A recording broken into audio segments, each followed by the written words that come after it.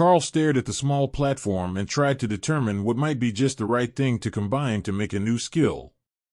His first thought was Skill Master, Evolution, and Skill Merger. Those three together had to create some sort of fun effect for new people. You know, trying to combine Bone Crusher and Disintegration to make the perfect slap skill is still an option, Kara reminded him. No, Spicy Tornado. Hawk insisted. Ray sounded like she had put more thought into her answer. If you combine your new Iron Within skill with Limited Invulnerability and Ghostfire Body, you could make something awesome, she suggested. Karl focused on the three skills using Skill Merger to see if he could get an idea of what might happen. Lord of Destruction, Totem Rank Transformation Skill. Ignores most damage types. Incorporeal, deals fire damage to both physical and metaphysical targets. Currently unavailable, Kara was practically drooling in her space. I want it. I can be a totem, I'm certain of it. Perhaps we should go with something more realistic. A skill that we might be able to actually combine is what we need here. Next, Karl moved on to his first idea. Skill Master, Evolution, and Skill Merger. When combined, the three made a skill called Randomize. Randomize, may the odds be occasionally in your favor. Creation of this skill book requires ground pulp of 10 different commander rank or higher plants and 10 different elemental stones, set in the blood of the writer. That was not a description at all. But at least he knew how to make it. Oh, this is the right skill. I need some of your blood anyhow. How fast did you regenerate? Ray asked. Fast enough. Have you picked the other blood types that you wanted for your bath? Karl asked. We're a bit limited. I have a lot of Monarch Rank Cyclops. I'll get a bunch of yours to go with that for the earthy side. Then I've got some Royal Rank Drake and 5 drops of Totem Rank Troll blood from that little fuss with Leafa. But I also got a bunch from Monarch Rank Whack-a-Mole Lady. It doesn't smell great, but I think if I add some other stuff it should be all right. She sounded dubious about that. Everyone knew Ray wouldn't take the bath if it was going to make her smell bad, no matter how many cool skills the zombie summoner had. Well, you can work on that tonight after the trial. First, we need a core for the temple. I will get the plants. Thor insisted.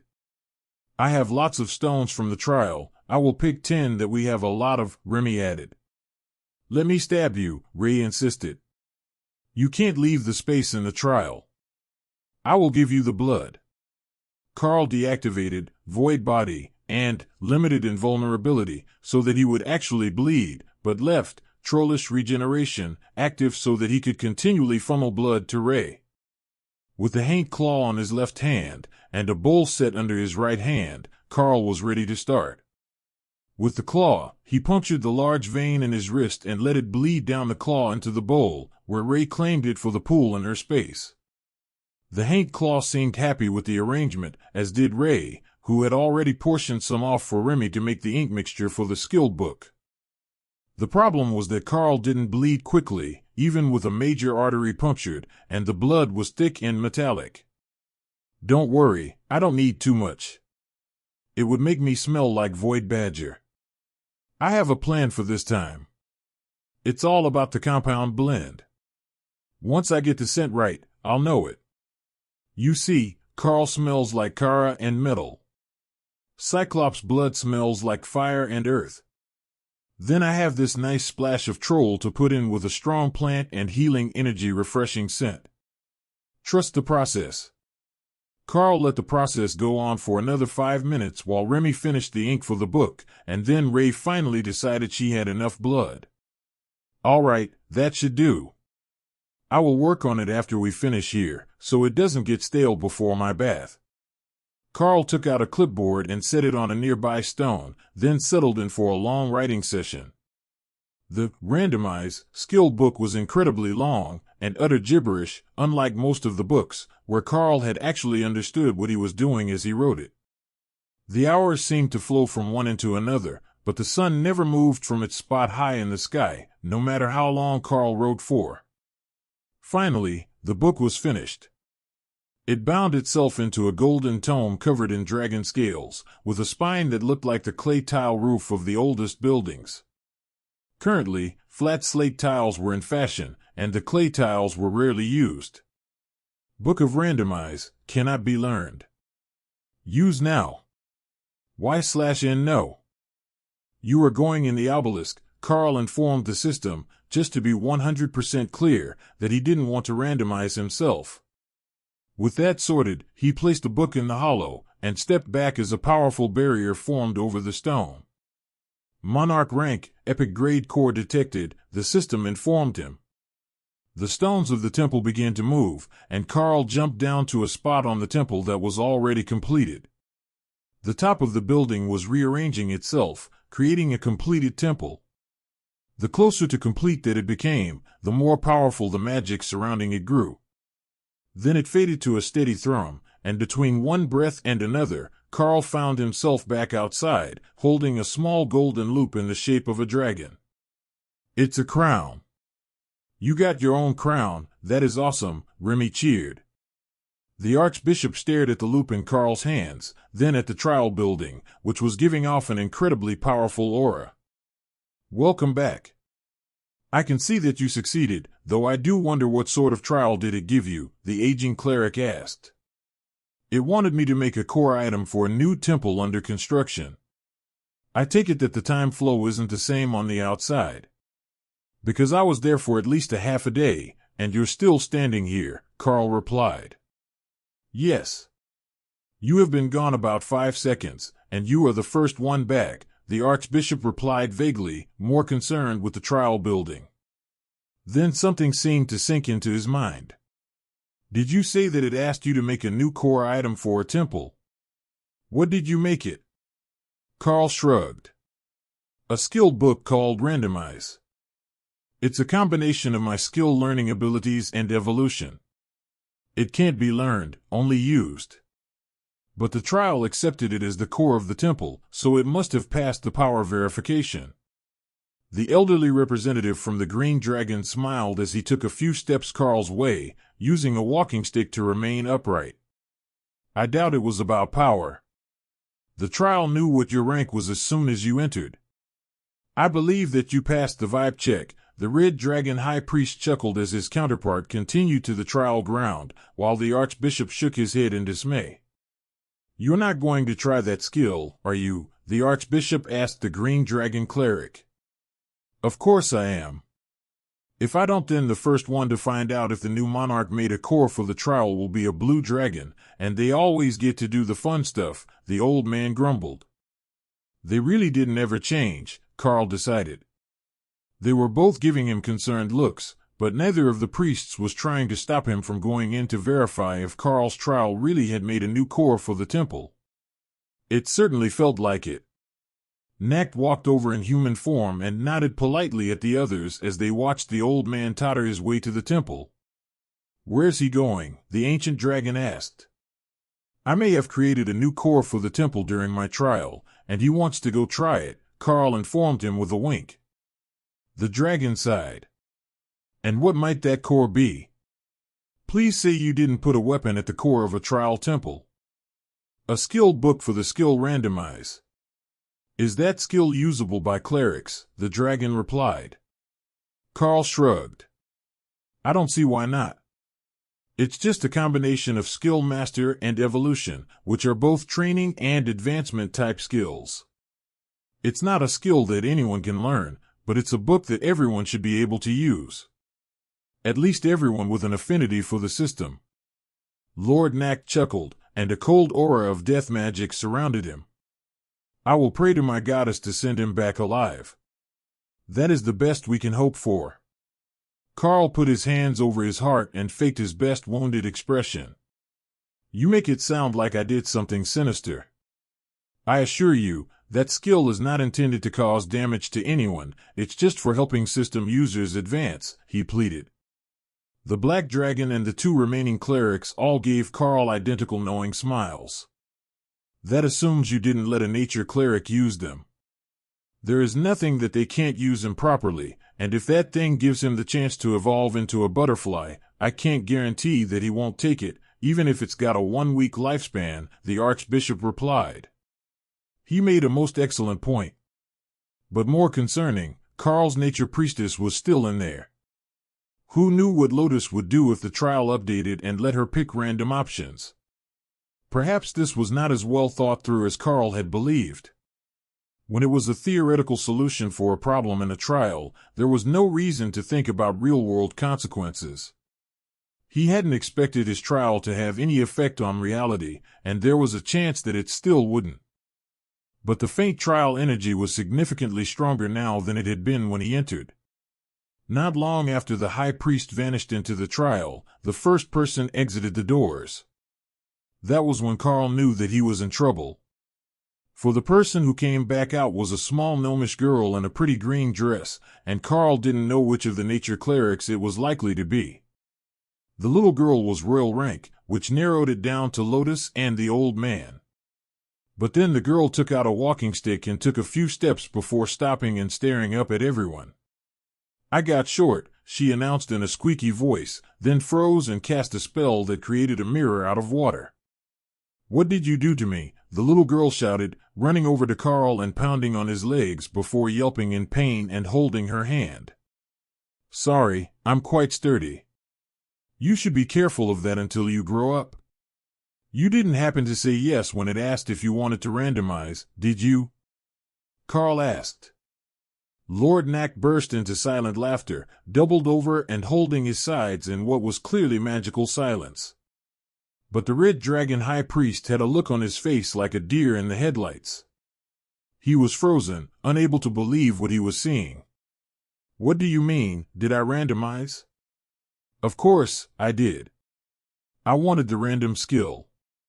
"Now, what did you do to me?" the cleric complained. "Randomize doesn't grant you a random skill." "At least not always," Karl began, then double-checked to ensure the gnome was still a royal rank cleric. Fortunately, that part hadn't changed, and even in a new body, they were still a high priest, no make that priestess of the nature god. Randomize randomly changes something about you if you don't have a fully operational system interface, and presents you a random option if you do. At least, I think that's how it works. I haven't been brave enough to choose the random option on my own, though I have been given a few random rewards. The gnome glared up at him. "And what am I supposed to do with this? I can't even reach the counter anymore." Karl shrugged. "No offense, but when she gets back out, Royal High Priestess Lotus might be able to help you with that. She also struggles with counter heights. That is, of course, assuming that she didn't turn herself into something strange." The next ones out were a few of the new acolytes, and with his system interface active, Karl could see that they were all now clerics and common rank. The transformed nature cleric gestured to them as they stood around, confused as to what they should be doing. "Come over and make your report. Don't dally." One of the boys laughed. "You talk just like the high priest, but we're real clerics now, we don't take orders from a little girl." Light flashed, and the boy jumped as a smite spell hit him on the backside. "I am the high priest. Now, what did you see in the trial? Don't keep me waiting, I have better things to be doing."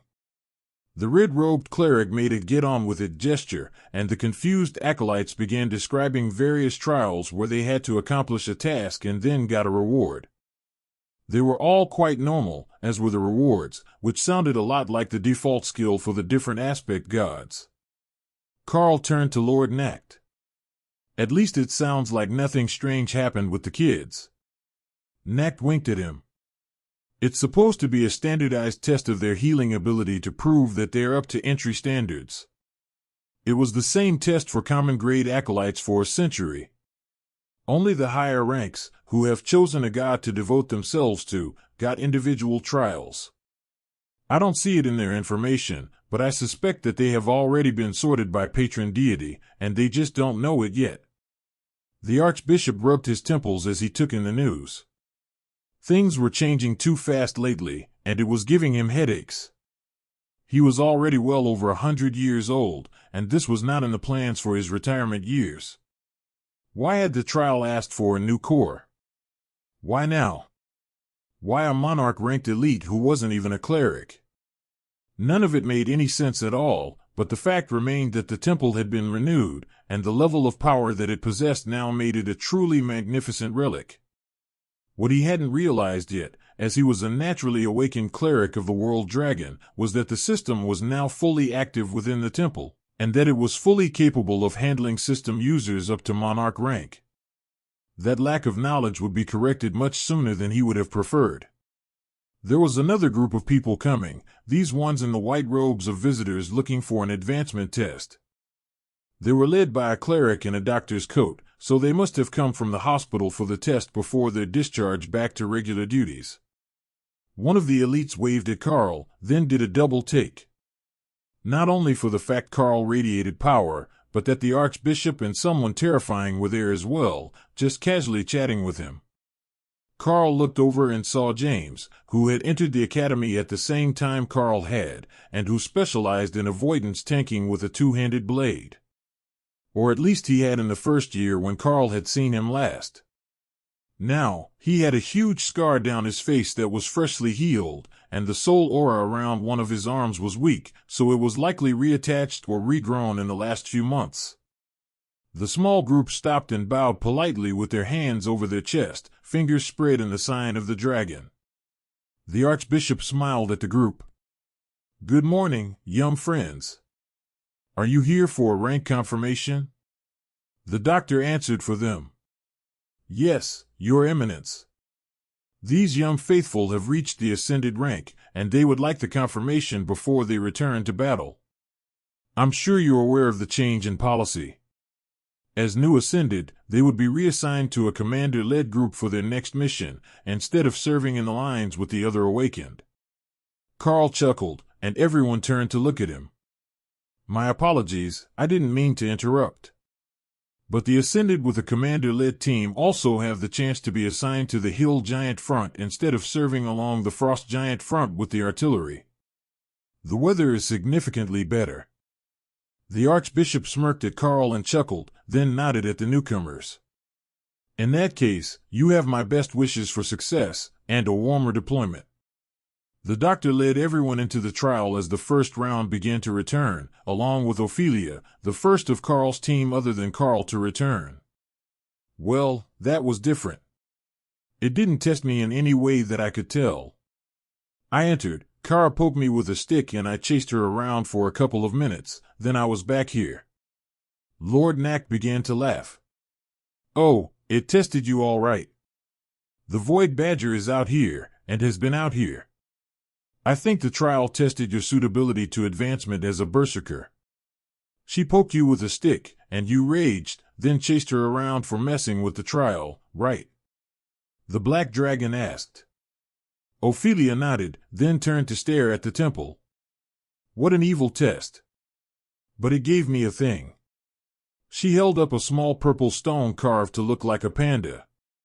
"Well, that's a mark of success in a royal rank trial, so there is no doubt that the trial approves of you." "Congratulations, Princess Ophelia," Knack replied. The Archbishop smiled at her, while the doctor looked confused. "That is the strangest test I have ever heard of." "Did you upgrade the testing for personality?" he asked the Archbishop. The old man shook his head. "No. For some reason, the trial asked this monarch for a new core. The changes seem to be the result of that." Another cleric arrived with a group of applicants, all in suits that said they were businessmen, not the soldier sort of elites. They all bowed deeply to the Archbishop, who gestured for them to go ahead. There was one commander with this group, or very close to it by Karl's estimation. Now that he had soul sight, there wasn't much question. He could just look at them and tell the answer without having to wonder if they were hiding their power or waiting for them to use a skill at full power. He was good at guessing before, as were most beasts, but now it was almost as clear as if rank were part of their basic visible information. Tessa and Lotus both came out with small trinkets in their hands before the second group reached the door, followed closely by Dana, who was wearing a new set of mage robes with loose-fitting pants underneath for ease of movement in combat. She quickly changed back to her usual hoodie and pants, but not before Karl was certain that it was one of her class skills, as it was royal rank armor, though probably not epic grade like bestial raiment. They all held up small stone trinkets, and the bystanders quietly cheered them on. More royals was a huge thing, but with the Archbishop here, some measure of decorum was necessary. "I know what you did," Tessa announced, staring at Karl. "I have no idea what you mean. I've been standing right here since my trial ended. I have witnesses." She put her hands on her hips in a gesture that made the old red dragon priest laugh. It was the same one that orphanage matrons used when the kids were in trouble. "Oh, and when you were in the trial, you didn't happen to completely ignore the detailed instruction text and give it a skill book designed to troll users with random outcomes instead?" she demanded. "Instructions? There were no instructions. Just the incomplete temple." Now she had the attention of all the other clerics. "When I entered the trial, you were standing at the top of an unfinished temple. Then a voice announced that the trial was to find the perfect holy relic to reactivate the system in the temple. I went up and tried to talk to you, but we couldn't interact. I had suggestions, but you couldn't hear them, but I could hear you. Even the inside thoughts you shared with your beasts. I know that you put a custom-made skill book designed to create random options in the core, then finished the temple," Tessa explained. Lotus frowned. "You got to see all that. It made me plant trees. Not even fun trees, just the same one over and over. I filled a whole clear-cut with trees. It's much prettier now, but I could have used a few more varieties." Dana just shrugged. "I only had to duel myself." The Archbishop nodded as Dana confirmed Karl's words. A skill for randomization is how he described it as well. Though, he didn't mention that the skill was designed to troll users. Give them a random option from the system. It's a thing, I swear it. Karl corrected him quietly. The last of the first group came out just after that, and the answers were all different, but all quite mundane.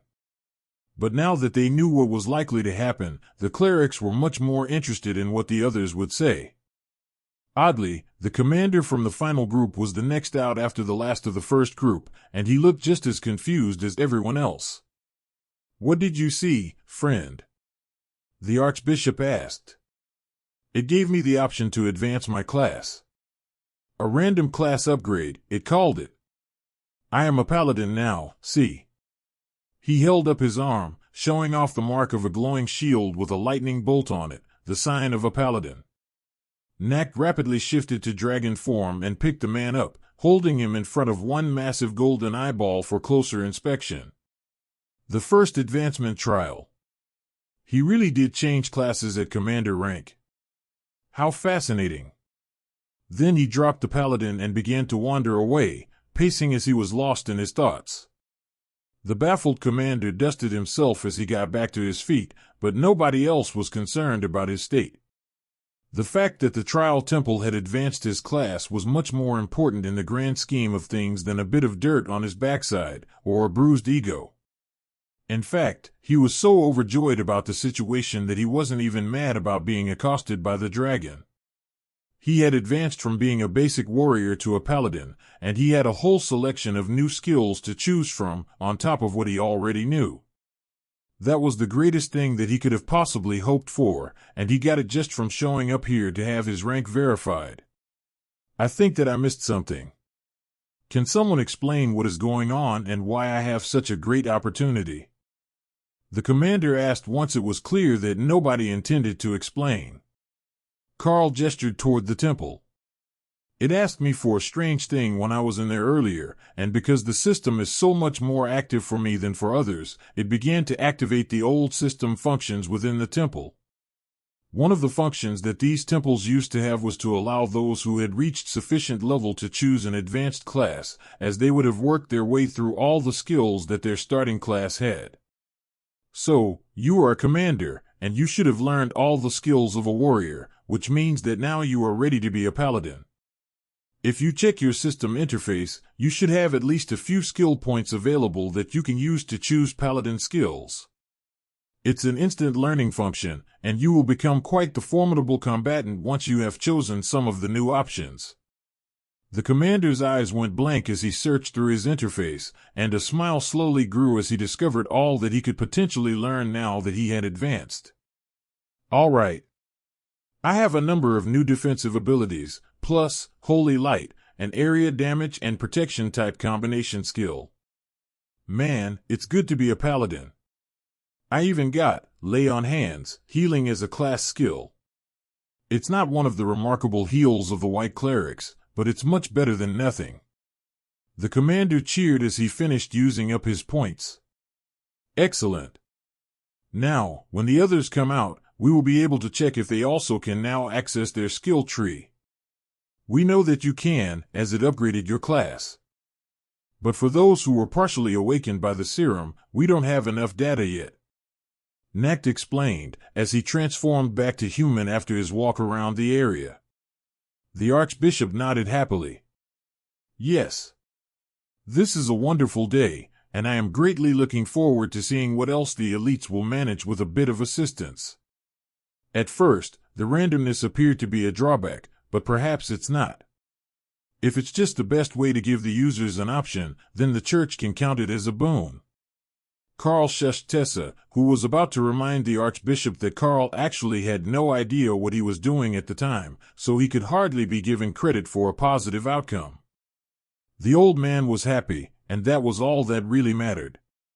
Slowly, the rest of the elites who had gone into the trial began to come back out again, and the clerics on duty got to work taking their reports while Karl tried to determine just how long it was polite to remain here before they ran away once more. Fortunately, the clerics had that covered for him. Monarch Karl. If you would like to return to your apartment, we can bring the acolytes by later in the day, perhaps a few hours after lunch. That should be enough time to get to know them this afternoon, and then you can begin training them after your visit with the doctors tomorrow. Just routine diagnosis, making sure that you are not suffering from your extended time in the field. The Red Dragon cleric suggested as they waited for the rest of the trial takers to finish. Yes, that would be perfect. I will go prepare for their arrival, and then once we meet I can develop a training regimen based on their specialties. I have high hopes for our options here. Karl agreed, then gestured for everyone to follow him back to the apartment. With some luck, they could cook a proper meal and get a nap in before they had to meet new people, and that would make the day nearly perfect. It wasn't often that they had the time to get a proper nap during the day, and certainly not while they were traveling. But such lofty hopes were dashed the moment that they got back to the building and realized that there were dozens of other messages waiting for them from all over the city, and not all the messages could simply be ignored.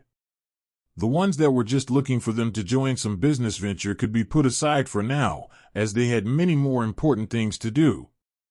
But there were also the ones that were from other elites looking for a meet and greet, which could be anything from just saying hello to looking for team members for larger missions, resource gathering, or even a rapid response team. Those could not be set aside so easily without looking like a complete jerk. But they weren't only for Karl. There were requests for the entire team waiting for them, and he simply got the majority of them, as this was his apartment. Ophelia smirked as she looked at the small handful of messages she had received, compared to everyone else.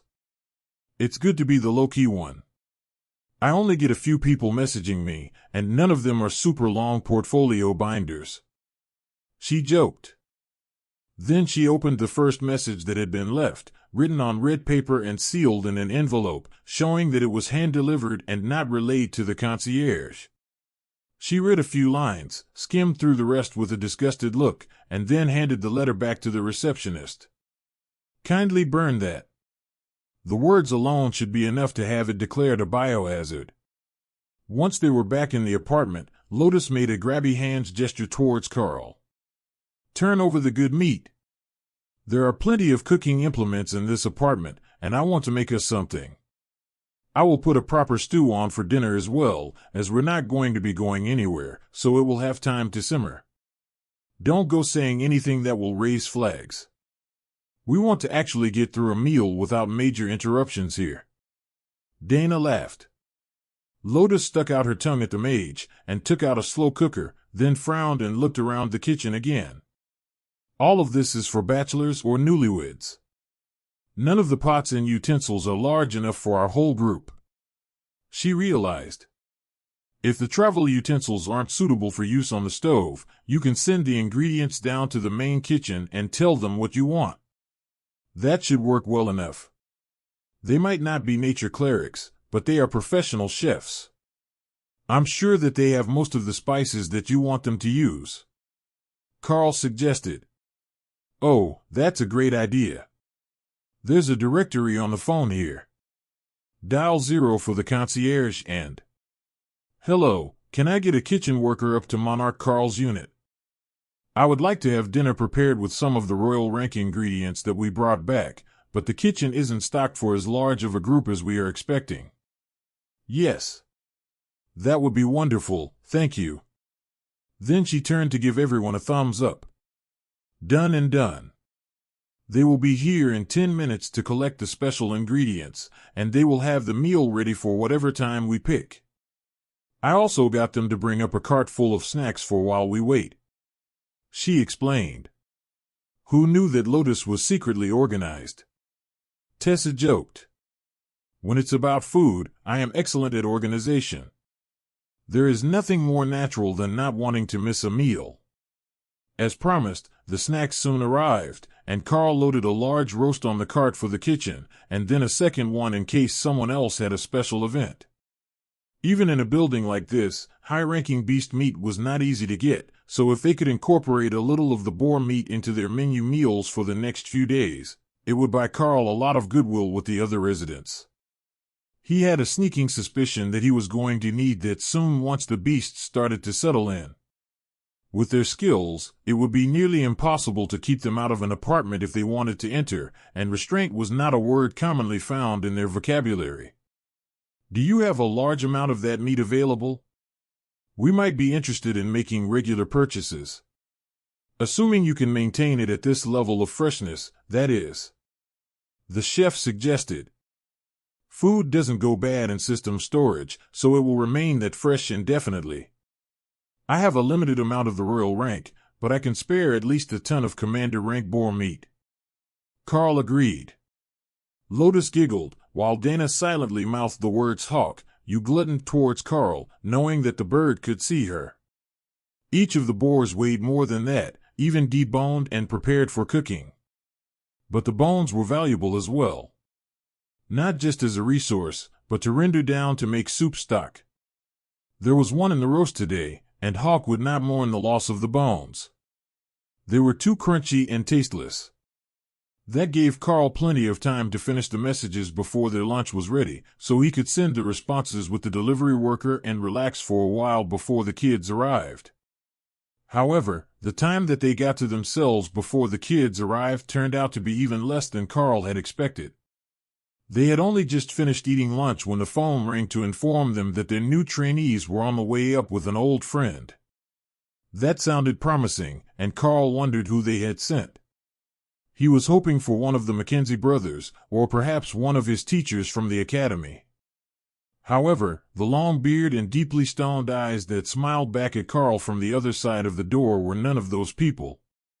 "Dr. Skittles, welcome.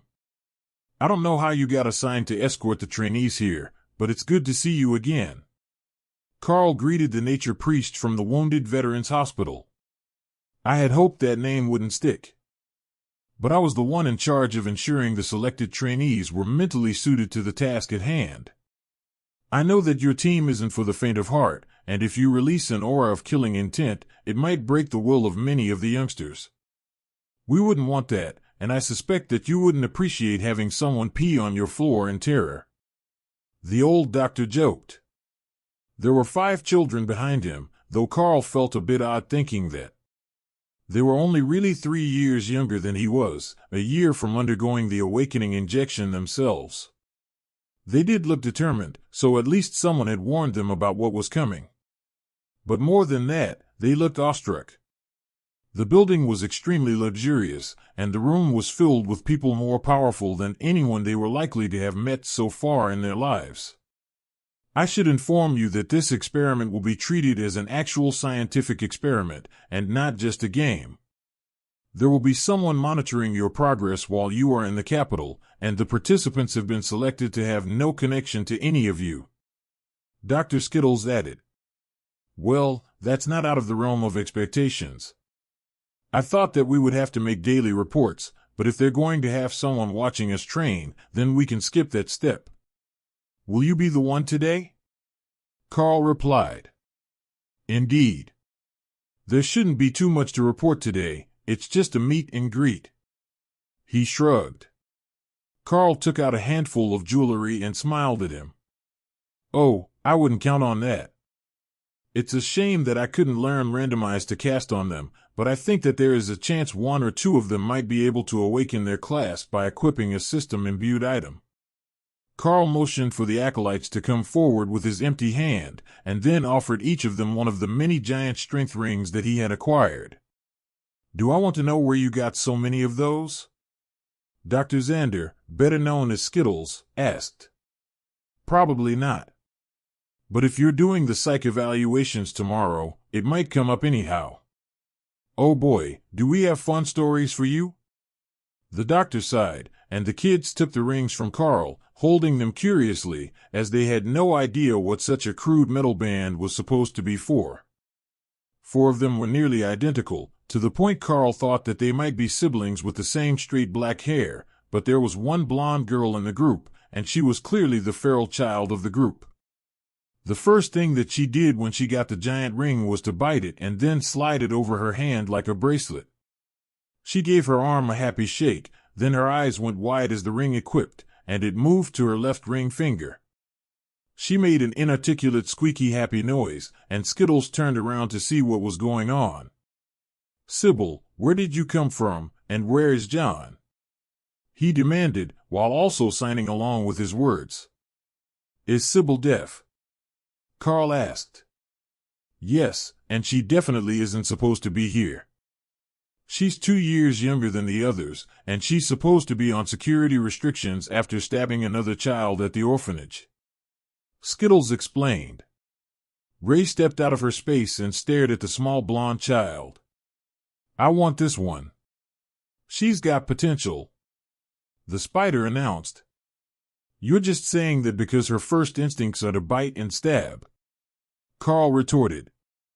Well, yes. But I think that she will make a pretty good rogue. See, she already picked her class, or got it assigned. Karl checked her with the system interface, and realized that yes, her name was in the odd yellow that was assigned to rogues. Karl considered his options for a moment, and then realized he had the perfect skill for a deaf rogue. Echolocation. If he gave her an additional sensory skill, she would be able to see in the dark, detect most hidden targets, and she wouldn't be distracted by noises, as she couldn't hear them anyhow. All right, I have prepared a plan for the development path of the young rogue class elite. The other 4 of you, please introduce yourselves and try to get the ring to fit and adapt to you, the way that Sybil did. Karl instructed. I am going to look for John. We're short one of the original students, and he was with us at the doors. Skittles whispered. If she had attacked someone to steal his spot, the feral child might not be a good person, but from what Karl could tell, she was an incredible rogue. Nobody had even noticed the switch. If they had, they surely would have snitched on her to the doctor. It wasn't like she would hear them telling him. The next to succeed was a boy standing near the door. His eyes went vague as the ring fell to the ground, and then he began to do a little happy dance. His name had turned the light blue of a mage in Karl's interface, so he couldn't actually equip the ring. But it had still worked to activate his system skills. Karl picked up the ring and patted the boy on the back. I will introduce you to your new tutor. This is Princess Dana. She is a Murim battle mage, and she will be helping you with your basic magical skills starting tomorrow. Thank you, Your Majesty. Princess, I will be in your care. The boy replied politely. The next two advanced at the same time, and a new pair of warriors was born. I am Aaron, and this is my sister, Jamie. Thank you so much. We both get to be warriors like our dad was. The boy replied. Sorry for your loss. Karl replied. Oh, he's not dead. He was resurrected, or reincarnated. Reborn into a new body, and he lost his status as an elite. But before that, he taught us all sorts of fighting skills, just in case we were successful with the injection. Aaron explained. That would have made him one of the early test subjects that had been pulled from the army to beta test the injection. The kids were a couple of years too old for him to have been a regular injection student. Well, unless he had kids in middle school, but that seemed even less likely. And I am Joan. I don't know if this thing works for me, but the Red Lady says that I need to be here to keep the children under control. The last student explained. Tessa smiled. I will be here as well. But we will get you all trained up. Here, why don't you try to wear this instead? The Red Dragon God wouldn't let the clerics wear strength items either, perhaps viewing it as unfair, or likely to distract them from other duties. But the simple necklace that Tessa gave Joan equipped immediately, and the girl's name appeared in white over her head in Karl's overlay. That's 5 out of 5 without having to do anything strange. Now we just need to know what happened to John and wait for Skittles.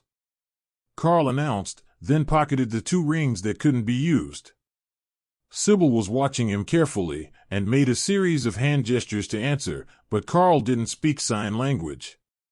Fortunately, Lotus did. She knocked him out and stuffed him through the access door for the fire suppression system on our floor. Lotus translated. Please go get the lost student. We can take on a 6th if Skittles allows it. Lotus ran out to the hallway, then right back in. Skittles found him. There is a stretcher, and another cleric, and some guys with guns and uniforms. Karl watched as Sybil ducked below the height of the sofa and then scurried across the living room to hide under a large reclining chair. If he didn't have thermal imaging, she would have seemed to simply vanish, and she was incredibly quiet. Even Ray was impressed, though she did go to sit on the chair so that nobody tried to search under it. That was her new student, and she was keeping the crazy one. The guards came in with their hands on their weapons, looking for Sybil. Sir, do you know where the young offender is? She escaped custody, and has seriously injured another student, the guard asked. She's around here somewhere. Why don't you let me take custody of her? I will get her behavior straightened out by morning, and you won't have any more troubles with her in the future, Karl suggested. You would like to personally take on the duty of caring for a troubled orphan. My apologies, Your Majesty, but do you know how much effort such an undertaking will involve? Karl nodded.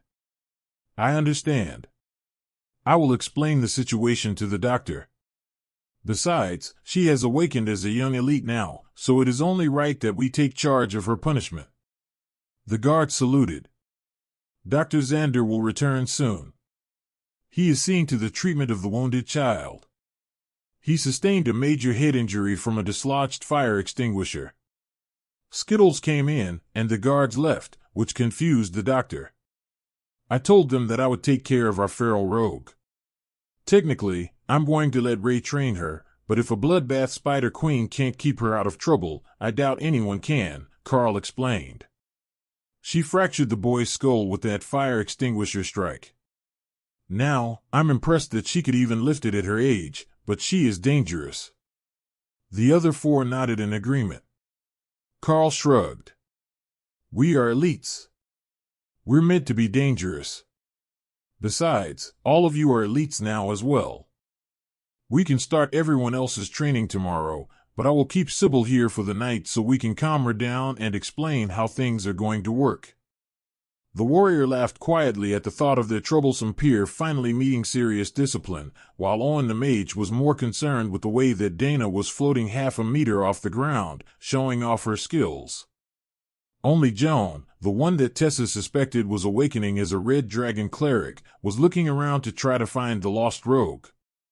That was also good training for her, as the Red Dragon clerics were often battle tacticians with the army, and they would need to have good analytical skills as well as keen senses. Now, before you all go, I want to ask you what skill you would most like to learn. I have some connections, and I might be able to help you learn that skill right from the start, Karl asked the students. The two warriors replied in unison. Do you not already have that? It should be the basic warrior skill that you got when you awakened, Karl reminded them. We already have a skill. It just told us that we were warriors, Aaron replied. Think or say the word status, then go through your menus to see what you have. Slash or cleave should be your starting skill. Then you will have a skill tree showing you the skills that you will be able to learn in the near future. Then Karl turned to Owen, the mage. I would like to learn lightning spells. My starting skill is magic missile, and I am totally asking to use the training room at the cathedral when we get home. Karl nodded. That should be possible, but we will have to work on your mana and stamina so that you can use it as well as lightning magic deserves to be used. Joan, the young cleric acolyte, smiled. I would like to learn protection magic to keep these idiots from hurting themselves. Karl nodded. We know just the thing. Ray stood up and pulled the startled rogue out from under the chair. Then she turned her to face Lotus, who could explain the situation in sign language, but left the girl hanging upside down. Once Lotus asked the question, Sybil started to smile and gesture frantically, seemingly overjoyed that someone had asked her. She would like to learn flaming sword skills so that she can burn every bully in the world to ash. Lotus translated. Or perhaps that wasn't joy. She might really just be crazy. But now both Hawk and Ray were impressed with her dedication to all the right things in life. Now that he thought about it, an extra stabby tiny creature with a fire obsession was practically made to be a new friend to the beasts. Even Karl would like this one, they were both feral creatures. Ray set her down and Sybil immediately tried to escape out the door, but was dragged back by a collar of silk around her neck. Lotus smirked at the girl as she attached the web to the ceiling, and then borrowed a notebook and pen out of Karl's inventory. Is she going to be all right? Skittles asked, growing concerned about the short-term survival of the girl. She will be fine. Ray has good reading skills, so they'll be able to communicate even if she doesn't know sign language. I wonder if we can teach them to mind speak. That would be good. Kara suggested. That was part of their bond, but there might be some similar function in the system that they just hadn't uncovered yet. I will look into it. Jamie, the formerly silent half of the warrior pair, raised their hand and spoke in a surprisingly high voice. Who will be our warrior trainer, sir? They told us that you work with beasts, but none of us got a class like that.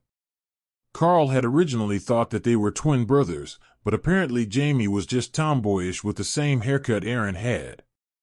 I will help with it, but the lovely Princess Ophelia here is a berserker.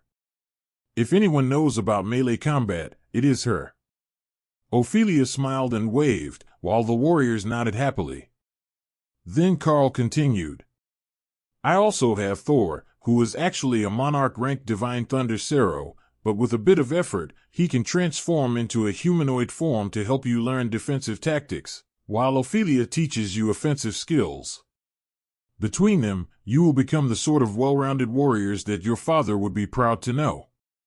He also had Remy to help Dana with the aspiring lightning mage, so it was only Sybil and Joan who didn't have two specialty teachers. That was still better than Karl had expected.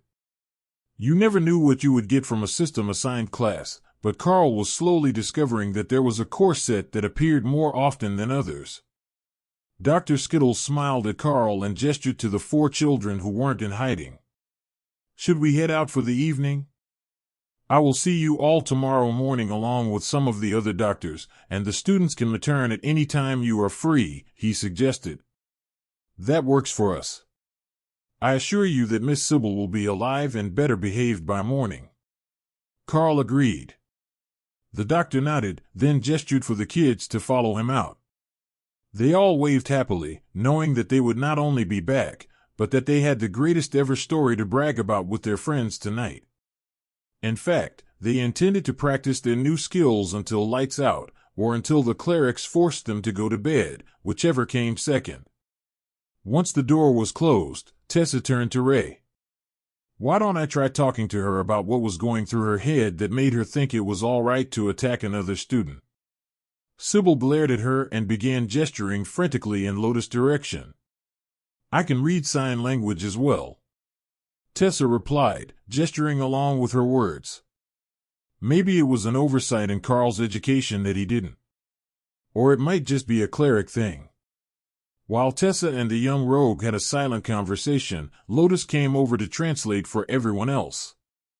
She says that she actually won the draw, but the bullies beat her up and stole the winning stick, so when the teachers came to see who had been chosen to go, John had her stick. That's why she ambushed him and took her spot back. Oh, that's interesting.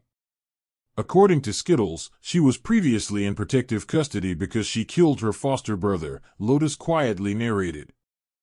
Dana and Ophelia gave Karl dubious looks, but he was more interested in watching the interaction, even if he needed translation to learn what they were saying. Tessa told her that she's considered an elite now, and that sort of behavior will get her drugged to limit her powers while she is locked up for life. It looks like she understands, and now that she's becoming more certain that she will get to stay, she's not speaking with so much anger, Lotus continued. We need to teach her shadow step. If she had that, nobody would have noticed the bully going missing. Ray suggested. She's a rogue, she will get to it eventually. Did you want to teach her stealth skills first after we have helped her senses? Karl replied. That should be good. Her starting skill is backstab, so she needs a way to get behind the enemies. All right, I will work on teaching her silent movement and echolocation, assuming that she can learn both. Karl agreed. Are you really going to train her? The girl likely belongs in prison, Ophelia asked, with her back turned to Sybil and Tessa. She likely does, but yes. I intend to train her into a proper rogue class elite, and then she can take over duties that will make her childhood bullying seem like a happy memory. Besides, training is the only way that anything is going to change for her, and she's just going to get worse if we don't do something. So, if we've got a tiny psychopath on our hands, why not train her up and set her loose on someone else? I am certain that she would be just as happy on the frost giant front as she is in her dorm at the orphanage. Karl had forgotten that she could see him, but he didn't miss the panic as she read his lips. It had never occurred to her that elites might be sent somewhere terrible. She hadn't thought about it past the part where they had the power to get away from the bullies. So, her responses to Tessa were becoming increasingly concerned that she might immediately be sent off to war now that she was an elite. Tessa was patiently explaining that there were requirements, and that she still had to learn to behave before she was sent off to the academy so that she could gain more power after their group got her started. It was a strange situation, but even Remy was getting in on the excitement, and she had found some shadow element items from the giants, both plants and magical stones that she could grind into potions. I still need more books. Tell the delivery person that I need books. Remy reminded Karl. All right, I will have them send up some related alchemy and shamanistic magic books for you after they deliver dinner. Does anyone else need anything? I will let you know after my bath. Ray replied, while the others just ignored the question, as they didn't need anything that a human could deliver them. Instead of wasting more time, Karl took a seat at the table and started to write out the echolocation skill, which he wasn't certain would be compatible with the girl at all. Then he went on to silent movement, his lone personal stealth skill. He didn't actually use it much, but he suspected that Ray could use it as a passive, as she was uncannily silent as she moved around the house. Being the only thing around which was not making noise would make it easy for Ray, or a rogue, to spot any other movement in the dark by using an echolocation type skill.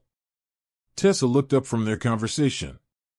All right, I think that we've got things sorted well enough. Were you going to teach her a skill tonight? Karl nodded.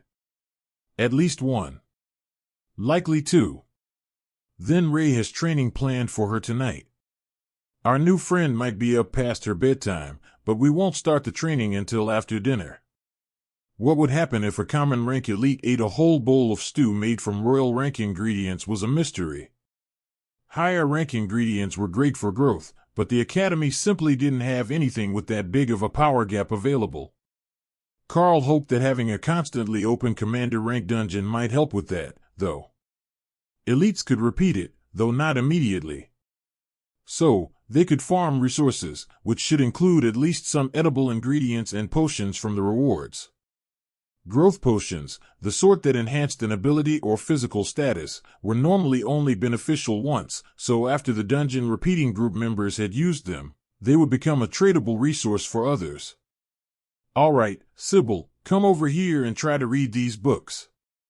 If they work, you will get good things, Karl instructed, after making sure she was looking at him.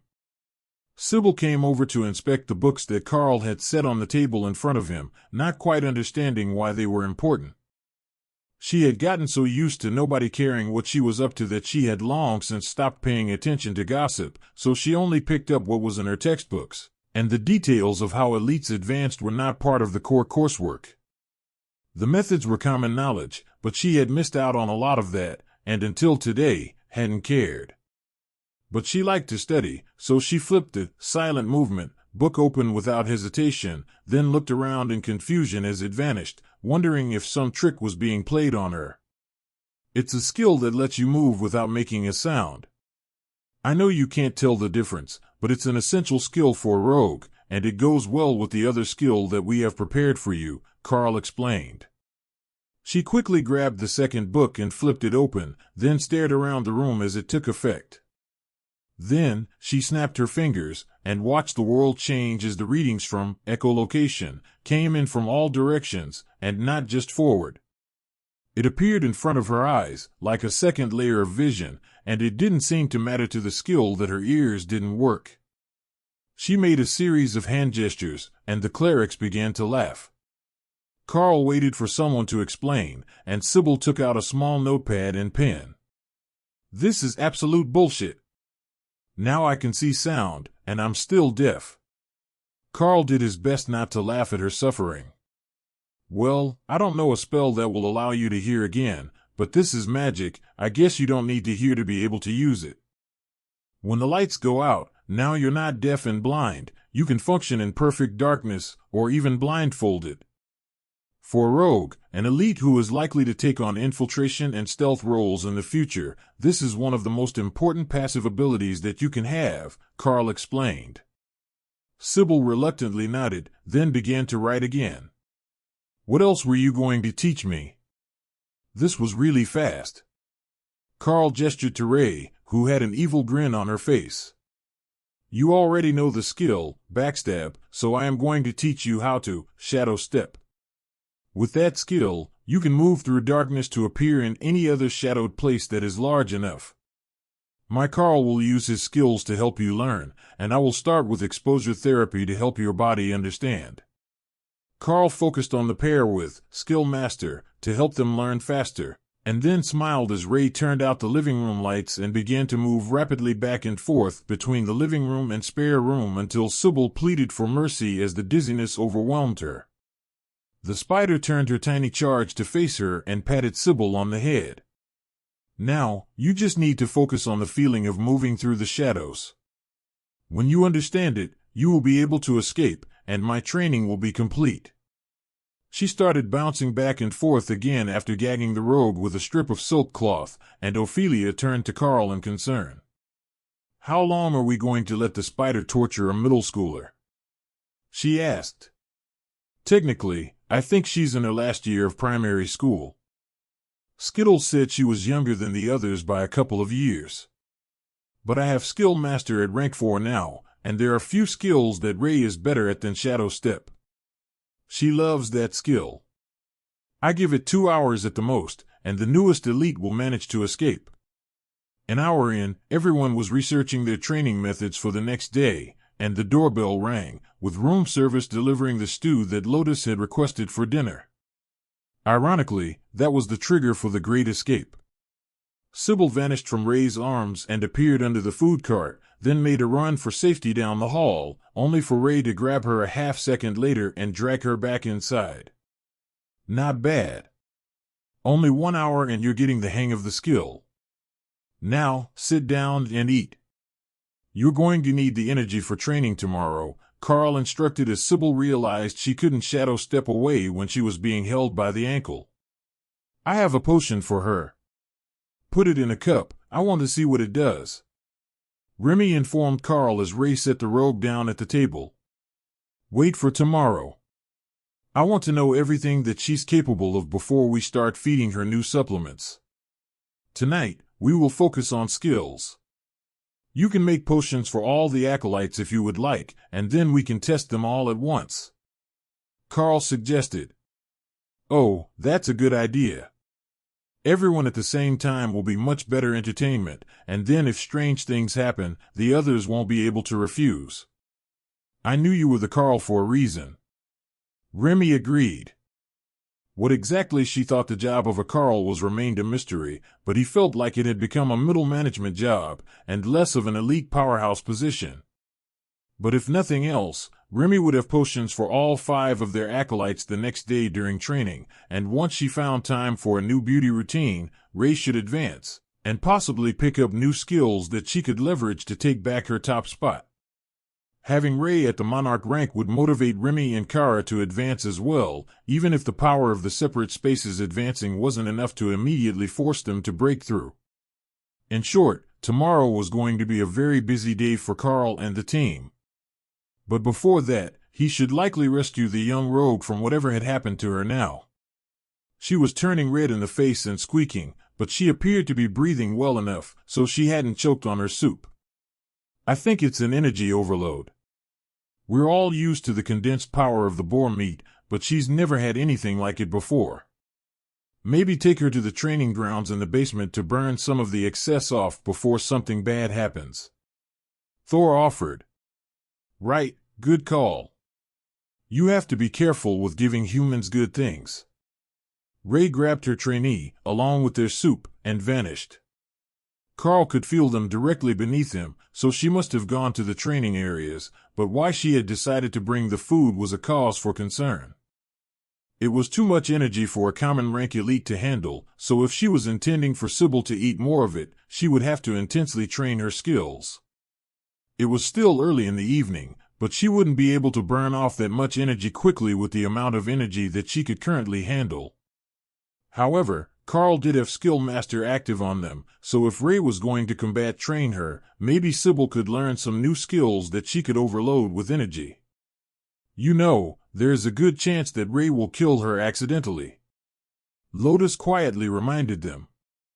Karl nodded. That is possible, but I think that as long as she can burn off all that excess energy, there is a good chance that Ray can actually force her to advance tonight.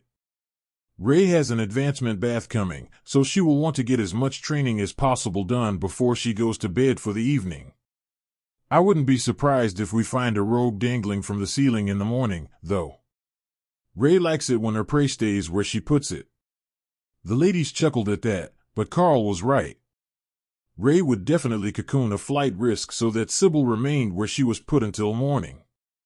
Should we get ready for bed, or do we wait up until Ray comes back with our new charge? Dana asked. I've got it handled. Let's sleep first. We have a long day coming tomorrow. Karl retired to bed with Dana, while Ophelia transformed back into werbear form and slung Lotus over her shoulder. Tessa chuckled as the bear claimed her teddy, while Lotus made half-hearted complaints about how a werbear was too warm to sleep with when you had temperature control. Karl also woke up far too warm the next morning, with Dana's warm body on one side and Kara curled up against the other. Is this going to be a new thing? He whispered to the Void Badger. It is my duty to keep your relationship wholesome until Brother Thor manages to find a girlfriend. Karl smiled and petted her head, which made Kara stretch out in the bed and wake Dana. She rolled on top of Karl, then rolled back when Kara licked her face. What was that for? Good morning, Kara. I'm awake now. Karl looked into his space and found that Ray was still in the middle of her bath preparations. She had the base ready now, but Remy had made her a potion to work into her body before she began, and Ray wanted to finish that before she added the totem blood. It opens the pores and exfoliates loose outer layers. It was an error during my research, but it works really well as a body scrub for Ray. Remy explained. The bloodbath spider was lost in her preparations, oblivious to the fact that it was already morning and that everyone was getting up for the day. Karl carried Dana to the shower while Kara polished her fur, and then he let his senses wander to the others to make sure everyone was doing well. Thor was in human form with Sybil in the kitchen with Tessa, while Lotus was making a lot of noise in bed, possibly trying to escape from the grip of a gently snoring Ophelia. Hawk was in his space, as was Remy, so Karl worked through his morning routine and then realized he was actually short on normal clothing for a casual day.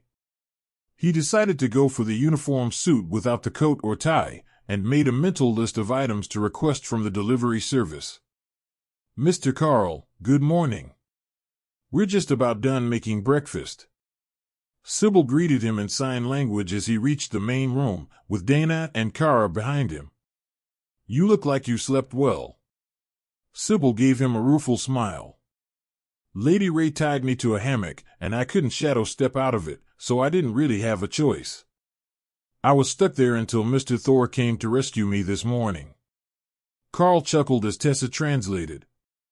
Ray's webs didn't have knots, so there was no way for an escape artist to untie themselves, and a common rank elite wouldn't be able to break the silk. Thor smiled at Karl. When are the hatchlings coming? As soon as we finish with our morning meetings, we can call for them. Have you come up with a training program for the warriors? Thor nodded. I have the perfect thing, and Sister Remy made me potions to help. It's going to be very productive. If they're good warriors, they might even show progress in just one day. Tessa smiled at the transformed Sero. I've already called the doctors to finish our evaluations. But are you sure that you'll be all right staying in human form? I believe that those items are usage limited. Thor shrugged. It's not a big problem. Sister Ray will learn the spell soon, and I can just stay like this for a while. You are listening to a story on Time Drift Stories channel. If you enjoy it, please like, comment, and subscribe so you won't miss the next episode. My pond is comfortable even without my scales. Thor secretly likes wearing armor. Kara added in Karl's mind. That was valuable information to have.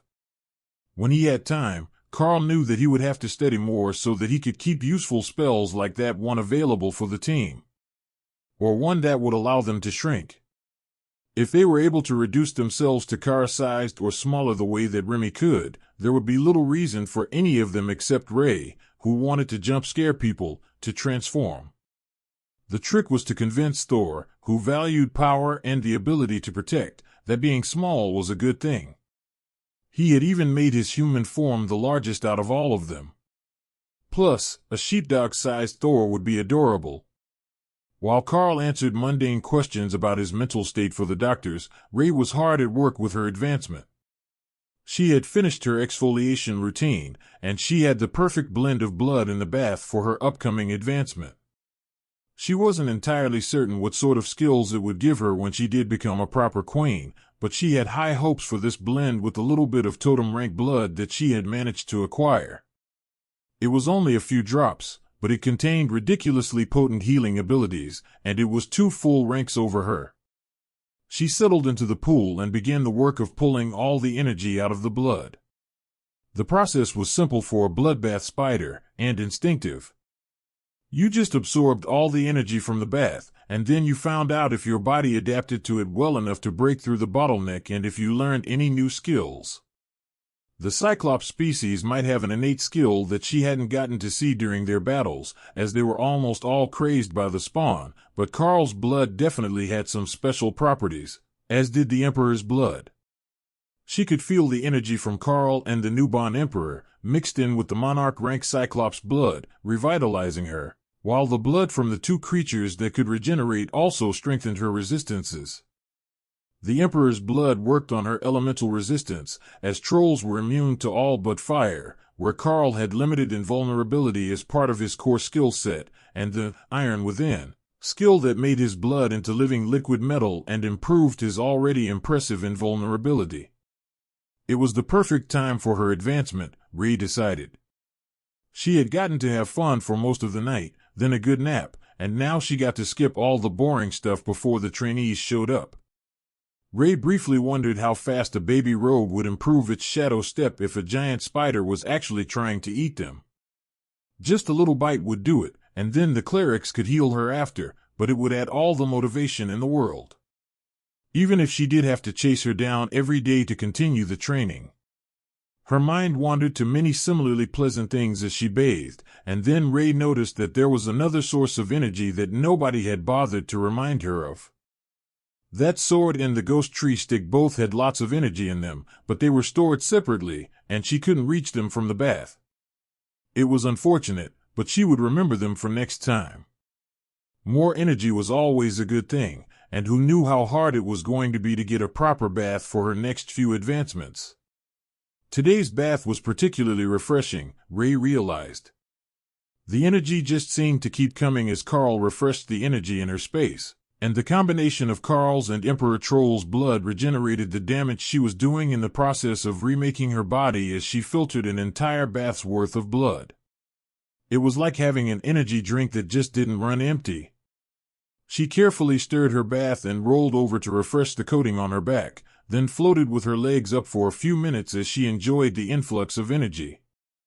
Ray was gaining the faintest hint of a new skill, and though it was going to take some effort to focus on it, she knew that when she got it right, it would be beautiful. Everything that a spider could hope for. Karl was nearly finished with his interview with the psychology team when Ray finally got it right. She had invented the most incredible combination of skills with Karl's skill merger ability. Ghost Beast had combined with Iron Within and Shadow Step to make a new stealth ability for Ray. Night Haunter ignores physical damage in spectral form. Allows movement to any point that can be seen or touched with the incorporeal body. Invisible to optical vision. Regenerates life while in spectral form. But the skill wasn't the only benefit. Her body was rapidly growing more powerful. The advanced abilities of the blood she was ingesting were remaking her in a much more drastic fashion than her previous advancement, though Ray could see that she still looked like herself. Her outer shell now would be nearly impervious to attack, thanks to Karl and the Emperor, and her physical strength was off the charts. If she wanted to, she could now leap over 100 meters to get into combat faster or take her prey by surprise. From that distance, most of them wouldn't even know that she was waiting for them until she was already on top of them. But that wasn't all that she wanted. Trolls and Karl both had humanoid forms, and she wanted one. She was quite literally the thing that haunted the darkness now, and that only worked if she could get to her prey. The lingering power of her advancement helped skill merger and skill master function more efficiently, but the power was waning as she took in more than the blood could regenerate, and imbued her body with the energy. But she still had the token, and a lot of determination. All she had to do was learn to use the spell without the amulet. Karl was shaking hands with the doctors now, so they must be nearly done, but Ray was confident that she had the right method. All that was left was to try it out. A surge of power activated, humanoid disguise, and she was in her two-legged form in her space with only her own power. Then a thought activated, Night Haunter, and Ray stepped out to stand beside the door, forgetting that she was still dripping with blood. The effect when she let the spectral form fade and reappeared in front of the psychologist, covered in blood from head to toe with a row of serrated teeth smiling at the cleric, was even more beautiful than she had hoped for. The man screamed like Lotus did when she was scared, then vaulted backwards and over the kitchen island before crashing to the ground and scurrying across the floor towards the back wall. 10 out of 10. Perfect form.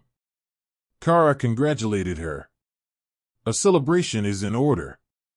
Doctors, may I introduce to you Queen Ray Bloodbath, the most powerful known member of her species, and our nation's newest Monarch Rank resident," Karl announced. Skittles took a drag off one of the Nature Cleric specialty cigarettes as he glared at Karl. "You're going to give an old man a heart attack one of these days." Karl smiled.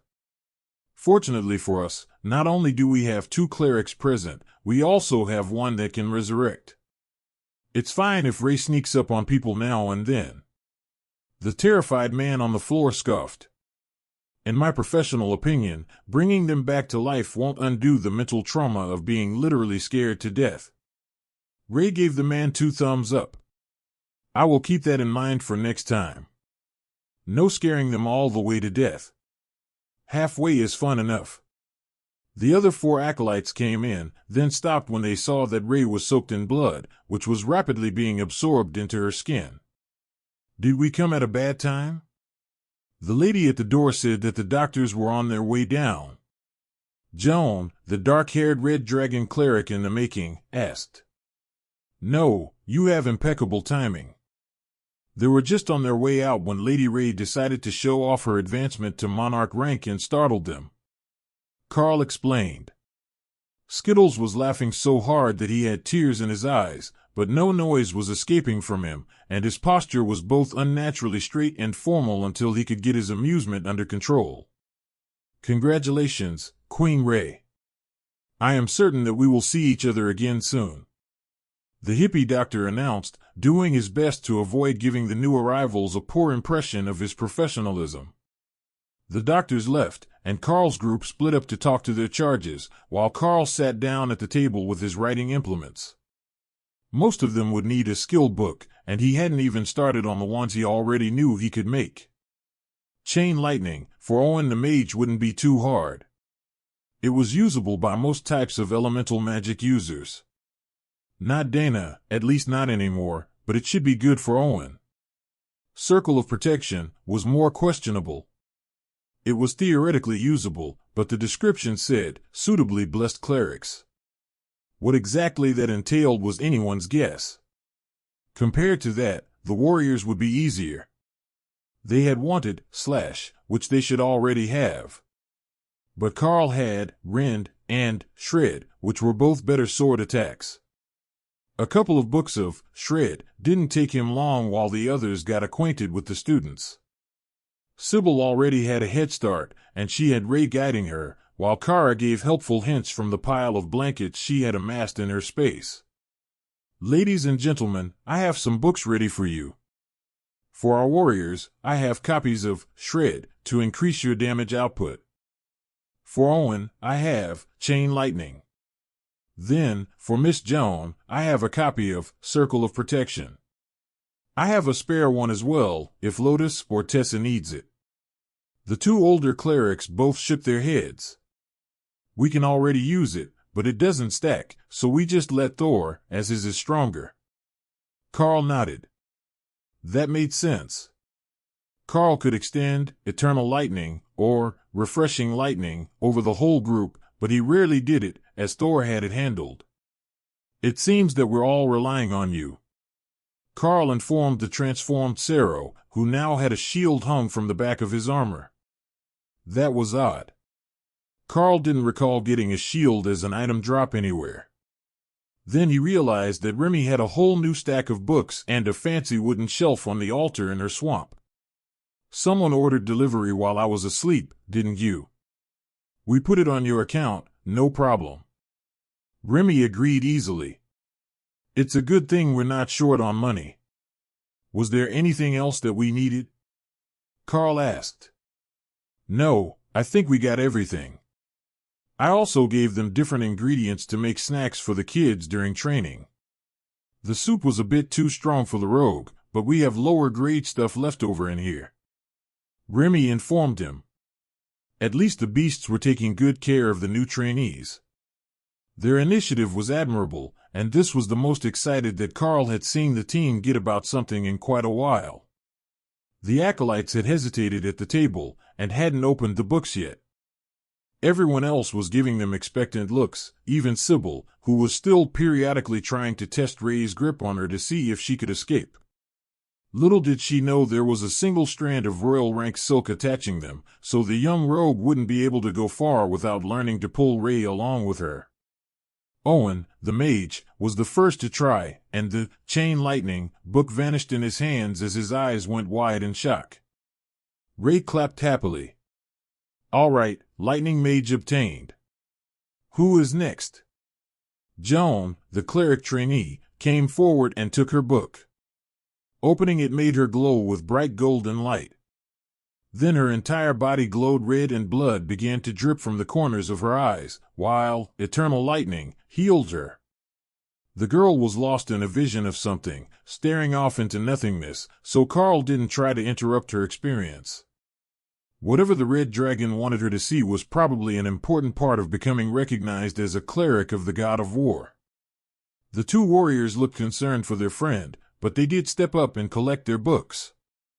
Nobody had heard of warriors getting more than a headache and sore muscles from attempting to learn things, so the book shouldn't hurt them. The skill books vanished, and the two young warriors shared a high five. All right, now what path did the two of you pick?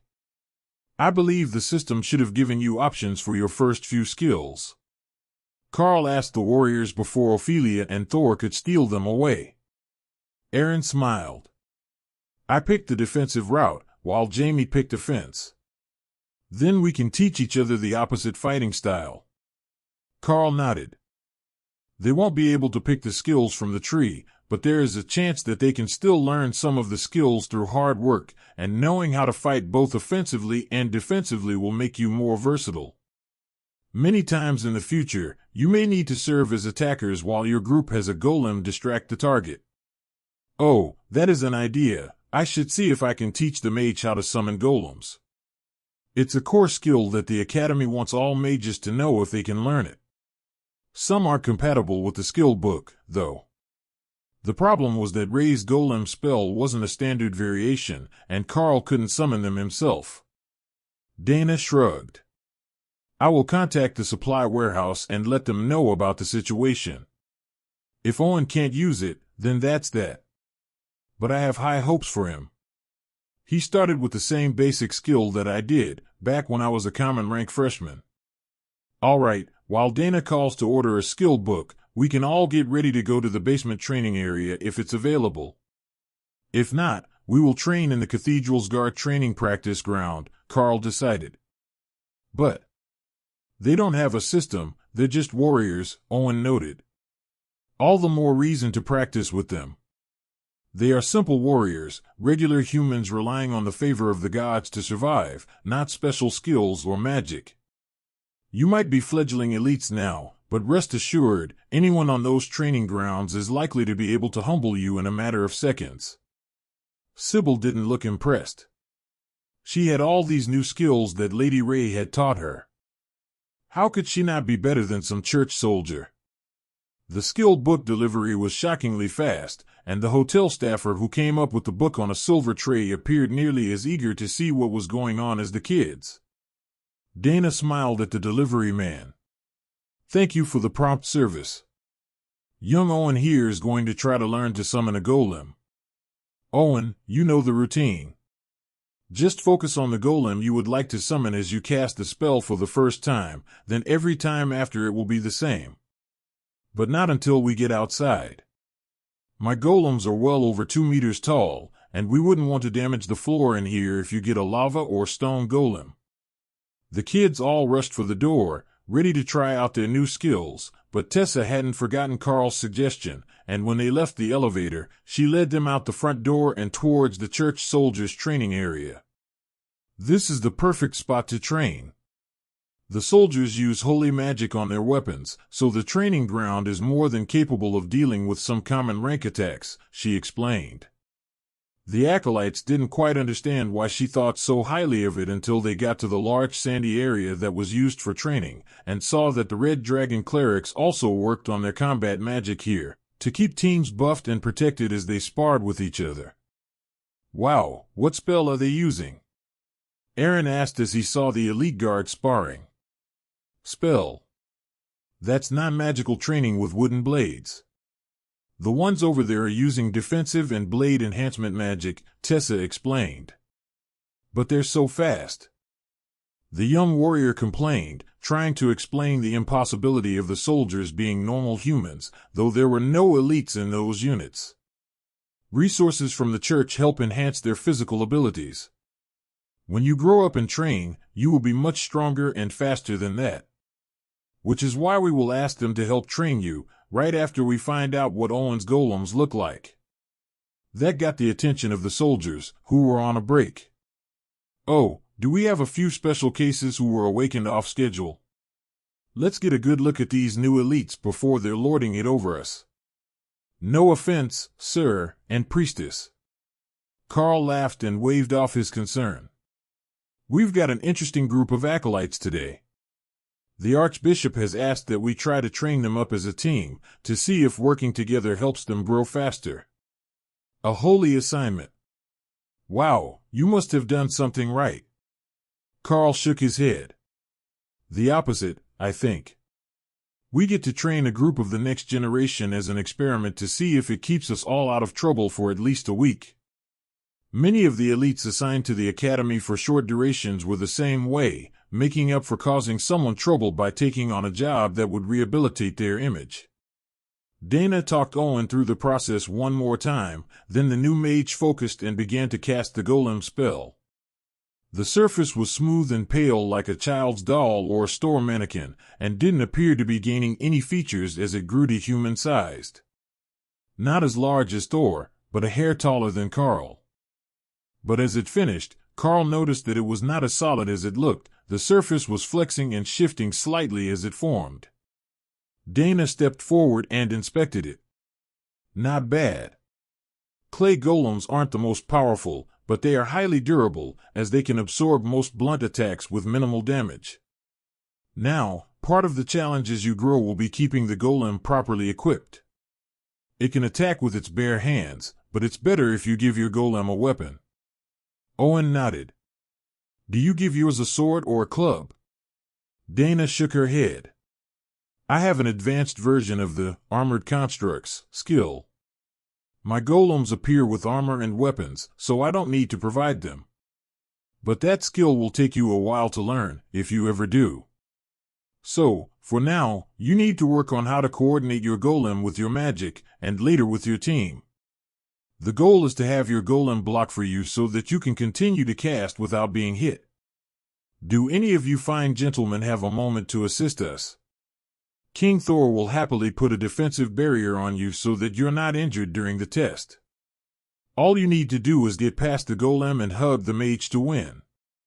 The soldiers who were on break motioned for their sergeant, who came over, bowed slightly to Karl, then turned to Dana. Did you need a few of my soldiers to assist with your training, Princess? Dana smiled. Likely not all day, unless you have some who don't need your full training regimen. This is their first day with his elites with a class, so our trainees are starting from nothing. The sergeant nodded. If you would like, I can spare you these 4, as they're all on light duties after injuries. Then, if you would like, I can take the youngsters for basic combat forms training with the rookies starting at 3.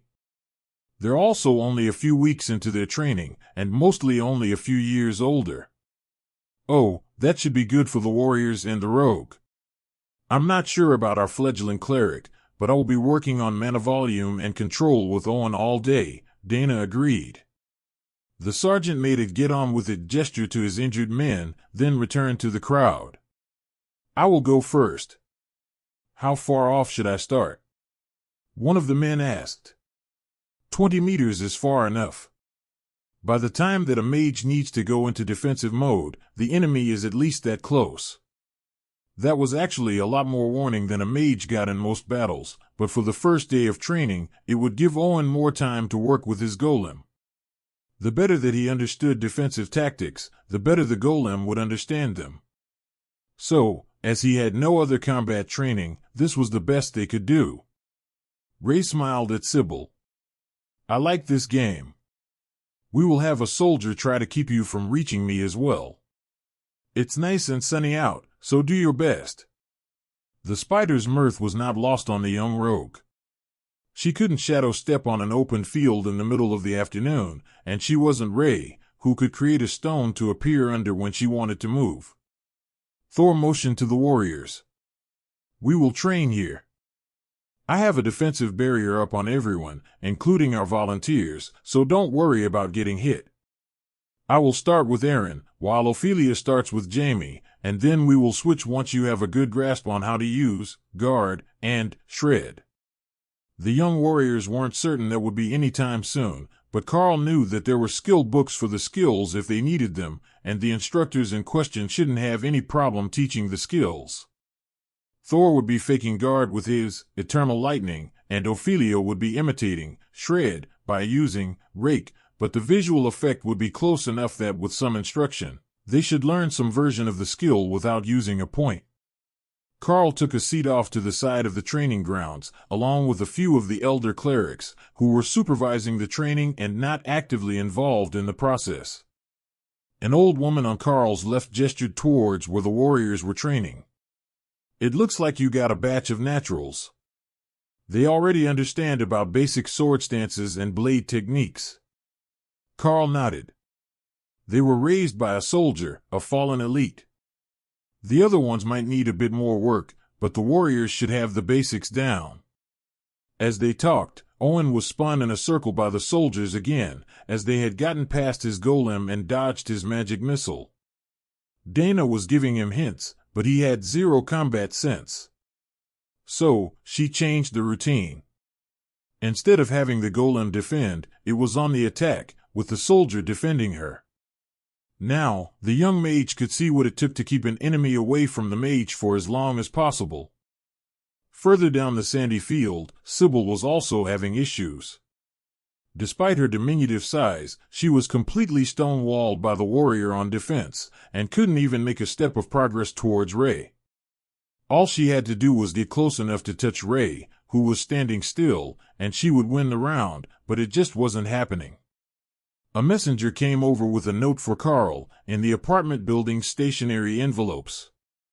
"If your bloodbath spider isn't busy tonight after dinner, I will be free to train with her in Basement 3 training gym. I have it booked and I will be there all night. Neil, thank you. If you see him, let the Overlord know that Ray will be there at sunset." The messenger nodded, then returned to the apartment, but not before stopping to watch the practice for a few seconds. The soldiers of the church were an extremely physically fit group, and not gender segregated during combat training, which the messenger obviously viewed as an opportunity for eye candy. The aging cleric woman next to Karl was watching the training with sharp eyes, making sure nobody was in real danger, but she continued to talk to Karl. "Were you going to try something new with these ones? I see that you've awakened some extra skills for them, but that's pretty standard for individually guided students," she asked. "I believe that we might have a way to speed their initial level increases. With a couple of herbal supplements and a specialized training regimen, we should be able to make them at least awakened before the school year even starts, with a good shot at ascended the first semester. After that, we will likely be moved to another assignment, but I believe our plan has potential. If we manage to bring these 5 to ascended in half a year, they might start implementing the method on a larger scale. From what I can tell, the goal is to more reliably bring elites up to ascended or commander rank, where they are in a position to challenge the main combat forces of the giants and anyone else who might invade. If we can prove that it is possible, the status of the elites will change quickly to gain the sort of respect that the Spellblades command elsewhere," Karl elaborated. The old woman smiled. "I can only imagine. With all the different classes the elites have, they would have so many new skills in battle if they were stronger. It wasn't bad like this until recently. When it was just the feral beasts and some monster spawns, we could take care of it with the armies of the faithful. But with the giants invading, and that new dungeon that seems to attract trouble, I understand why they're trying this. But how did you pick these 5? They seem like an odd group, and I think that rogue is deaf." Karl chuckled. "She is. However, they did the selection by lottery, and she stuffed a bully in a storage closet when he tried to steal her place, so she's got the motivation. The old woman smiled. That is what the elites need. Too many of them are after the fame and fortune. Not enough of them are willing to stab someone to get where they need to be in life. Are you sure that you're from the Red Dragon and not the Black? Karl joked. War is war. It doesn't matter if it's external forces, a civil war, or a cultural revolution. If they want to turn their movement into a war, the Red Dragon approves, under certain conditions. The cleric next to her, a middle-aged man also in the robes of the Red Dragon, nodded in agreement. The elites are a cultural revolution. Who would have thought 15 years ago that we would be recruiting every child capable of becoming superhuman and giving them the chance to become the hero from their childhood stories? The elites might have all but won the war of public opinion, but were you not nearly assassinated just a few days ago? She has a point. They might not have understood that they were hopelessly outmatched, but whoever they were willing to sacrifice their lives for their cause. Remy agreed. Karl considered the answers.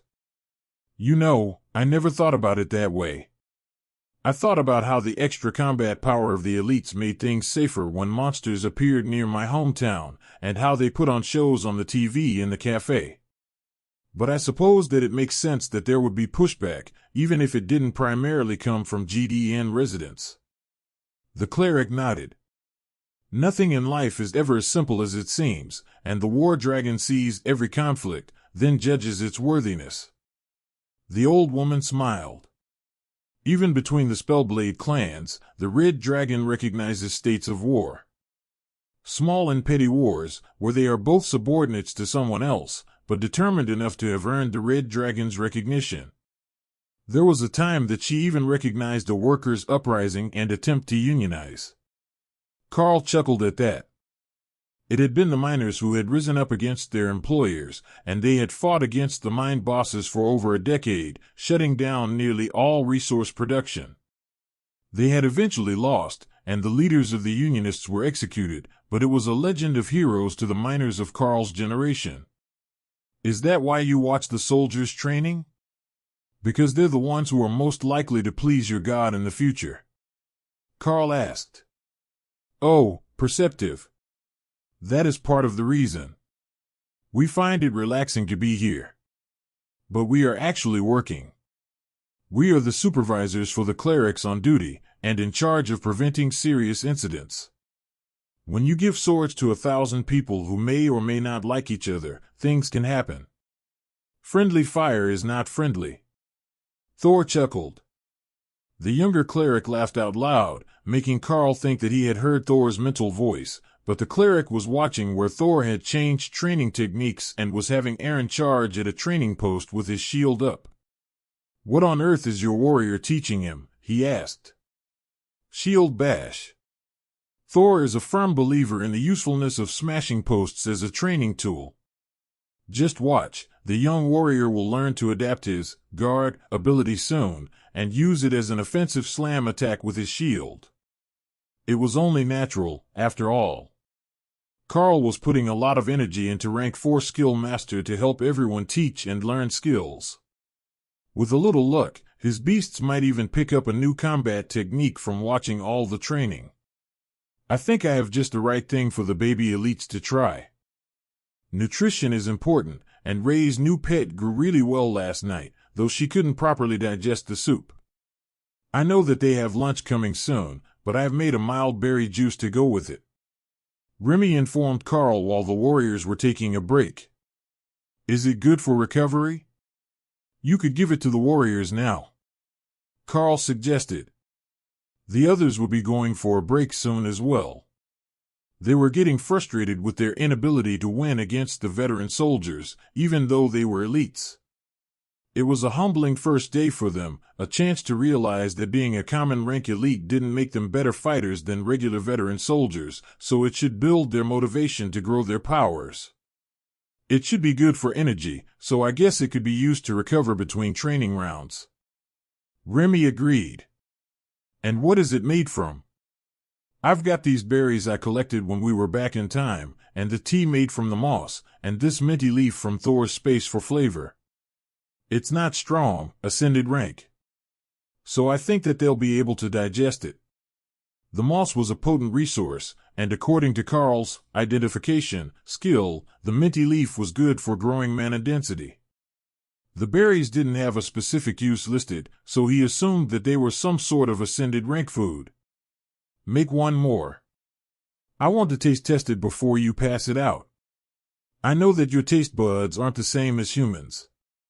Remy happily passed him a potion bottle full of the juice, and Karl sipped at it, while the clerics gave him confused looks. Sorry, I was out of clean cups. It's just a berry smoothie, he explained. It was tart, but refreshing, very suitable for drinking. The old woman gave the potion bottle an intrigued look, and Karl wiped the mouth of the bottle, then passed it over. She smiled and took out a long straw, then sipped the thick mixture. It's mixed with ice. Oh, that is beautiful. What flavor is it? I don't think I know that one. Karl shrugged. I actually don't know the name of the berries either. But they're mixed with silver mint leaf and moss tea. You can have that one if you would like. I was just taste testing it before I gave it to the students with lunch. Once the break started, Remy came out in Naga Queen form to hand out the smoothies and take notes on the effects that they had on common rank elites.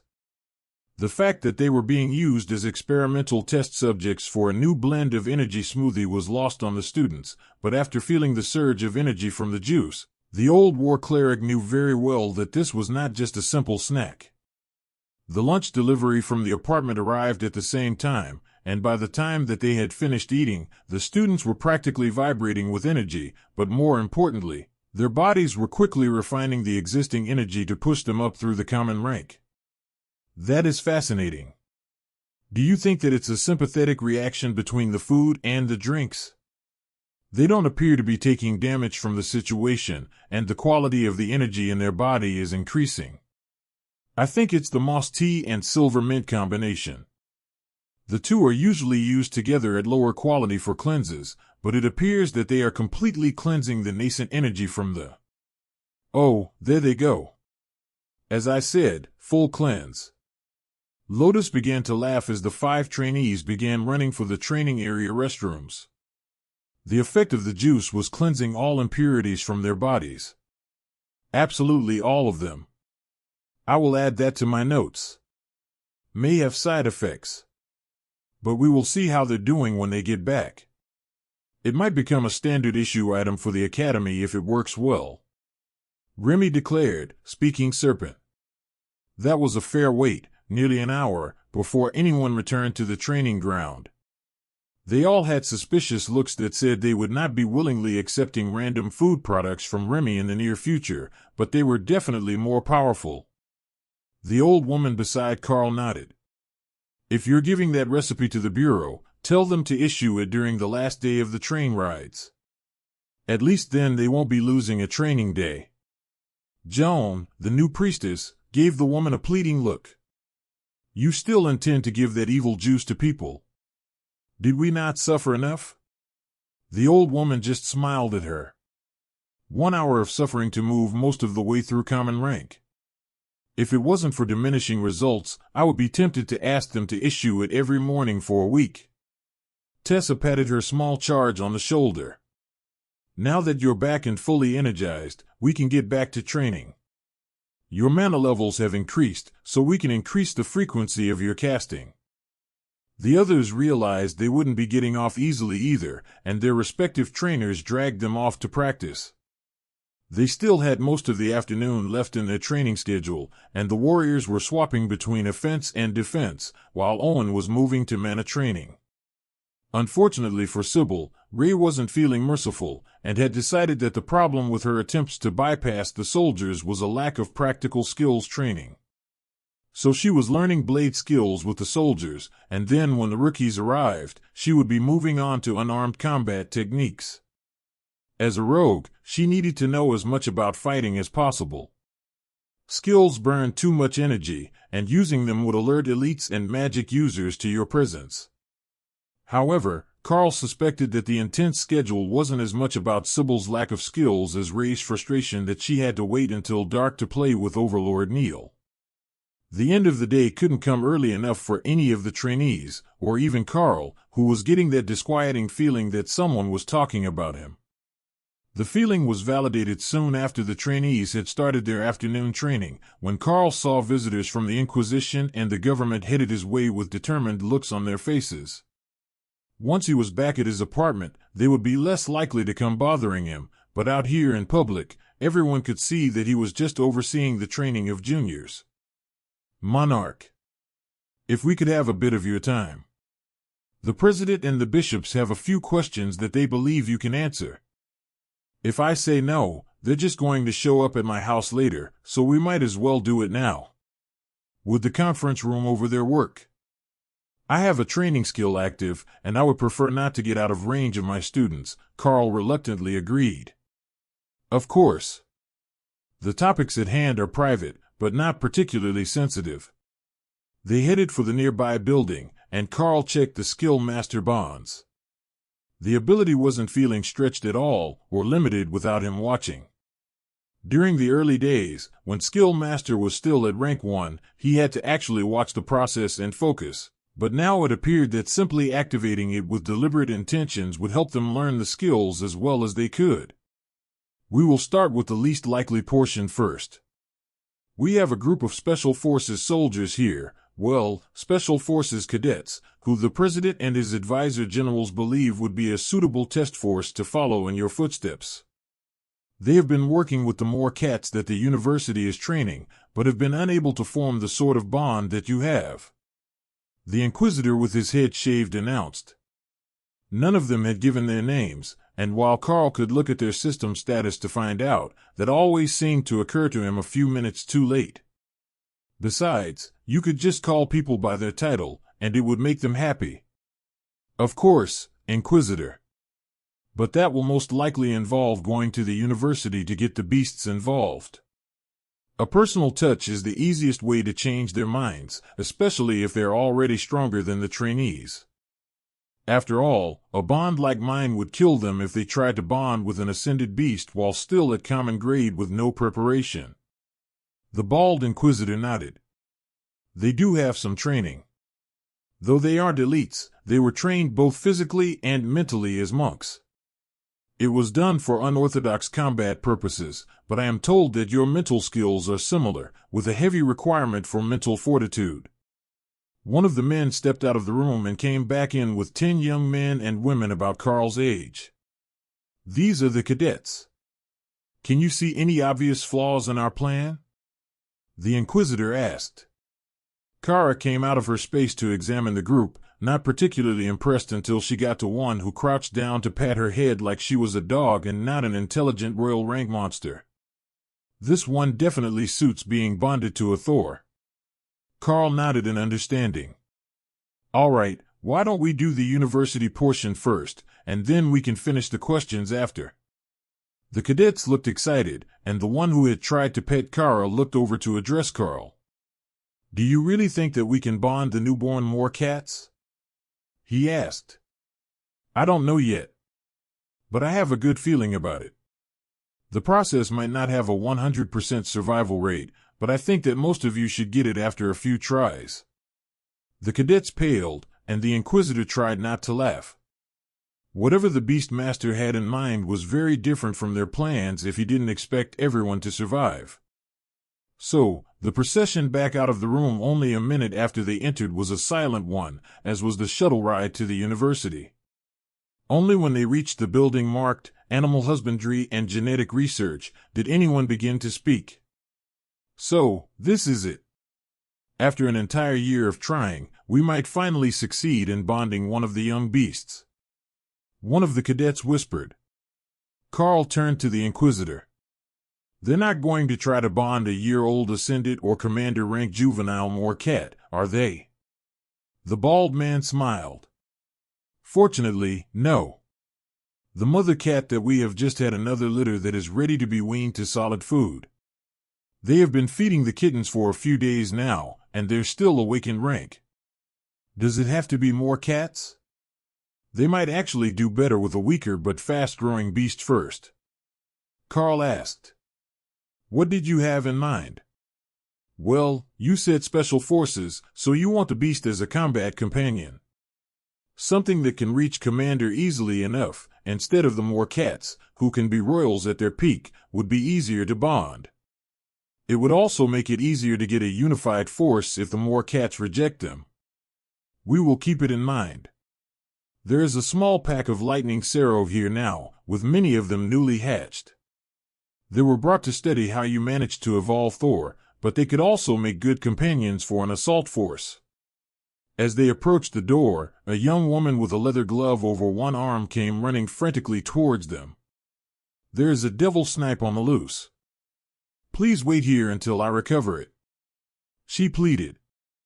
Karl turned to inspect the area, then pointed at one of the trees. It's right there, holding some sort of fruit seed. Would you like me to grab it? The devil snipe was a common grade monster, and at full growth could still fit in the palm of a grown man's hand. They were named devils for their temper, not their power, though they did have a small amount of wind magic. Oh, you are the beast master, right? Please, if you have a skill to get it back, I have put in significant effort with that one, but he's got an odd food obsession and flew away when someone left the fruit bowl out, she pleaded. Karl took out a single commander rank mountain gooseberry from Hawk's space, which made the napping Thunderbird laugh. No mere snipe could resist such a good snack. Karl held his hand out with the snack, and the small bird's head immediately turned. It raced down out of the tree and gently landed in Karl's hand, then cooed in pleasure as it took small bites. Karl stroked the back of the bird's head, then passed it, along with the berry, to its handler. As she received the bird, the young woman's gaze went vacant for a few seconds, then Karl felt her aura shift. He inspected her more closely with his system interface active and saw that she was now shown as Arabella, common rank ranger. Well, that went better than expected. Congratulations, young woman. You have successfully bonded with your snipe, who, I would note, is quickly advancing to awakened rank. Karl informed the group, as she was still in shock. The bird looked smug, and the woman rolled her eyes, answering its mental demand. Is it that easy? You just touched her, and she gained a class, the military representative asked, shocked at the development. Actually, the fruit made the bird advance, and it was the bird's advancement that cemented the bond that they already had. If my guess is right, it realized that humans reliably have food, so it wanted a human to keep it fed, Karl explained. Arabella sighed. Yes, that is very close to how it went. Flicker requested a contract, and when I accepted, I awakened a class. That small revelation changed everything. Karl forged bonds with the beasts, not the other way around. But getting the cats to want to be with the humans would be so much easier than having the cadets try to move a kitten into a separate space and convince it to stay without tearing their mind apart for fun. The researcher was quickly collected by the Inquisitor before she could escape their grasp. She was proof that their method might actually work on a larger scale, unless it was proven that the outcome was a result of Karl's interference. The more cat enclosure is this way. Monarch Karl, how certain are you that this will be feasible? The Inquisitor asked, without removing his hand from the researcher, who was engrossed in conversation with her bird. With more cats? I would say the chance is slim. If we go to the Sero pens, I think that they will have good luck. Lightning Sero love to meet new friends and expand their herd. The other officials looked like they were much more set on the more cats than the Inquisitor was, but he was likely the only one of the group that really realized that trying to bond the more cats was likely to get many of these cadets killed, even if they succeeded. These are the cat cages. Is there anything you need to do in preparation? The military representative asked. I need to go speak with the mother cat first. Is she in the same cage as the little ones? Karl asked. No, they have been separated for safety now that the young ones are on solid food. Karl sighed and shook his head, then walked to the door with a full-grown moor cat in it. If you would kindly open the door, I will go speak with her. The university staff and officials all looked at him like he was crazy. Sir, that moor cat is not sedated. You can't go in there. I thought that you were trying to train them to help you. If you have to sedate them to be near them, you are clearly failing. But I'm not concerned. Open the door. One of the researchers shrugged, then took out what looked like a smoke grenade, likely of sedative gas, expecting Karl to be attacked.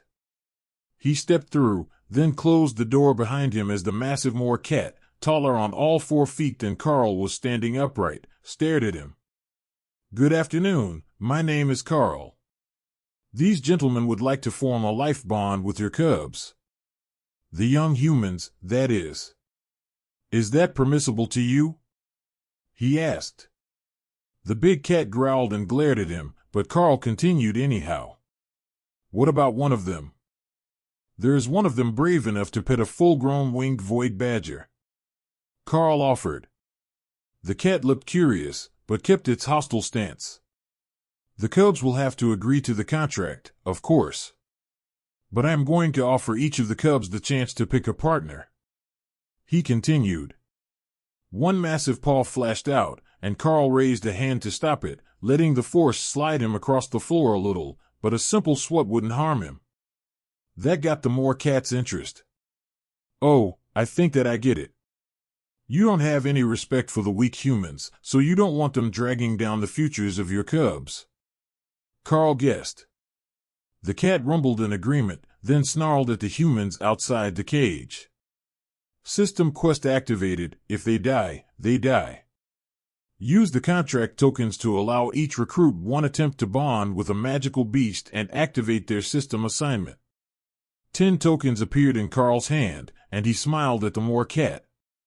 See, these are the tokens, nothing dangerous. The humans will use one to try to bond with a new partner. Then your cubs can show them how powerful a moor cat is. The big cat wasn't happy with him, but it reluctantly nodded, and Karl turned halfway to knock on the door. Showing his back to the mother cat would be rude, so he sidestepped through the door before turning to face the students. You might want to bring a cleric. I suspect that this might not go how they were hoping. The cats need to be fully cognizant and unrestrained for the next part. Karl explained. That wasn't part of the rules. Kara reminded him. The bond is an instant. Nothing is stopping them from turning on the cadets later tonight when the drugs wear off, if they're trapped that way. When you put it that way. Kara wasn't sure which would be funnier.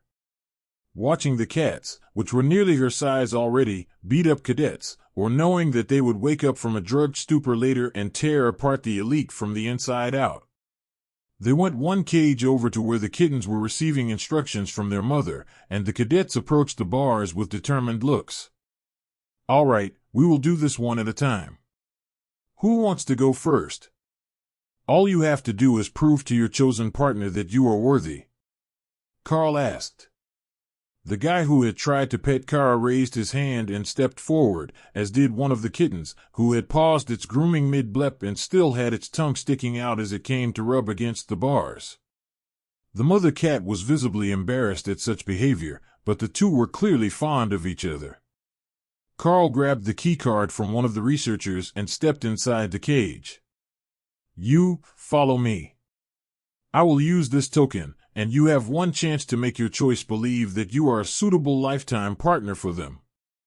Karl activated the token as the man crouched to hug the cat and murmur something in its ear before he was tackled and licked, then turned into a pillow as the cat simply curled up on top of him. The cadet laughed as the huge kitten kneaded his leather armor with its paws, then the baby moor cat vanished, and the bond was completed.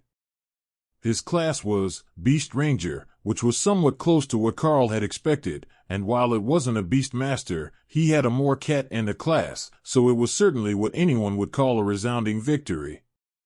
Well, that's 1 for 1. We're off to a good start. Who is next? A confident young cadet swaggered into the cage, then gestured to the largest of the kittens. Bring me that one. I would like that one, please, Monarch.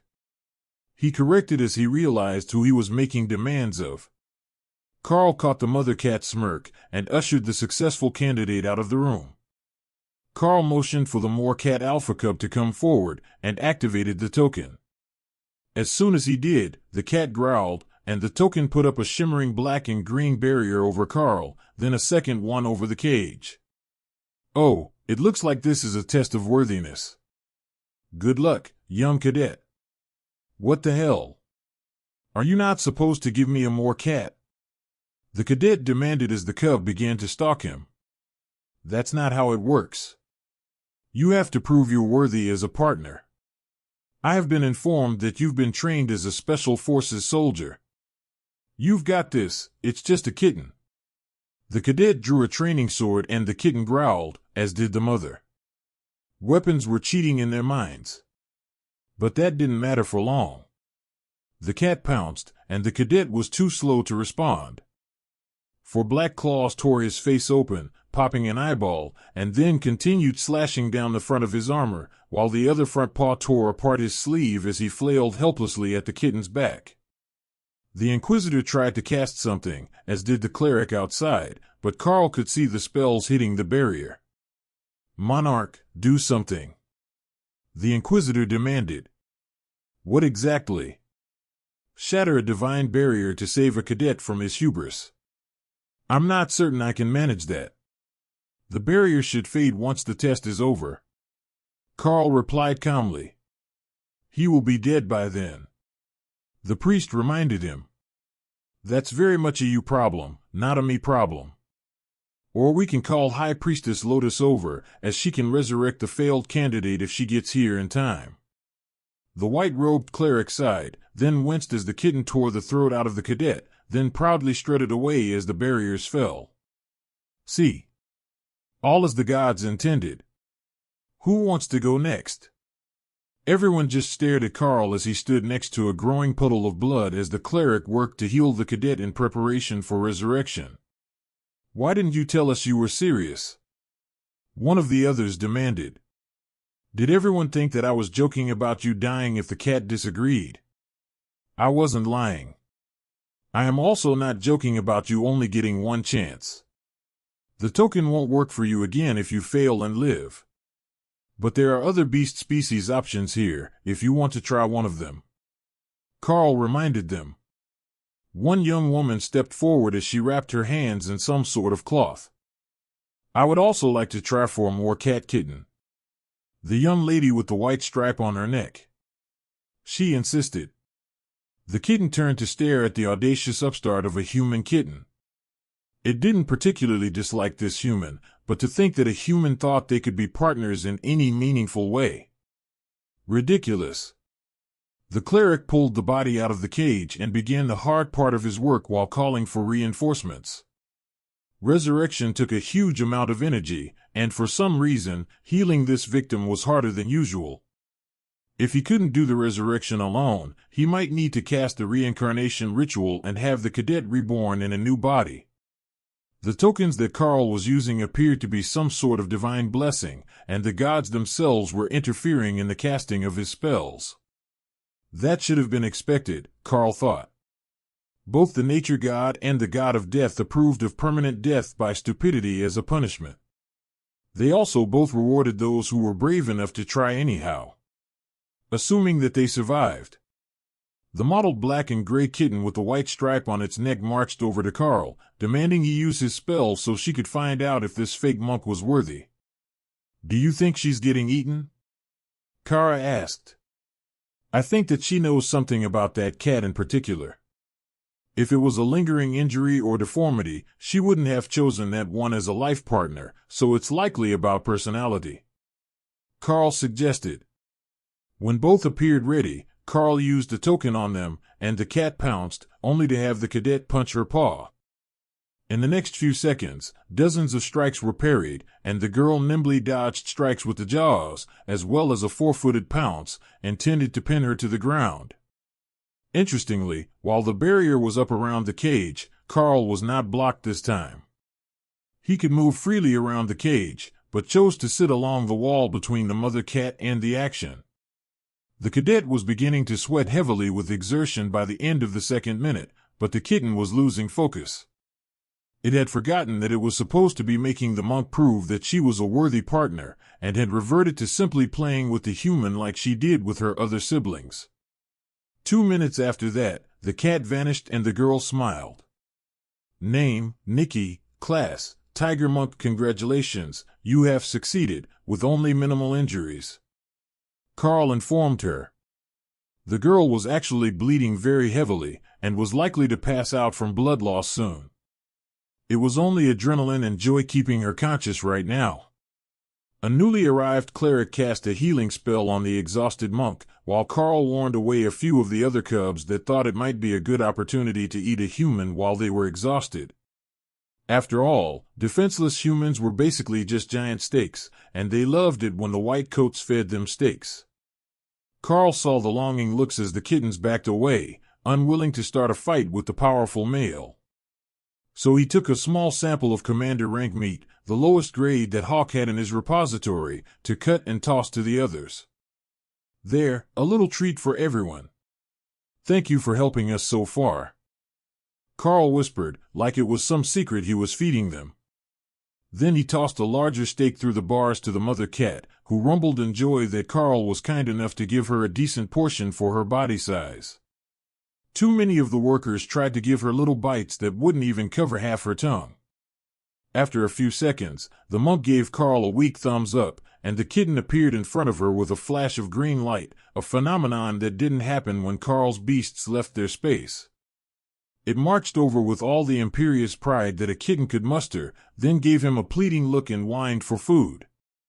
Everyone else had gotten a snack, but she was stuck in a separate space. Karl patted the moorcat's head, and then fed it chunks of meat as it hung from his arm, attached with long black claws that were unwilling to let him escape. Fascinating, it has become so gentle after being bonded. One of the university staffers noted. Karl laughed. Don't be mistaken, its claws are pierced deep into my arm. But I have trollish regeneration, so it's doing less damage than I regenerate. He was also immune to this level of damage, but that wasn't a fact that they all needed to know. Who would like to go next? Any volunteers? Karl asked. Then one of the boys spoke up. I got to meet your Thor once before, could you do the same for the lightning Sparrow hatchlings? Haha, I knew they were all herbivores. But it's a shame we don't get to watch more of them commit suicide. Kara joked. You can't expect everyone to be able to handle a strong personality right off the start. But I'm sure that they will make for an excellent herd of elites with their lightning Sparrow partners. Yes, if that's everyone who would like to try for a moorcat as their partner, we can move on. I am certain that the army will be overjoyed, no matter what you pick. Karl agreed. The mother moorcat gave a derisive snort, and Karl winked at her, letting the beast know that they were on the same page about the competence of this group. Karl just understood the limitations of humans better than the moorcat did. The moorcat kitten climbed up Karl's arm to sit on his shoulder, much to its new partner's dismay. Will you come down here? Monarch Karl isn't going to give you more food just because you're close. The newly minted tiger monk demanded. The cat gave her a skeptical look, then rubbed up against the side of Karl's face while the mother cat looked away, unwilling to be associated with such shamelessness, even if this strange man did have the best snacks. Kara dropped a small bit of meat in front of the kitten as Karl stood up to walk out of the cage, and the beast gave its partner a smug look. You are stronger than you look. The monk noted, confused at the ease with which Karl could stand while carrying a 20-kilo cat draped over his back and shoulder. Soon you will be as well. If you advance along with your partner, it shouldn't be difficult for you to become a proper royal rank elite. Her eyes lit up with excitement as she followed him back to the group, envisioning the day when she was one of the powerful ones. The lightning Sparrow area was much less heavily guarded. The baby Sparrow were not too threatening, so as long as you wore shin guards, you would be all right until they grew up a little. Oh, I have bribes for the baby Thor-type beasts. Kara announced. "Oh, what did you come up with?" Kara held up a hazelnut, and Karl wondered where it had come from.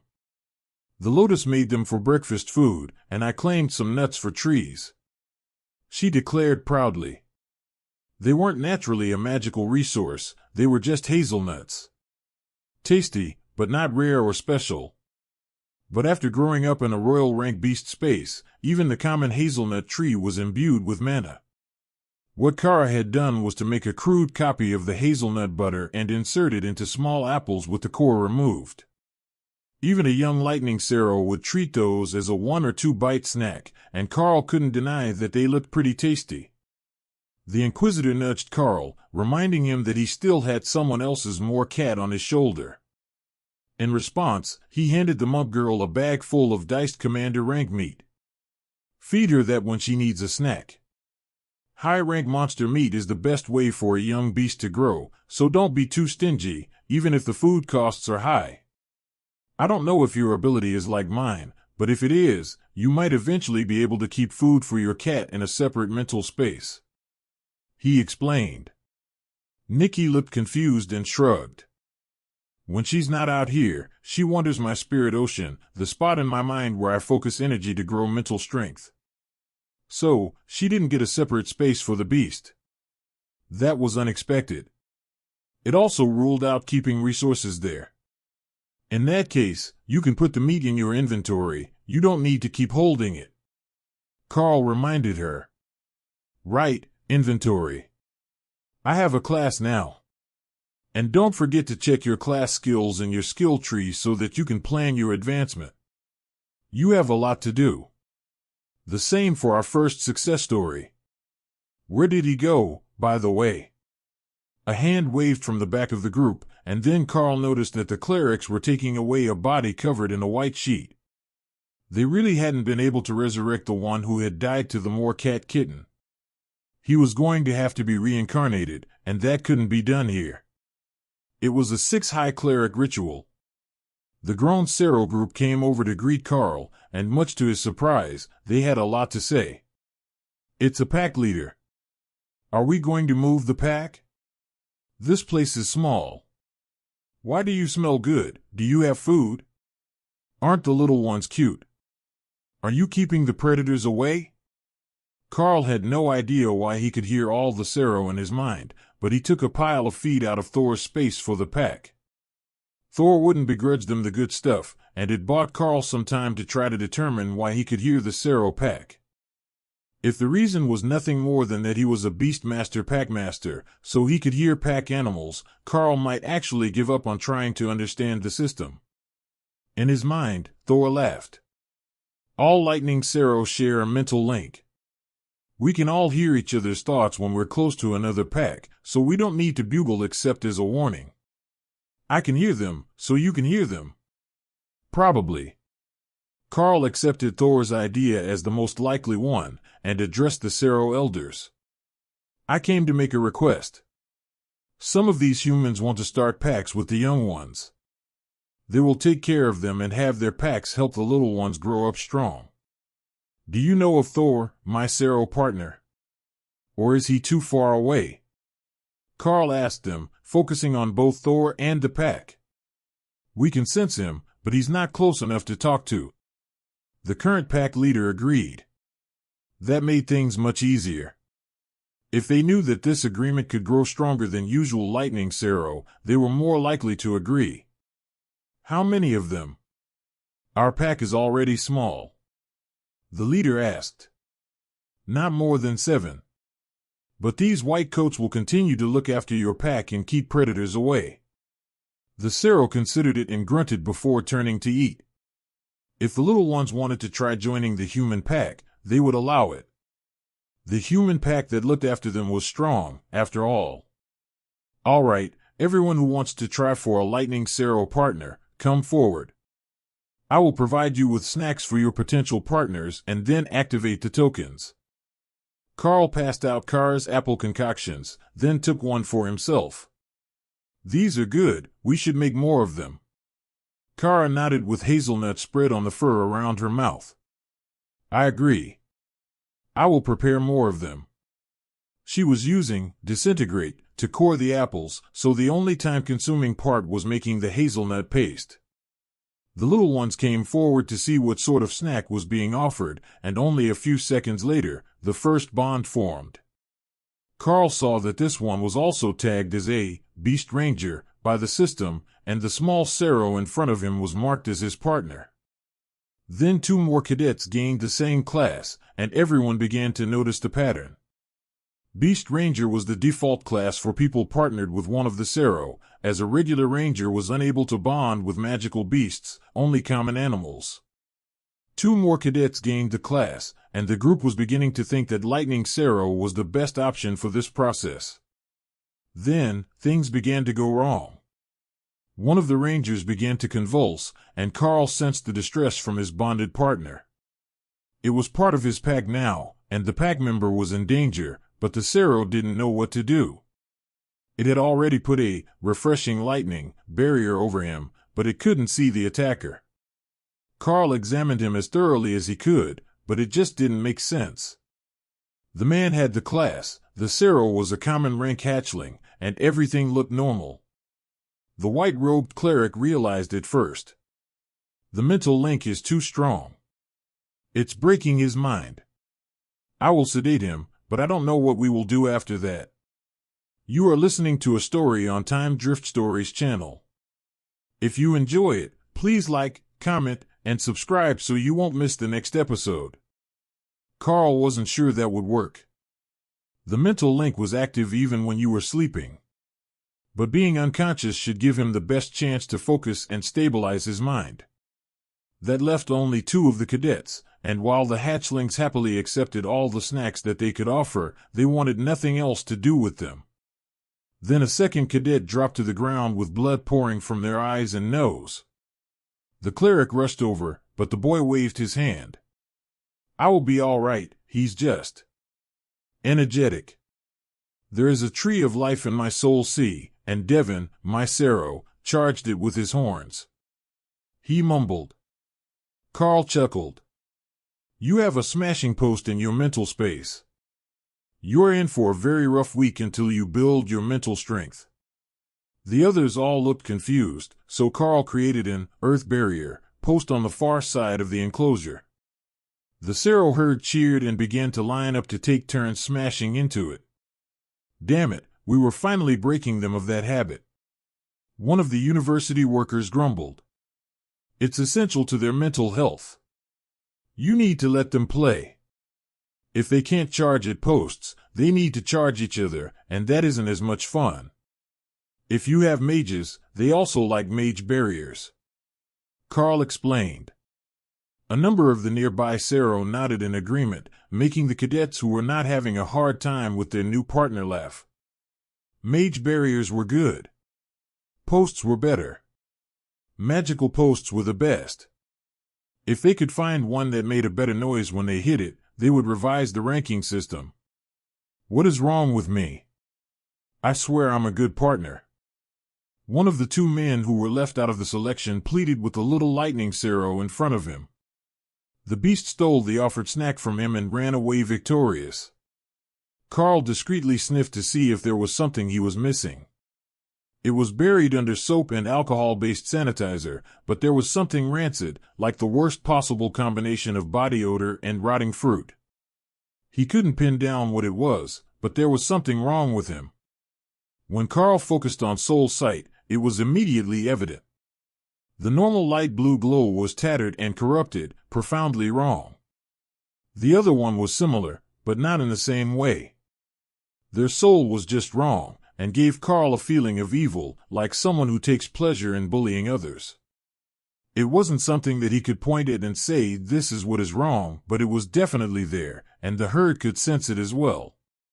But the cadets had already used their 1 token, and there would be no second chances. At least not with quest item assistance. Whether those 2 could convince a beast to bond with them in the future was unknown. But now that they knew the trick, the researchers should be able to find at least a few more successful rangers among their ranks. The Inquisitor turned to Karl for answers, but he didn't want to say it out loud. I will explain privately later. I think that this quest should be nearly complete.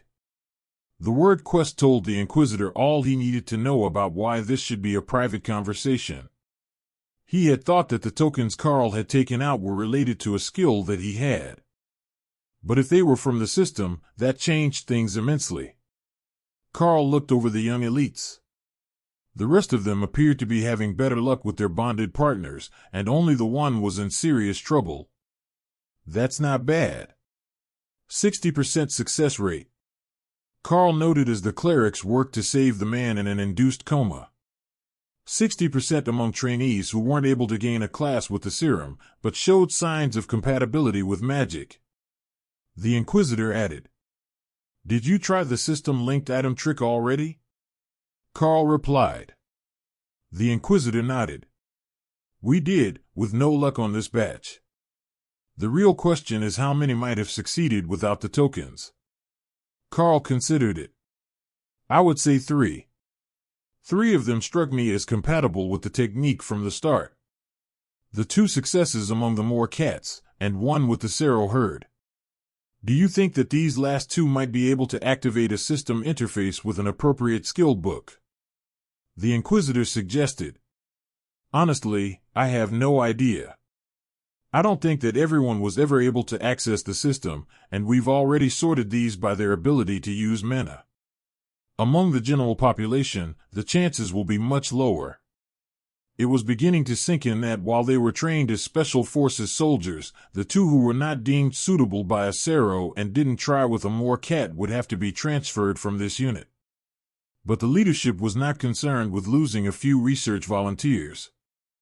If they had 6 healthy test subjects in the unit to attempt to train up with their magical beasts, that meant that they could begin working on methods to increase growth speed now for when they found a way to make the projects applicable on a larger scale.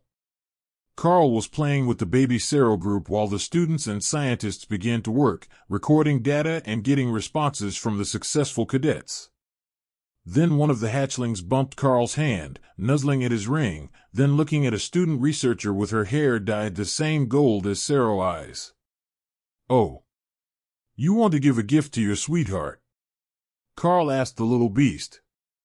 The Sero nodded happily, so Karl took an awakened rank ring from the spare trash in his storage and hung it over the little beast's nose horn. The student laughed and petted his head as he came strutting over, then reluctantly put on the ring at his repeated insistence. Then the Sero vanished. "Hey! What are you doing now? I thought you only had quest items for 10. The Inquisitor demanded. "I did. I actually just gave the Sero a ring of minor agility as an engagement ring for his beloved handler. The rest was unexpected, but I think that she awakened a class as well." The Inquisitor sighed and ran his fingers through his hair. "Are we going to have to let everyone in the nation try on a system-imbued item to find out if they are actually system-compatible?" He muttered. "That's probably the easiest way. It looks like a lot more people are compatible than we had thought by using the serum alone. You can't blame anyone for it, though. It's not like we had system-linked items available even a year ago." Karl agreed. Now, more of the baby Sero wanted rings, as a method of recruiting new herd members. Just wait. When it is time, the right herd members will come to you. You don't have to hurry to find them when your pack is already strong. Did a hatchling just get engaged? How is that fair? I have been rejected by so many, and he gets his first choice. Thor complained. He went after a common rank student with no scales at all. Don't worry about it, buddy. You'll find your perfect woman one day. Karl assured him. No scales. Did he propose to a human woman? What a strange kid. Thor definitely did not see the appeal. Karl noticed Kara leaving the area, and tracked her movements as she left the building entirely, heading for another section of the university.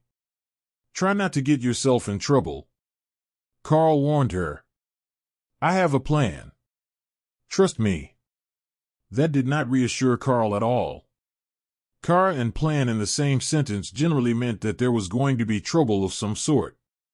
So, Karl was not shocked when under a minute later, a runner was coming to get the Inquisitor for a situation. Kara had found the orphan school at the side of the university compound, and she had started handing out sweet grasses from her space along with magical items for the kids to try on. "Oh, they sent people to help," Kara informed Karl happily. "I think they're actually coming to restrain you." "What did you do?" "Lotus told me that the kids don't get birthday presents at the orphanage, so I'm giving them all presents. You should see how happy they are. Oh, and that one got a warrior class. We're on a roll here." "Don't worry, I'm almost done. There's only like 50 kids here." The Inquisitor turned to Karl with an angry glare. "Care to explain?" Obviously, he had already seen Kara, so the report would have told him immediately what was happening with the ball of chaos at the school. The nature priests told her that orphans don't get birthday presents. So, she made an executive decision to go distribute them. And you didn't stop her. Telling this man he thought it would be funny probably wasn't the correct answer. But Karl was saved from saying anything when the Inquisitor continued. "Never mind, I can tell that you have no intention of stopping her as long as nobody is getting injured. I will ask the recovery team to bring her back to you." He complained. Just trying to capture Kara was likely to cause more chaos than it stopped. In fact, there was a decent chance that the kids at the orphan school would think it was some sort of comedy gag routine. That's likely not necessary. It's not like they can capture a winged void badger, and she will come back when she is done.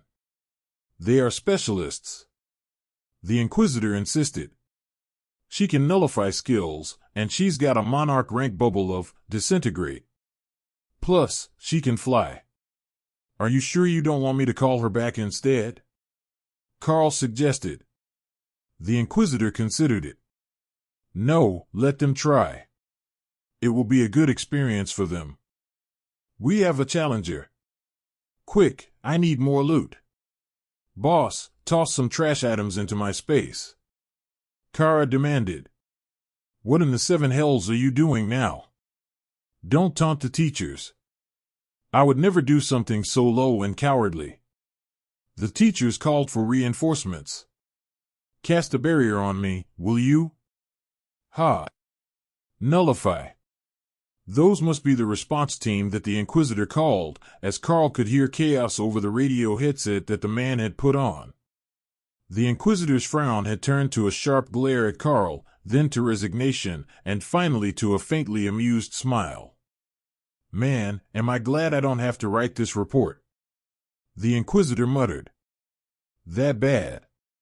He nodded. Would you want to tell your boss that your target dropped their barrier to give your team leader a wedgie, then gave a giant strength ring to a preschooler, before running away with a nature priestess on her back? Not Lotus, I hope. Karl asked.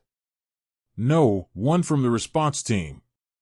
They apparently thought that they could pin the suspect, but they have now been abducted by a monster that all the children think is a funny-looking dog running loose in the park. And I'm out of loot. Kara announced as she returned to her space, breathing heavily from laughter and exertion. The chaos continued over the radio for a few more minutes as the security team had to convince a group of school kids to turn over the magical items they were given, and deal with the fact that some of them had actually awakened a class early. A security guard ran in a few minutes later, panting for breath. Sir, we have lost the target. I regret to inform you that there is a royal rank winged void badger loose in the city. The Inquisitor patted him on the shoulder. Relax, son. The Beastmaster took care of it, and the troublemaker has been given a timeout. How bad is the damage? The soldier sighed and shook his head. We have 3 confirmed class awakenings in the middle school section, 10 more probable class awakenings, for aggressive preschoolers with giant strength that we left to the Red Dragon clerics, and a few bruised egos. No major injuries, unless Jill is injured, wherever she went. Karl frowned. Is Jill your nature priestess? The guard nodded. I take it that the agent of chaos is your bonded pet. I'm gonna punch him in the face. Partner. She is one of my bonded partners. Sorry for the trouble, she gets quite excited about new projects, and she wanted to give all the kids a gift to make up for all the birthday gifts they missed. Great, and now we have to feel bad for taking the presents away.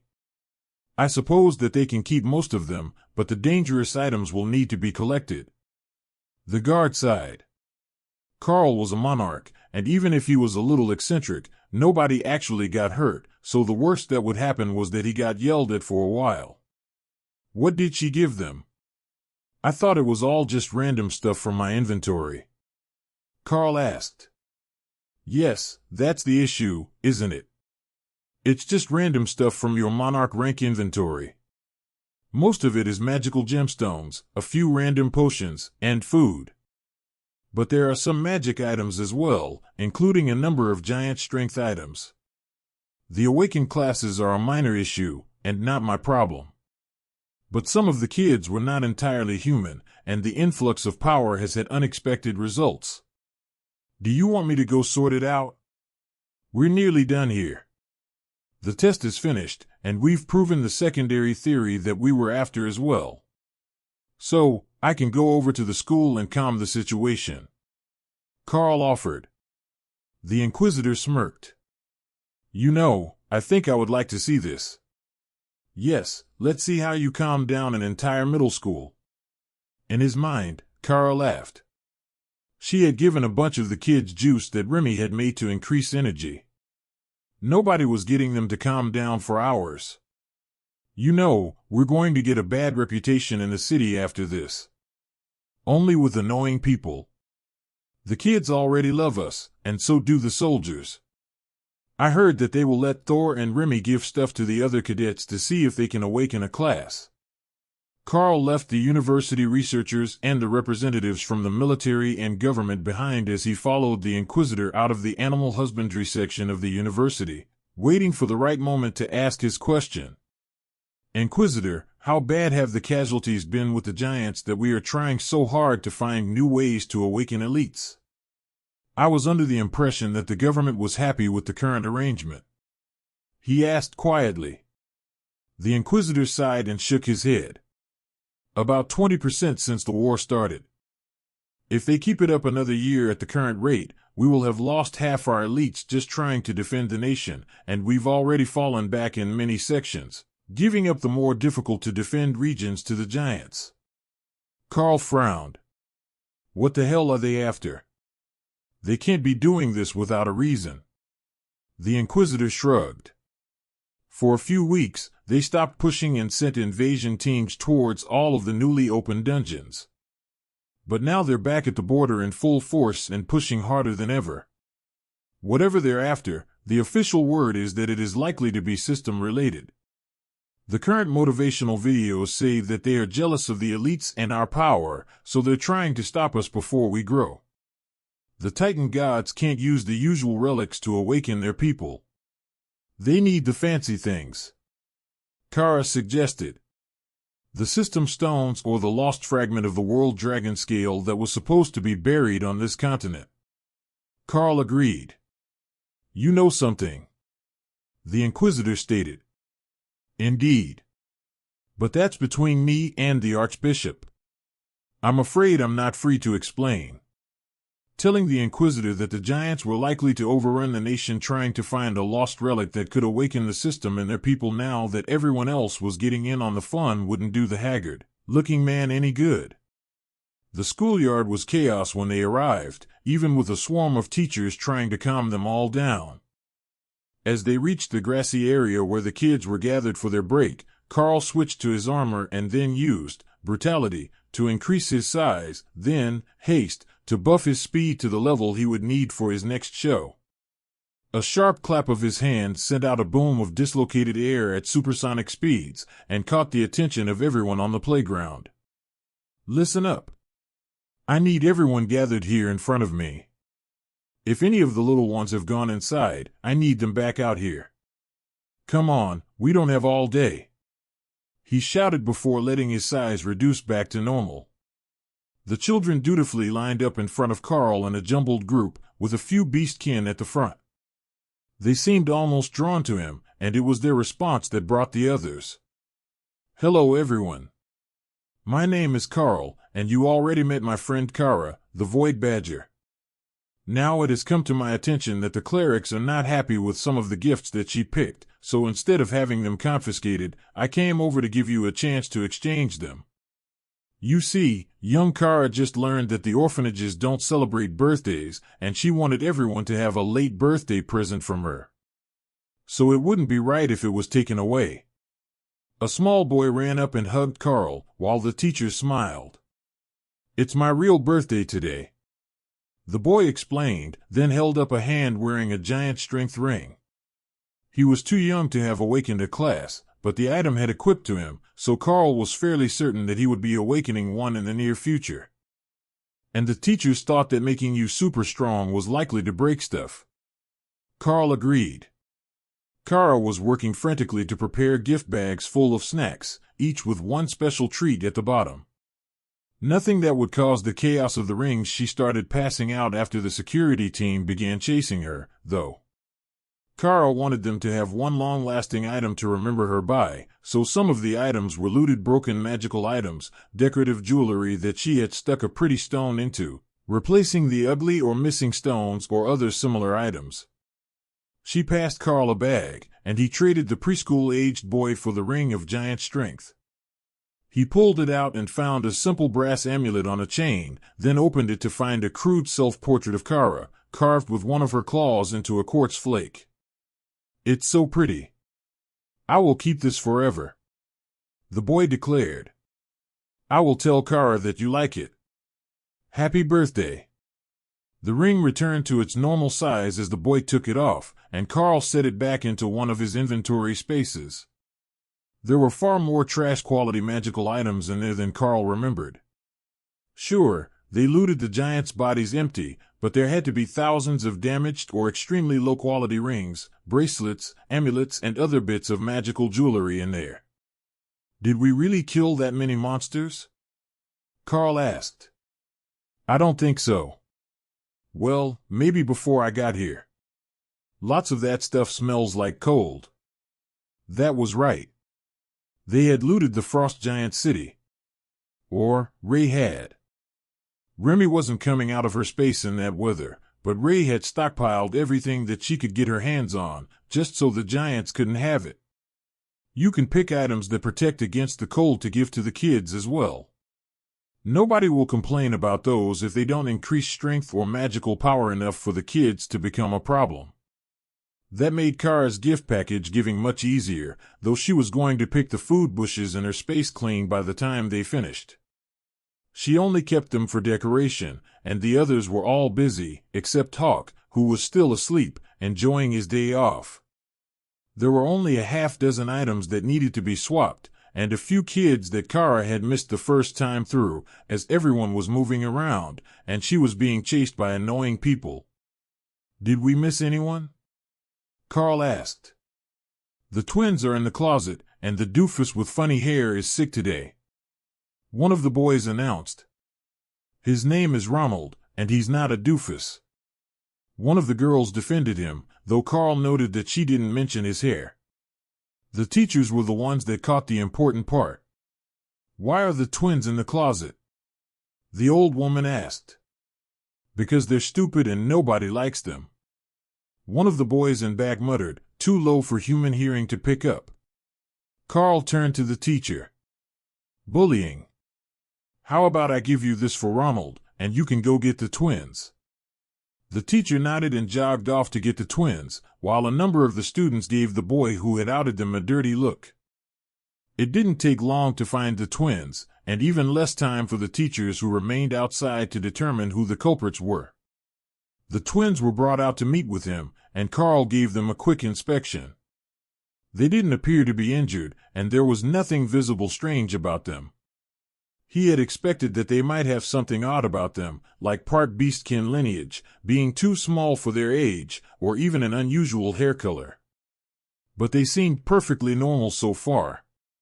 The twin girls glared at the boys from their class, and the teachers sighed. One of the teachers, a younger woman and still an awakened rank red dragon cleric, leaned over to whisper to Karl. Their recent arrivals. They lost their family to a monster spawn a couple of months ago, and they don't get along well with the boys. They're fine at the dorms, but classes are mixed. She explained. That was understandable. They had just lost their family, and now they were in a new place, strangers among a group of kids who had mostly grown up together. I have just the right thing. Here, give them these bags. The bags contained matching pendants, which added 3 points to agility. Not a major increase, though it would be noticeable for the children. The important part was that they were 2 halves of a matched set, so the twins would have their own thing, but not something that the other didn't have. The chaos around the school began to die down now that everyone had their birthday presents, and the teachers started to corral their students back into groups so they would go to class.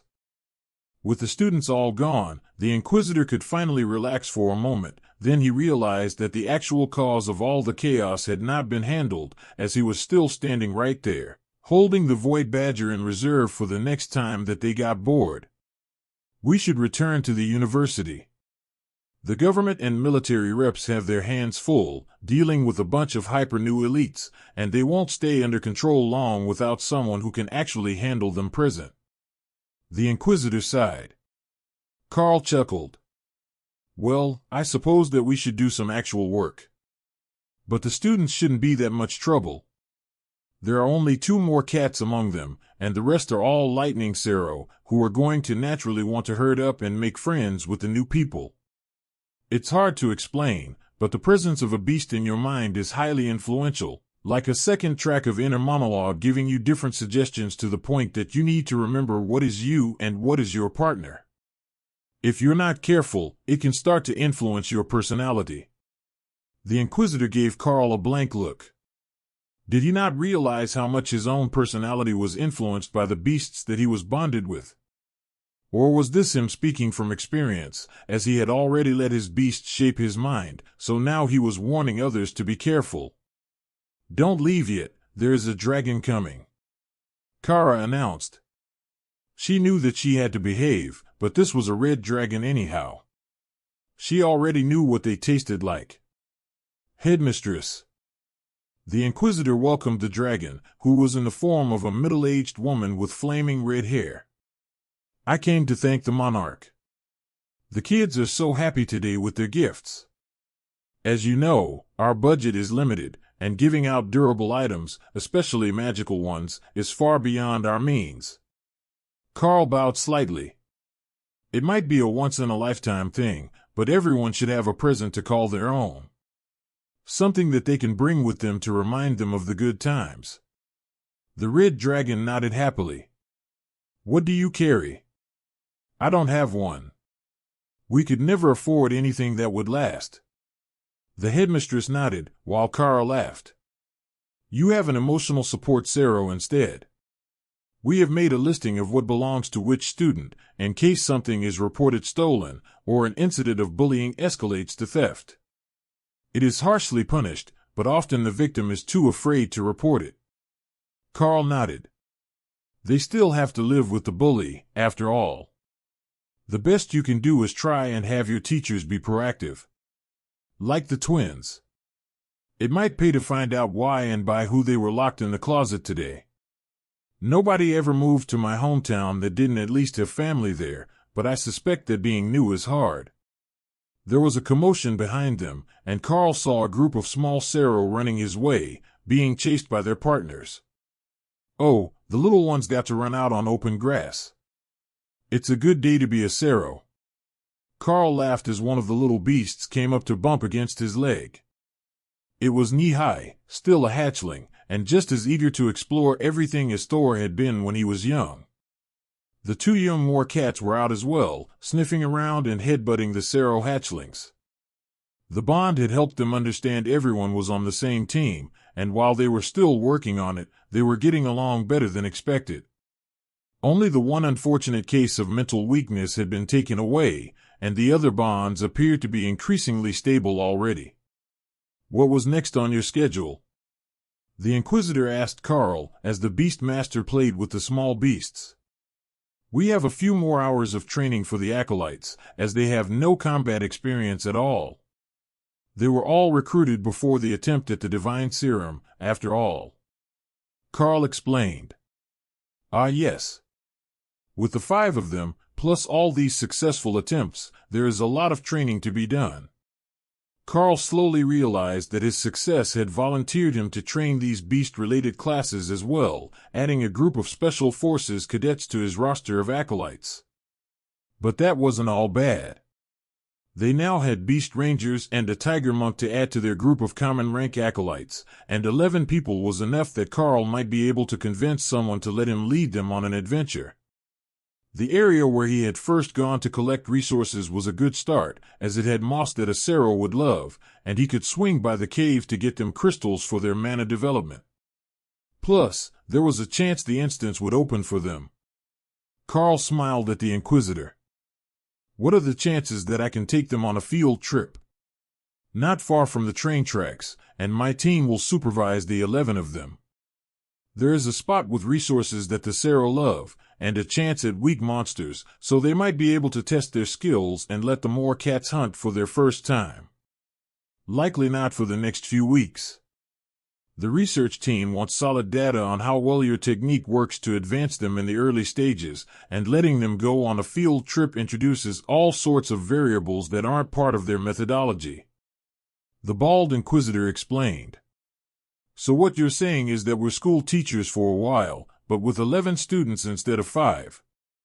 Karl sighed. But now we have beasts for you to prove your skills on. How much do you think that you can teach them? Karl smiled. More than might be considered reasonable by a sane person. Karl motioned for the newly chosen elites to come forward so that he could make a lesson plan. First, as I'm being assigned to help train you, I need to know what you know besides the basic combat training of the church soldiers. What skills did you get from your class, and what do you have available? Other than Nikki, the Tiger Monk, you are all Beast Rangers, so your skills should be similar. Karl began. The others gestured for the odd man out, the lone Beast Ranger that had a more cat, to do the explanation. Well, Beast Ranger is a ranged combat class, with our teammate as our close combatant. The first skill that I got was Deadly Accuracy, which boosts my skill with a bow. But I also got a system reward for going first, and it gave me Shadow Meld for hiding in the forest to set up an ambush. If I am reading the class description right, we should all gain extra stats and abilities from the bonded beast that we chose. For certain, my agility and strength have increased substantially. He explained. One of the other boys nodded in agreement. For those of us with a Cero, it's our strength and stamina. Jogging over here behind them wasn't even enough to raise my heart rate. I got the same starting skill, but no bonus. Once I have a couple of points, however we get those, I can start picking bow skills like Infinite Arrows and Lightning Bolt. The others nodded. The skills seem to be the same for all of us. So, we will be good at working in a group. Karl chuckled. You have no idea how true that is. You see, your Lightning Cero can learn to extend refreshing lightning over you with relative ease, and the whole group with a bit more difficulty. So, you will be excellent at working in a group, as your partner is specialized in team defense. For the one friend with a more cat, you are clearly the team scout, as you specialize in stealth, and I will start training you with the rogue types in my group to build your skills. You have a powerful rogue in your team? The ranger asked. Technically no. But I have a Monarch Rank bloodbath spider, and if there is anything in this world that knows about ambushing and becoming the reason other species fear the dark, it's Ray. The cadet looked concerned about actually being able to learn anything from a spider, but Karl hadn't mentioned that Ray could take on human form yet. Now, for the Tiger Monk, what are your skills? Karl asked. I have 2 basic skills right now, Energy Strike and Merger. One is self-explanatory, the other lets me boost my power with my more cat's presence when she is in my mental space. There are skills in my skill tree for us to fight together, so I don't think it's supposed to be an all-the-time thing, but more for when she is recovering, or it isn't practical for us both to fight. Nikki replied. And you already know basic unarmed combat, so there is no issue there. Your training should be fairly easy. You can train with the warriors, but on a higher level, as the other two that I have in training right now are freshmen. More pack members? One of the Sero hatchlings asked. Indeed, young Sero. There are more military pack members there for you to meet, as well as my pack members, and a Monarch Rank Sero named Thor. That was all that the young ones needed to hear to be back at full energy and running around the playground, while the Rangers were shocked that Karl could understand what the Sero wanted to know. Follow me, everyone. We're going to the guard training grounds, where the rest of your fellow trainees are waiting to meet you. Well, they don't know you're coming yet, but they will soon. There are only a few hours left in today's training routine, but before we call it a night, there is time for you all to get to meet your other specialists. Karl explained as he waved goodbye to the headmistress of the orphan's school and started to walk toward the training grounds with a pair of more cats circling his feet and a line of Sero hatchlings behind him. It's like the Pied Piper. They will follow him anywhere. One of the rangers complained. And that was what they did, in an odd little procession all the way across the park to the training area. They had gathered quite the crowd by the time they arrived, all intrigued by the presence of the baby beasts, and eager to find out what sort of thing they were up to at the cathedral today. The training areas weren't precisely off-limits to the public, they just weren't popular visiting spots for anyone without a reason to be there. So, the small crowd followed them back and saw the recruits learning basic combat skills along with Karl's group of acolytes, who were using skills that immediately marked them as elites, who would normally be finishing their first year at the academy right now. But those beasts who were following Karl weren't a year old yet, and that started the rumors that the whole group, nearly a dozen students, had gotten their classes early.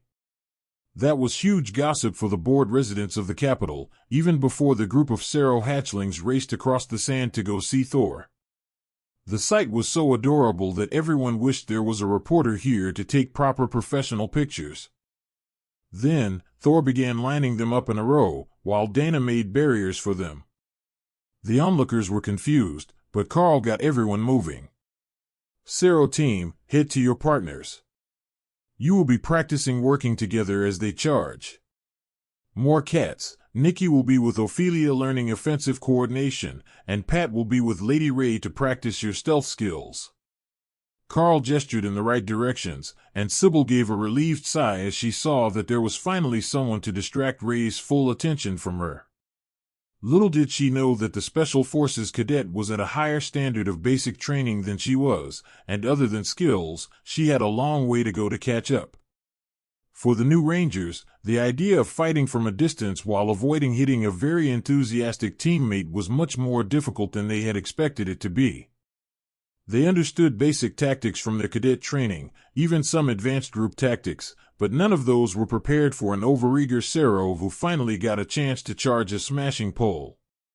Thor had made the poles short, only a little taller than the Sero hatchlings, as there would be times when they were fighting smaller monsters, especially when they were common and awakened rank. But that meant that they had to hit the target without hitting the Sero, and the hatchlings were not good at following directions to get out of the way. They tried. They actually tried very hard. They just had no idea what their new herd members actually wanted, so they ended up simply switching posts, or running around in circles for a minute before they were instructed back to order. Thor thought that it was hilarious, but there wasn't much he could do to accelerate the process, as the whole point was to teach the elites how to give orders to their beasts in a way that they would understand, while working together as a team. Both Aaron and Jamie were working on their offensive attack skills for the remainder of the evening, guided by Ophelia, while Karl took on the training of their new tiger monk. All right, first things first. You have two very different combat styles. However, after the bonding, the levels of physical capability aren't as different between the human and the Moor cat as they were before, so we have these lovely volunteers from the cadet force to assist us. The others were doing the same training earlier, and the concept is simple. There are 3 of them, and 2 of you. You will pretend that I am your team's cleric or mage, and prevent them from getting to me. I have cast a barrier over them, so you can go all out. They are using training weapons, but they will still hurt if you mess up, so be careful. Now, show me what you can do when you are working together.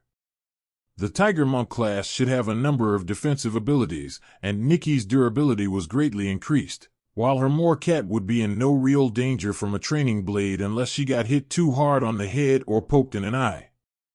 That left Karl free to see how the others were doing, and the chaos that was an exhausted Sybil and a confused Pat trying to find a way to attack Ray. The spider had 5 guards encircling her, and Pat had ranged attacks, but Ray was not an easy target to hit, even if she was taller than most of her defenders. Every time he thought that he had a good shot, she would move so that a defender was between them, or someone would force him to retreat and change his angle.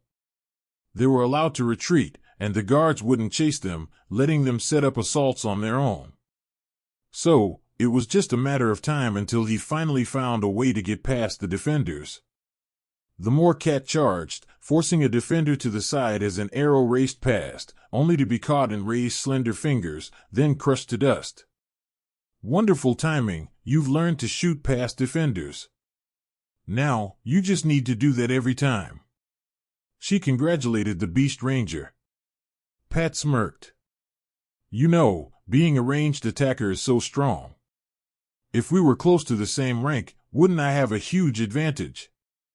Ray smiled at him, then activated Night Haunter and shot out a stream of silk faster than the ranger could process. Not as an attack, but as an extension of her body. Anywhere that she could see, or her body could reach, she could move to an incorporeal form. Faster than Pat's mind could process what was happening, the slender monster woman was gone from the encirclement, and a massive black bloodbath spider was towering over him from behind with clicking mandibles. Of course, Pat had yet to learn any of the advanced detection skills of his class, so to him Ray had vanished for a split second after activating Night Haunter, and he had no idea how she had gotten behind him. Ray tapped him on the head with her mandibles, then changed back to humanoid form. You're not the only one that can ambush from a distance.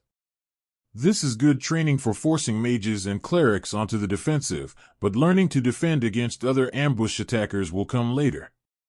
Sybil stared at Ray with open adoration. Lady Ray was simply too cool. She hadn't shown off at all when she was forcing Sybil to learn to use Shadow Step more efficiently, but this type of attack was precisely what Sybil had been trying to master all day long. She would keep training hard, and soon, she would learn the trick to moving undetected. For now, she was working on a more practical approach than trying to use the Shadow Step skill. Lunge, parry, and roll to launch an attack towards Ray. All she had to do was get around the defender, and she would get her shot at success. What she failed to realize was that the volunteers in this group all had children, and many years of practice with escaping youngsters to add to their combat training. They knew all the ways that a kid would try to get around them, and they weren't falling for Sybil's tricks. The only way for her to succeed was to build up her combat skills. Ray intended to add evening classes where they could move freely in the dark after the first week of going over basic attack and defense moves to supplement what Sybil had learned from her class activation. Her first impression was proving to be correct, though. The girl had promise, and she was a fast learner. While she couldn't hear anything, the skill called echolocation was a passive skill ability, not a physical trait for her. For Ray and Karl, it was simply an improvement that modified their natural bodies. But for Sybil, it was a skill that had been added by the system, and her damaged ears made no difference to its effectiveness. She was learning to use it well, as the skill told her when someone was about to grab her from behind, or hit her with an attack. It made her extra slippery, and a number of times she had nearly made it through the defenders already. Not bad for a first day. Once the training was done, the 11 new acolytes were moved to the elite dorms in the cathedral. They were on the main floor with all of the other common rank acolytes of the church, and they were all sharing one large dorm, but the atmosphere there was completely different from what they had experienced at the orphanage, or in the common dorms of the cadets. The other cadets were all jealous of the ones who were chosen for Special Forces training, and the nomination had previously given the new Beast Rangers a level of arrogance, putting themselves above the others, though none of them were elites. Now, they were sharing a dorm with the acolytes that had been chosen before them, and everyone in the room was on the same level. Over the course of the day, they had seen enough of the younger acolytes training to know that while they were less trained, they were not weaker than the Beast Rangers. It was a humbling experience. But for 4 of the 5 chosen orphans, it was a much more tense situation. They had finished dinner, and it was nearly to lights out. Lights out meant nearly complete darkness in the room. A room shared with Sybil, who could shadow step, and who they had bullied for being deaf all her life. None of the ones here were lead participants in her bullying, as they simply didn't see her as worth the effort. But that didn't necessarily mean she didn't hold a grudge, and she was known to stab others even before she had a class that specialized in it. Countermeasures were needed. Sybil was about to climb up onto a top bunk in the corner of the room when Joan whistled softly, catching her attention through echolocation. The rogue turned to see what the fuss was, as the whistle was usually for the clerics to get the children to do something, but the girl was just smiling at her before she began to sign.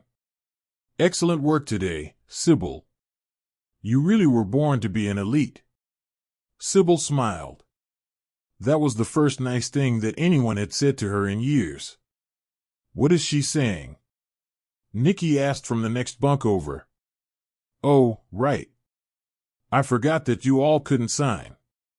I was congratulating her on her good work the first day. We were all chosen as test subjects for Monarch Karl's group to train, and they helped us all awaken our classes with an item and a skill book." Joan explained, signing as she went, then translating the responses for Sybil. "Oh, Monarch Karl used tokens to help us bond with our beasts. From what I learned, you have to have the potential and convince the beast to bond with you. It's not easy without guidance, and we had been trying for almost a year before today when he showed up to help." Nikki offered. "You got an adorable kitten. I'm jealous." Sybil signed while Joan translated. The others laughed. Adorable and more cat didn't often go together in one sentence, even when they were little. But for some reason, the cats liked Sybil, and didn't ignore her or shy away from her during the walk to the cathedral after training. "Just wait until she's big. More cats are enormous when they're fully grown, as big as Princess Ophelia in her dire bear form. Well, the one before she uses her skills to become massive. What sort of skill is that, anyhow? How is anyone supposed to fight a bear the size of a house?" The tiger monk complained. Ophelia had shown off for them a little towards the end of the day, and while she had kept her speed down, it was still nearly impossible for the warriors to deal with her size. With the giants attacking, elites were expected to be trained to fight both large and small enemies, but Sybil was certain that small was the easier half. Then she can block for you while you go for the vital points. It will be a good pairing. I've been trying all day to find a way to get around the guards. Maybe tomorrow I will try using Pat's partner as a distraction. But if I could find a weak spot on the bear, how would I even reach it? I'm stronger and faster than I was, but the bear is huge." Sybil agreed. Everyone was so excited about the next day that they forgot about their worries. Even when the lights went out and the cathedral clerics began making their rounds to ensure everyone was in bed and not wandering in the dark. Back at Karl's apartment, a training summit was in progress, and it had attracted all the talents. Overlord Neil had come to train with Ray for the evening, but had gotten sucked into the discussion when Overlords Joram and Tabitha had come knocking at Karl's door. They both had rooms on another floor, and had seen the training today from their windows. Joram, the ranger, was intrigued by the abundance of ranger types with beast partners, and Tabitha, who was normally a strict and serious warrior, was intrigued by the idea of forming a tactical response squad out of these recruits. They weren't strong yet, but they would be soon enough, and Princess Remy had laid out quite the plan for them. You see, giving a human too many resources burns their potential. Their bodies can't adapt that quickly. Like with the concoction that some use to bypass the royal rank bottleneck when they are stuck. However, these 6 with the beasts have an advantage. They will grow with their linked partners. So, we can give the resources to the beasts.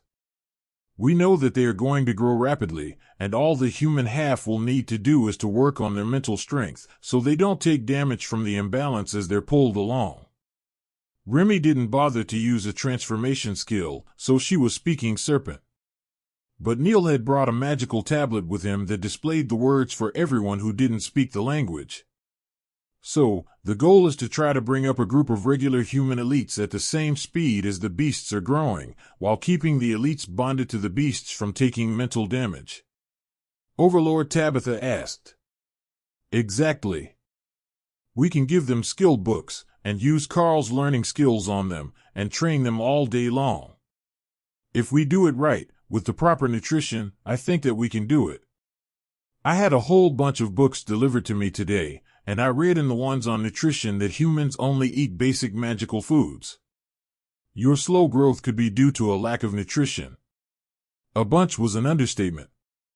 There were entire shelves of them in her space now, a small library of technical tomes and magical reference books. Tabitha chuckled. Or it could be an aversion to using too many magical resources to grow and crippling or unbalancing their potential. Everyone treats higher-ranked foods as more of a growth resource than just food, but look at your other humans. They don't seem to be suffering in the potential department, and they've been eating highly potent magical plants and meats every day, on a level that is far beyond what would normally cripple an elite. She made a good point. Normally, you would expect that sort of fast growth to lead to damage, but nobody in the group was showing signs of it yet. There has to be something about it. Maybe because it's not refined, so it's easier to digest. I will study it more as we feed our trainees. I have potions for them as well, but not too many. You have a very helpful Naga Queen on your side. Overlord Joram congratulated Karl. She started life as a spirit snake shaman, and she has always been obsessed with learning. I had totally forgotten that I should be careful while ingesting magical resources. If they taste good, they're food, right? I just went for whatever tasted best. Karl replied with a shrug.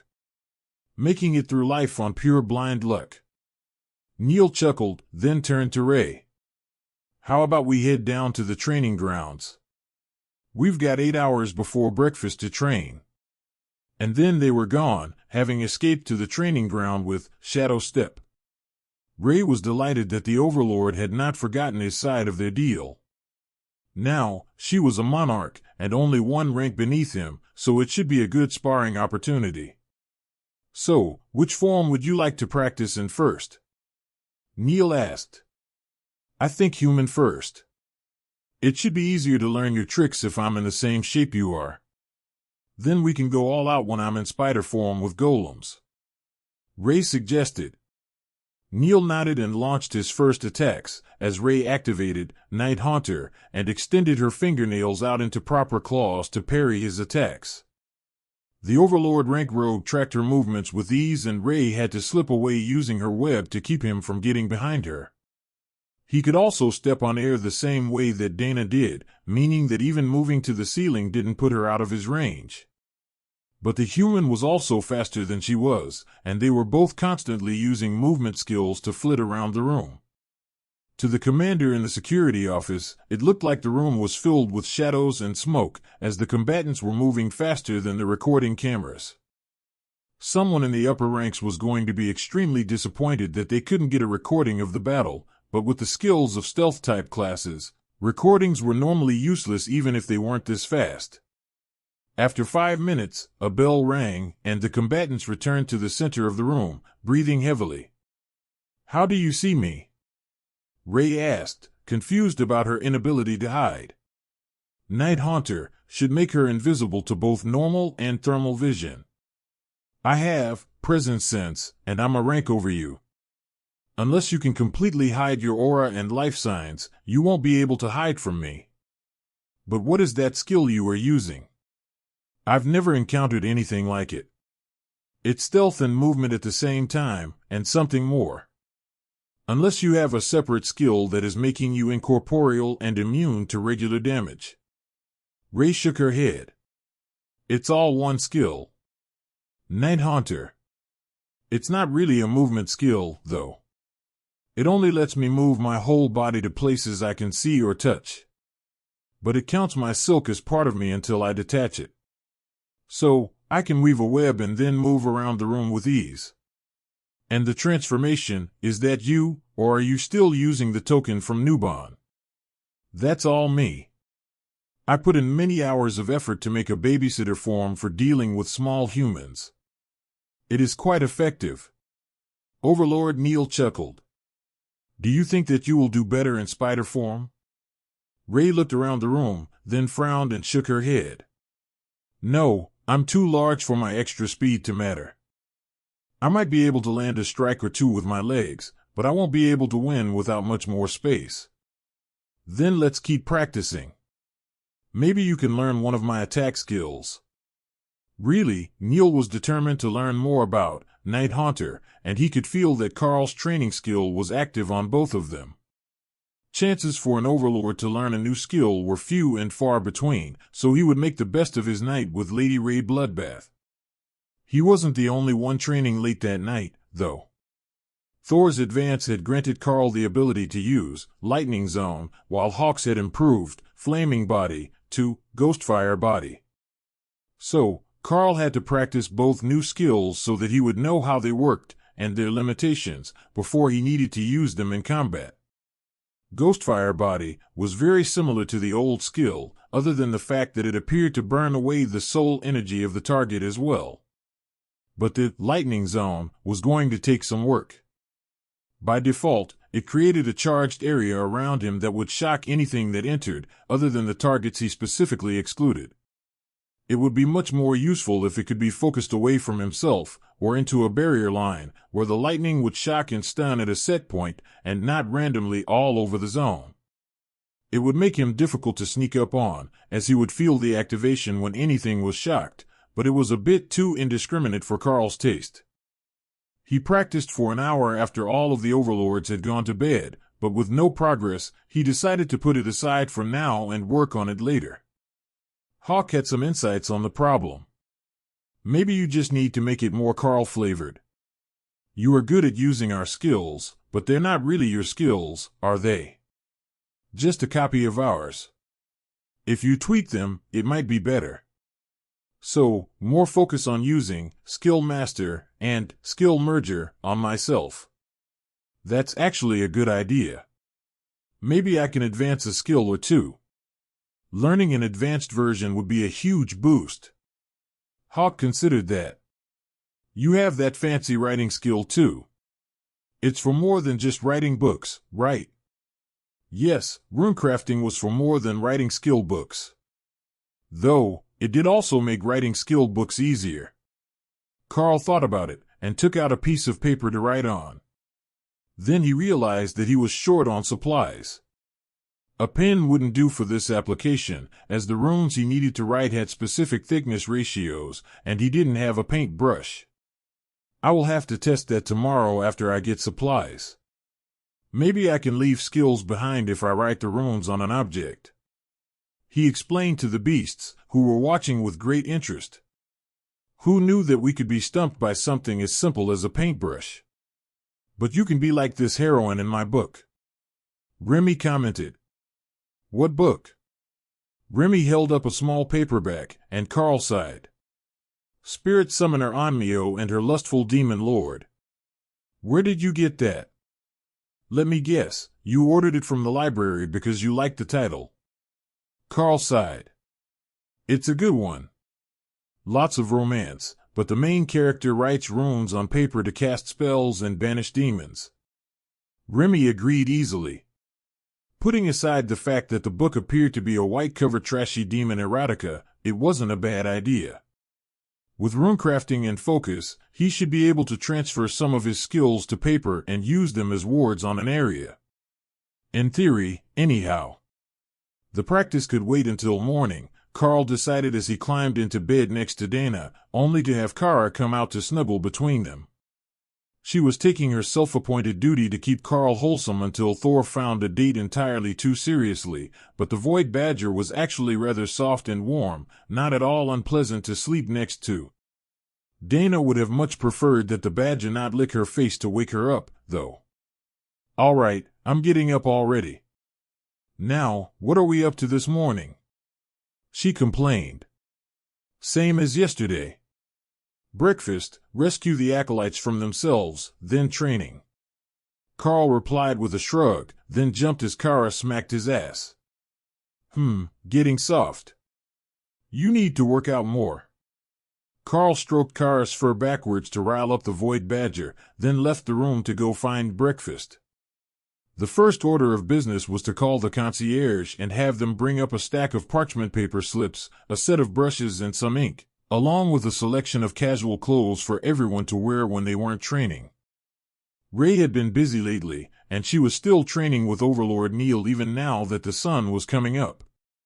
The two of them had made great progress last night, if Ray's impression of the evening was correct, and they were at a point now where even with her golems out, she couldn't keep up with the Overlord's tricks. Ray got a lot of combat practice, relative to her age, but Neil had spent a lot of his time since reaching Overlord doing security work, and he hadn't had the chance to really go all out for a long time. It was a refreshing chance for him to hone his skills against someone with a similar skill set, instead of his usual training partners, whose moves he already knew as well as the other Overlords themselves did. With new practice partners, he would be better prepared should another nation send their own stealth-type overlords against him, instead of the usual mage or monster-type infiltrators and challengers. For that, he was even willing to upgrade Ray's reward for the outfit she had made him to a bit of his own blood, instead of Monarch Ranked, as they had originally agreed. Now that Thor was awake, he was casting Eternal Lightning barriers over them both to increase their stamina regeneration so that they could get the most out of the last few minutes of their training. But soon enough, the Overlord would have to go back to work and then get some sleep after spending all night training with Ray. A gentle knock on the door caught Karl's attention, and he looked over as Ophelia opened it to reveal Sybil, along with a staff member from the lobby of the building. It was the employee who spoke first. "Lady Ophelia, a group of trainees is here to see your team. They claim to have morning training scheduled with you, but it is not on the building's schedule for approved visitors." Ophelia nodded. "We didn't expect them to be up and moving so early in the morning.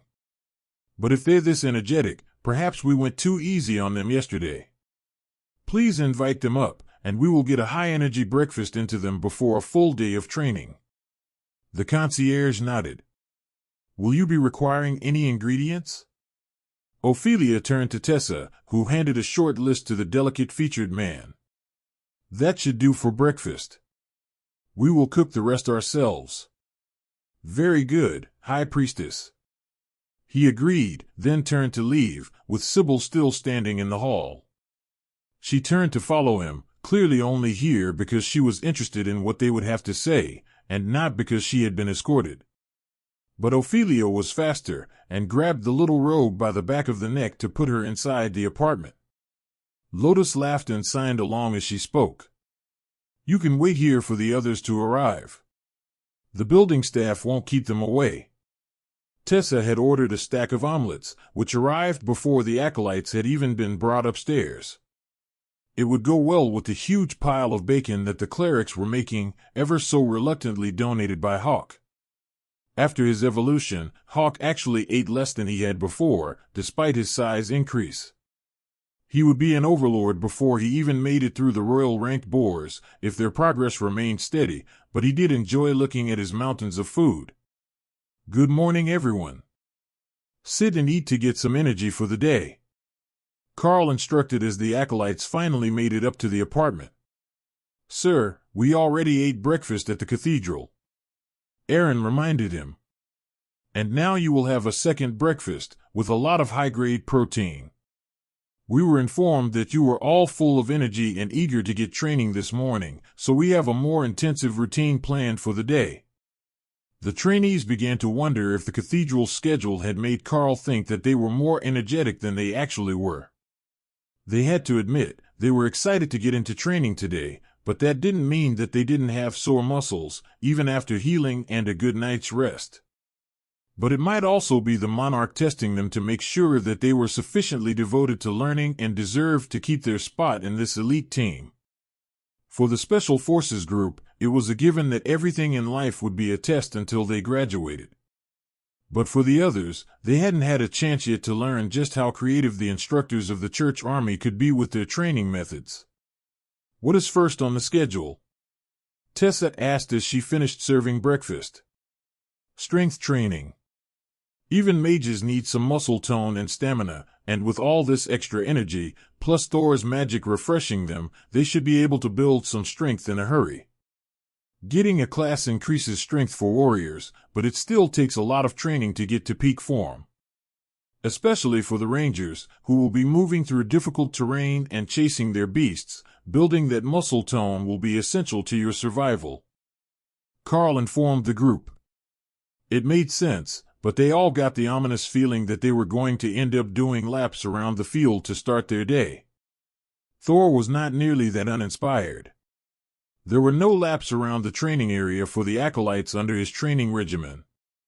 Instead, he brought out a number of weighted vests, made of raised silk, and had the trainees do sprints up and down the bleachers while he kept a milder version of refreshing lightning, active so that the muscles had time to strain, heal, and repeat. If he kept too powerful of a spell active, they didn't suffer the strain needed to grow the muscles, but this way they should get the gains in a single morning that would otherwise have taken them months. Thor was very proud of the plan, but Karl noticed that he put a stronger version of the regenerative spell on the Cerro hatchlings, who were happily chasing everyone up and down the stairs. They didn't need the work to grow up big and strong, they needed higher quality feed and a good smashing post to practice their skills. Chasing the herd was just fun. Thor had prepared both for them, and he was happy to ignore the hateful glares that he was getting from 10 of the 11 trainees. For laps in, Sybil was too exhausted to even glare at him anymore. But that was quickly solved with an adjustment to her protective spells, and Ray was happy to keep her running. No disciple of hers would be lazy. One of the training sergeants came over to coordinate assistance for Karl's acolytes today and paused when he saw their physical training. Did they do something personal to you? Weighted gut laps up the bleachers is pretty extreme for rookies. He asked. Nope. We have a healing and stamina regeneration spell on them. In theory, this should build muscle at a rate that no steroid could compete with. We have limited time to train, so we're pushing them as hard as humanly possible without damaging their potential. It's the core of what the church asked us to do when they assigned us these lucky recruits. My group has a number of training specialty skills, and they were hoping that we could push up a fresh group of elites, then teach others the method. It's only day 2, but I already see progress. Take a look at that monk, what do you see? Karl replied. Just a monk running up the stairs with everyone else. Then the sergeant paused, then noticed one more detail. Much more easily than she should be with that much weight on her back. How monstrous is her strength? Karl chuckled. If I am right, it's not about her strength, which is actually monstrous. I believe that she has learned a movement skill to reduce her weight. A new skill learned on the second day of training. How ridiculous is your method? Behind them, Dana laughed. The monk isn't the only one. The mage is using a barrier under his weighted vest so that he doesn't have to carry the weight himself. He's still dying trying to run up the stairs, but that's expected. Oh, you taught him the barrier spell yesterday? Karl asked. You are listening to a story on Time Drift Stories channel. If you enjoy it, please like, comment, and subscribe so you won't miss the next episode. No, apparently he got a skill point from yesterday's training, and he used it to buy the barrier spell once he found out that the day was going to start with weighted laps up the bleachers. Having a fully active system was going to be a huge advantage, and if Karl wasn't proactive with his own growth, there was a chance that the average overachiever in this next intake might actually shatter his growth speed records. If he told the academy that, they would likely laugh at him. But Karl was fairly certain it was an actual possibility. The lack of system access was what was dragging everyone down in the past, and with these new students being close to fully active, they should grow steadily, and they would be able to just buy access to new skills to improve their abilities. Thor let the students run for 2 full hours before he called a stop to it and had them come down to eat. At this point, even the Sero hatchlings were looking exhausted, but once Thor put out the pile of feed for them and Remy passed out steaks for the pair of more cat kittens, all of the beasts were regaining their enthusiasm for life. I can see that everyone's physical strength has improved in just one morning training session. Don't worry about your weight. You're going to burn off every single bit of energy that you can take in during your training. Just eat, Thor informed them. Sybil read his lips and decided that escape might be the better option, but she was only gone for half a second before she returned with Ray's hand on her shoulder. The rogue slumped in defeat after realizing that it would not be so easy to get out of the hard parts of the day, even with Shadow Step. But then the volunteers from the army came over, and she realized that they were on to combat training, which was way more fun than strength training, even if it was just as exhausting. Or more exhausting, as she would be constantly using her improved physique to try to defeat the guards. Or so she thought. Ray smiled at her. The rest of the morning will be focused on ranged weapons training. I have fashioned or obtained 3 different types, and once you have 100% accuracy with all of them at a reasonable range, we can add new ones. She had obtained throwing stars and throwing knives, as well as a hand crossbow that was a common grade magic item and created its own basic bolts. It would only be a decent weapon if there was poison applied, or a skill added to the bolts, but it was perfect for training, as it took minimal energy to make the bolts. Karl shuddered to think of the hit that his wallet was taking now that the beasts had learned about ordering shopping for delivery. But as long as they kept it reasonable, he shouldn't run out of spending money before they went on their next proper mission. Karl clapped his hands. Now that everyone is done eating, the beasts are with me, and the rest of you can head to the same trainers you had yesterday. The Sero herd was stoked to play with the Beast Master, but the more cats looked skeptical. You 2 lovable furballs will be doing hunting training with my bodyguard here, while I set up a training ground for the herd. He explained as he summoned the Lamia. The snake woman was fast, much faster than any human both in movement speed and reflexes, so the more cat kittens would have their work cut out for them. For the Sero, Karl was just going to set up a field of smashing posts made of earth barrier, and then draw a course for them. If they hit the posts hard enough, it would break their fledgling, refreshing lightning barriers, and then they would have to refresh it for the next strike. It really was the best training that they could get until their partners were ready to start working together with the herd in combat. The issue wasn't accidentally hitting the Sero with an arrow. The Special Forces cadets were better than that. But the Sero were still very young and the bond needed time to develop so that both halves of the partnership were on the same page when it came time to fight. Until they reached that standard, it would just be chaos. Why are you going so far from the training ground? The sergeant asked as Karl began to herd the freshly fed Sero herd away from the others. Do you think that 4 baby Sero frolicking in the grass will be productive for the other trainees? If everyone is watching them, who will be training? Karl laughed. One of the Sero rammed into Karl's leg and bounced off, bringing laughter from the soldiers on the sand behind them, as if to prove his point. Ah, I overlooked the human factor. I will have one of my corporals wait nearby in case you need anything. Karl shook his head. No need to pull someone from their training. I'm just going to go out off-site behind the bleachers. That's far enough that we can train, and I can still hear the others in case of trouble. You never know what might happen with new elites trying skills that they haven't fully mastered. Things can go wrong, and I'm pretty good at sorting out wayward troublemakers. Or you just want to be close enough to watch it all go down? Kara added. I can jump onto the bleachers from here. It will be a great view. Thor laughed quietly at the pair as he prepared his warriors for their training. Sitting on the bleachers would give a much better view, but he had trainees of his own to work on, and Ophelia was going to be working with the Rangers today. Instead, he had a pair of Remy's bodyguards to help with the one-on-one training. They had 4 arms and 4 swords, so they could keep constant pressure on the warriors as if they were fighting multiple targets. When Karl had the smashing poles erected and the orders given to the Cerro hatchlings, all of the excess spectators moved away from the training grounds, leaving the rest of the group to train in peace, while Karl barked orders like a herding dog and kept the procession moving. Then, he got a great idea. He could give them a competition to get to a specific pole as fast as possible when he called the number. Not only would it help them burn energy from the feed that Thor had given them, but it would help develop their tactical thinking as they worked to be the fastest. Karl jumped on top of one of the pillars. Everyone, attack the pillar that I am on. He called to the 4 eager Cerro. A tiny stampede started as they all rushed at the same time, tripping over each other to be the first to hit the pole. No, you have to actually reach the pole. Again. Karl called as he hopped to another.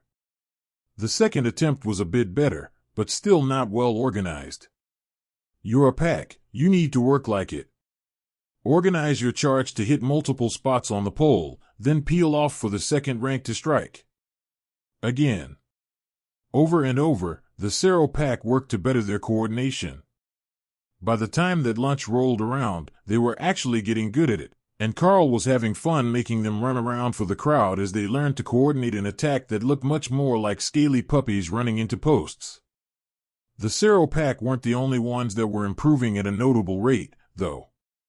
The bonded partners as well as the 5 acolytes that Skittles had brought them were also making remarkable progress.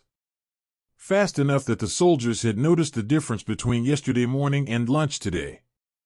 They were all eager to find out what the trick was, and how the cadets could pick up new combat lessons after only seeing them 1 or 2 times. That was a side effect of Skill Master that Karl hadn't considered. They were all working their way towards learning the combat skills that they were practicing, but there were many other lessons to be learned along the way, before the actual activation of a new skill. Not that they were likely to pick up another new skill so quickly, but there was a decent chance that they would have won by the end of the week. Karl was having lunch on the bleachers with Kara and Remy when the training ground suddenly went silent, and most of the crowd dropped to one knee in the formal bow. Karl turned to see who it was, as he could only sense an Overlord rank presence, then realized that he had no idea who the knight approaching the grounds was. Fortunately, the system was there to save him. Overlord Drath, Commandant of the Church Armies, first General of the Golden Dragon Nation, Karl stood and made his way down the bleachers to greet the Overlord, who was currently making his way through the officers' ranks, greeting various leaders and their drill sergeants. Once he was done greeting his subordinates, the Overlord made his way to Karl. Monarch Karl, it's good to finally meet you. I have heard a lot about you the last few days. You're the talk of the capital. Commandant Drath, it's a pleasure to meet you as well. I appreciate the loan of the Special Forces cadets. They're turning out to be quite talented. Karl agreed. Oh, I wasn't sure you would know who I was. The middle-aged soldier chuckled. Your system interface is activated enough that I can see your name and class assignment. Karl chuckled. Drath smiled. Who would have thought it would be so effective on an old man like me? Karl took a second to look more deeply at the man's details and found the important bit of detail that he had missed. Species, bronze dragon, which brought up another vital question. How many of the older powerhouses in the Golden Dragon Nation weren't actually humans, though it was nominally a human-run nation? Orthos said that all he needed was an item that was fully system activated to bring his dormant system functions back online. Are you still missing any? Karl replied. Drath laughed. And just how old do you think that I am? I understand you met the old man in his youth, but I'm not yet seeing my 100th year. Even the Archbishop is older than I am. Karl shrugged. Well, you are an overlord, so I assumed that you had some years on you. I don't actually know much about the maturation rate of bronze dragons.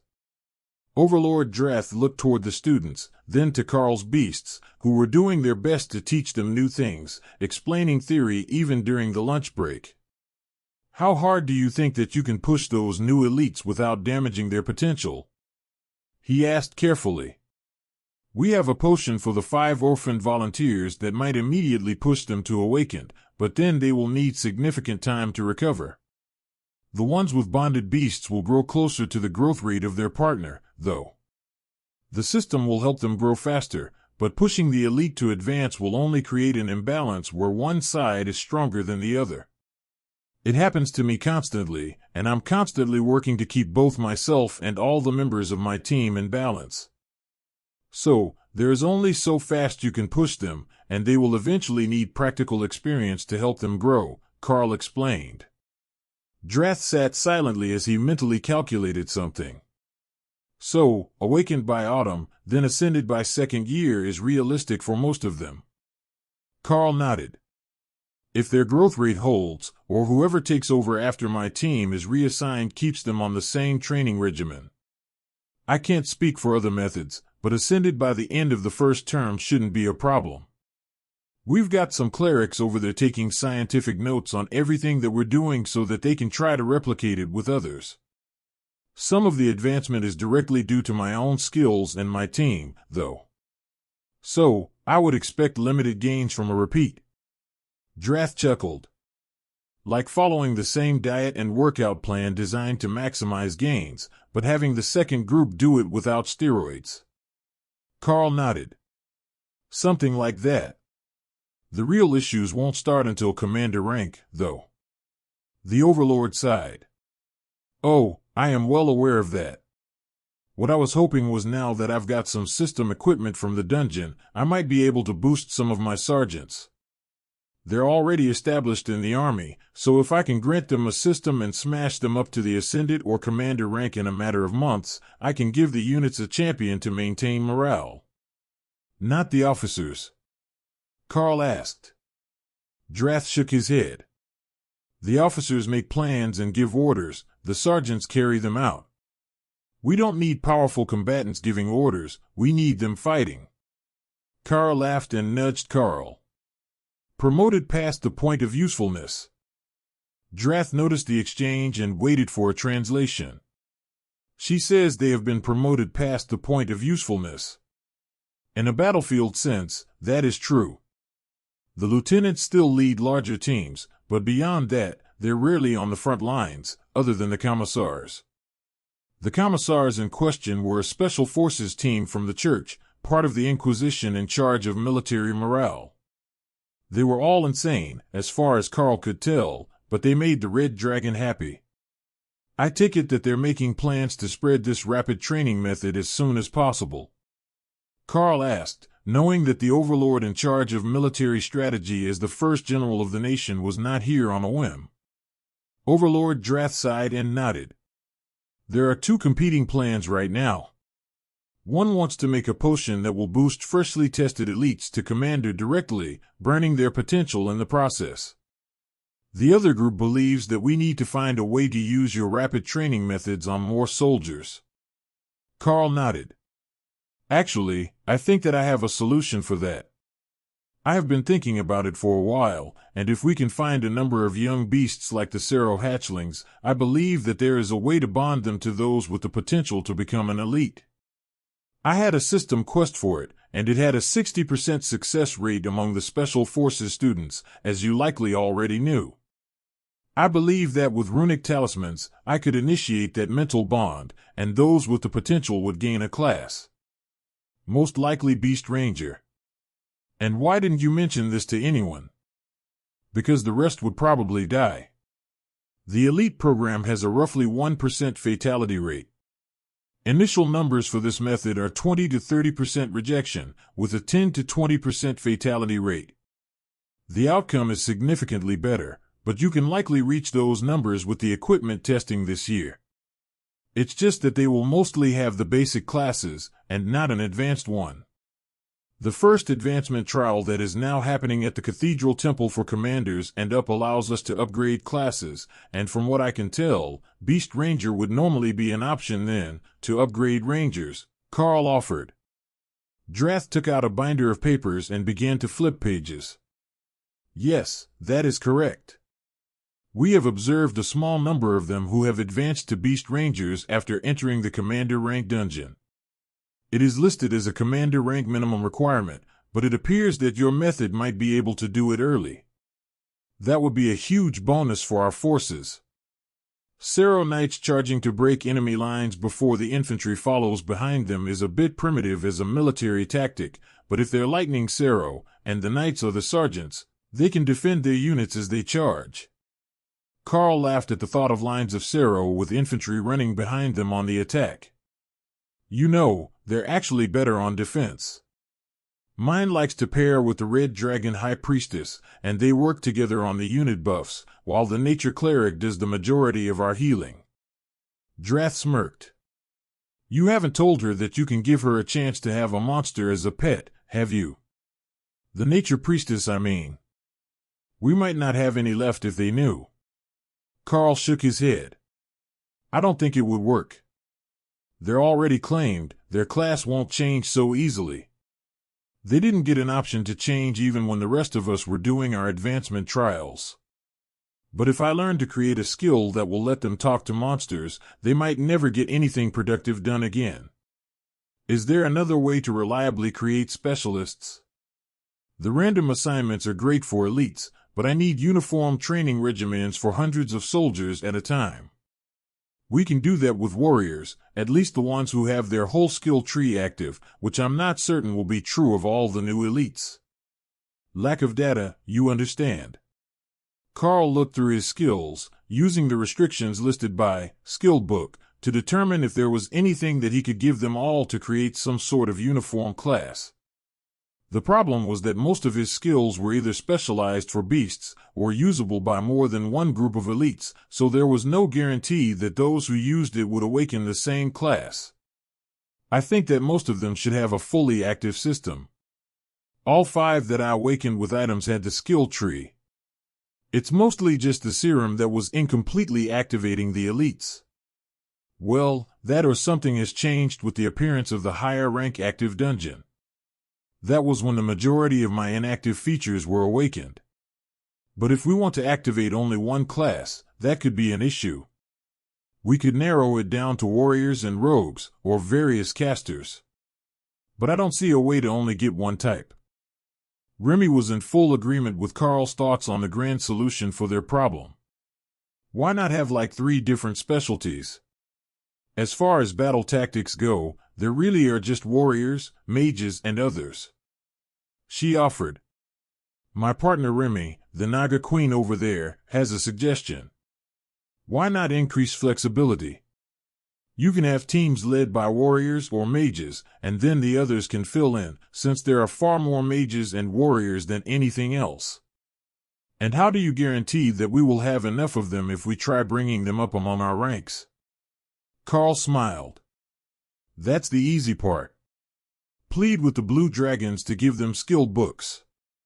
The Overlord gave Karl a look that said 2 things. First, he wanted to strangle Karl for suggesting it. Second, he had already tried it and had been not so politely told that they would not be making thousands of skill books for him. After all, they had to be handwritten by a suitably powerful user, and the number of blue clerics and inscriptionist mages was limited. Karl relented when he realized that the plan was already rejected. I joke. No, send them all to the trial at the cathedral and order them to pick mage or warrior if they are given the option. If they're compatible, the trial ground should awaken system users now. Drath sighed. We tried that too. It only worked to awaken clerics. However, it is a great advancement resource for elites who have reached commander rank. It seems that military efficiency and the system do not mingle well. However, I do think that it would be best to just go with it.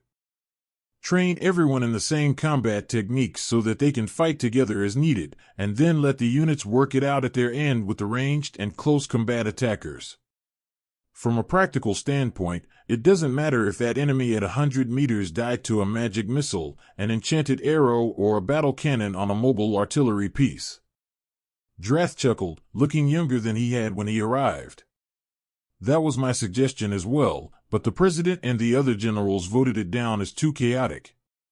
That's why I have been looking for a better proposal. Count yourself lucky that you didn't get roped into a political position. It's a giant pain in the ass, and when you actually use the power you were given, you end up stepping on well-connected toes and making your next effort harder than it has to be. Karl tried not to laugh. Most of the problem was that the politicians were still a generation or three behind. Tactics had been evolving rapidly over the last decade with the introduction of the elites, but most of the senior politicians and military officers had been serving for 30 or 40 years already. The archbishop was over 100 years old, the president was nearing 70, and most of his senior advisors were close to 60. You're thinking that we're all fossils and behind the times, aren't you? The general asked, with his eyes flashing bronze as his draconic instincts sensed the challenge. For a dragon, you're quite young. But for humans, most of the others in charge are ancient. As I understand it, a bronze dragon is too attached to the letter of the law to bend the rules yourself, and that's why you're looking for a solid reason to adjust the regulations, right? Karl replied. Precisely. And technically elites are outside my purview, as they are no part of the church armies. But we need the firepower, and we have a procedural handbook to follow. I did consider just eating them all so they stopped saying no to all the good ideas, but there are laws against that. If you taught them all offensive adaptation, they could likely bond with bloodbath spiders. Ray suggested. An army of giant spiders and Karl clones would be funny.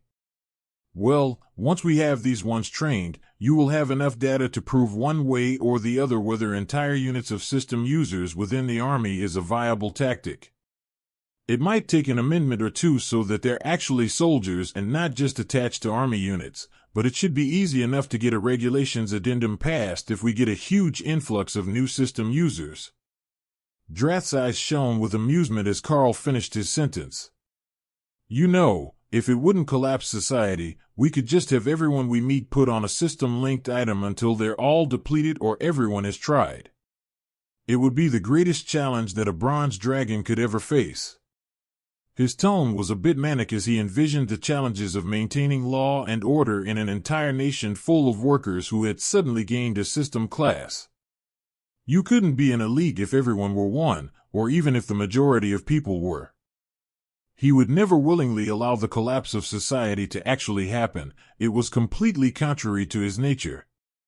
But like a kid dreaming of becoming a superhero, Karl was beginning to understand that bronze dragons fantasized of bringing order to chaos and implementing rules and regulations to keep everything orderly. Then the dragon sighed. I think it is time for you to use that potion you mentioned. Try to advance your students to the awakened rank today, even if just the 5 with classes that aren't beast-linked. You need to make your method stand out as superior to any other if things are going to change. Giving that level of resources to every student in the next intake will be a massive cost. Unless senior elites empty their stockpiles to provide all the resources, it might not even be possible. But even then, the cost will exceed the entire year's revenue. Convincing everyone that it is worth it will take results so far beyond anything that we've seen so far that the senior staff will believe that it would cost us more not to. Yes, potion time. I've had them ready all day long. These will be great.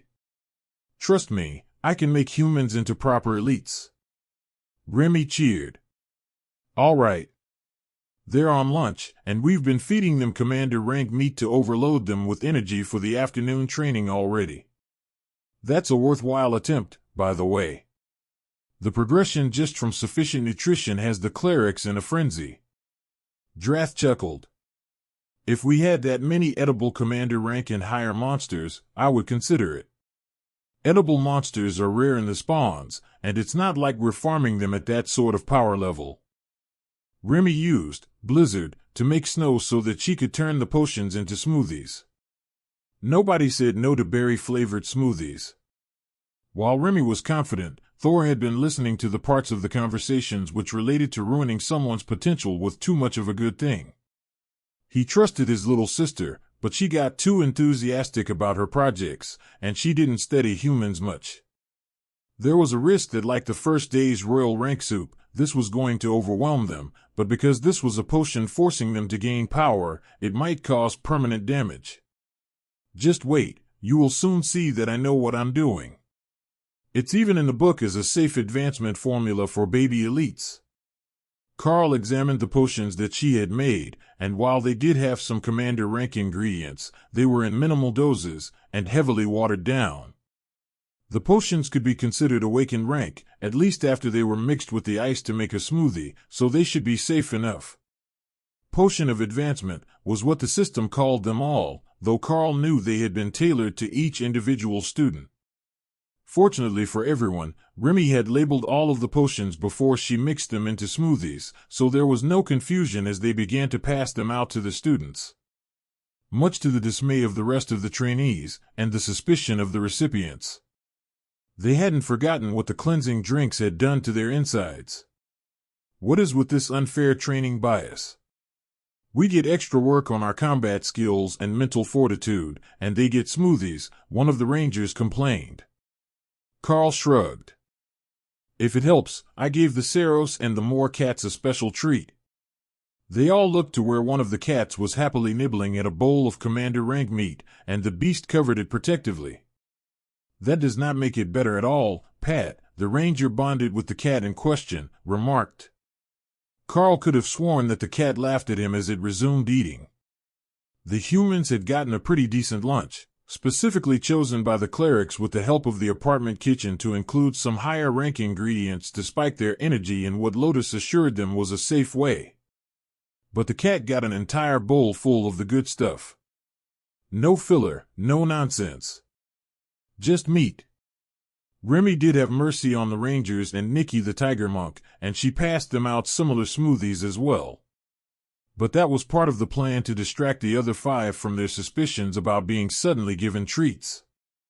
They had already gotten a fancy lunch, and now a fruity drink that wasn't served with the meal. That was suspicious. But when everyone had one, it was less likely to be some sort of nefarious plot. Or so they assumed until the potion started to take effect. The system is showing me something weird. Appeared in Karl's vision, thoroughly confusing him until he realized that there was a name tag before the words, indicating that it was sent by Sybil.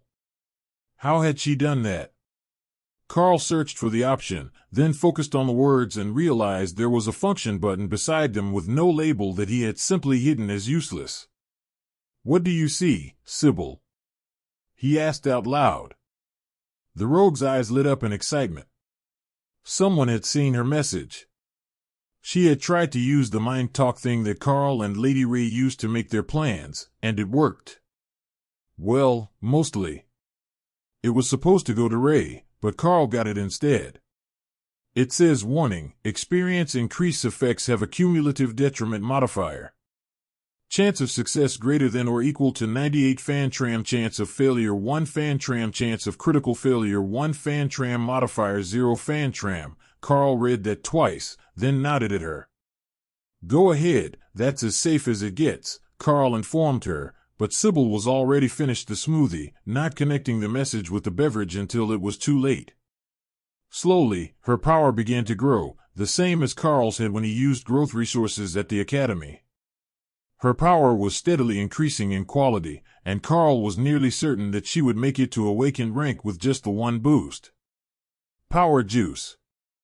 The Sero hatchlings began to cheer once they realized what was going on. Why doesn't it work for our pack? Is it just for the other pack? The Sero began to wonder. We didn't give it to everyone, just in case it didn't work right. Instead, you got the good feed and your partners got juice. Thor explained through the Sero mind link. That made sense to them. You had to share when there were only so many good things. The big Cerro always gave the good treats to the littlest ones, just like Karl had done for his pack's hatchlings. Aaron and Jamie advanced to awaken at the same time, with Joan and Owen only a few seconds behind them. Now it says modifier -20 Fantram, Sybil updated them. That was a dangerous category. The first one was basically guaranteed, but if there was a cumulative detriment to using that sort of resource, even a few of them would nearly guarantee a negative outcome. Or it might have something to do with the strength of the concoction. Overlord Drath might know. Commandant, I don't suppose that you have one of those potions that they give to the bottlenecked elites, do you? I would like to inspect it with a skill that I have. I suspect that I might be able to deconstruct it into a more effective form, Karl asked. The Overlord potion. No, I don't carry that with me, but I can have some sent here if you need to study it. That potion of yours is brilliant. All 5 of them reached awakened rank in a single shot with no visible side effects, he gushed. Oh, there is a side effect, just not visible. Every time a system user takes one of those types of potions, there is a cumulative chance of critical failure. The Overlord winced. He knew exactly what that entailed. Some who took the potion to break the bottleneck between Commander and Royal simply died, while others had their powers crippled. It was a low chance, but only a few had ever actually become an Overlord directly, and most of the successful attempts ended up barely bumped over the bottleneck into Royal rank, with little to no growth ability left. Now that they knew more about the system, and with Karl's input, it could be presumed that was the result of a failure or critical failure of the potion effects. That would also explain why some in the lower ranks who tried to push too fast ended up crippled from overuse of resources. They had pushed their luck too far without ever knowing the odds. The Bronze Dragon took out a magical communication token and sent a message. Someone will bring you a copy of the potion soon. If you can even tell us a few things about changes that will increase the odds, it would be an enormous benefit to the nation, he explained quietly. I will let you know what I can find out. With the ability to identify the odds, my alchemist can at least experiment on the potion until there is an improvement, Karl agreed. Then we can feed it to a new commander and see if they explode. Remy agreed. Your sisters are corrupting you. Thor lamented. Become powerful. Remy amended with an apologetic look at her big brother. The Overlord potion, as Commandant Drath had called it, was hand-delivered by a royal rank bishop of the church, along with 20 elite church guard and a pair of inquisitors. First General, I have brought the potion as you requested. Who might the blessed one be?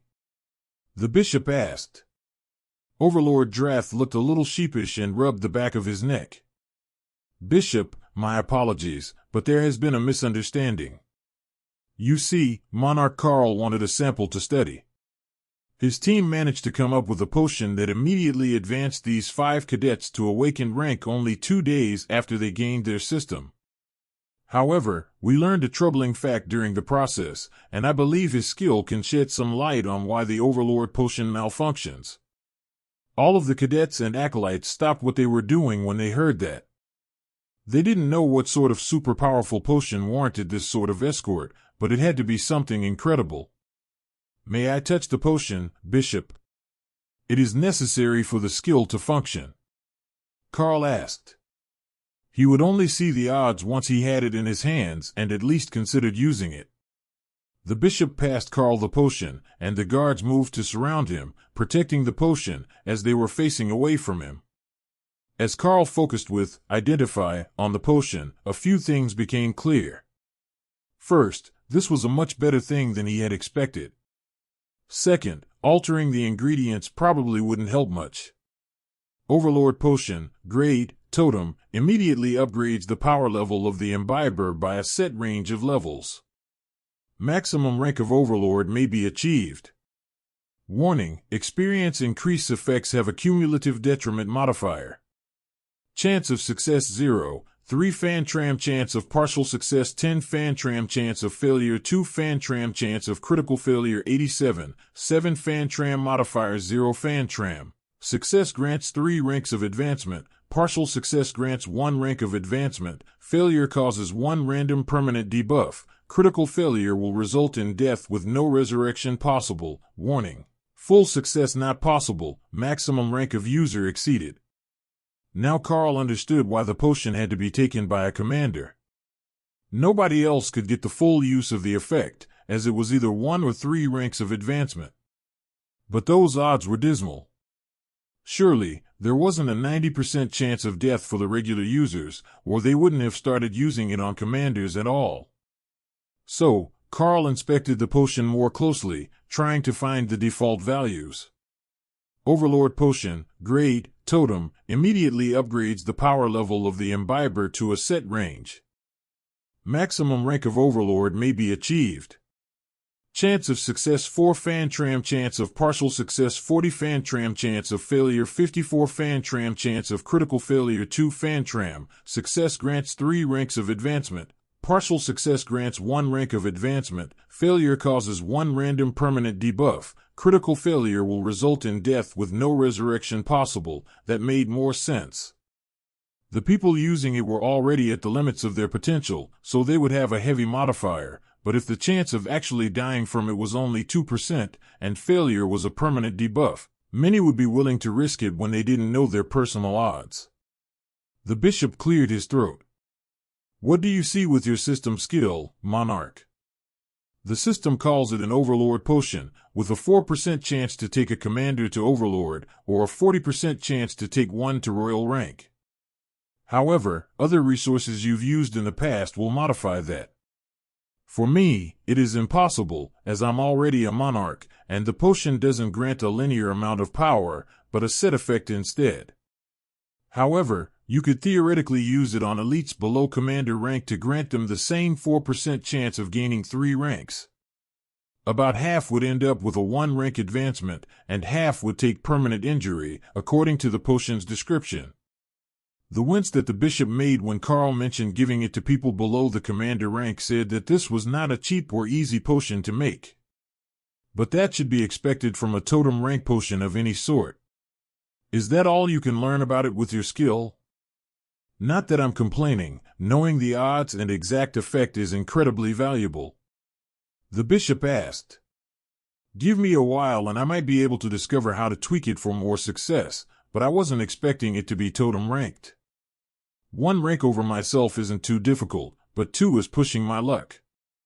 Karl explained. That made sense to the bishop. Many had tried in the past to improve the formula, and just as many had failed. Karl tried to look deeper into the potion's construction when a notification caught his attention. Skill Master 4 activation, identification, has improved by 1 tier. Skill, analysis, gained. That was the first time that the Skill Master ability had advanced one of his own skills by a tier, and Karl was startled that it was a utility skill and not one of the ones that he used constantly. Perhaps he simply wasn't pushing hard enough to force the evolution of the others. Or he might just need inspiration to cause them to evolve. With analysis, both Karl and Remy could tell much more about the potion. First, the primary ingredient was totem rank holy power, in liquid form. So, these potions were personally made by the Archbishop, or another nation's strongest cleric. There was a list of plant names there as well, none of which Karl had ever heard of. Then he noticed something floating in the potion that he hadn't seen before. It was glowing, and Karl couldn't seem to figure out what it was. The system wasn't being any help at first, but after a few seconds, Karl realized that it was a rune. There were solidified magic runes in the potion. Runecrafting compound sigil recorded, power surge. Remy's excitement filled Karl's mind, but it was Ray's mental laughter that caught his attention. That one really will make them explode. The spider cheered. She was right. The rune was nothing but a pure power transfer, as much as the user wished to imbue into it, but without form unless it was combined with others into a proper sigil or phrase. If Karl used it alone on anyone but the Overlord, it would just drain every bit of his energy and overload the target. That much raw mana would literally make them explode. Fortunately, with runecrafting, Karl should be able to combine that compound rune into a sentence to empower a runic inscription that would otherwise have little to no effect. In a way, it was a new word. A more precise way of describing what he wanted to happen when writing with runes. It would take work, but he had been planning to practice his runecrafting anyhow. But the fact that there was no other sigil with power surge in the potion was a clue on its own. The flow of power was uncontrolled, which was what was likely damaging the users. If he modified that, it could improve the success of the potion. How mad would you be if I modified this potion? Karl asked the bishop. It takes the archbishop 60 hours to make one. He replied simply. Well, that changed the risk to reward calculation. Karl stared at the potion for a little longer. He was going to modify it. He could apologize to the archbishop later if it didn't work. Or maybe run away with Lord Nacht. Whichever seemed safer at the time. Fortunately, the runes were simple for what he wanted to do. So, he moved the potion to Remy's space and carefully portioned a little bit into another beaker. 1/3 of maximum power flow for 3 times the duration was one complex compound rune that attached smoothly to the power surge rune. Karl took that as a sign that he had done something right, and carefully modified all the runes in the smaller vial. As the last one was completed, Karl got a notification. Vial of Overlord Potion, Part 1 of 3, interesting. So, he made 2 more, and watched as he got the notification 2 more times. Then, he carefully mixed them into one larger potion bottle, though still half the size of the original. Runic Overlord Potion. Chance of success 4 Fantram plus 5 Fantram. Chance of partial success 40 Fantram plus 5 Fantram. Chance of failure 54 Fantram minus 10 Fantram. Chance of critical failure 2 Fantram. Warning. Runic potions are incompatible with some species. Karl considered that for a moment. It didn't say what species, so this might either be flat out better, or totally useless to the GDN if it didn't work on humans. He opened his eyes and realized that everyone around him was sitting and eating dinner as the sun went down. How long was I out of it? I lost track of time. He asked. About 6 hours. Tessa guessed, and Overlord Drath nodded in agreement. Well, at least I have something to show for it. Here, the modified potion. It should have a 5% better chance of both 1 and 3 rank increases, with 10% less failure chance as a result. However, the system says that some species can't use it, and I have no idea what ones. Karl informed the bishop. Before he could move, the potion vanished from his hand, and Lord Nacht was beside him, staring at the bottle. Oh, this is good. We should test it. The ancient black dragon announced. The bishop who had brought the original potion looked like he was going to argue for a moment, then thought better of the notion. Fighting with a totem rank dragon wouldn't end well for anyone. Oh. Do you have a baby dragon in mind? Karl asked. Why in the 7 hells would I give this to a dragon? Nacht asked. He had a point. Dragons didn't need it, and they weren't worried about growth rate. A portal formed near Nacht's left hand, and he pulled an old woman in black robes through by the neck. One clawed hand tilted the woman's head back, and the dragon poured the potion down her throat. Slowly at first, then with increasing flow, power began to gather in the area. The disturbance had caught the attention of every powerful elite in the city, and Karl could sense people running their way, as well as a half-dozen portals opening nearby. This had better work, now that they had so many onlookers. Karl spun the Ring of the Beast Lord on his finger. It increased his luck stat, and that had to help somehow. Avoiding embarrassment was a form of luck, right? The black-robed cleric gasped and collapsed to her knees, surrounded by a mist of dark power that had every bit of Ray's attention. But the process wasn't over. More power was still flowing into her body as her magic reacted wildly, restrained by Lord Nact so that it didn't kill all of the lower-ranked elites in the area. It appears that you did it right. She's not dead, Nact noted, sounding dismayed. The cleric rolled over on her back, twitching in pain as the power flowed into her. She managed a single second worth of glare at the dragon before she was racked with pain again, and the power gathered by the process began to merge with her body. Your god has an odd way of showing their favor, Karl noted as the woman's power grew. Divine favor. I was betting on the 2% chance it would kill her outright, and I wouldn't have to listen to her whine again. The black dragon replied. Ray giggled quietly, while everyone else in the area looked horrified. He had picked her because he didn't mind if she died. That was unexpected. As the effect faded, the cleric passed out. It didn't matter to the onlookers, or to Lord Nact. They could all sense the overlord-ranked aura coming from her. 9% chance of success, her luck is pretty good, Karl noted. The ancient dragon nodded. Yes, it was thoroughly satisfying. Now I have a new bishop for the black dragon. Who is going to hold a grudge? Karl added. Irrelevant. She's from here in the city, and I will be headed home once my business is done. The archbishop came over with a smile. Is it true? The potion's effectiveness could be increased. Karl nodded.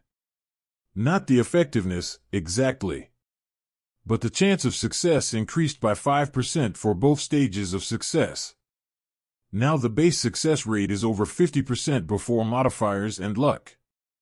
A week well spent, then. Come with me, we need to discuss this in private. Karl didn't even have time to react before Nact was shoving him through a portal, followed by the 2 totem rank leaders and the unconscious bishop. Start from the beginning. What did you do to my potion? At your rank, you shouldn't have even been able to mix in a single ingredient without it fading. The archbishop began. I actually didn't add ingredients, or remake the potion itself. There are magical runes in the potion, but they were incomplete. No, that's not the right word. They were unregulated. I added a runic phrase to slow the effect. That way, the users were less likely to explode, as my friend Remy so eloquently put it. Karl explained, then drew the rune in the air with his finger. The archbishop took him to a large oak desk and sat him in the plush leather chair in front of golden writing tools and a stack of paper.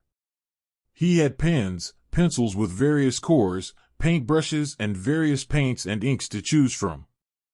But he wasn't making a skill book, it was just a rune, so he chose a small paintbrush and plain black ink, which the archbishop appeared to have ground from an inkstone and not purchased as a liquid.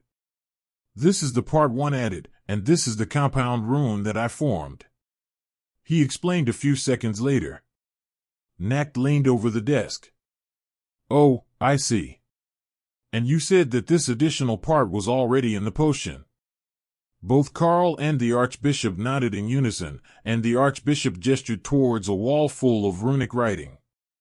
It's one of the power runes for holy items of all sorts. This potion is my own creation, but my rune crafting skills are limited. I know the language fairly well, but I don't have it as a system skill. Karl considered that, then pulled a jar of silver ink and a stack of paper over. We might be able to fix that. I have the skill, and a skill for creating skill books. Let's see how this goes, he suggested. Lord Nact laughed, and the archbishop sighed, then gestured at the bookcase. I already considered that. But I won't turn down a spare copy. Karl saw that there was a runecrafting book on the shelf, but it was ancient and damaged. Not an active skill book. Karl got right to work on the book, as the necessary inks were already on the table. Runecrafting was more of a dictionary than anything else, and every rune that Karl wrote slowly etched itself into his mind, an unused language that he had never paid attention to.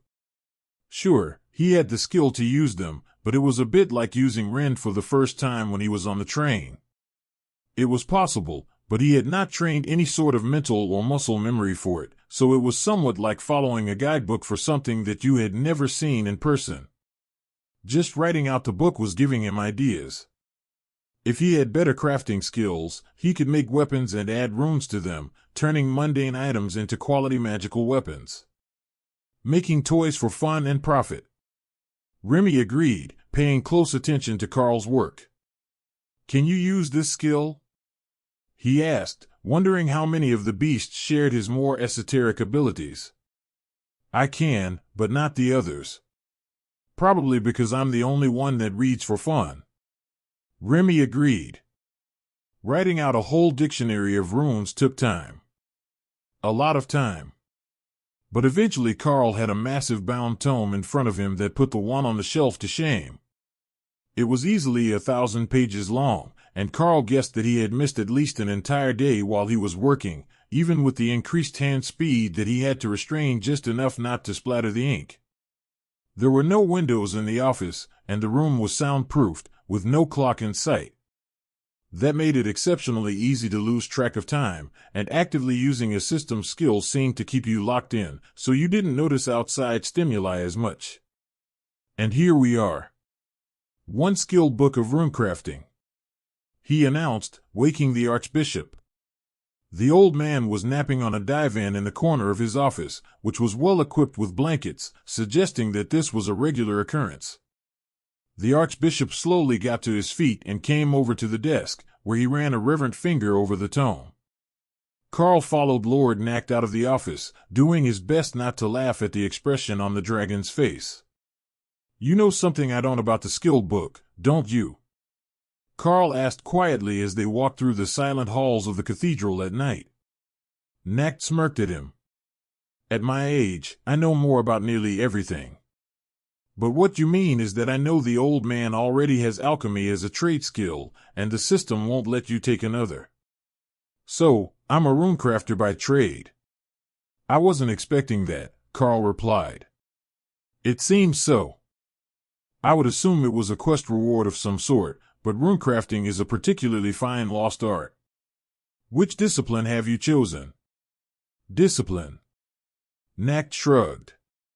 "Gnomish engineers, dwarven runemasters, Onmyoji demon slayers, ward crafters, rune mages, and a few others I have long since forgotten all rely on the runecrafter trade skill for their art. Normally, you would choose one of the disciplines, but it appears that you simply got the rune library without having to make a choice. So, eventually, you will have to choose a specialty if you're going to truly master the craft. No matter how many runes you know, only tireless practice will make you an actual master at using them.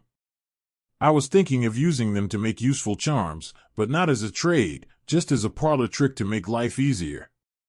But I've been to an ancient dwarven city near the frost giant border, as well as that trial that we both entered. They had runes on every wall, and when they were active, they could do so much. Remy, my Naga partner, recorded the runes in the forges," Karl began. Nacht nodded in agreement.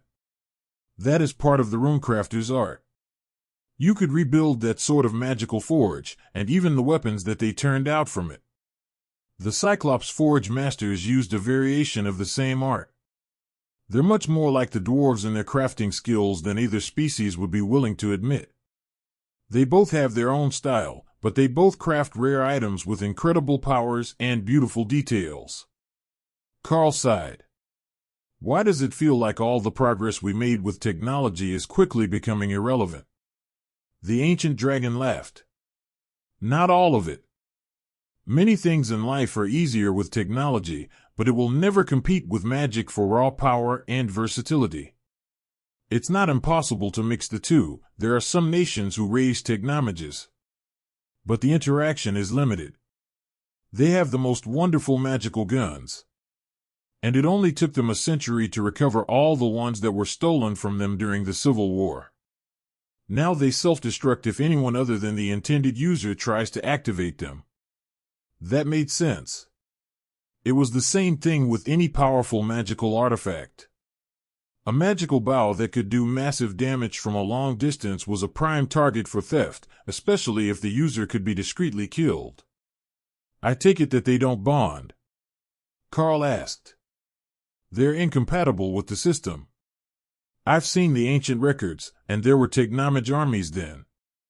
But they were seen as being at a disadvantage because they could be disarmed by theft or magic and couldn't call the weapons back to themselves. Disarming them to capture the soldiers became the standard method of dealing with the tactic. Well, that or casting a spell to amplify fire magic and making all their guns misfire. Karl nodded in understanding. The hill giants plug artillery barrels with earth magic if they get close enough. Nacht smiled. The giants surrounding your nation make life much easier than you know. They're a nuisance, but if the old man had to fight off a dozen nations of humans and the hundreds of subfactions, the church would have never managed to unify the nation. You come from the mines, don't you? You've got the look. That whole southern region between the capital and the Beastkin nation used to be part of the wilds, a no-man's land that competed with monsters for survival. Without strong magic or the blessings of the world dragon, the whole of the Golden Dragon Nation would have been the same way if the giants didn't keep competition out. Karl frowned. It's strange to hear it that way. Is that perhaps the perspective of your god? Nacht shrugged. The god of death doesn't care about species all that much. But black dragon clerics are sensitive to the balance of life and death in the same way that the nature clerics are, only we focus more on the higher beings than the plant life. I think that learning to make something of your runecrafting could be exceedingly valuable, not only to you but to your partners. Take your friend Remy as an example. As a shaman, she would benefit greatly from runic jewelry. It would improve her elemental magic. You could boost her mana regeneration and casting speed as well. Or make armor for the Cerro, perhaps a muzzle for the Void Badger. Karl laughed. I don't think that she would go for that one. There are still too many species to taste test. Nacht laughed. Of all the species that you could have picked, why that one? Where did you even find one? It's not like there are a lot of them. I had a quest to find what the system called the perfect companion. I was headed across the Nia continent, towards somewhere far to the east of my location, then suddenly, that quest target disappeared, and the quest retargeted Kara. The system said that she was the best companion, and bonding her completed the quest, so that is what I did, Karl explained. That makes more sense than you probably realize. The system's idea of perfect does not usually mean most powerful, fastest growing, or the current meta skill. Instead, it almost always means a little bit of each of those, but also the most entertaining for the gods to watch. And it's hard to argue that anything but a Void Badger would be quite as entertaining at the Monarch Rank. She's not quite there yet, Karl reminded him. Give her a few more days. With 3 of the 5 already advanced, plus yourself, it won't be long before the others either advance or hit a bottleneck. But a Naga Queen and a Void Badger shouldn't have any issues. Now, you should sleep. There will be blue dragons coming to see you in the morning, I can almost guarantee it. Karl returned to his apartment and sighed as he realized Kara had already stolen the spot next to Dana, right in the middle of the bed. What is this? Are you trying to steal my Dana mage? Karl demanded with amusement as he realized that Dana was sleeping with Kara half draped across her. You are part of me, I am part of you. We are basically one person, Kara replied. Really now? Yep. So it's not your Dana, it's our Dana. There is definitely something wrong with that logic. If she's our Dana, you should be on the other side. So we can share properly. Kara considered it, then used a wing to pull Dana across the bed with her, so the mage was in the middle of the bed. Much better. Karl woke up the next morning with Kara's head on his chest and Dana against his side. The sun was already well above the horizon, and he was a bit shocked that nobody had woken them up earlier, until he heard splashing in the hot tub. If there were multiple people soaking in the morning, they must not have anything planned. Karl got out of bed and noticed that the closet door was open with a lot of new clothing in it. He was headed to pick something out when Ray's voice called out to him from the other room. Put on pool shorts and come soak with us. There are bubbles. That made Karl wonder what they were planning for the day. He couldn't see any of them willingly getting out of a bubble bath early. Karl put on a pair of shorts from the closet while Dana tried to escape Kara, who was not ready to get out of bed yet. After a few seconds, the mage had convinced the reluctant badger to go back to the bed in her own space, where she could rest comfortably. Then Dana began to search the closet for a swimsuit. Shoo! Go play with your spider. I will be along in a few minutes, Dana admonished Karl as he lingered hopefully outside the closet. Spoil sport. Fine, I will see you there. All of the others, plus Ray and Sybil, were already in the hot tub, which was overflowing with bubbles. Oh, are we not training today? Karl asked as he settled in next to Ray, letting the hot water relax his muscles. Ophelia smiled. The next 2 days are off days, then it's exam week for the students. Most people take the week off, as it finishes with the divine injection ceremony. We decided that the cadets can have this last weekend, then we will train them all week before we put them on the train to the academy to join their peers on the first day. The train is an important experience for all the students, even if they awakened a few days in advance. She had a point. That was where Karl had first met Dana, where he had competed to be the first of the school to pick his dorm, where he mentally adjusted to academy life. So, they're discharging the Special Forces group for training? Karl asked. Ophelia shook her head. Not them, they will remain with the military for training. Officially, they want to keep the fact that there are so many new beast-affiliated elites quiet. But our 5 young acolytes will be departing after next week. Karl smirked and ruffled Sybil's hair. Are they going to be ready to rejoin society after only 1 more week in our tender loving care? I could likely ask the Bureau to send them back after the first few days. Sybil's look of panic made everyone laugh. Ray had been intensively training her since they first met, and the young rogue hadn't been out of the spider's sight for more than a few minutes at a time, with the exception of one night in the dorms. Ray didn't even let her go home. She kept her tied to a hammock in the spare room as part of her training. Ray smiled happily. I think she will be ready. I remember how we were when we were young. She should be at least that good by the time that I'm finished. At least she's already awakened, so she won't be too weak to train. Tessa smiled. Ray is in a good mood because she got to train with Overlord Neil again last night. The second training room is out of commission, by the way. They did some damage during their training. Ray smirked, but kept her thoughts about the training to herself. Sybil smiled as she signed and Tessa translated. Brother Hawk promised to come out for training next week to help me learn fire attacks. You need to combine a flaming sword attack for her before we go back to training.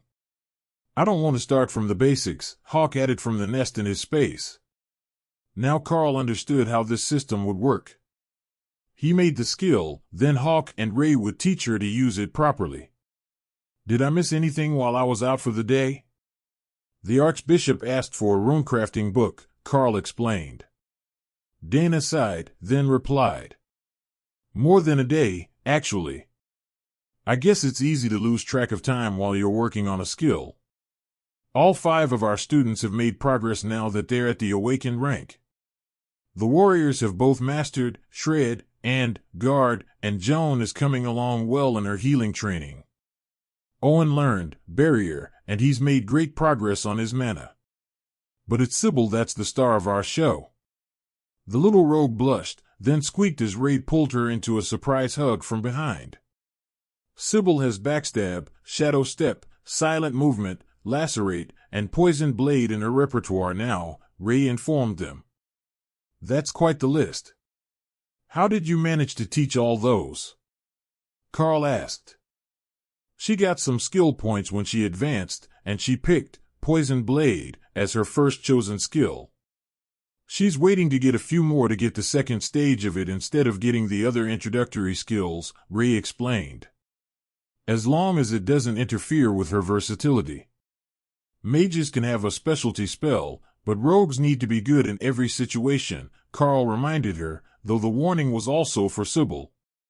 With time off, Karl decided that it was likely best to just focus on personal improvement. He still had Remy and Kara at royal rank, and while the spaces were pushing them upwards, they hadn't managed to break through yet. It would only take a little longer to force them to advance, and if he could do it during the days off, they could have a party. Party? Kara asked. Yeah, a little celebration for you reaching a new rank. Since we have a day off, we could do something fun, possibly order a cake, Karl suggested.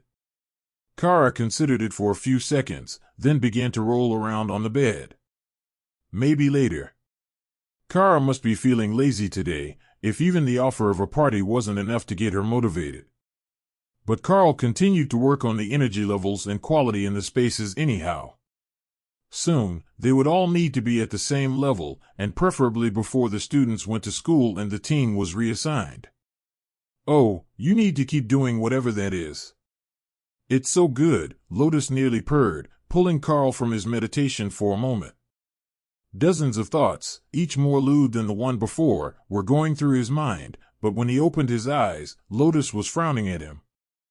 No, don't stop. You were leaking power into the tub, and it makes it both warm and tingly, she explained. Sybil nodded in agreement, still trapped in Ray's arms, but not trying to get free, as she was enjoying the extra bubbly hot tub. The cleaners were likely going to hate them for this brilliant idea, but for the amount that Karl was paying for the suite, they could suffer the occasional mess. For a few hours, everyone just relaxed, enjoying their time off.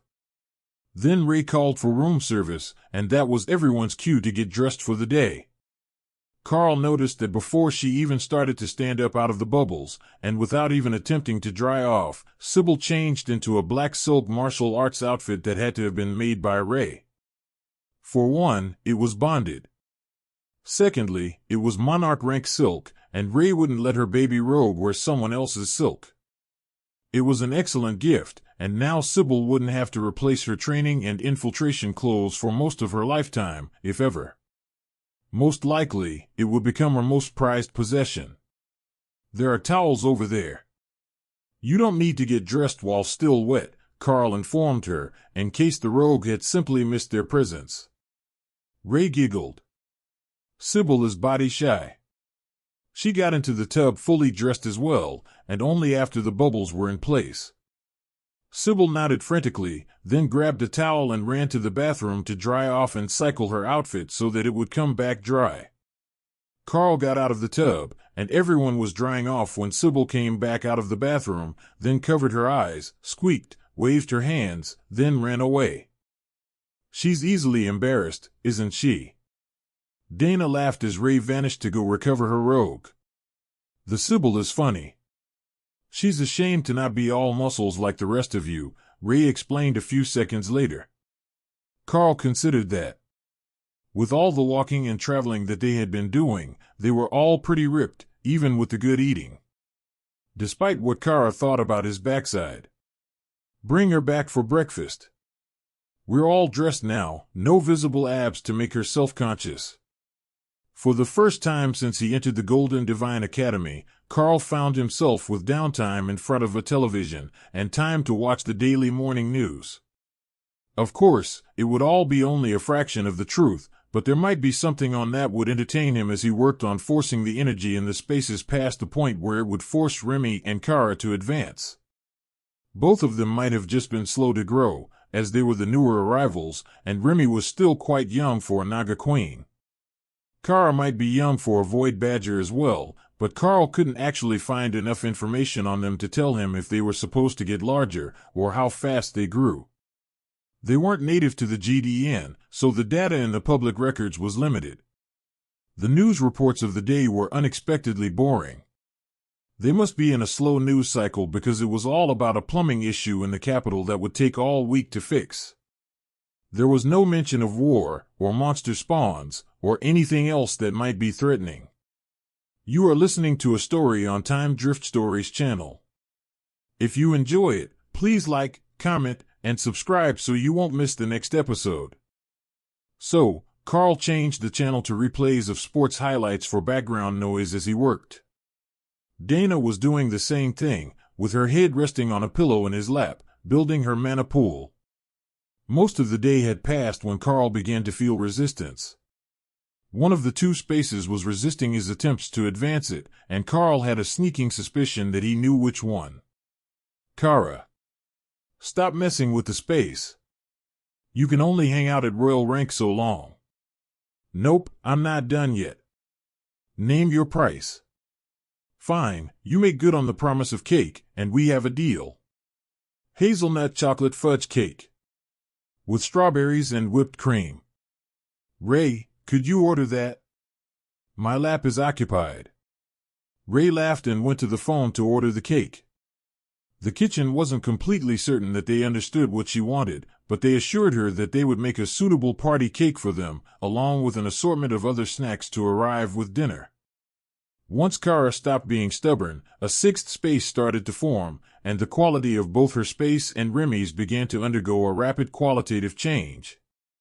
As soon as the change started, Remy transformed back into her spirit snake form, using the logic that the smaller she was, the higher the density of energy she could pack into her body when she advanced.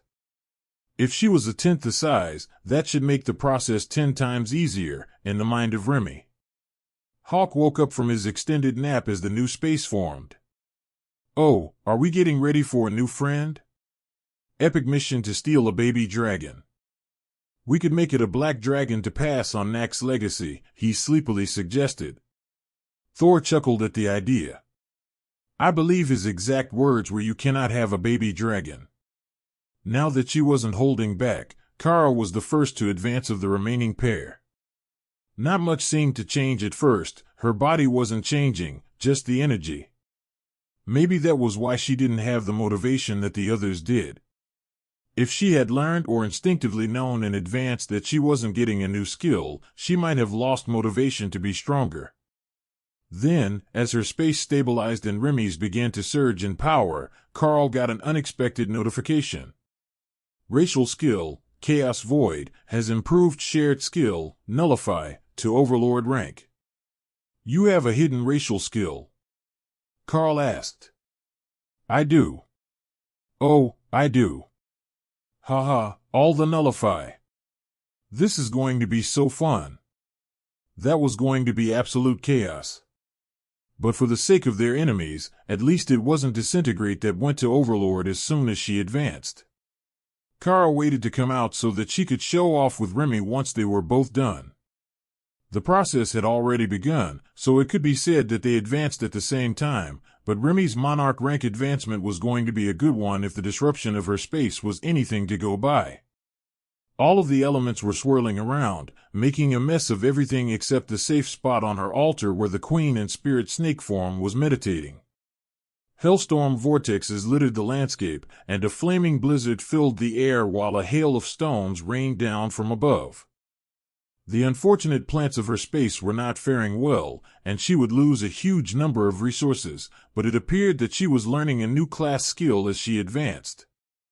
After a few minutes, the spell faded, and the flames vanished, leaving charred plants all over her swamp, but Remy had transformed back into a Naga with a pleased smile on her face.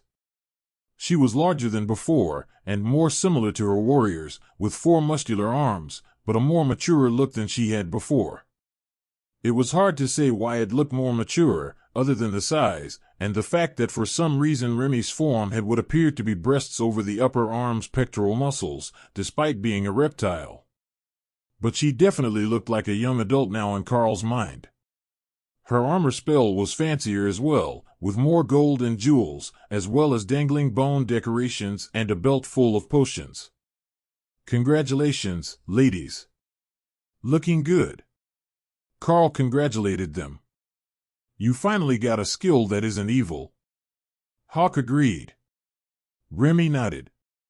It's even got a great name. Apocalypse. That is an outstanding skill name. We will have to find a spot for you to show it off. Karl agreed. Both beasts came out of their spaces at the same time, appearing in the middle of the living room in front of the sofa where Karl and Dana were resting. Tada! Remy cheered in Serpent. Ooh, is that a Queen Remy? Extra strong hug arms. Lotus shouted as she vaulted over the back of the couch and into the Naga's waiting arms. Karl laughed as Lotus realized mid-flight that she had only seen one of them from her vantage point, but both had advanced. Now, she was caught in a dilemma. Remy had her in a tight hug, but there was a soft and fluffy Kara at ground level who had also just advanced. Remy knew exactly what she was thinking, and lowered her upper body, so Lotus could reach down to pet Kara. But stopped 10 centimeters short, so she couldn't quite reach. Karl, help. They have learned new torture techniques. Lotus complained. The ladies laughed as they realized the situation that Lotus was in, and how much fun the two beasts were having with it. Especially when Ray sat down on the sofa to smirk at the nature priestess and pet the badger. Did you learn new skills? Tessa asked as she settled down next to Ray. Remy nodded happily, and motioned for Karl to explain. Remy got a new skill called Apocalypse, that appears to be a fiery blizzard with hellstorm multiplying vortexes and meteors. While Kara had her Nullify skill advanced to Overlord as soon as she made Monarch. Karl informed the group. Tessa sighed and looked between the two proud beasts. I'm not sure which one of you to congratulate first. Those are both remarkable advancements. The pure destructive ability of a skill that is literally called Apocalypse versus the usefulness of Overlord ranked Nullify. Just trying to get past Kara's defenses will be a national security threat level event. If she can mess with the Overlord's most potent abilities, then it will just come down to the group's ability to deal with them. Tessa congratulated them with a smile. Remy put Lotus down, and the nature priestess ran over to hug Kara, then back to hug Remy, then back to Kara again, like a hyperactive pinball of celebration. Now that you have the whole team at Monarch, you must be able to accept a new team member, right? Dana asked, looking up from Karl's lap. Technically, yes. The space has formed for another partner, but I'm not in a hurry. It's honestly not going to be easy to find a beast that has Overlord or higher rank potential, or one that I have the confidence to improve to that level. If we knew more about how to trigger evolutions for beasts, it would be so much easier. Look how far Hawk has come from the humble Windspeed Hawk to a Ghostfire Thunderbird. Or Thor becoming a Divine Thunder Cero. There is no formula or data on that, so the only sure options would be a dragon or a phoenix, and I've been warned not to abduct the children of either on this continent. There should be stronger beasts on the other continents, though. When I was sent to the past, they warned me that there were regions with second and third advancement beasts, meaning there should be species peaking at Overlord strength if I interpreted the danger level correctly.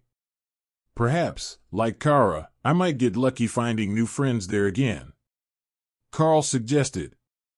You could try for an elemental. I don't know if they count as beasts, but they certainly have a peak strength that is high enough. There are totem rank water elementals in the ocean, and I heard a rumor that there is a totem rank magma elemental in one of the coastal nations. Tessa offered. Well, we can sort that out when we find the right partner. For the next week, we've got young ones to train, and we need to civilize Miss Sybil enough for her to successfully attend the academy. Sybil smiled at the mention. She was getting better with people, she was certain of it. It helped that people didn't try to bully her anymore. Once that had changed, she found it much easier to get along with people. In fact, being a deaf elite was almost like a cheat code.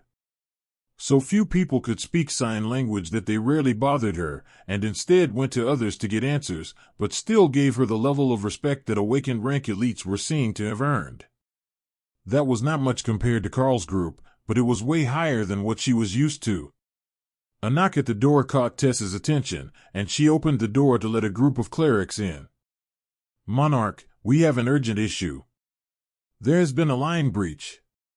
The first cleric in the door exclaimed, only to pause in confusion as a server with a large cake on a cart pushed past him into the room, completely ignoring his panic. Continue, sir. There has been a line breach where? I take it that you need an elite of my rank, or you wouldn't be here in such a tizzy. Tizzy, that's a fun word. I like it. Kara noted. The cleric nodded rapidly, then a black-robed figure appeared at his left. Overlord Neil. Karl greeted him. More boots were stomping down the hallway, and Dana gave Karl a WTF is going on sort of look. Overlords Tabitha and Ahmad both burst into the room, skidding to a stop so they didn't bowl over the slower-reacting clerics. Karl cleared his throat. First off, the advancement of my beasts didn't trigger a false invasion alarm, did it? There are a total of 5 Monarch Rank beasts with me now. Ahmed's fluffy blonde cat ears perked up as he smelled cake. Is that hazelnut and chocolate with strawberries? Oh, no, it wasn't you who panicked everyone this time. The mountain giants are pushing across the border at Saudal. The mage noticed Karl's confused look and continued. That's under 100 kilometers west of here. We're hoping to stop the advance before we have to scramble the entire capital defense force. We have portals. The mage explained, holding up a parchment scroll that was most likely the portal spell in question. Karl sighed. Kara, Remy. Grab the cake. We will have to party later. Sybil, do we need to take measures, or will you behave while we're gone? Sybil gave him a thumbs up and sent a message using the system's chat function. I will go hang out with the others for the rest of the day. They were talking about wanting to learn to work as a team, and Lady Ray says to give them a chance. Karl nodded, and the rogue ducked under the table, then vanished. Tabitha, the warrior class overlord, looked startled. You taught an awakened rank rogue to shadow step already. You've only been back a few days. Ray smiled at her. Not only did I teach her, we also awakened her after activating her class. She's a good protege. The warrior gave Ray an impressed look. Which one were you? I studied the portfolio on the way over, but it didn't mention a humanoid beast. Lady Ray Bloodbath. I learned how to mimic humans when I became a queen. Tabitha nodded and gave her a wink. It's a pleasure to meet you, Lady Bloodbath. I look forward to seeing what a spider queen can do in combat. In his space, Thor sighed. So much for their days off. Neil made a get-on-with-it gesture to Ahmad, and the mage opened the portal, floating over the floor of the apartment. If any of you have obligations, you may remain, but we always appreciate more hands. We're stretched a bit thin today. Everyone else was called out last night. Neil explained as he double-checked the fastenings on his clothing. It was the outfit Ray had made for him, so Karl knew that it wouldn't have worn or torn, so it was likely a routine to focus and prepare himself. Karl's team changed into their armor, and Kara vanished into her space with the cake. Keeping the cake fresh was priority one. They stepped through the portal, and Karl called out the bodyguards, who were still monarchs, but felt somehow stronger now that Remy had advanced. The skill was a shared one, and it must have improved in some way when the Naga Queen became a monarch. Remy came out with all 3 of her bodyguards, while the others came through the portal behind them careful. The intelligence was wrong. Neil warned, a half-second before trees came crashing down around them, and an entire platoon, or whatever the mountain giants called their military units, came into sight. 6 overlords, 10 monarchs, and 20 royal rank warriors. We should have brought more cake. Ray muttered as the last of the team came through the portal, and Ahmad closed it behind them. The leader of the mountain giant team stepped forward and began to speak in crude common. Surrender now, and we will grant you a swift death. He demanded. I don't think that is going to work for us. Tabitha laughed as she brought out a massive 2-handed blade. The giant nodded. Then we will pin you to the city walls as your capital falls, so you can watch the end of your pathetic church. Karl noticed a shiny thing on the ground, and casually scooped it up into his inventory, then picked up a small stone. Hey, Tabs. What do you think the odds are that I can brain him with a rock? Karl could see the vein pulsing in her forehead at the nickname, but the mountain giant was literally spluttering in rage. Karl activated all of his buffs and coated the stone in disintegration, then nullify. His hand shot forward with the sharp crack of supersonic travel, and the stone rocketed towards its target. Unfortunately, Karl was never a professional ball player, and even with his improved physical abilities, his aim wasn't quite up to that standard. The Nullify spell on the stone shattered the giant's defensive barrier, which then crashed into his helmet, sending the golden armor piece flying. Good thing we didn't bet, Karl muttered as the giant staggered. Neil snickered and winked at him before vanishing, then the fight was on. The giant surged forward as Tabitha recovered, and the Thor came out to defend the backline in Sero form. Behind Karl, Ray laughed. They are so going to kill you for that. You should slap one to death while you have the chance. We didn't get to do it last time. Did nobody ever teach you the negotiation tactics of giants, you psychopath? Tabitha muttered as she met the giant's charge. We are negotiating. I learned this tactic from the Troll Emperor himself. The situation took a drastic turn as the wind began to howl and embers of fire filled the sky. Clouds gathered, turning the noon sky dark, except where it was punctuated with lightning. Then the hailstorm vortexes formed, and a keening noise began far above them. The first meteors rocketed down through the clouds as Hawk came out to add his own hailstorm vortexes to the chaos. The ethereal blue fire was an odd counterpart to Remy's bright orange flames, and the Overlord rank giants began to swear in their own language. Where is the shaman? Make him cancel that. They were insisting. Only, there was no shaman to be found. Kara had exited her space to a spot at the edge of the trees and had crept up on him, nullifying his counterspells until she could ambush him amidst the confusion. One of the giant overlords swept his blade towards the sky, dispersing a huge portion of Remy's spell and creating a swathe of clear sky. The Naga Queen was already exhausted from the spell and had retreated to her space to recover, but half the spell was still going, and the attack had missed Hawk, who was still actively raining fire on the battle.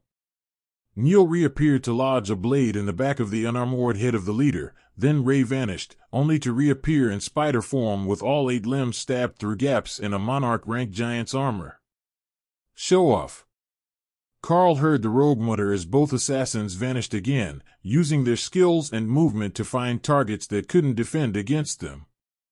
Dana's golems marched forward as the giants tried to reach the core formation, where Karl and Tabitha were forming the front lines with all 3 of Remy's bodyguards. Karl took out his blade in one hand, with the haint claw in the other, and prepared to delay the overlords until someone could deal with them. Ahmad was a golem mage, with 4 legionnaire-styled golems, and they were standing just behind Karl, waiting for the chance to attack around him. Ophelia had moved to the back of the group, defending against the attempts to encircle them, but Remy's initiative had effectively dealt with the majority of the royal rank targets that the Berserker would normally be responsible for. Loot. Kara cheered as she made her way through the back of the giant force. Bring some back for me. I need a nap. Remy pleaded. This new spell was great, but it was a one-and-done sort of deal. She could keep it active for a while, but there was no casting it twice. At least not at early Monarch rank. Karl was fighting on the defensive, using his enhanced speed to keep a pair of overlords at bay as Ahmad and his golems slowly wore them down. Tabitha was in a similar situation, but with Neil helping her. That left Remy's bodyguards holding off one more between them. Despite the early casualties, the giants were beginning to close in on the human force, and even Hawk and Remy's bombardment wasn't enough to completely stop them. Any brilliant plans, Beastmaster? Tabitha asked as she was nearly knocked to her knees by her opponent. Give me a moment, they're running out of reinforcements. Karl called back, hoping to distract one of his targets for long enough to take advantage. Between Ray and Kara, they really were running short on reinforcements. The giants had no way to deal with an invisible bloodbath spider that was incorporeal and immune to brute strength. They had attack skills that could hurt her, but they had to find her first. Suddenly, the target to Karl's left howled in pain, then gurgled as his throat filled with blood. He downed a healing potion, then turned to attack behind him, looking for Ray. The spider had stabbed him in the throat, then run away, giving Karl a chance to attack. The blade was replaced with his maul, and 5 stacks of Monarch Rank disintegrates slammed into the giant's hip, where the armor was already damaged. The Overlord collapsed to the ground, missing a leg, and Karl mentally whistled at his durability. Even on an Overlord, she had expected half his torso to be gone after that strike, but it had only gotten enough of his hip to sever a leg. However, that made him an easy target for Overlord Ahmed's golems, and the creature was decapitated only seconds later. Then Neil was on the other, and Karl found himself free of an Overlord rank target for the first time in the battle. He couldn't go far, this was his spot on the front line, but he could switch to his bow and fire, Ghostfire, arrows into the remaining Monarch Rank giants. It was the lowest energy cost attack ability that he had, and the arrows left a ghostly string back to the Haint Claw, which was adding a soul leech effect to the flames. It wasn't immediately fatal, but every bit of bleeding and burning damage added up. The sound of truck horns behind them brought relief to Karl's group, marking the arrival of reinforcements. However, the truck seemed to have stopped a few kilometers away. "Hawk, what are they doing?" Karl asked. "They can't get close. We're fighting in a circle, and the shockwaves are traveling most of a kilometer. Then there's Remy's spell, and my flames." That was right. Karl hadn't thought about the fact that they had barriers to defend against the attacks. The ground did not, nor did the truck bringing the reinforcements. Reinforcements who had no idea what spell effects would turn on them. "Remy, you can take down the spell now and get some rest. There will be more fighting soon." The horns of the trucks had alerted the giants as well, and they were beginning to regroup now that the area attacks had ended. They had no intention of fighting to the end. Instead, they would rejoin the rest of their forces and push again. And it would be harder than ever to stop them. Half of the Overlords were still alive, and they were covering for the others as they backed away, forcing Karl and his team to advance to keep pressure on them. Then, as one, the giant Overlords used a ground slam ability, sending a wall of stone rushing at Karl's team.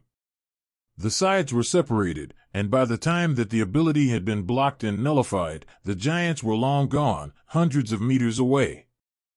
That wasn't dampening the spirits of the Overlords, though. That has to be a new record. 3 permanent Overlord kills. Ahmad cheered, his ears flat against his head in contrast to his happy words. Ray transformed back to humanoid to give him a confused look. Normally, the engagement breaks off earlier than this. Neither nation can afford to lose Overlords at any sort of regular rate. So, if you're losing, you take your casualties with you and retreat. Speaking of which, I don't see the bodies. Did they manage to recover them? I thought that we had them secure behind us. Ray gave him a toothy smile. That's my loot. I'm not giving up my bath water. Overlord Tabitha gave a very undignified giggle. Right, bloodbath spider. In the most literal sense. Karl took a moment to look around, checking for bodies that needed to be looted and any sign of additional attackers. But what shocked him was the pure devastation that had occurred during the battle. A swathe over 500 meters per side had been razed by Apocalypse. There were deep furrows in the ground from attack skills, the earth was churned as if someone had been tilling it for planting, and the entire stand of trees where the giants had been hiding no longer existed. There was an excellent reason that the army did their best to keep the fighting to the border regions, and this was part of it. Nothing survived a battle at this level, and if it happened in a resource-rich region, or on top of growing crops, it would be difficult to recover from. All this mess, and we were just getting started. If they had more than one shaman with them, they would have been able to hold out much longer, but Karl killed the dumb one as soon as the fight started, Ray noted. You might have just been getting started, but over on my end, I was doing all I could to keep them from killing the squishy people, Karl reminded her. Good thing you're not squishy. You took plenty of hits, Kara reminded him. I am going to be sore tomorrow for certain. But I suspect that we're not done fighting yet. They wouldn't have scrambled us for this if they weren't expecting us to be attacked the moment we stepped out, Karl offered. That got Kara and Ray excited. This had been a great fight, but it wasn't nearly long enough. With the area attack that Remy dropped on the giants, plus Kara busy attacking from behind, Ray only had to fight the monarchs and the overlords. But the monarchs were already taking constant damage, and the giants were ill-suited to dealing with a being as glorious as herself. In contrast, Kara would happily maul the weaker giants so she could loot their bodies. She had given away almost all the trinkets that she had collected when she went on a birthday gifting spree, and now she needed more stuff to fill her loot box. Good stuff, broken stuff, shiny stuff. There was a place and time for it all. Overlord Ahmad cleared his throat to get their attention, and smiled as Kara came over to nuzzle his hand. This one smells like cat. It's pretty good.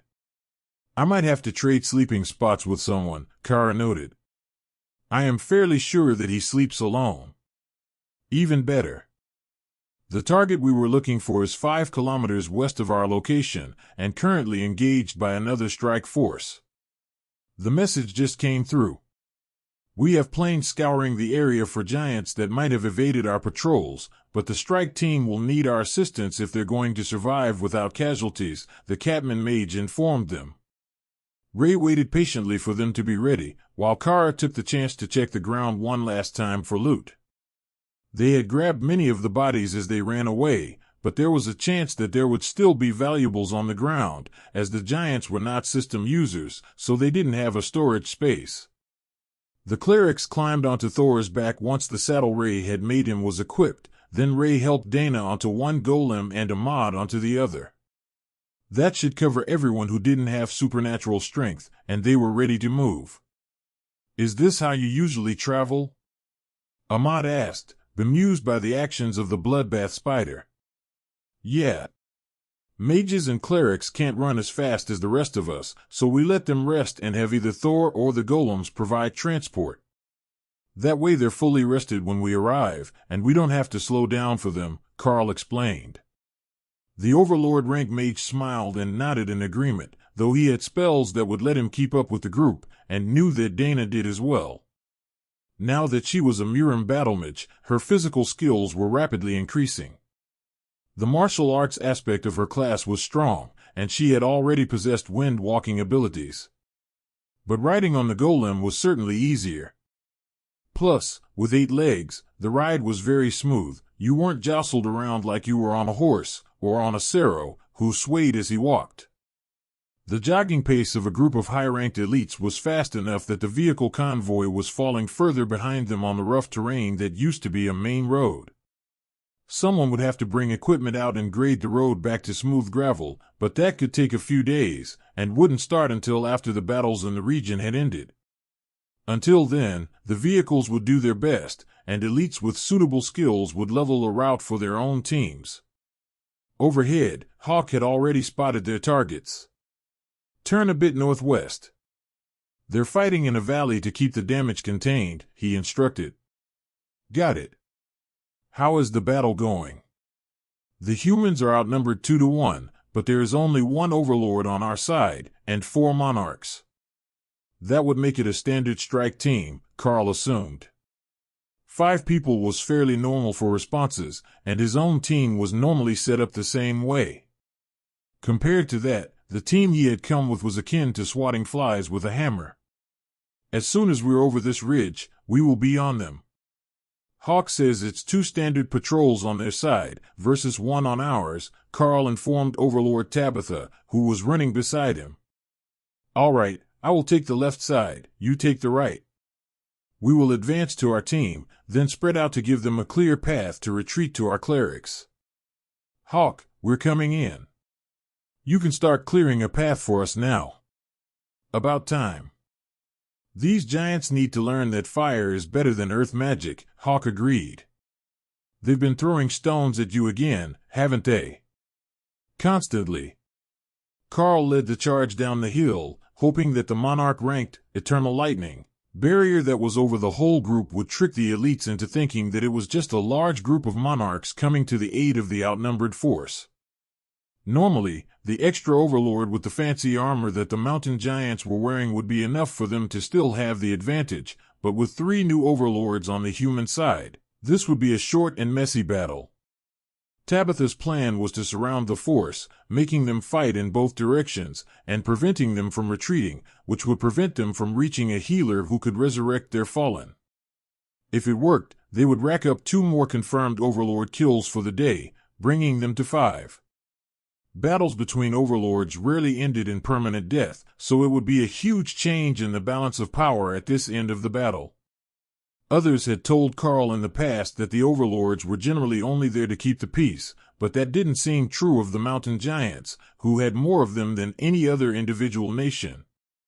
As they charged into battle, one of the mountain giant overlords held up a talisman made of what looked like pure diamond, then a pair of portals began to form, allowing reinforcements to arrive. "Crap, they tricked us." "It's an ambush," Neil noted, his voice more amused than concerned. Ray shifted back to her humanoid form without breaking stride and smiled at him. "Do you want to play a game?" Neil smiled back at her and both of them vanished, while Tabitha cussed them out. "We've got an entire battle ahead, and they've already run off to play," she complained. Karl focused on Ray's position and realized she had gone through the portal, but he could feel her magic only a few kilometers away, and she was keeping a kill count as she worked. "Don't worry about it too much. Those portals only go a few kilometers. They're in a mountain giant army camp causing chaos now that all the overlords are gone." Tabitha shook her head in dismay, then Hawk swept across the battlefield, throwing out Monarch Ranked Hellstorm vortexes that were rapidly spawning smaller spells among the newly arrived giants. "If there's one thing that we're good at, it's area suppression. Go pick your overlord, and we will deal with the rest." There was only one with the reinforcements, making it 3-on-3, counting the overlord that was with the team they were relieving. "Thor, charge into the middle with the clerics and relieve the defenders," Karl ordered. Ahmed's golems were hacking a path through to the newly arrived overlord, and Karl's team was moving to join the encircled forces, forcing a gap in the attackers, while Karl hung back and used his bow to keep the path clear. Disintegrate was incredibly effective when applied to the arrows and punched through armor like cloth. The golden plate was absorbing most of the energy from the spell, but the arrows were finding their marks, deep in flesh, even if they weren't carving holes in their chests. Karl smiled as he saw the giants trying to deal with Ophelia, whose fully buffed dire bear form was nearly as tall on all 4 feet as the mountain giants were on 2. They clearly were not expecting that sort of foe, and the berserker was handily herding them to where Dana and Kara were waiting for them. Remy was half-heartedly casting spells, but it was clear that she was still exhausted from trying to keep up such a large spell at full power. Ophelia slammed her front paws down, using Gravity Slam, to knock a row of giants over for Dana and her golems to deal with. "Oh, that's it. I get it now," Thor cheered, and then a tail slam took another group of Monarch Rank giants to their knees. "Isn't it kind of them to kneel in respect for the might of Acero?" Karl joked. "Wait, what are you guys doing there? It sounds fun." 87, 88, Ray interjected. Whatever they had found at the camp, Ray was going on a rampage. A group of giants charged Karl, who was now isolated and standing by himself, a bit further up the hill where he had stopped when the reinforcements arrived. It was a great spot to shoot from, but nobody would be able to get to him in an emergency unless one of the beasts returned to his position. Karl charged into them as fast as he could, forgetting that his physical stats had been pushed so far beyond normal by the Packmaster class, and the Bestial Champion skill that buffed him even further when the pack was in danger. The Blade of Champions buried itself to the hilt in the chest of a Monarch Rank giant, who simply stared at Karl in shock for a few seconds, unable to comprehend what had just happened. Karl followed up using Rend, coded in Nullify, aimed at the throat of the beast on his left. Blood sprayed into the air, and something tugged at Karl's sword arm. A sharp tug pulled it free, and Karl saw a spectral image of the dying giant being forcefully ripped from its body by a string attached to the haint claw. The weapon was getting thirsty, and while the giant's body was healing as it tried to retreat, the soul siphon was stubborn.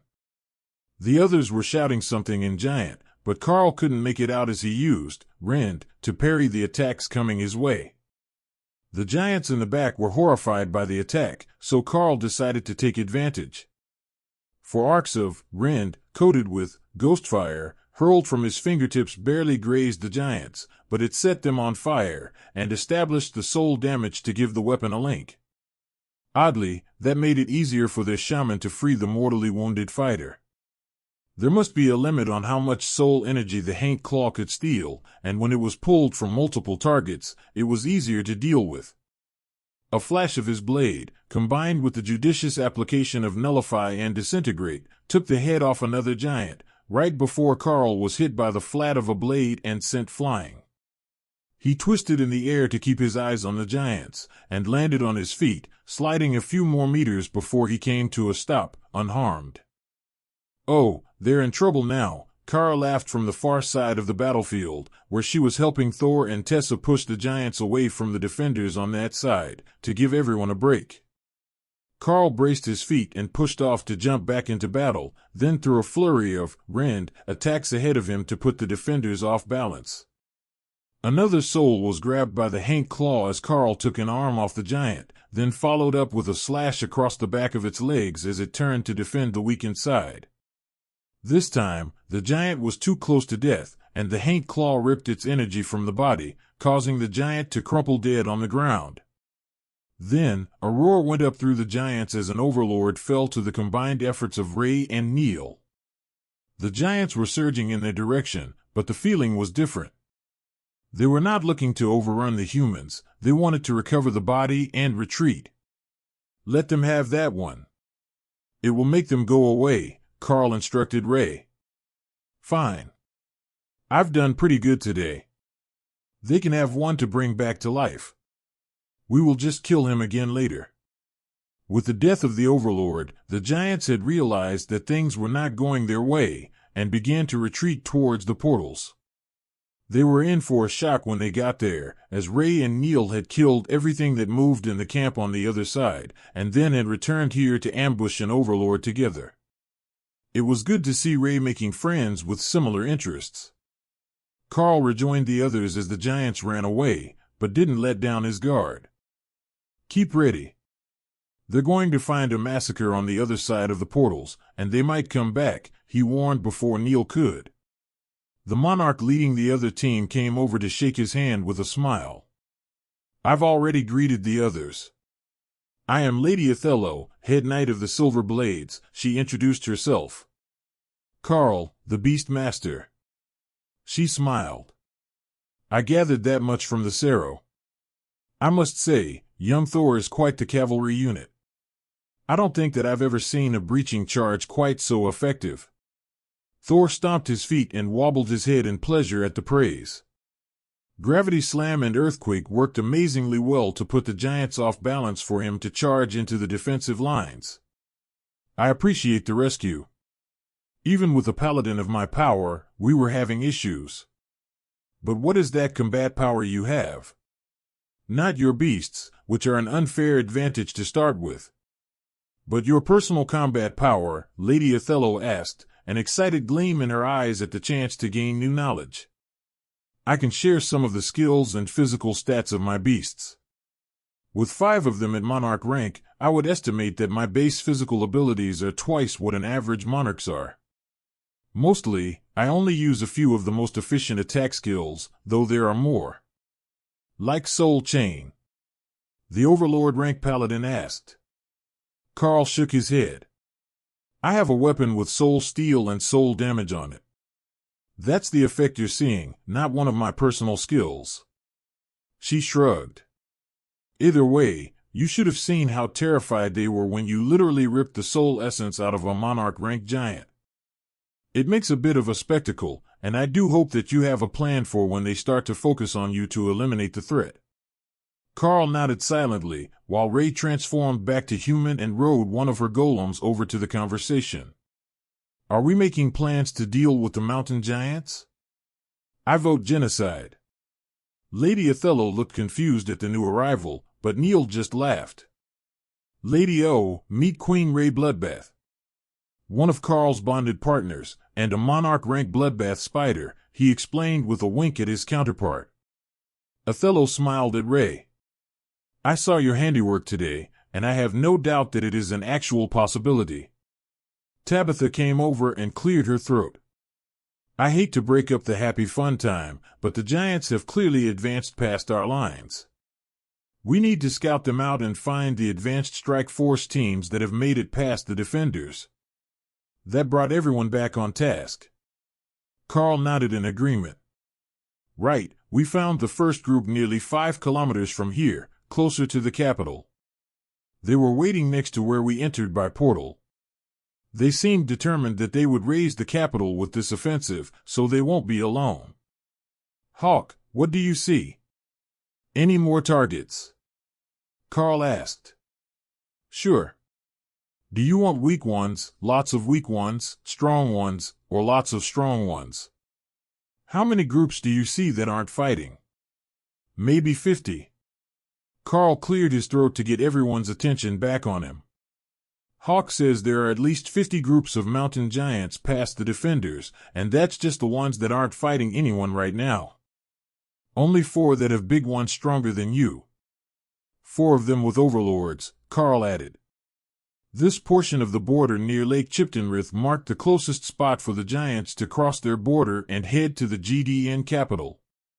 It was a long way from any mountain giant population center, as far as anyone else knew. So, it was normally a safe route for travelers to pass through to move between the Golden Dragon Nation and Nubon. Should we split up? Lady Othello asked. The other overlords nodded, and then Tabitha sighed. I think it's for the best. I will go with your response team, and the other 2 will stay with the Beastmaster and his team. Most of the giants should be operating with 1 overlord at the most, and this will give us the advantage. Karl frowned. There are a few large groups as well. Should we deal with them before we split? Othello looked at him like he was insane. You want to get into a fight where you know you're outnumbered. Karl smiled at her. More loot from the loot god. Besides, we specialize in it. Othello hummed to herself as she thought about the answer, then realized that Karl was wearing a gaudy golden chain around her neck. Wait, I don't remember that. When did the Void Badger start wearing bling? She asked. Karl inspected the chain, then laughed. It was a chain of disruption that granted the wearer's crowd control and interrupt type abilities a 5% greater chance of success. It looks Cyclops made, and it's Monarch Rank, so my guess is she got it sometime in the last hour. It looks good on her, though. Very fashionable. Karl definitely wasn't going to mention that it looked like a cat collar made of gold. Dana reached down to pet Kara's head. It increases her chance to disrupt enemy attacks.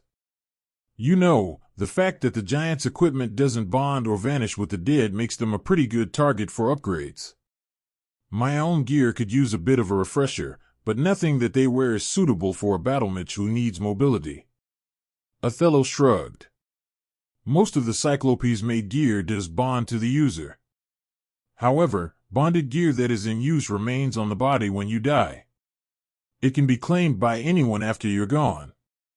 It's just the items that are put away that remain locked away. Tabitha sighed as the group got sidetracked. So, what first? The big group, or hunt another overlord? We have 3 permanent kills today, and if we had claimed the body, it would have been 4. Neil shrugged.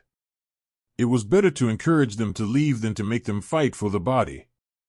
Besides, we can get another when we hit a group with only 1 overlord. Overlord Ahmad nodded in agreement. We should hit the largest groups in the area first, so they don't reach the city, then go hunting overlords. For on one, they won't even be able to run away. Who knows, maybe our young friends here will manage to get an above-rank kill at Monarch.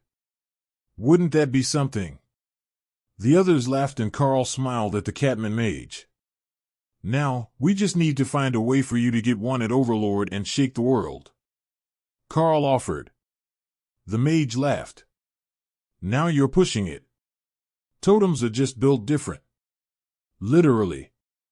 Their attack power is usually only half again as much as a peak overlord, but the totem advancement does something to them, and they suffer only a tiny fraction of damage from anyone who isn't a totem.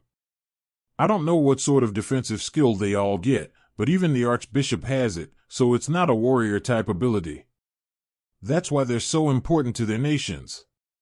If you had to go 50-on-1 with overlords to take on a totem, even a healer specialist would be impossible to beat. Perhaps that's how it should be, an especially formidable healer would be impossible to defeat. 3 kilometers north, there is a huge group passing by us soon. Not strong, mostly Dana Mage level. Hawk updated. We have a target.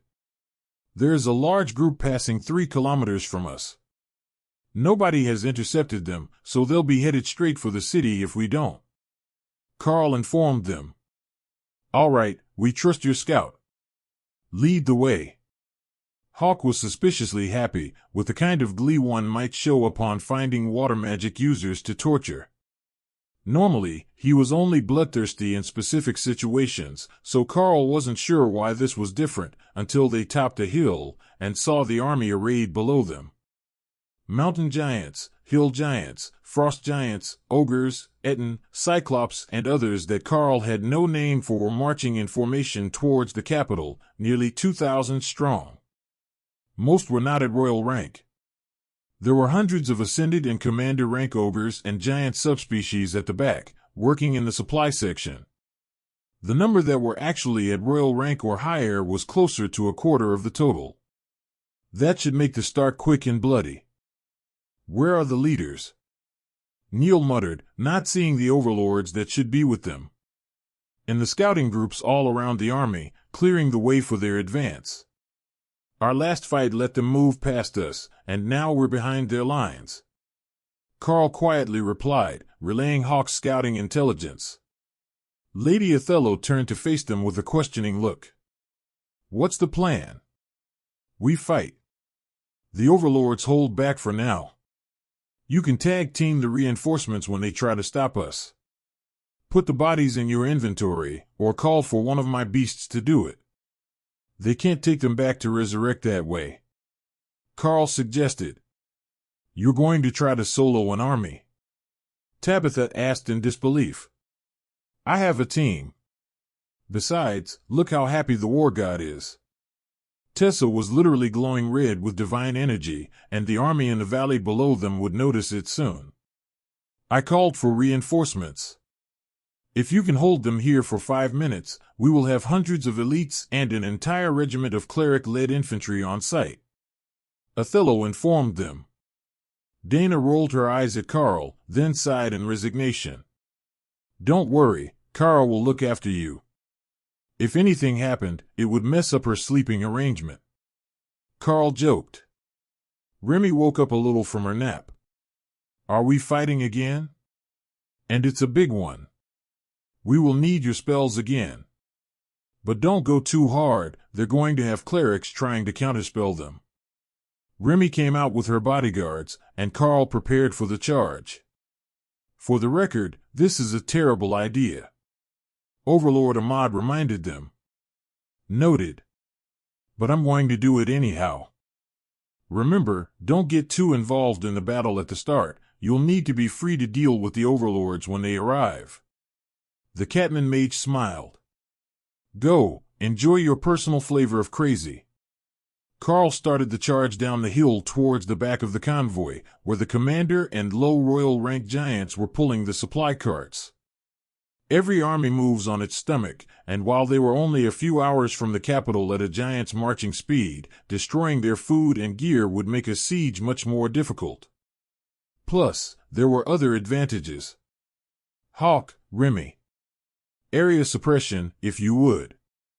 Dozens of Hellstorm vortexes spawned in the rear of the army, demolishing wagons and tearing apart the commander rank giants and weaker support team members before they could even understand what was happening.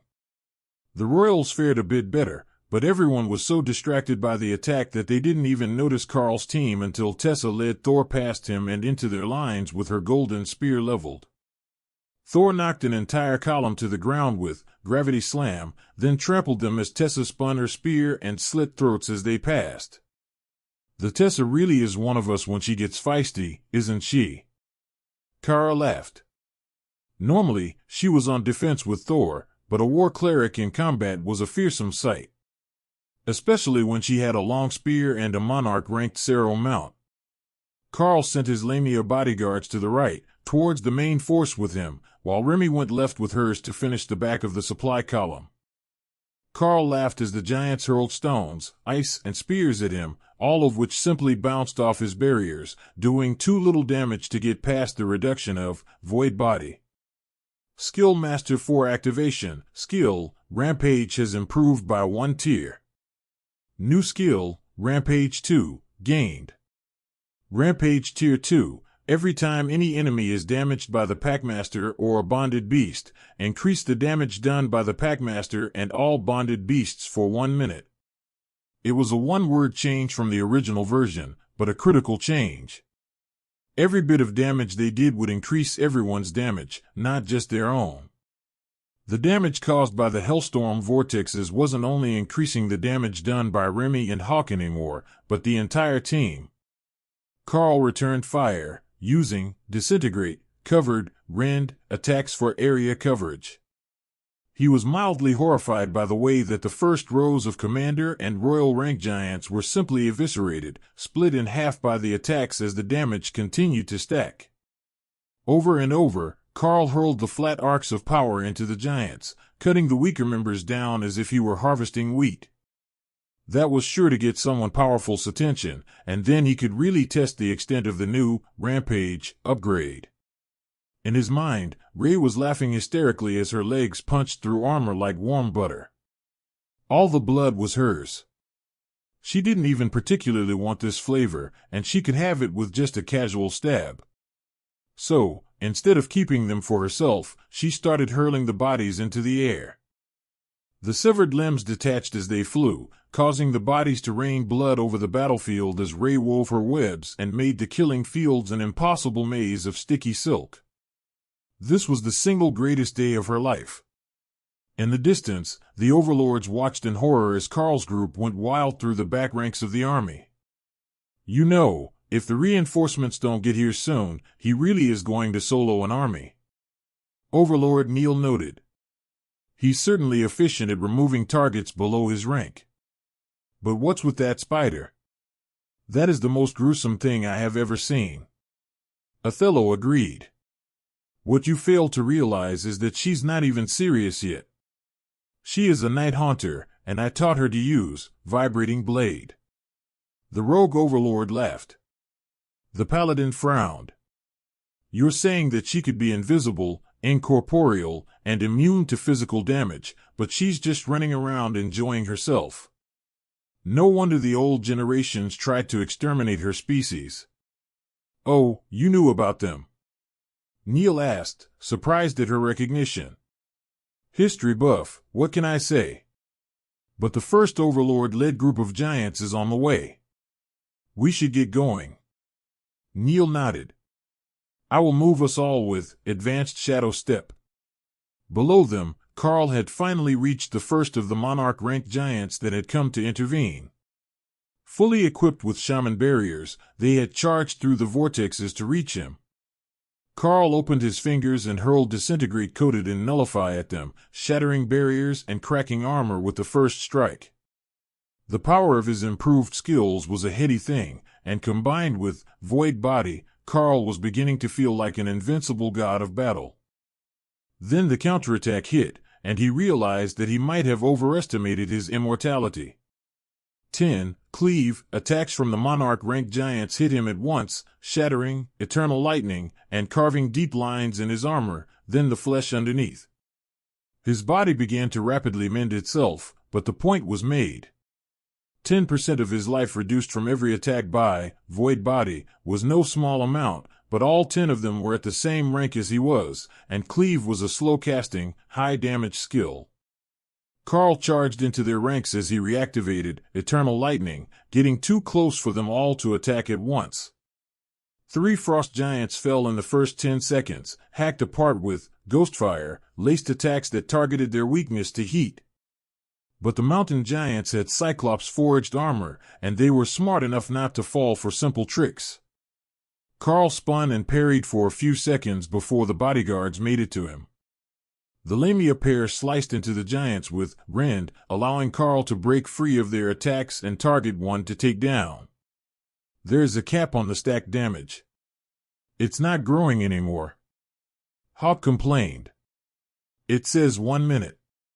Karl reminded him. Not the whole minute. It stopped before that. Hawk amended. So, there was some hidden soft cap to keep him from using an army of small creatures to stack millions of minuscule attacks for the skill effect. Well, now we know how strong we can be. Is it enough? Karl asked as he defended the Lamia pair, allowing them to land constant attacks. It should be. Karl threw up an earth barrier between himself and the rest of the battle, and realized the weakness in his new skill. Rampage only increased damage, not overall power. His defensive skills weren't getting any better with time, only his offensive. So, in a way, he was becoming a glass cannon. Assuming that he was fighting something of similar skill, that was. These Monarch Rank giants were good, but nowhere near his increased speed, even if they were nearly equal to him in strength. The stone barrier came down only seconds later, hacked apart by the earth magic of the hill giants, who were trying to pelt him and the Lamia with magical stones. The size that they could throw without risking hitting the giants he was in combat with was not large enough to make it past Void Body, so Karl wasn't too concerned. However, the constant pelting made it hard to keep his balance, so he had to split his attention to avoid the majority of them. Progress was down to a crawl for the moment, but the fight behind Karl was close to over, and then Remy and Hawk would be able to focus their attacks on the main force of the army. Behind Karl, Neil popped in and dropped 3 Overlord rank giant bodies, then vanished again, going back to his team. Karl tossed the bodies and raised space, knowing that the giants would be hurting badly after that day's fighting. Overlords are here for Lotus. The cat overlord died. Thor updated him. How did that happen? Did they get there fast enough? Karl replied, trying not to get too distracted from the fight. Fast enough. He's standing again, but Lotus is tired. Tessa is tying her to my back. Well, that was a start. At least they had managed to save their fallen overlord, while collecting 3 more from the giants. By Hawk's early scouting reports, that meant there was only 1 more giant overlord nearby, so the strike team could afford a moment to rest and recover. The other weak groups are coming this way. Ray, can you warn the Tessa? That was another 200 giants, by Karl's estimate of Hawk's reports. They were going to need reinforcements of their own soon because the number of Hellstorm vortexes was falling, and there were still enough giant shamans that they were only up for 5 or 10 seconds each, before being dispelled. Even Eternal Lightning couldn't refresh energy fast enough to keep up a full assault, and as a result, the stack damage would soon start falling when the total fell below the cap. Karl was sent flying by a strike to his side that shattered ribs as it cut through his armor, and then the Lamia were in trouble. They were frantically parrying the giants' attacks, but they were more of a caster type than melee combatants, and they didn't have the brute strength of the Naga warriors. Karl focused on refreshing his armor spell and waited a few seconds for his regeneration to heal his ribs, then called a fresh pair of bodyguards beside him, giving up some ground, but gaining time to recover some energy. How long has it been? Karl asked, trying to time the arrival of the reinforcements. 10 minutes. Remy replied grimly. She had also been keeping time, and the reinforcements were well overdue.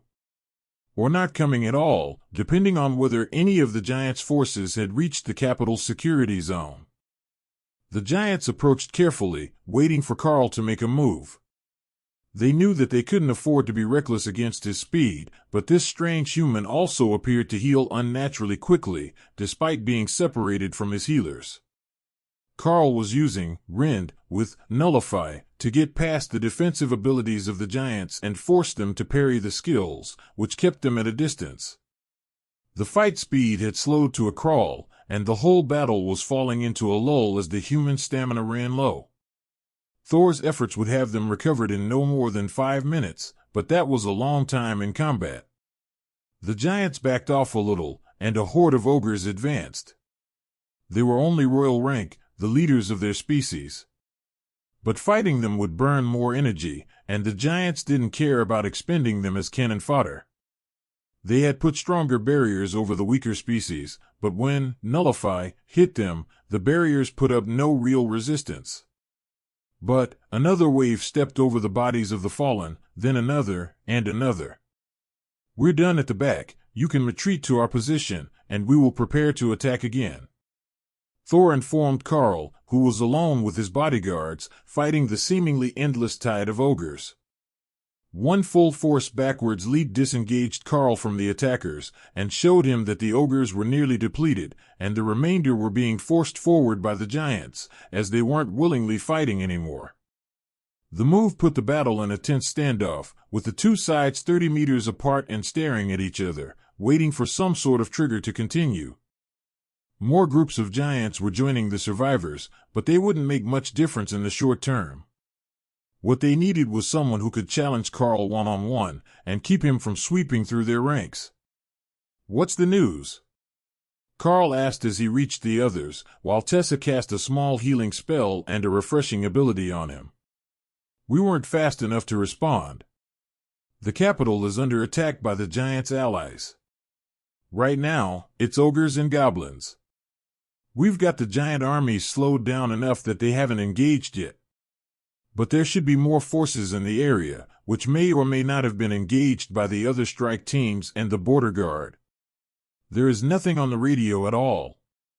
We think that they might have a spell that is blocking the signals. Even trying to communicate between groups we can see doesn't work." Neil explained. "So, we finish up here and then hunt? Or do we return to the capital to defend the city walls?" Karl asked. The four overlords looked at each other. Without orders, it was their call. Ahmad looked to the sky, as if for inspiration. "Well, we're all on the stronger side of Overlord, so we're needed in both spots. I don't know which would be better, but now that I've recovered enough, I will mount a full assault against the remainder of the army. My skills, like yours, are not great against single targets, but highly effective against large groups, though the energy drain is incredibly high. I'm a rank over the strongest of the remaining forces, so I should be able to wipe them out if I can last long enough. We just need to keep them from running away until I finish. With your Thor here, I will recover quickly enough to be ready for the next battle, I hope. Then we can follow the scouting reports of Hawk to see if we're still needed here." Karl nodded in agreement. "I will have Hawk and Remy assist you so that there are too many spells for the giant shamans to effectively dispel them all. It will save you some mana, and hopefully allow us to clear this group." Overlord Othello smirked. "You know, after this, they are going to make us suffer through another of those Godawful award ceremonies." Neil winked at her. "That's if they find out. We can just tell them that we were busy wiping out the overlords and the smaller patrols all day, and pretend that this force never existed." The overlords looked over at Karl's group, assuming they would want the fame and glory of such a feat. After all, even with the presence of the overlords, they were still outnumbered by more than 100 to 1.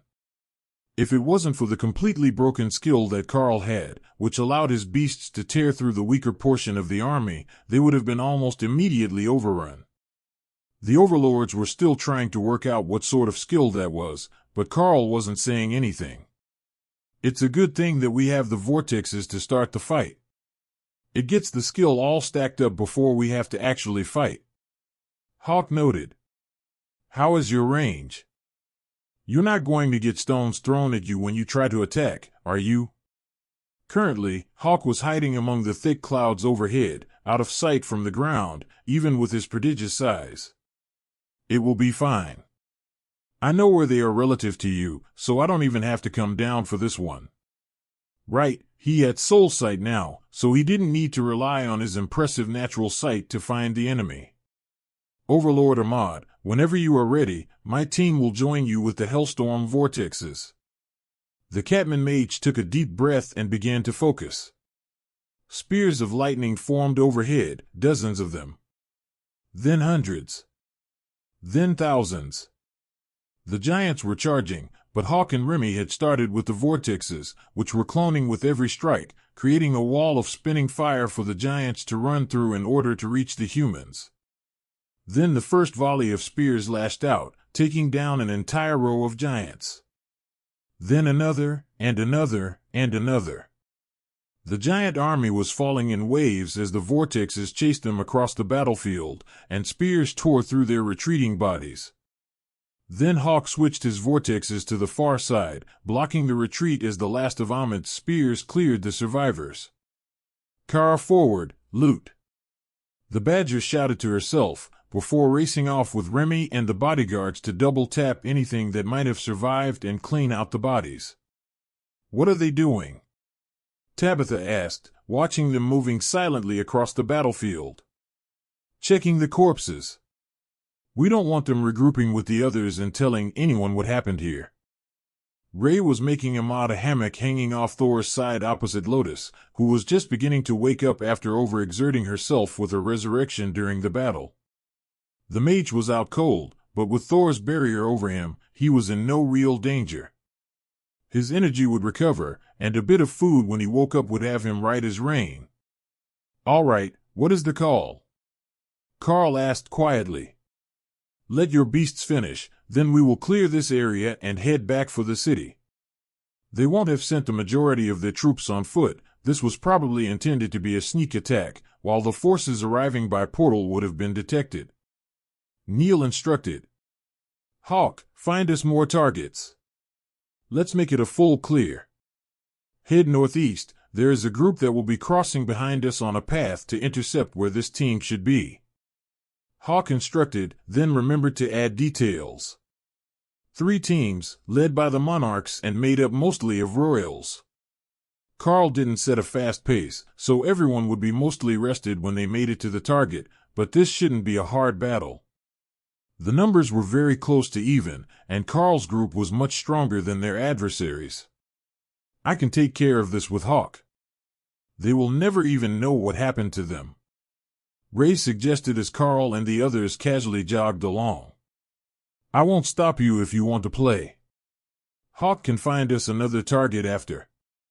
Ray vanished in spider form, followed by Overlord Neil, who was more interested in what she was up to than staying with the group. Turn further east, towards the city. There is a Monarch-led group that way as well, but only 5 giants. Hawk suggested, and Karl quietly altered the route.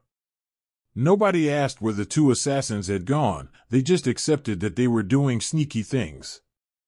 The Inquisitor frequently vanished to take care of some secret objective, and the other overlords were used to it.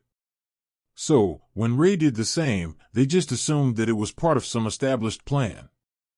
A minute later, the group came into sight, and Karl chuckled as he realized what Hawk had done. These were all frost giants, and the water-hating bird had sent everyone else to deal with them while he played with the mountain giants. He hated water magic, but not enough to willingly expose himself to it. There weren't many things that Hawk could do now that would actually surprise the group, and sending them all to deal with the parts that he didn't like was no shock at all. What was surprising was that there was a Monarch-ranked frost giant here. As Karl had been informed, the frost giants were the weakest of their kin, so there shouldn't be many Monarch Rank giants in the entire nation, and now to see one here with 5 royals was certainly a surprise. Perhaps he should talk to them for a moment first. At least long enough to satisfy his curiosity. I want to try to talk to this giant before anything else happens. Something is off if we're finding Monarch Ranked frost giants coming from the west. Karl informed the group as they advanced. Monarch frost giants. I wonder which one. I might have met them before. Lady Othello suggested. That about settled it. If he didn't want to talk to them, someone would. You are listening to a story on Time Drift Stories channel. If you enjoy it, please like, comment, and subscribe so you won't miss the next episode. Karl slowed as he came into sight of the giants, then raised a hand in greeting and stopped 20 meters from the group, who were all facing him with weapons drawn. Greetings, I am Karl, and this is Overlord Othello. We have a few questions and a request for you. Karl informed the leader of the group, a frost giant shaman woman wearing long white robes. The human wants parley. The giant seemed confused. Why are you invading from the west, so far from your borders, when your presence is needed at home? Karl began. The frost giant looked annoyed. The mountain giants rallied all the giants to their great benefactor. Today, we conquer the humans and claim the system for ourselves. Well, as a reason, that made sense. But Othello had a question. A great benefactor, not the mountain giant sage. She asked. Old sage is dead. Titan benefactor wants the system. We know that the humans have it in their capital. You, beast man, why do you work with the humans? The shaman demanded, gesturing to Karl. I was born here. The human nation is my home. That was a good enough reason for the giant, and she just nodded before turning back to Othello. I know you. You should leave this place. The great benefactor will kill all humans once he has system stuff for the giants. Othello sighed. Turn around and go back. If you continue, we have to fight. You came, you did your duty to the great benefactor and delayed us here. Now go and return home. The giants might not be very bright, but they could do enough math to know that Royal versus Overlord equaled dead. If there was a fight, it would be a very short one. The frost giant shaman took out a delicately carved magic stone from her pouch and opened a small portal, then led her people through. It wasn't as good as dead, but they weren't on the attack anymore. More importantly, Karl had many questions about who this benefactor was that appeared to have killed the old sage that led the mountain giants. That wasn't the mountain giant totem that Karl had met, or so he assumed.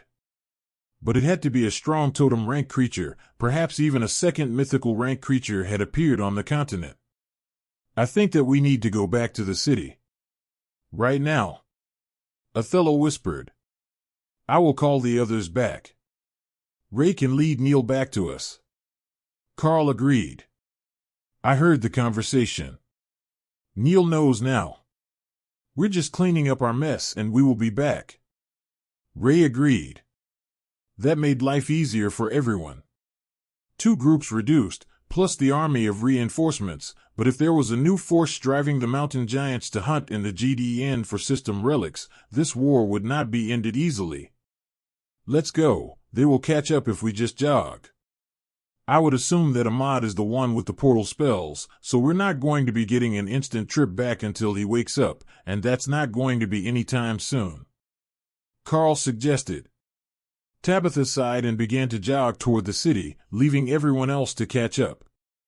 Hawk, how far are we? Karl asked. About 70 kilometers.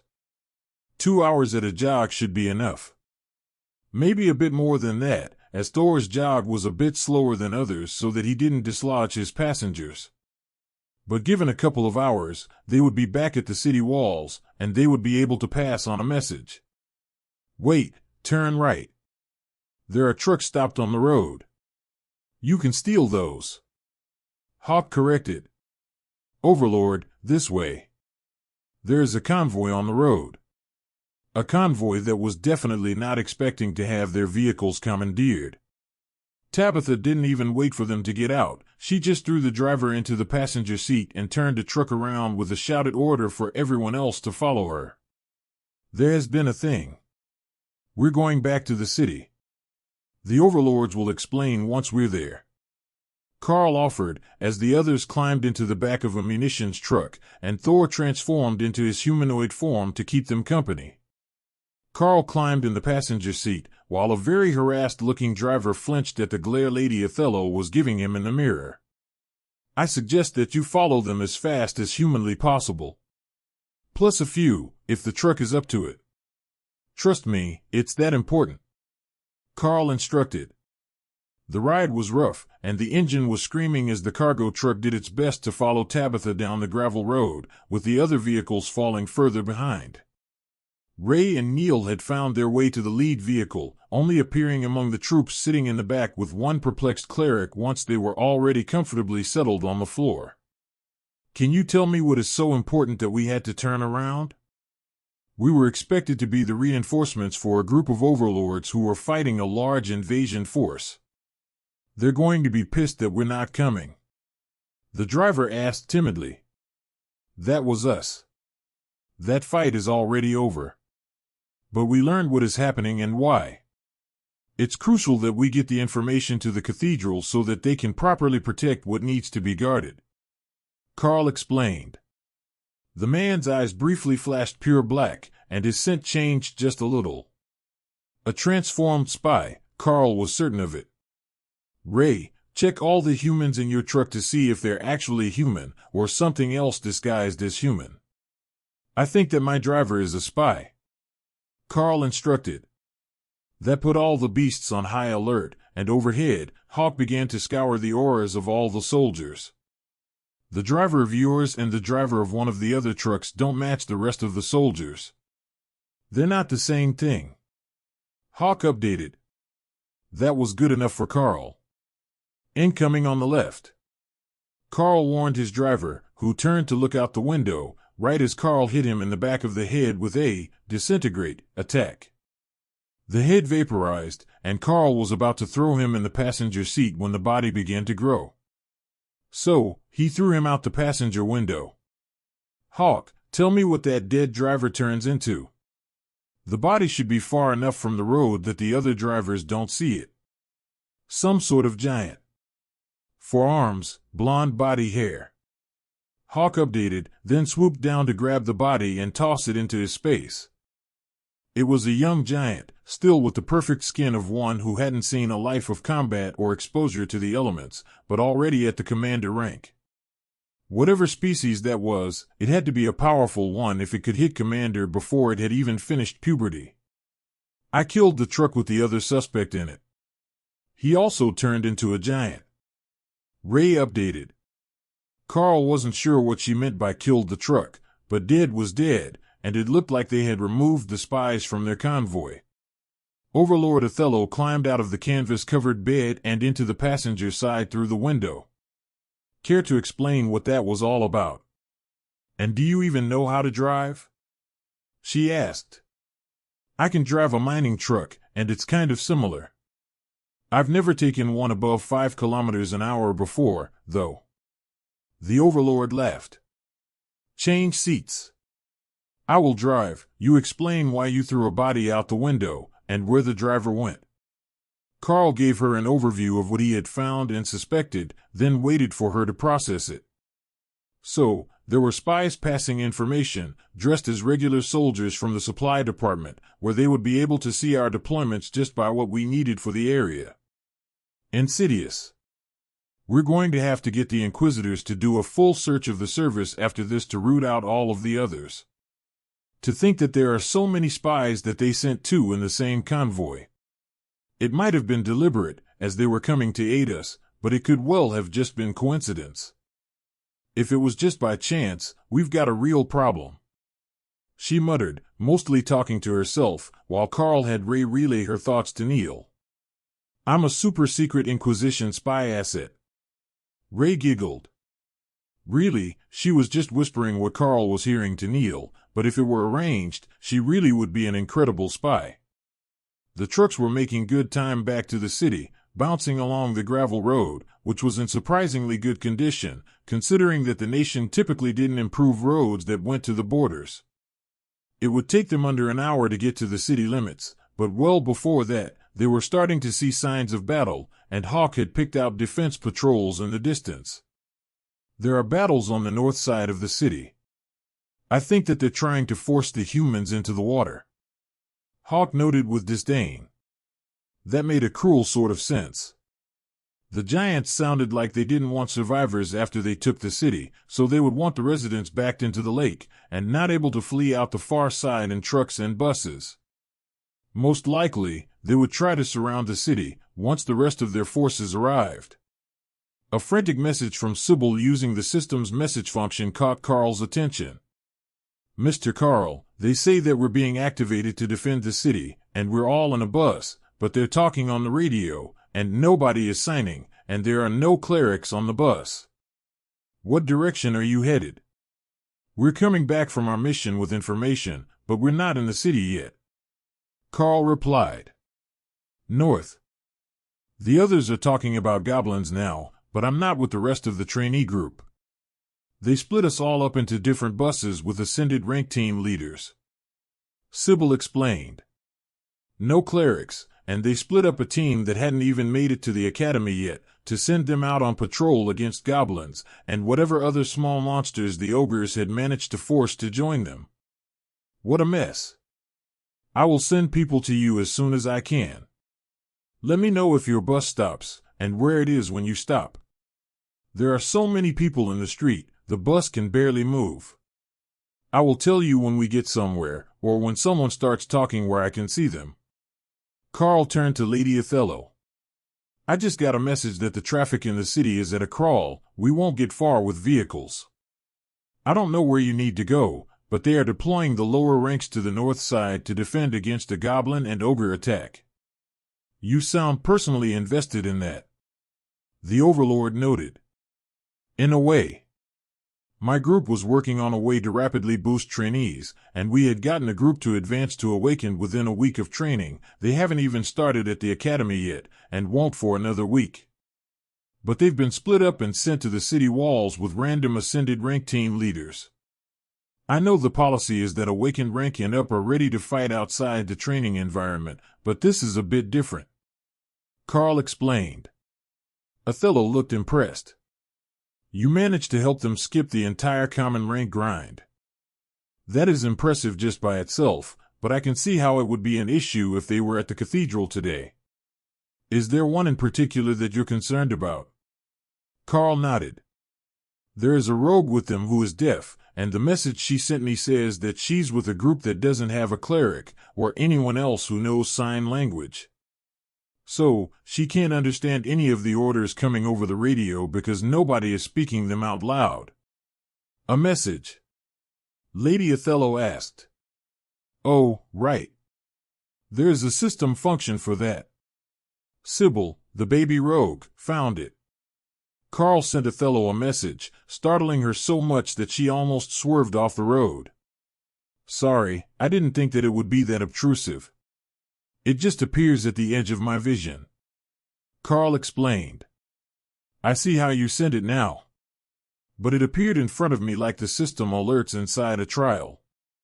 I will have to find a way to change that. Maybe if I just focus on moving it, and perhaps making it a little transparent. Yes, that's better. Othello sent him back a brief message. I will circle to the north of the city, and enter from the north gates. That is closest to the cathedral anyhow.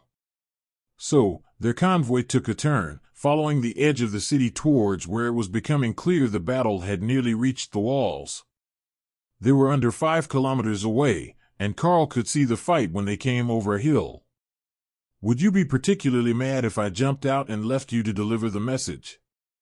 My team would surely be a morale booster along the line, since the leaders there are mostly commanders, the same as along the Frost Giant border. He suggested. I don't mind. Do you need time to tell your group? Karl shook his head. No, they know already. Thor is in humanoid form, so he just told them directly. I don't know if you can hear them over the wind. Othello shook her head. No, my senses aren't as keen as yours. But I hear that you might be able to change that. There was talk of an elite passing out strange skill books, and my guess is that was you. If there is time after the battle, I will see if there is a sensory skill that you can use. I don't really have one specialized for paladins, but there might be something. Even passive night vision might be possible if I can find a way to isolate the change to make it into a skill book. I got it as part of a package upgrade when I first got my class. Karl explained. Good enough for me. I've made it to Overlord without it, after all. But every little bit counts, and not relying on presence sense when fighting blind would be a huge advantage. Karl spotted familiar faces in one of the buses headed for the battle and gestured out the window. There are 4 of the 5 trainees. The Dana says that she will go to them. Thor informed Karl a second before Dana was flying out of the truck towards the slow-moving convoy of buses. Take everyone else and go help her, and whatever section that they're assigned to. I will go find Sybil. Karl informed the Cerro. The others hopped out of the truck one after another, leaving only Ahmad in the back, still protected by eternal lightning, as he recovered. He was somewhat conscious now, and they had fed him, so he would only need a few more minutes before he was in fighting form again. I sense my baby rogue. She is about to come out of the hole in the wall, Ray announced. The gate was only 100 meters ahead, so Karl prepared to exit the vehicle. This is my stop, the last of them is just ahead. We will help organize this end of the battlefield and take over from whoever got pressed into the duty. Assuming they don't outrank me, that is. You can let the cathedral know that we're not slacking. He informed Othello. Send Ahmad up front, we will have to park the trucks here anyhow. See, Tabitha is about to pull over, and then I'm betting she's going to run into the city. She's impulsive like that. Absolutely hates when things aren't going her way. The paladin laughed. Sure enough, the truck in front of them was pulling off into the grass between the road and the wall, and the warrior-class overlord was out and running into the city, looking for whoever needed their intelligence. Good luck. We will likely see you soon. Karl joked as he got out of the truck. With a full assault from the giants incoming, it was almost certain they would see each other within the next few days, as they would be assigned to fight some of the same groups of attackers. Ray had already stolen Sybil from the bus she was in, and was standing next to the truck with her. Hey Sybil. What group were you with? I'll explain the situation, and then you can be my assistant while we start to organize the lines. Without the radios, it is chaos all along the line. But we know how to send system messages now, and we can use that to organize without the radio. Karl informed the panicked young elite. She gave him 2 thumbs up, and Karl relayed his intentions to the rest of the group, both in person and with a system message. He included the 4 overlords in the communication, and saw Neil and Ahmad pause as the incoming message startled them. This was going to make battle planning so much easier once they had met all the section commanders. Ray picked up Sybil and ran off to join the others, while Karl headed for the bus she had been taken from. Monarch, how might we help you? The driver asked as he approached the door. I have collected awakened elite Sybil, on orders of the Inquisition. She is part of a specialty training program and should not have been separated from her team. It interferes with the training data. However, I will be leading a group to guide battle tactics for the region, so please find a replacement for her position until one can be assigned to your unit. Karl informed the driver. Yes, sir. Did you just arrive in the capital? We were informed that there were no ranking elites available for the North Side defense. Karl nodded. My team returned with intelligence from the border, and I saw the situation here. Now, I need to go. My scout is already sending data, and I need to get in contact with some of the regional leadership. Karl sprinted off to the section where Hawk had indicated that the line was being tricked out of position, looking for the commander in charge. There was a commander rank mage, most likely female, with her hood up, looking over a table full of maps. That seemed like the best choice.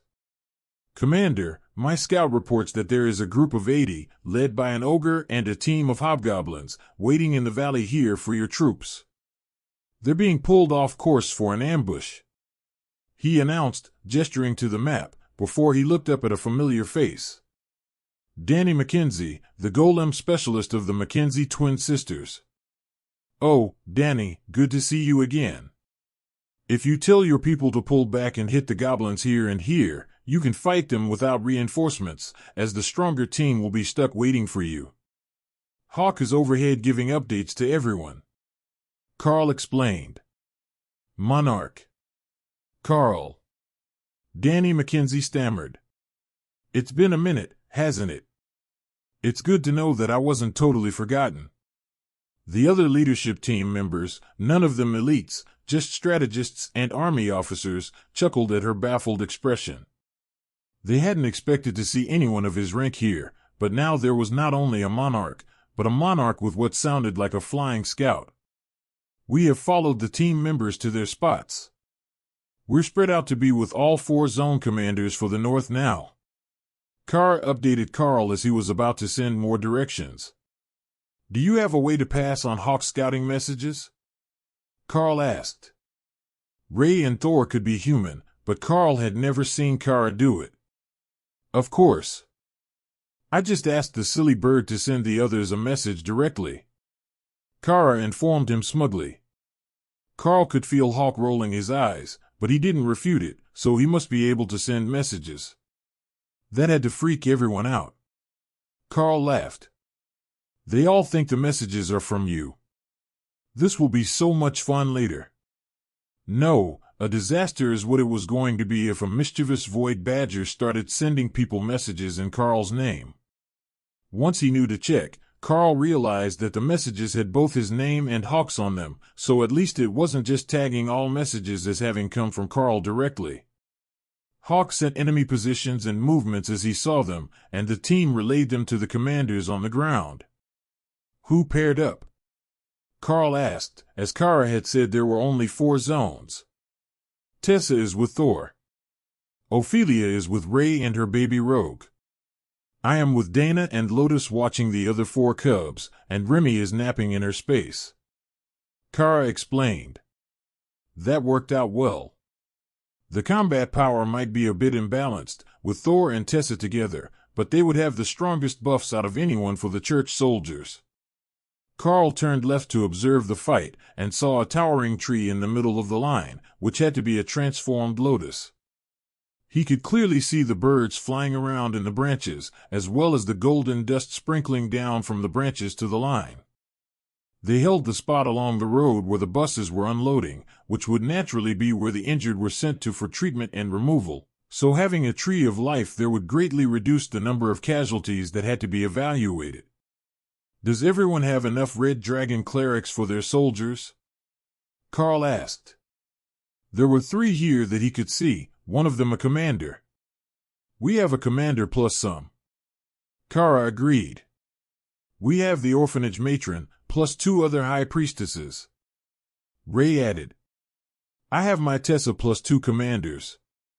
Thor cheered, and Karl sensed that the Cero was greatly enjoying the chivalrous night act, while also working to understand the humanoid transformation spell that Ray had already mastered. He had even found time to carve a picture of a Cero on his shield. Ray did it for him. Thor can barely color inside the lines. Remy quietly joked. "I'm not that bad. It's just that Sister Ray is too good." With the constant stream of updates from Hawk, Karl had resorted to using colored stones on the map to update positions and group sizes in real time. Hawk could see much further than a regular scout could, and for some reason, there were no planes flying patrols in the area. It took Karl a few seconds to realize that it was because the radios weren't working, so they couldn't report back. That left Hawk as the only aerial scout in the region, and a much more valuable asset than even Karl had expected. There are portals in these 5 spots. The ones on the east and west have giants gathering at them. Hawk updated. Karl immediately relayed that to the overlords he had been traveling with, so they could update command, and got a swift reply from Neil. You can send them directly to Tabitha. She is with the Archbishop and his assistants planning the defense. Keep her in the loop as much as you can. The rogue explained. No problem. I will send her updates every 5 minutes on the status of the battlefield if it's significantly changed. What Karl didn't know was that the two were standing side by side in the room with the Archbishop, and Neil's smug look had not gone unnoticed by the warrior overlord. Overlord Tabitha didn't realize right away what it was that the rogue had done, but she was immediately certain that he was messing with her in some way. It was only when she received the next message from Karl that she realized that the scoundrel had told the Beastmaster to send all updates directly to her as the liaison to the Archbishop, to keep everyone updated on the battlefield situation. Did I do something in particular to you? She asked, before relaying the message to the Archbishop and his team. Not at all. You were simply standing in the wrong place at the wrong time, and he only knows so many people who are here to pass on the status updates. Neil replied with his most sincere smile. The Archbishop and Knack both chuckled as they realized what the Overlord had done, right before Neil excused himself from the room by simply vanishing. That didn't stop anyone's planning, as he was only there to provide intelligence confirmation anyhow, and they had already discussed the majority of what had happened while the Overlords were out with Monarch Karl's team. On the north side of the city, Karl had his hands full with the constant new arrivals. Not just of elites and soldiers to replace the ones who had been wounded in combat and brought into Lotus Radius for healing, but also the constant arrival of the Giants' allies. They were appearing from portals in the distance, in numbers that suggested they had cleared out the majority of the 3 nations. Strangely, they had not brought many higher-ranked monsters to this side, and were attempting to flood the city with weaker ones, instead of softening it first by defeating the most powerful elites. There must be more to their strategy that Karl wasn't understanding, he was certain of it. Hawk, remember how the Frost Giants were scouring the area in a search pattern before the first advancement trial spawned? Do you think that they could be doing the same thing here today? Something is off with their tactics, and they aren't sending their strongest, just loads of cannon fodder. They can't be expecting us to send all our strongest and tire them out before the real fight starts. There has to be a deeper motive. Karl suggested. If there is, I don't see it. They're attacking in nice ordered lines, working together, but there are only a few of the strong giants in the back guiding them. It doesn't look like some fancy search pattern. Hawk replied, uncertain whether he too was missing something about their attack. It looked perfectly normal to him, but deeper motives were Karl's department, not his. The numbers are increasing too fast. We're going to need commander-led teams on the next bus full of reinforcements. Dana noted as her central defense point repelled another attack wave. This time it was mostly ogres, with some hobgoblins, but they were beginning to get more commander-rank beasts in the mix, and the defenders couldn't easily keep up, even with the high priestesses blessing their weapons. Overlord, please inform the Archbishop that the attackers have stepped up the assault by a rank. We are now seeing many more commanders among the assault groups. The command officers on the north side request higher rank reinforcements. Understood. We will send who we have. They are pulling elites from the border via portal, but we don't want to reduce our capability too far, in case this is a diversion for a major border assault. Overlord Tabitha replied. Karl relayed the message so that the teams fighting could have some hope. What they needed were more wide-area defenders. The blessing of the Red Dragon priestesses made a decent armor barrier over the troops, but it was a one-and-done sort of spell. They didn't have the mana to keep refreshing it as everyone took damage. They could only get it active and hope for the best. With hundreds of soldiers for every capable priestess, and 1,000 or more for every high priestess, they had to do the best that they could with what they had. Karl looked down at the map in front of him, taking stock of where all of the enemy troops were, and briefly wondered where the commanders who would normally be doing this went. Were they with the reconnaissance planes that couldn't send radio signals, or possibly stuck in town? Worse, had his attempt to rescue his trainees simply rendered them obsolete, so they went back to their offices. Monarch. We have an update for you. There are commanders on their way to the north side, but not as many as you might hope. The east and west walls are straining our higher rank capacity. Tabitha informed Karl. He could sense the grim tone behind the message, even though it appeared as text. A glance at the stones for troops that were not part of his battlefront, the ones he had simply updated from Hawk's messages and forwarded, showed Karl that things really were that bad. The Western Front had nearly 6,000 giants above commander rank facing it down, and that was taking most of the higher-ranked elites in town to deal with. Whereas on the Eastern Wall, they were besieged by an ogre army, assisted by frost giants, and that would need every commander-led ascended team that they could get. How is our artillery looking? Karl asked. There are only 40 units stationed in the city for point defense. Tabitha replied simply. We will make do with whatever you can spare. If it comes down to it, I will activate a large area spell over the north side to improve our odds. Do what you have to. If they send a challenger over to contest your actions, deal with it however you see fit. That worked well enough for Karl. Hey Remy, how large can you make a thunderstorm at ascended rank? We don't need to kill everything, we need to make them think that we have a way for lower-ranked mages to work together on one huge spell. Karl suggested. I think that I can do that pretty well. If I make it high ascended, that's under 5% power output. I can spread that out large enough to almost make it look like a natural storm. Remy agreed. Do it, but stay in your space when you do so that the enemy can't trace it back to its source. I've noticed in the past that others have a hard time finding the source of spells from the space, unless they are visibly leaving from our location.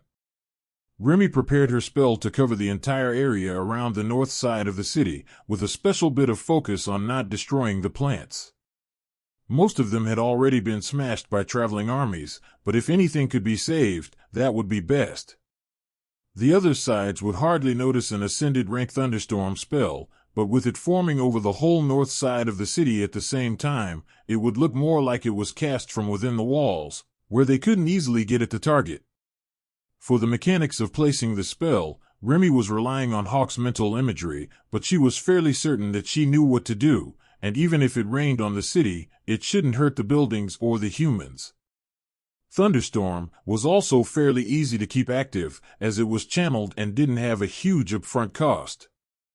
Remy could just keep it going until the giant shamans dispelled it.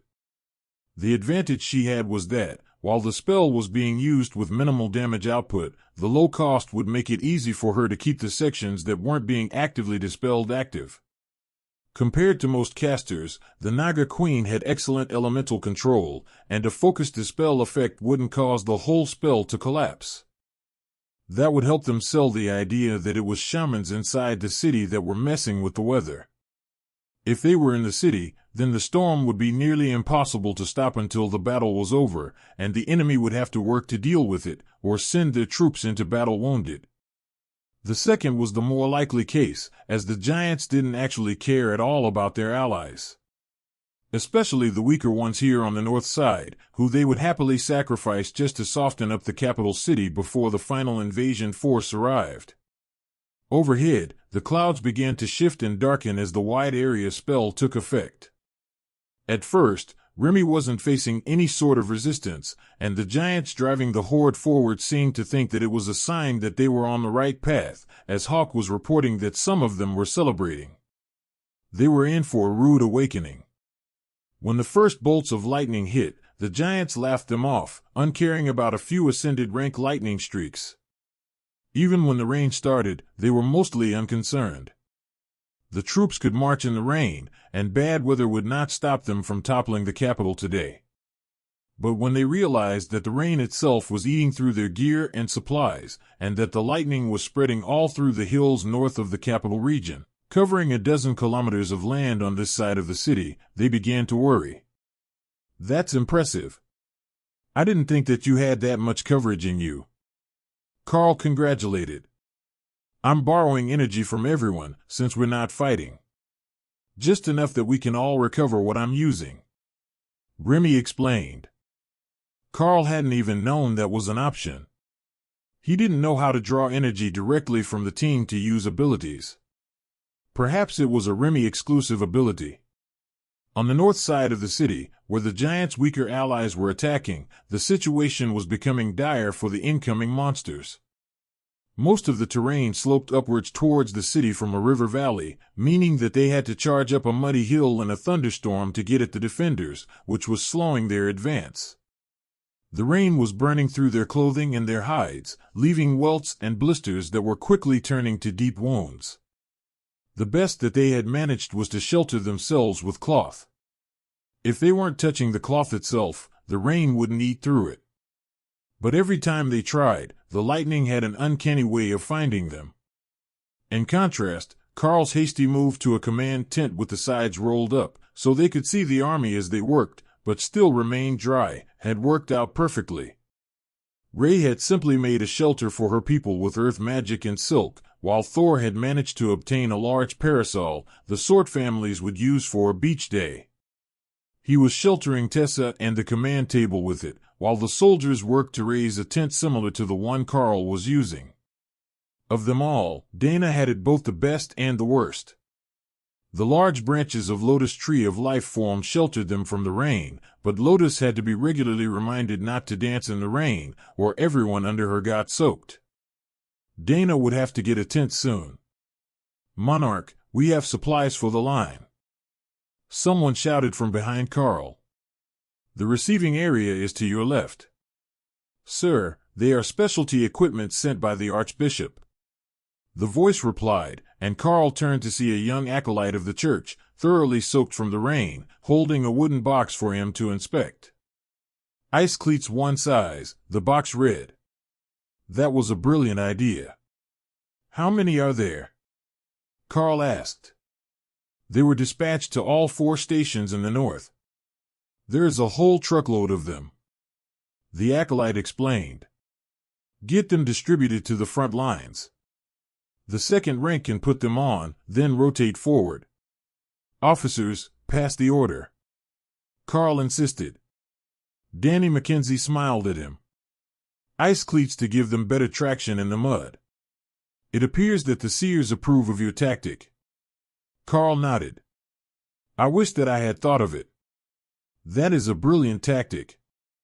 I wonder if they were available when I was on the Frost Giant front. We were always scouts and never on the lines, so I never really got a chance to check out the supply rooms. Danny shrugged. They were available, but nobody really used them. With the line holding in the same spot for so long, the ground was already torn up, and the traction was good. We really do need to find time to catch up after the battle. Karl smiled. Are the rest of your siblings here? Danny shook her head. Donnie is over by the tree, but Bob and Doug are on the hill giant lines right now. You said they're calling some of those ones back, so we might see them, but they weren't stationed in the capital. Karl waited as the battle wore on, and the giants made no attempt to get rid of Remy's storm. They were saving all their energy to attack the walls once they were past the defenders. No, that wasn't quite right, Karl realized. They were disguising their shamans. If they made themselves stand out from the other giants in the back ranks, they would make themselves targets for assassination. The giants only had one type of caster. They didn't have separate clerics, mages, and shamans. So, if they lost the shamans early, they would be in grave danger once they reached the walls and the real siege began. Danny leaned towards Karl and whispered a question. Do you know what triggered this? Why the full assault on the capital? Why now? Another 6 months and we would have been much weaker. Karl winked and tapped his head before sending her a message. Not necessarily. They have spies all over the capital, reporting on everything that we do. The next influx of elites is going to include awakenings with system-linked items, and we expect the success rate to exceed 30%. I also managed to push a group of new elites from common to awakened in 2 days. They'll be there for a while as they adjust, but the giants don't know that we can't just keep doing that. Their scouts will have told them that we found a way to force awakenings and advancements, or something close to that. But when we first fought them, they said that they would take the system item from us and crush the church. They think that we have an equivalent to system stones in the city. There was a brief pause as Danny took that all in, then Karl got a message back. Holy wall of text. This feature is wonderful. Mine activated when you sent me a message. So not everyone could use it. That was valuable information. There was a pause, and then the mage sent him another private message. What if the item they're referring to is the Trial Temple? I heard it changed lately, and new clerics were awakening faster and stronger than ever. If I heard, then whoever is spying surely did. That made a lot of sense. The giants likely didn't know that the temple was only awakening clerics, even if they had success with sending in people for benefits to other classes. But depending on how connected the spies were, the giants might also know that it worked to give commanders advanced classes, which would give them a whole new set of skills to work with. Well, we can let that be the Archbishop's issue. I will include it in my next report to him. Danny laughed out loud, then began to speak as they finished the confidential part of the discussion. You're already thinking of your next report, but we're in the middle of a battle. Such dedication. Are you sure you're not an inquisitor? She teased. Karl chuckled. I'm sure that Sister Ray wouldn't mind. Inquisitor Overlord Neil lets her stab people. Danny shook her head in dismay. To think that our adorable spider friend is now a monarch. How much has she changed? Not much, actually. Her appearance is close to what it was at Commander. She didn't grow too much more, but now she knows the skill to transform into a humanoid. Her skills are obviously improved, but that's a discussion for later. There may be transformed giants among the supply group. I will give details in private. Karl warned. It wouldn't do to have the detailed skills of his team revealed to the enemy in advance. Ray's mental voice interrupted Karl's train of thought. Ooh, I win. They sent someone to challenge me to a duel. An Eden Mage Monarch. She cheered. Do you have this? Karl asked. There was no response for a few seconds, then Ray began to sing. I've got a lovely bunch of coconuts. There they are hanging in a row. Karl was baffled for a second until he got a message from Ophelia. Can you talk to Ray about terrifying the soldiers? She's arranging the pieces of the Eden on pikes behind the line. Ray, this is not the place for an art exhibition. You're scaring the humans. Just the heads. Fine, you can leave the heads up. But please don't hang dry your food in public. Ophelia messaged a few seconds later. Thanks, that is much better. Then Thor had an update. I get one too. A Monarch Ranked Ogre Lord. This is going to be so much fun. Have you got this? Karl double-checked, the same as he had for Ray. I have a couple attack skills, and all your buffs. I can beat up some silly ogre without even turning back into a Sero. Overhead, Hawk was laughing. What is Brother Thor doing? He's in human form challenging an ogre lord. Oh, he can use gravity slam like that, and eternal lightning on the blade. That works pretty good. You're missing out. The ogre lord rolled back to his feet, bleeding from one arm after being knocked over by a shield slam from this strange paladin. He was clearly the bigger one, and he should be stronger, but the paladin had tossed him to the ground like he was a child. His pride couldn't handle such an insult. The ogre lord parried Thor's blade, but the real attack was with the edge of the shield that slammed into the lord's ribs. crushing blows, and shatter activated, sending vibrations through his body that had the Ogre Lord spitting blood. None of this made sense. They were both monarchs. How could this stupid paladin be so much stronger than an ogre? Thor activated brutality, increasing his height from just under 2 meters to 3. That put him eye to eye with the Ogre Lord, who instinctively backed away a step to put himself at the edge of Thor's reach. A stomp of his foot activated earthquake, and the Ogre Lord stumbled, lurching to the left where Thor's blade was incoming. A twist of his arm parried the blow, but Thor was charging with his shield forward. A fully buffed gravity slam flattened the Ogre Lord's body and warped his armor, then sent him flying a dozen meters backwards into his forces. For a few seconds, everything was frozen except the silent torrent of rain. Then the Ogre Lord gave a wheezing gasp and collapsed with blood pooling around the joints of his armor. Thor had won his duel. Playing knight is fun. We should do this more often. While Karl was busy on the northern defense lines, Neil was busy within the city. He had to find as many of the spies as possible before the giants reached the walls. That would be the natural time for them to start causing chaos, giving false orders and starting trouble within the supply lines. With the incident on the trucks, he had discovered the trick to detecting them. He couldn't normally see through their disguises, which appeared to be created by a totem rank disguise item. But once he had gotten his hands on one of them, he could clearly see the disguised form of the others. With Shadow Meld active, he raced through the streets, invisible to the population that he was protecting. Then, a most horrifying sight caught his attention.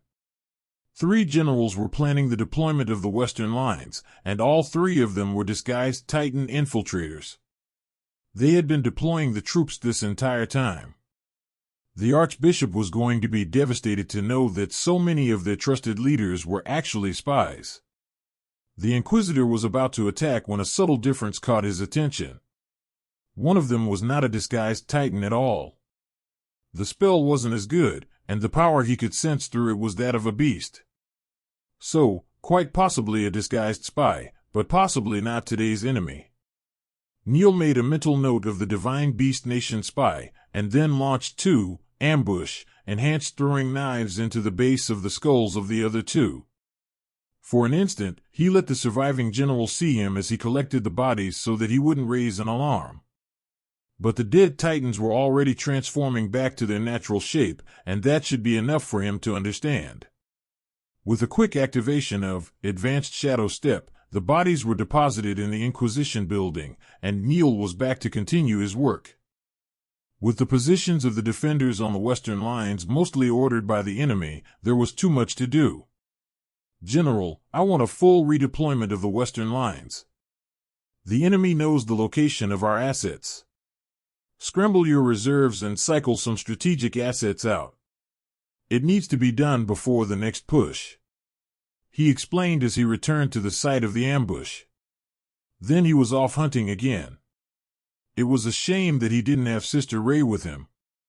She would love this game. Deep within the cathedral, seated around a table in the war room, the Archbishop and his advisors looked at the scryer's projections of the duels happening all over the battlefield.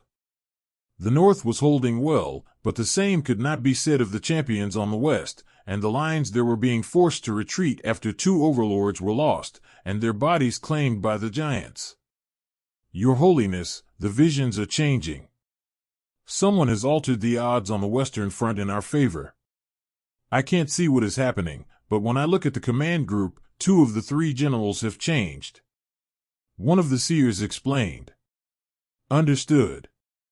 That should be the work of the Inquisition. Have we found what they're looking for yet? It can't be the temple. The mountain giant Great Sage already knew about the change.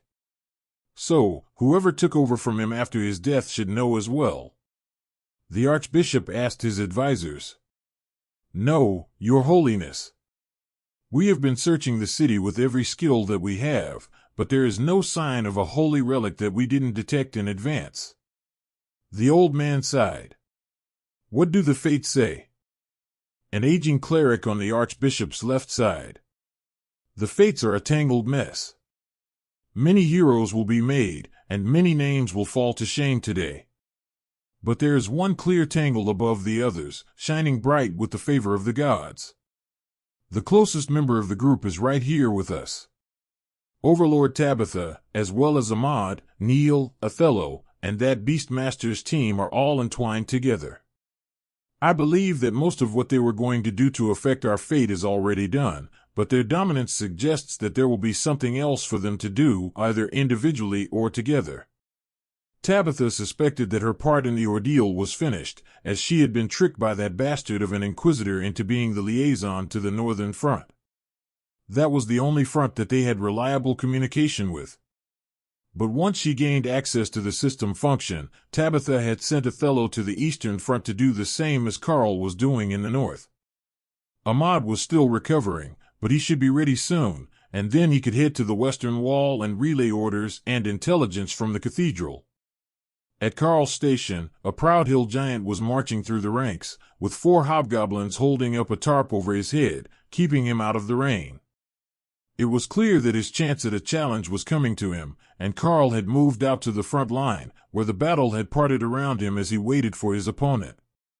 The giant stopped 50 meters from the line, then raised a hand, and a portal opened. Out stepped a 15-meter-tall, 4-armed monstrosity of a titan. There was no doubt that thing was at least a totem-rank giant, and likely the new leader of the mountain giants. As one, the entire giant army on the northern front knelt facing the new arrival, even the ones who were in combat backed away to kneel. The giant glared down at Karl, who returned his energy with an unblinking stare. This fight might only last half a second, but there was no need for him to embarrass himself before his inevitable death. You! The Titan rumbled, clenching his fists in rage. Me! Karl agreed, utterly baffled about how this creature might know him. Unless it had been a vision that revealed his identity, Karl was absolutely certain that they hadn't met before. Not even 10,000 years ago. The giant was about to say something, when a portal opened behind Karl, and a small girl with white hair and white-scaled ears stepped through. Bishop Misty. Karl greeted her, then stopped and did a double take as a second figure exited the portal. Karl stared at himself, 5 meters tall and radiating power, with a grizzled version of Kara sitting on his shoulder, her face pulled in a permanent smirk by a scar across her muzzle and gray in her fur. The visor was down on his helmet, and his Kara was smaller than the one on this man's shoulder, but if there was anyone in the world that Karl would recognize just by their aura, it was himself. Nobody was sure what to do as the two powerhouses stared at each other. The size difference was vast, but the power they were radiating was making Remy's thunderstorm churn, and they hadn't even used a skill yet. It's too late. The second Karl announced, staring at the Titan, who spat on the ground, while glaring at him. It's never too late. The giant declared, and began to surge with power, pulling the mana out of the area into himself. The skies went clear, every barrier collapsed, and even the barriers over the city walls fell under his power. The might of the Archbishop was nothing compared to whatever this thing was. But the other Karl and Bishop Misty looked unconcerned as the transformed temporal dragon waved her hand. Let's take this back home. You know better than to meddle with things that must be. The dragon insisted as white fog filled the air. No. The Titan shouted, as a black bolt of lightning raced from his hand toward his nemesis. The second Karl casually swatted away the bolt of power that would obliterate totems with a glancing blow. The power streaked off into the sky, vanishing out of sight. Then the fog closed in on them, and the trio was gone. Karl staggered as the world seemed to shift. All of the mana had been taken, used for that insane skill, and everyone under royal rank was unconscious, unable to defend themselves. The Monarch Rank giant who had come to open the portal simply stared at Karl for a second, then took what might be his one chance, and attacked. From within her space, sheltered from the mana drain, Remy channeled, chain lightning, into him, a steady stream that fried the giant's body even as it twitched, suspended off the ground by the magnetic field of so much electricity flowing through metal armor. The giant's body collapsed, nothing more than a scorched husk, and Remy nodded in satisfaction. That had taken a lot of power, but with no energy to defend himself, and his armor weakened by the powerful one, the attack had been quite satisfying. Hawk picked himself up off the ground and shook the dirt from his feathers. He had been kilometers away from the incident, and the effects had still knocked him from the sky. But from here, he could see the most wonderful sight. There were shiny treasures in the sky. With a streak of fire, he went to claim them before anyone else could get to the good stuff. The attack by the Titan had to have passed right through this spot, and whatever spells had been protecting the treasure had shattered, leaving the shiny thing to fall from the sky. He swooped close just as portals opened all around it and attacks lashed out.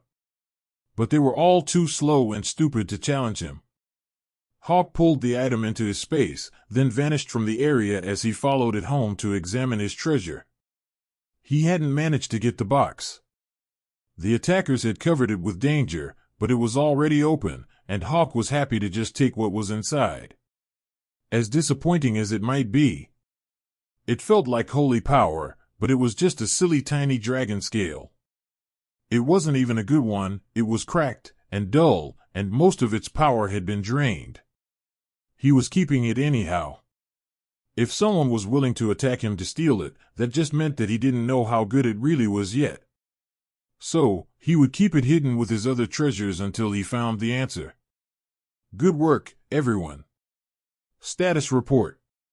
How are our cubs? Did anyone get injured? Karl asked. My baby rogue is good.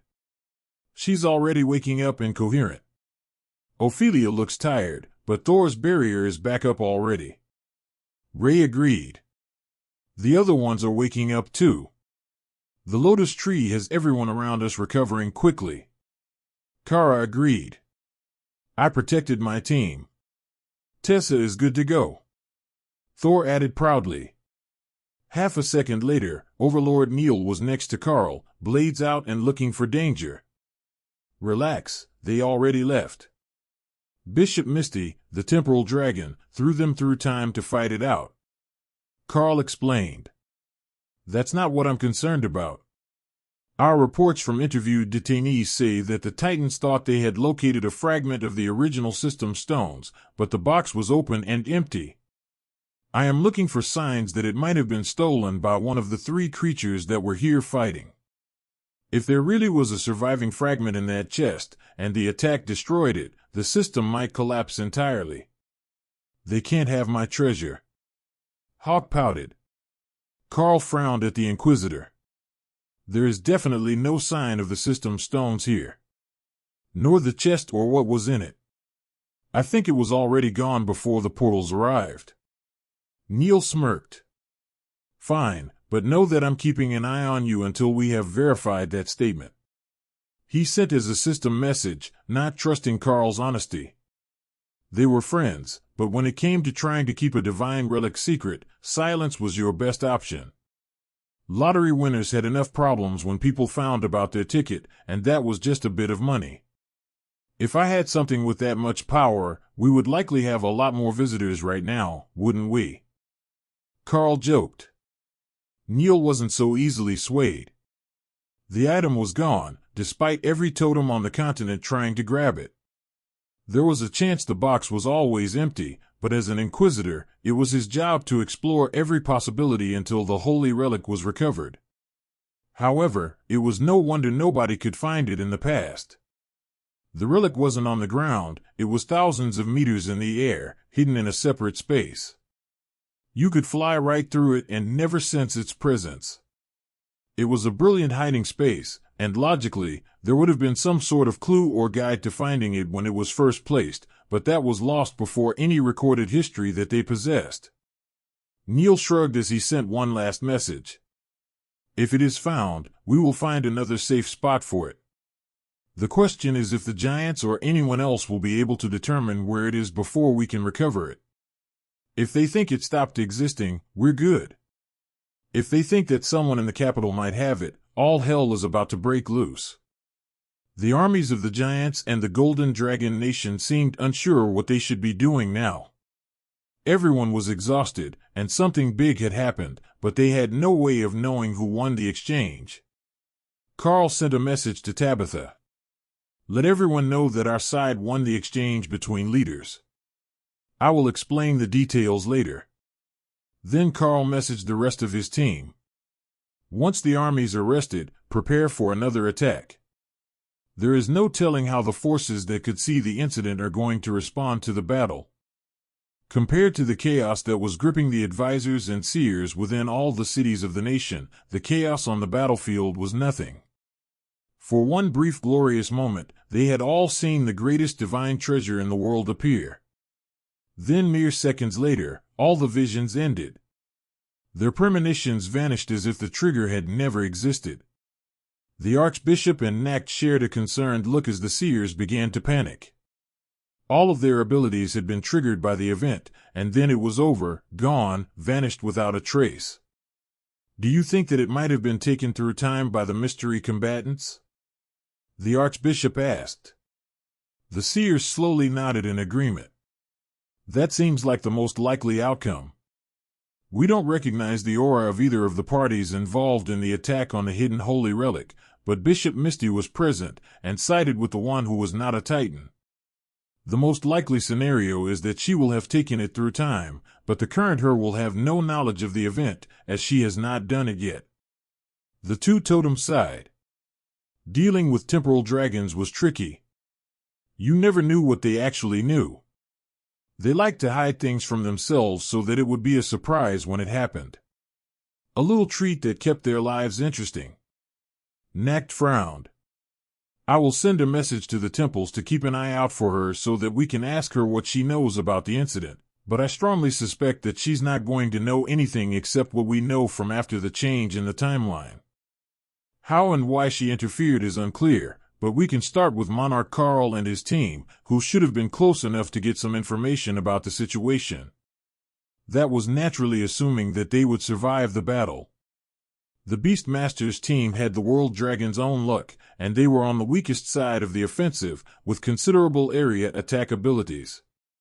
If they weren't concerned about drawing the attention of and provoking stronger foes from the other fronts, they could clear the entire north side themselves with relative ease, from what Nacht and the Archbishop had learned of their skills. After a few minutes of staring at the monsters while the troops on the line caught their breath, and the last of the soldiers equipped the ice cleats, horns began to ring out in the distance, signaling the invading army to retreat. Starting from the back, they turned and left, while the front slowly retreated. Not fleeing in panic, but an orderly withdrawal of forces designed to minimize casualties. They had already suffered heavily, and the walk back to the portals was over the bodies of their fallen comrades. But they were alive, and today, that was all that mattered. "Are we not going after them?" Danny Mackenzie asked as they watched the enemy retreat. "And send our soldiers down that muddy hill, where they will have to face an enemy line with decent footing in the riverbed." "No, there is no need for further casualties today. Let them leave and regroup, and we will deal with them later. I suspect that the losses they have taken will keep them quietly in their own borders for at least a few days," Karl explained.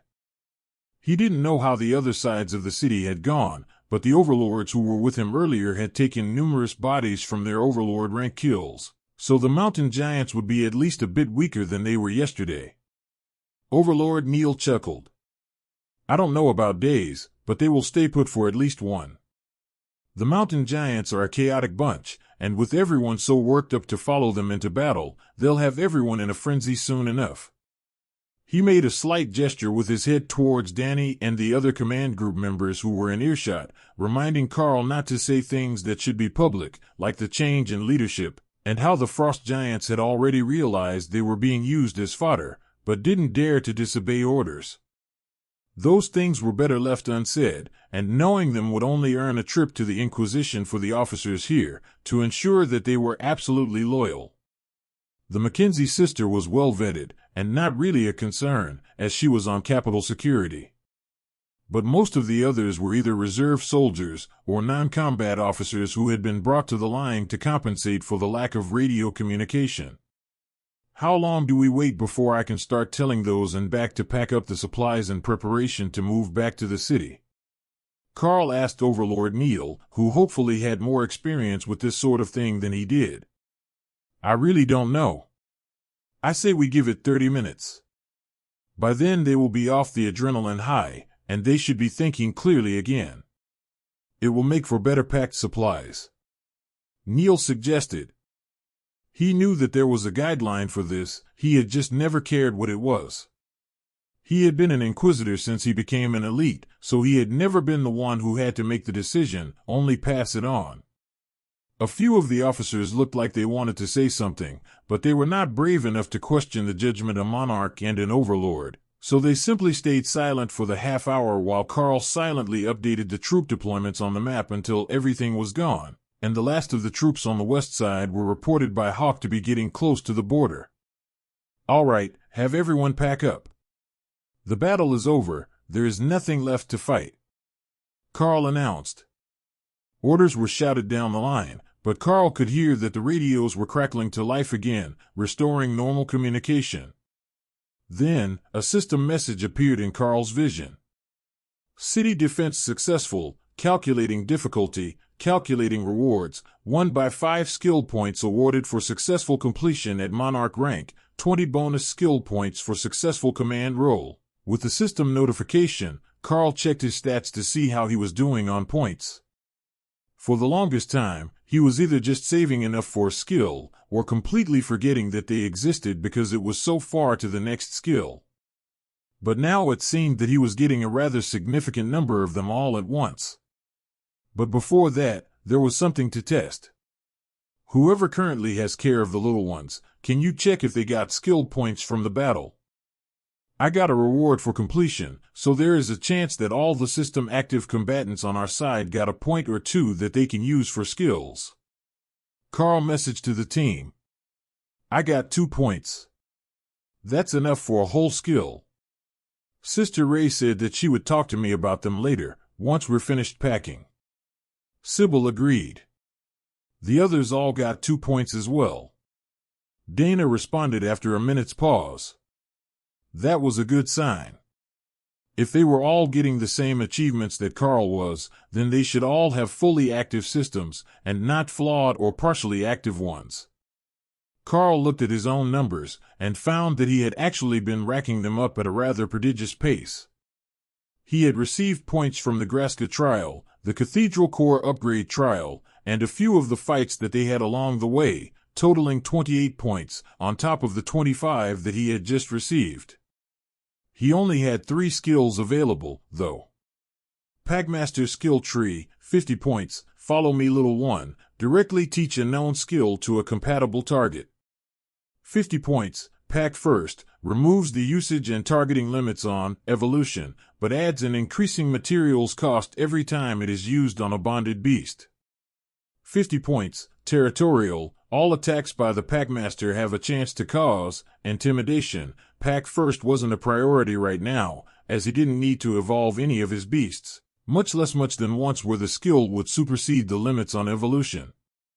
Territorial was a useful skill, as intimidation would put him at an advantage in nearly every fight.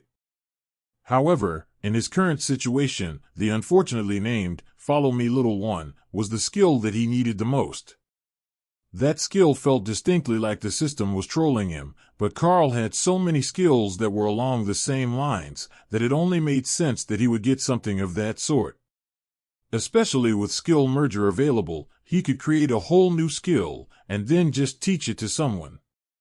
It would be brilliant, and he could save an immense amount of time in the training process. But even better, he could teach advanced skills to a beast of a similar or identical species. He already knew that they would be compatible, all he had to do was teach them, and they would gain the prerequisite to pass their next growth bottleneck. Karl looked over at Neil and realized that the real cheat code was not training baby Sero, but helping the older elites who had grown without complete systems. They were slowly reaching full activation now, but they would be so far behind the new generation that would be able to upgrade their class at commander rank and gain all new powers, as well as picking all the class skills along the way. As formidable as Neil was, he was likely a dozen useful skills short of where a Royal Rank rogue would be in the future, and who knew what sort of skills an Overlord ranked advanced class that started as a rogue would be. The man in question obviously noticed Karl giving him an assessing look, and waited expectantly for an explanation. Skill learned, follow me, little one, skill points remaining, 3, I got a bonus of skill points, and used them to learn a new teaching skill. Karl explained quietly. You are listening to a story on Time Drift Stories channel. If you enjoy it, please like, comment, and subscribe so you won't miss the next episode. What sort of class build are you even going for? Teal Dragon Cleric. Blue and green mixed together. Neil joked. The skills are intended to help me train my beasts, though they're also useful to help train beasts for others, and in certain cases, other elites. Karl focused on Neil, and a skill that he would definitely want to have if it would work on him. Offensive adaptation is incompatible with humans. Void body is incompatible with the target. Skill teaching request, limited invulnerability. Neil got a confused and offended look on his face, then it turned to joy after a few seconds, and he pulled Karl into a hug. What's with that response? Karl asked. Nothing. Just a strange system message. Pack Master Karl offers knowledge, skill, limited invulnerability, will be transferred to the loyal hatchling Neil. No way was the Overlord willingly repeating those words out loud. Did it transfer properly? Karl asked. Indeed it did. This skill is absolutely broken. No wonder you act like you're immortal in combat. For most purposes, you are. Neil agreed, then his eyes went vague. He was clearly pulled into a system menu of some sort, so Karl waited for him to finish and come back to reality. It took nearly 5 minutes before the rogue came back to consciousness with an amused smirk. Well now, isn't that interesting? I just learned one of the most fundamental secrets to the system, and it was entirely accidentally. Karl chuckled. That it unlocks hidden class options if you get an oddball skill that's capable of becoming more powerful than your current rank. Neil nodded. My new class is Stalker, and apparently, I have a vast wealth of skill points that I could never access before. Sister Ray will be overjoyed. You will be able to play together even more effectively once I manage to teach her a similar skill. The rogue winced. Perhaps not making the immortal bloodbath spider invincible as well would help people sleep better at night. I can't even guarantee that it would work. I tried and failed twice with other skills before I found one that you could learn. Karl paused as he saw Neil waiting for an explanation. It didn't seem like something he couldn't say in front of Danny, so Karl continued. First, I was going to teach you, offensive adaptation, the skill that Sister Ray has that increases her damage permanently every time she hits a target of a certain type. For an Inquisitor, that skill would be outstanding. But apparently regular folk can't learn it at all. Then I tried to teach you, Void Body, a combined invulnerability and healing skill that was improved from Kara's, limited invulnerability, and Trollish regeneration. But that's incompatible with you in particular. I don't know who it might work on, though. Then the third option worked. Karl finished. Neil nodded. Limited invulnerability was already good enough. Combining that with the insane self-healing of Trollish regeneration. That was just disgusting. Wait, do you have all of those skills? Karl nodded. Not all of them are active anymore, as I've improved some of them. But yes, I know all three. Karl got another brilliant idea. Invalid Target, Night Haunter, is a species-exclusive skill. Well, it was worth a shot. If they had a Ray equivalent elite on the Inquisition, the Church wouldn't have to ask for Ray in the future. Their presence seemed to be drawing overlords to them, and before the line was ready to move out, Neil had been joined by Tabitha, Overlord Joram the Ranger, and Overlord Dreth, who came to them from the Eastern Front, covered in blood and looking rough. Inquisitor, did you find anything? Drath asked as he arrived. Nothing. There is no sign of the relic. No residual energy, no trigger from my tracking skill. It's like it simply vanished. The Archbishop is absolutely certain there was something in the box, but now it's gone without a trace. I'm sure we all have theories, but as far as hard evidence, I haven't found anything yet. Neil explained. Tabitha stared silently at Neil for a few seconds, then pointed at him. Your class changed, she accused. Instantly, Neil realized what that must look like to the others, who didn't know what had happened since he arrived. That's an unrelated issue. Monarch Karl learned a new skill that helped me trigger a class change, he offered. Karl nodded in agreement, and the overlords waited for a more detailed explanation. I got a skill intended to teach my beasts new skills that I already knew. However, it came with a loophole. It's not limited to just my bonded beasts. If I can find a skill that is compatible with others, I can use it to teach them as well. The only real restriction is that I know a limited number of skills, and many of the ones I know are intended for beasts, and not humans. Overlord Joram looked confused, while Drath and Tabitha seemed to understand better, as they had spent a while around Karl. For example, I wanted to teach Neil trollish regeneration, because what would be funnier than a rogue that self-heals? But it's incompatible, he explained. Ah, that makes sense. You gain all your skills from your beasts or books, right?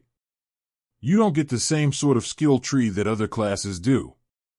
Karl shrugged. Well, I do get a skill tree. But it's all utility skills, buffs, and such. I could have picked a different path and learned a load of attack skills, but at the time, this seemed the better path. We need to get you into the library and start teaching you new skills. Well, what ones you can. We have still only managed to turn a few dozen skills into actual skill books. The requirements on knowledge of both the skill and inscription is too limiting for the first book creation. Tabitha sighed. Do you know inscription? Karl asked. Overlord Joram snorted in amusement, and she glared at him. No, I didn't pick inscription as a trade. Karl patted her kindly on the shoulder and activated Follow Me Little One. Skill teaching request, sharpness, slashing, stabbing, and disintegration type abilities increase in damage by 10% per rank of the user. Tabitha's cheeks went bright red as she stared in shock at Karl, and Neil began to laugh. Oh, it must have given you the same message that it gave me. The warrior cleared her throat and put on a stern expression. I don't know what you mean. She replied calmly.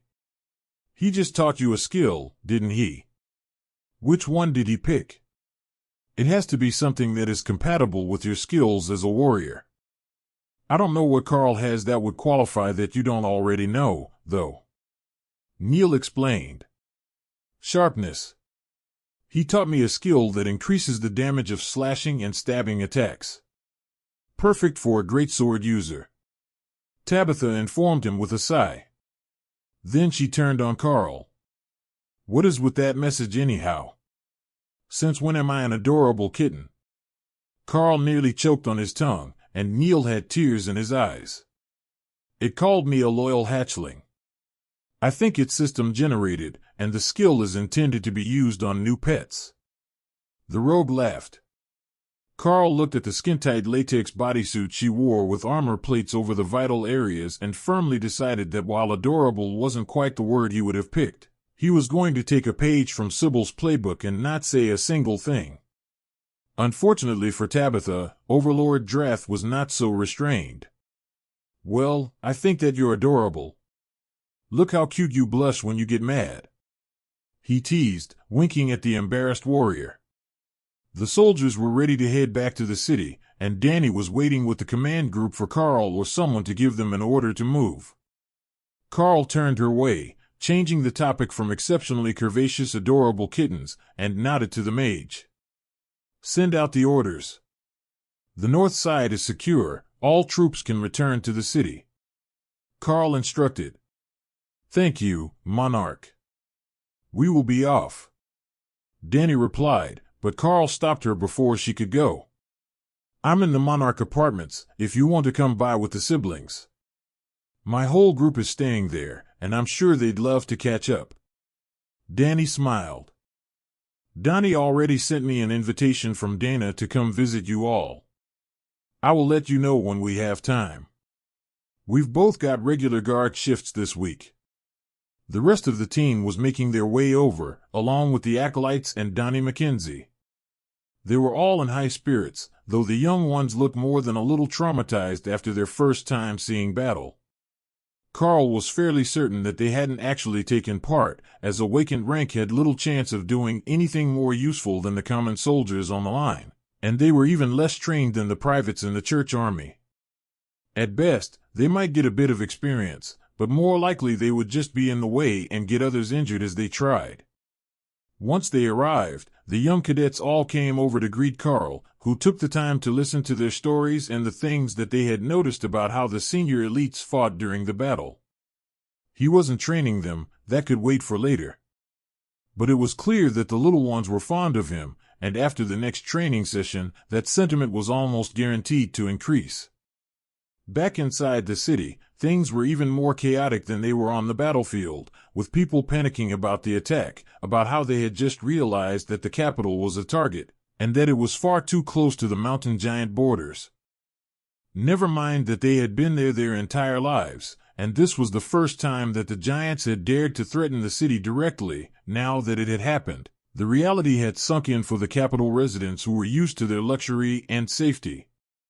Karl would have liked to say that it was understandable, just a matter of threatened civilians and bureaucrats, but shamefully many of the sedentary lower-ranked elites were involved in the chaos.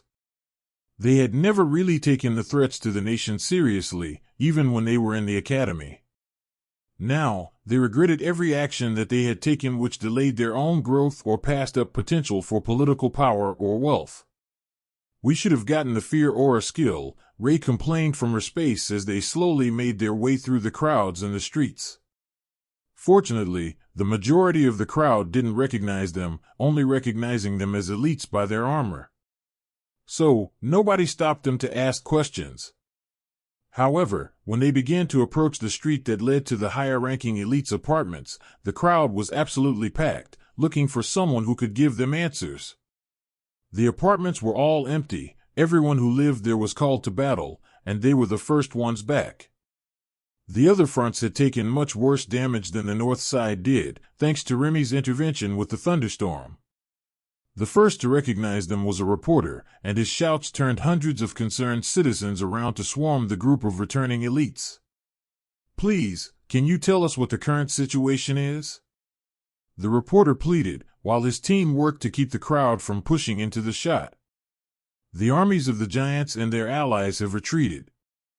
There is currently no direct threat to the city, but we have not been privy to the casualty counts or merit awards that might come from this battle," Neil informed the reporter in a monotone voice. That wasn't how he usually talked, so he was deliberately making his interview as boring as humanly possible, hoping to end it soon. "Which portion of the city were you defending?" the reporter asked. "The Inquisition cannot confirm the location of its members. However, I can confirm that a monarch and 4 royal-ranked elites took command of the north side of the city. The direction led to zero-line breaches, while the Tree of Life form of High Priestess Lotus, servant of the Green Dragon God, was instrumental in reducing casualties. If all else fails, throw someone under the bus and run," Remy laughed. "I will drag him back if he tries to run," Ray agreed. Neil hadn't made any gestures to indicate who was who, so the reporters had to guess whether the nature high priestess in this group was the one named Lotus. The reporter turned to Karl, who was standing near Neil, while the other overlords had formed a protective ring around the junior members, in case there were still disguised infiltrators or other traitors in the crowd. "Sir, can you provide any additional details?" the reporter asked, and Karl watched Neil smirk as the attention was diverted from him. "But 2 could play this game. I can provide a few. The thunderstorm during the battle was indeed a magical effect, created by our Golden Dragon Nation's elites. Also, the battlefield appears to have been segmented, with the north side receiving the majority of the combatants under the commander rank. That allowed the giants and their weaker allies to work together without the weaker creatures getting caught in the aftershocks of a Monarch or Overlord ranked battle. Finally, we have identified a number of traitors and transformed spies from the giant nations inside the city. If you should be caught in the middle of a police action to apprehend them, we cannot guarantee your safety if you are protesting or crowding the streets. Behind him, Drath and Tabitha groaned, and the crowd began to shout in panic. "Sir, can you confirm how many spies might have been found?" the reporter asked. "Obviously not. However, you are live broadcasting this, so there is a chance that they will attempt to go underground or join the cowards fleeing the city for the anonymity of a rural community. A giant wouldn't take the indignity of living like a peasant or common worker, so if the rural population was suspicious of everyone with powers who entered the village, it would help keep the cowards in the capital." At least, that was Karl's logic.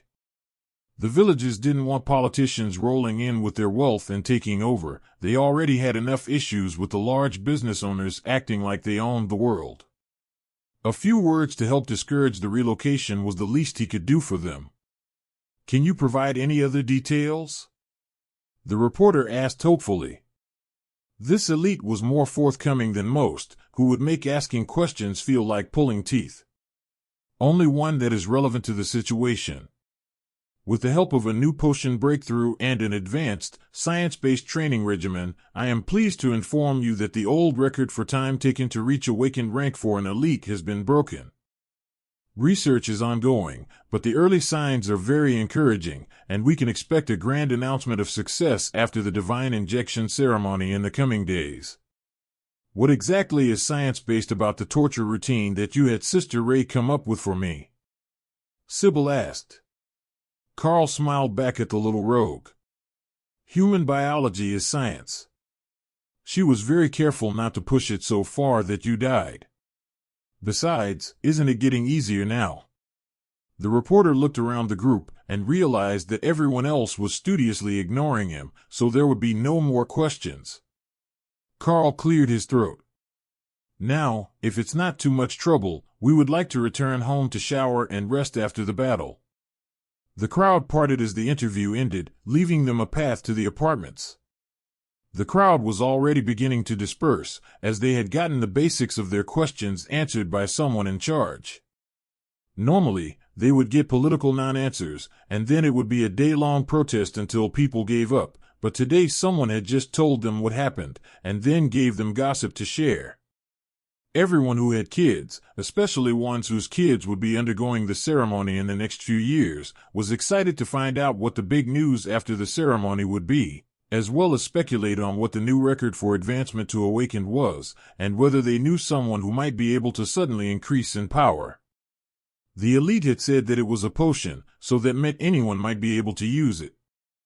Not just children, but perhaps their cousin spouse who had been stuck at Awakened since the academy might suddenly begin to make progress and bring pride and wealth to the family. Little did they know that the elite program was about to become a significantly larger portion of the student body.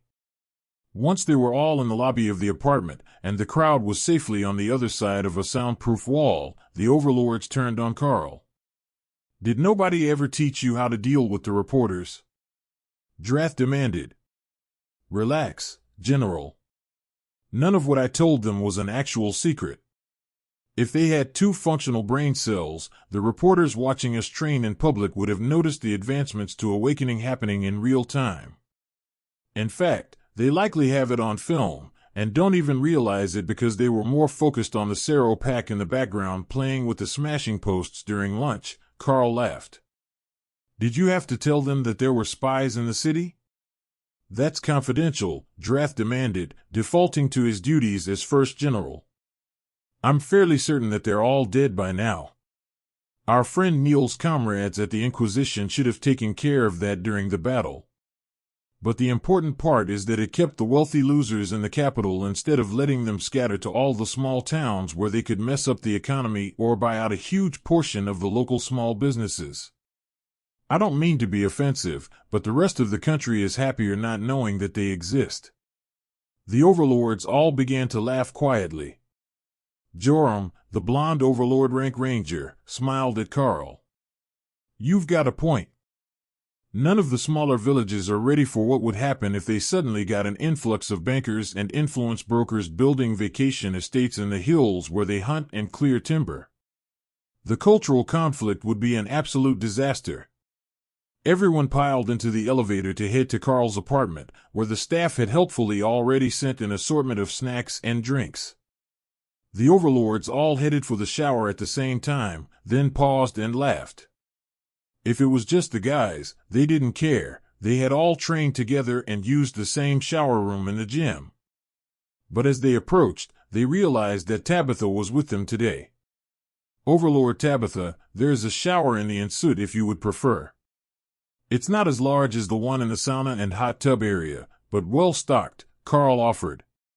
Tabitha nodded, then changed directions to the master bedroom, while the others went to use the showerheads all along the walls of the hot tub room. Karl had assumed that they were mostly there for the steamy ambience when you had the sauna going, as one of them pointed straight at the sauna heater. But they did work as actual showers. In his mind, Ray came to the same realization. They had just turned them on to get the air nice and humid before their bath. The showers even had a timer on them for that purpose. But she could use them for so much more. Nobody took long. 3 minutes later, everyone was back out in fresh clothes with wet hair.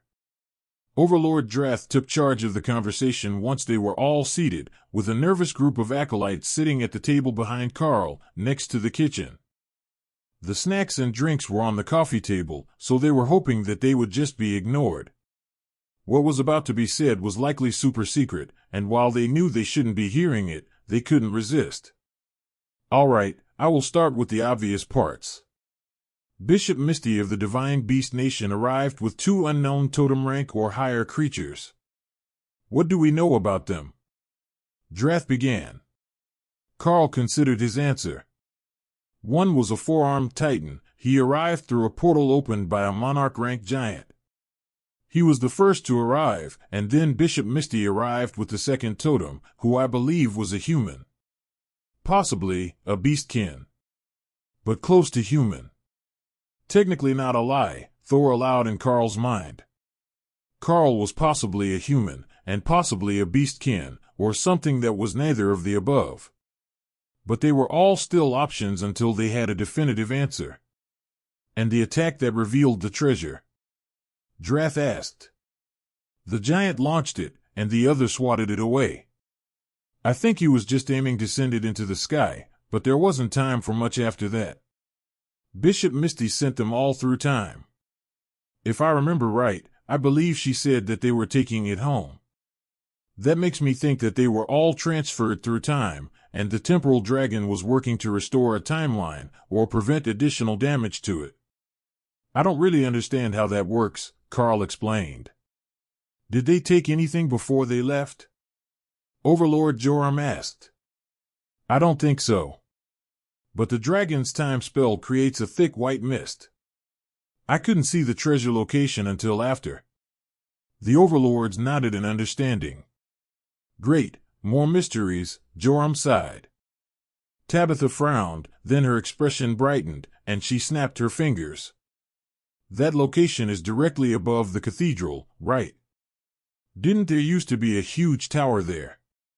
If I remember the history books, there were the ruins of a massive white stone tower at this location when the city was settled. That's why they picked the spot. The stones had a bit of lingering magic in them to improve durability, so they used them to build the cathedral and the first few buildings. Everyone else just shrugged, and she sighed. Never mind. I will ask someone who has actually read a history book. A knock at the door drew their attention, then Sybil opened it to let Lady Othello, Overlord Ahmad, and the head librarian from the cathedral enter. Karl smiled at Tabitha. Ask and ye shall receive. If anyone has read a history book, it's the librarian. The blue dragon smiled at Karl.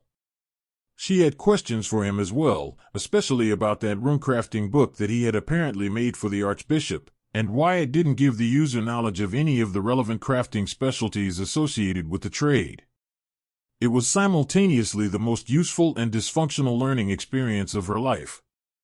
The overlords nodded to their comrades, then took seats, with Ahmad settling in next to Dana to whisper in her ear. Karl gave him a suspicious look, but the overlord sent him a system message. Magical theory developments. The battlements will gain from them. That was good enough for Karl, but the fluffy cat ears of the overlord rank mage were entirely too tempting, making the mage a natural ladies' man. Tabitha turned to the librarian. Am I right about that location being somewhere directly over the cathedral that was built on the ruins of an ancient tower? The blue dragon nodded her head. That is right. My theory is that the object was a prize for winners of the tower. We don't know what was supposed to be in it, or if it was claimed and that was why the tower's magic faded. But the location matches, though the tower must have been thousands of meters tall. What is in common knowledge is that the foundation of the tower was never dismantled. The cathedral wasn't built there simply because there was a lot of stone. There is an active trial in the catacombs under the temple. There are 15 levels below ground, through the actual base of the defunct tower. The magic of the world dragon is strong there, and that is why the cathedral was actually placed on the site. The basement trial is only good for one group of people, though. Nobody can enter it except bishops and avatars of their gods. That is the overlords and totems aligned with the church. It is similar to the trial instance on the grounds, but at a much higher level. That trial temple on the cathedral grounds used to rely on the power of the underground temple, but after the incident the other day, it is generating its own power, and the usage is no longer so limited. The last was said while the librarian stared at Karl, who had made the new core for the trial next to the cathedral. But in Karl's opinion, that wasn't really his fault. It wasn't going to let him out until he provided a new core, so one way or another, it was bound to happen. Karl smiled at Tessa and Lotus. So, you've got an extra fancy trial waiting for you in the future. What do you think? 2 more years should do it. Or do you think it will take 3 to reach Overlord? The other overlords laughed, while the dragon rolled her eyes. You say that so casually, as if everyone else in this room didn't use a massive number of resources or enjoy a string of exceptional luck for over a decade to reach their current status. Karl shrugged. Well, we've got both of those on our side. Plus, the system is awakening. Once it's fully active for everyone, steady progress will be much more common. As far as I know, the only real challenge to their growth will be bypassing the bottlenecks. Tabitha took out a map and refolded it so that the area around the cathedral was on top. So, there's a trial here and here. Then there are holy relics here, here, and here. It looks like there is a whole village buried under the capital. The librarian nodded. That's right. As far as we can tell, there is an entire city under the city, buried by more than 100,000 years of time, and 30 meters of sandstone, formed in the years after the time when this area was on the edge of the desert. Ahmad finished explaining his idea to Dana, and joined the conversation. You know, one of the groups of giants that we fought said that they were going to take the system relic that was in the city and crush the church. Do you think that they mean the system stones, or one of the other relics? He asked. The librarian winced. Well, technically, they could mean any of countless items. We have been stockpiling system relics in the catacombs for centuries. The hope was that the resonance would help activate other system relics. Did it work? Karl asked. That is debatable.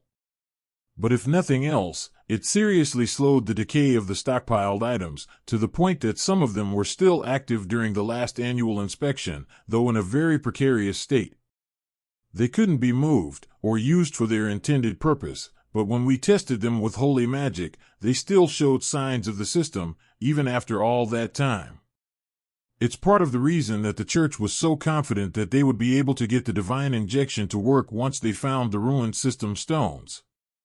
They were designed to liquefy holy power with the system integrated, and the study of them allowed the development of the serum. But I'm rambling. We didn't want to talk about that. We were talking about the treasure over the city that might have once been in the tower that was here, and whether that was the item that the giants were after. Well, if that new leader of theirs knew something in advance, perhaps having been informed by the time traveler that Bishop Misty sent away, it is possible that they know much more than we do. In fact, it's possible that we still haven't discovered what they came here to find, and that might be why they're so desperate to force us all out of the city. I get that they hold a grudge against the World Dragon, but they seem much more determined than in the past to stamp out the church. Everyone let her ramble, thinking of the possibilities, as well as the likelihood that the giants would be coming back for whatever they had failed to obtain with this attack. Or, in the case of General Drath, what his troops were going to have to do to actually win the next confrontation, if they did come back and try to force their way into the city. If they made even a small breach, the destruction that the giants could cause to the civilian population with a single overlord was immense. A few minutes loose behind the walls would cost tens of thousands of lives.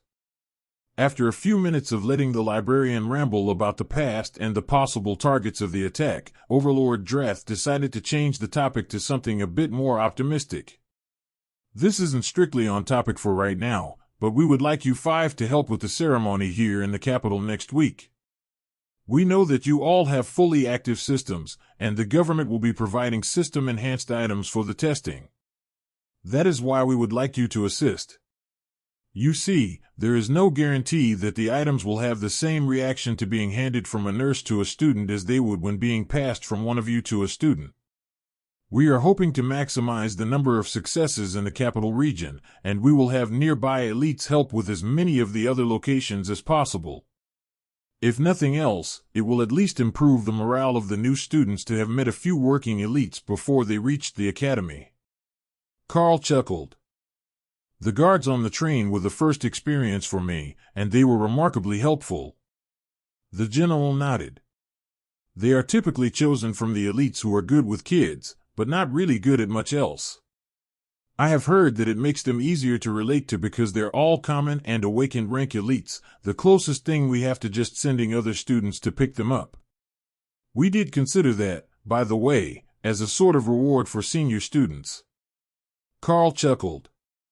That could be interesting this year, as so many of the students who are about to become seniors have spent the last year on the hill giant border. At least, I assume they're still there. Drath nodded. They've been moved a few times, and cycled back to the academy for rest, but they've spent at least half the year on the border, and they're stationed there right now. Karl nodded. I don't think that any of my people would have an issue with the plan to attend the ceremonies. How many middle schools are there in the capital? Drath thought about it for a second. There are 16 in the city, but they all do the injection ceremony at the Opera Auditorium so that their parents can attend and see the new elites one last time before they go. I believe that the smaller towns do it at the school, don't they? Karl nodded. Yeah, but not with parents present. We did it in the classroom, as there was only one class in our year.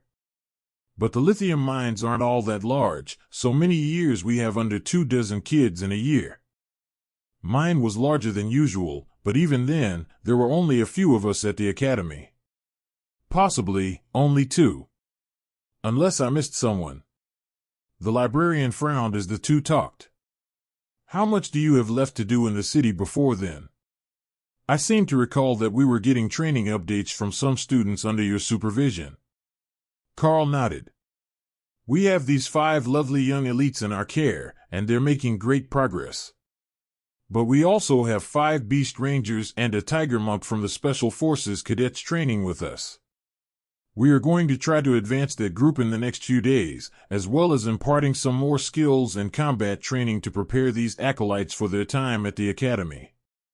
I have been informed that the army will be taking over the training of the beast rangers. General Drath nodded. Yes, they are already cadets assigned to the Special Forces, so we will take on their basic training, as we had already planned to when we thought they had no system access. The other overlords chuckled. It was clearly a power play by the church army, but it wouldn't hurt anything, and they were going to be overloaded with students at the academy anyhow, so letting the Special Forces students have special attention would help them immensely. Plus, it would give them an excuse to foist similar talents on the army for training, in the name of boosting the skills of the elites. They were already short on teachers, and that problem was only going to get worse with the next influx. Anyone who could and would teach students was going to be needed very soon, but the librarian was beginning to suspect that Monarch Karl was going to find a way out of that, somehow. Likely by becoming a vital asset somewhere else, where there were no elites to train. Or at least no freshmen for him to train. Overlord Joram snapped his fingers. I get it now. There's a reason that you didn't have those young elites fighting on the North Front.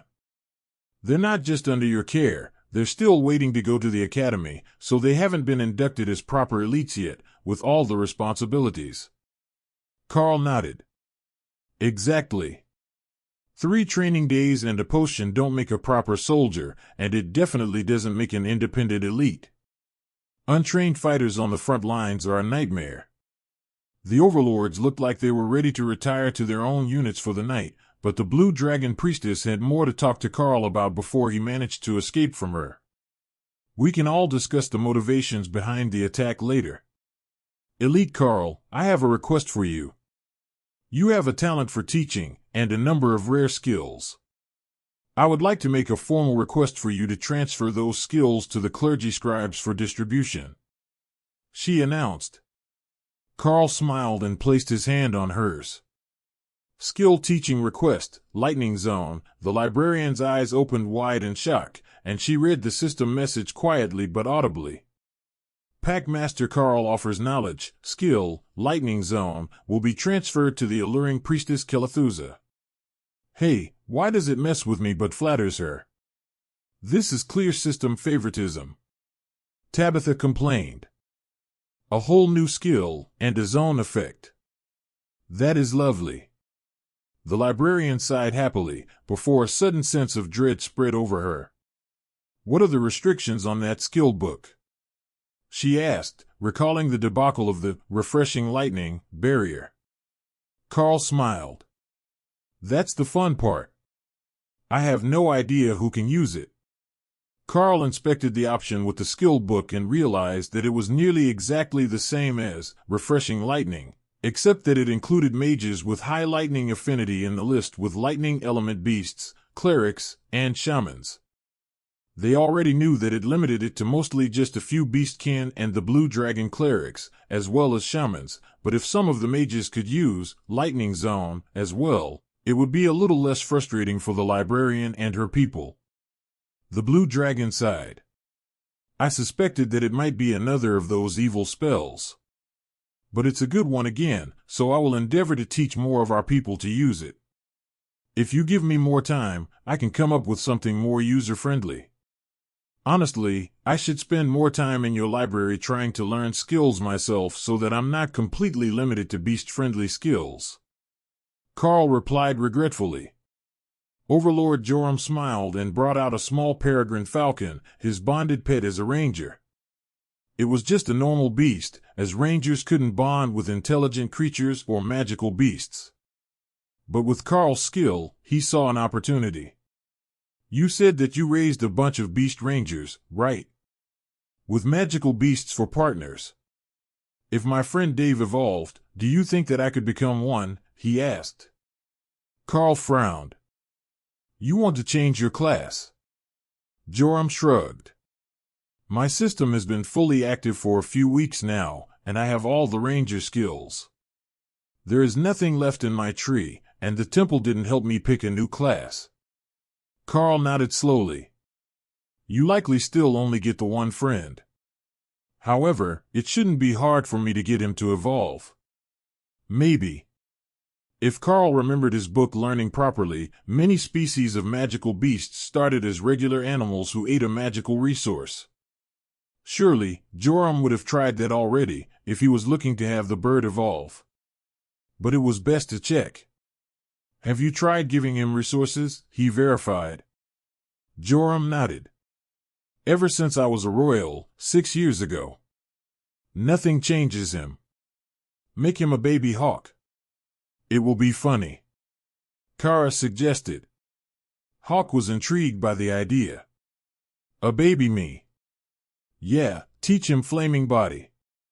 Baby Hawk. Kara suggested.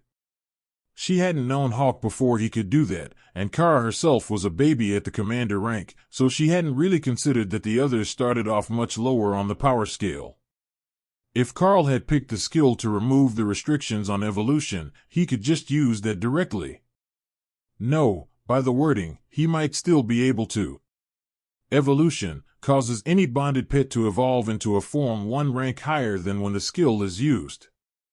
Usable once per beast, some materials may be required. The wording didn't say that it had to be his bonded beast. That part was implied, and should be completely obvious. But it wasn't explicitly stated. So, he tried anyhow. Nice try, invalid target. Well, that settled it. No blatant cheating. Fine, he would bypass the evolution skill and try to do it manually.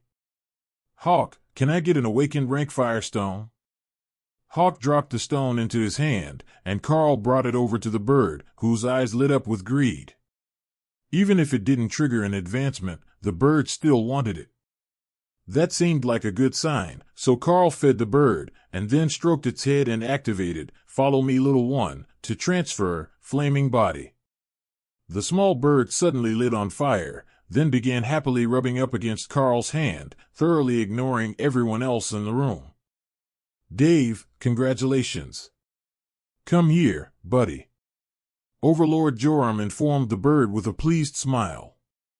Dave turned to chirp at him, then rubbed possessively against Karl's hand. I know you made a new friend, but you need to come here, so I can inspect you. The bird chirped what was obviously a no and remained in position. Did something go wrong?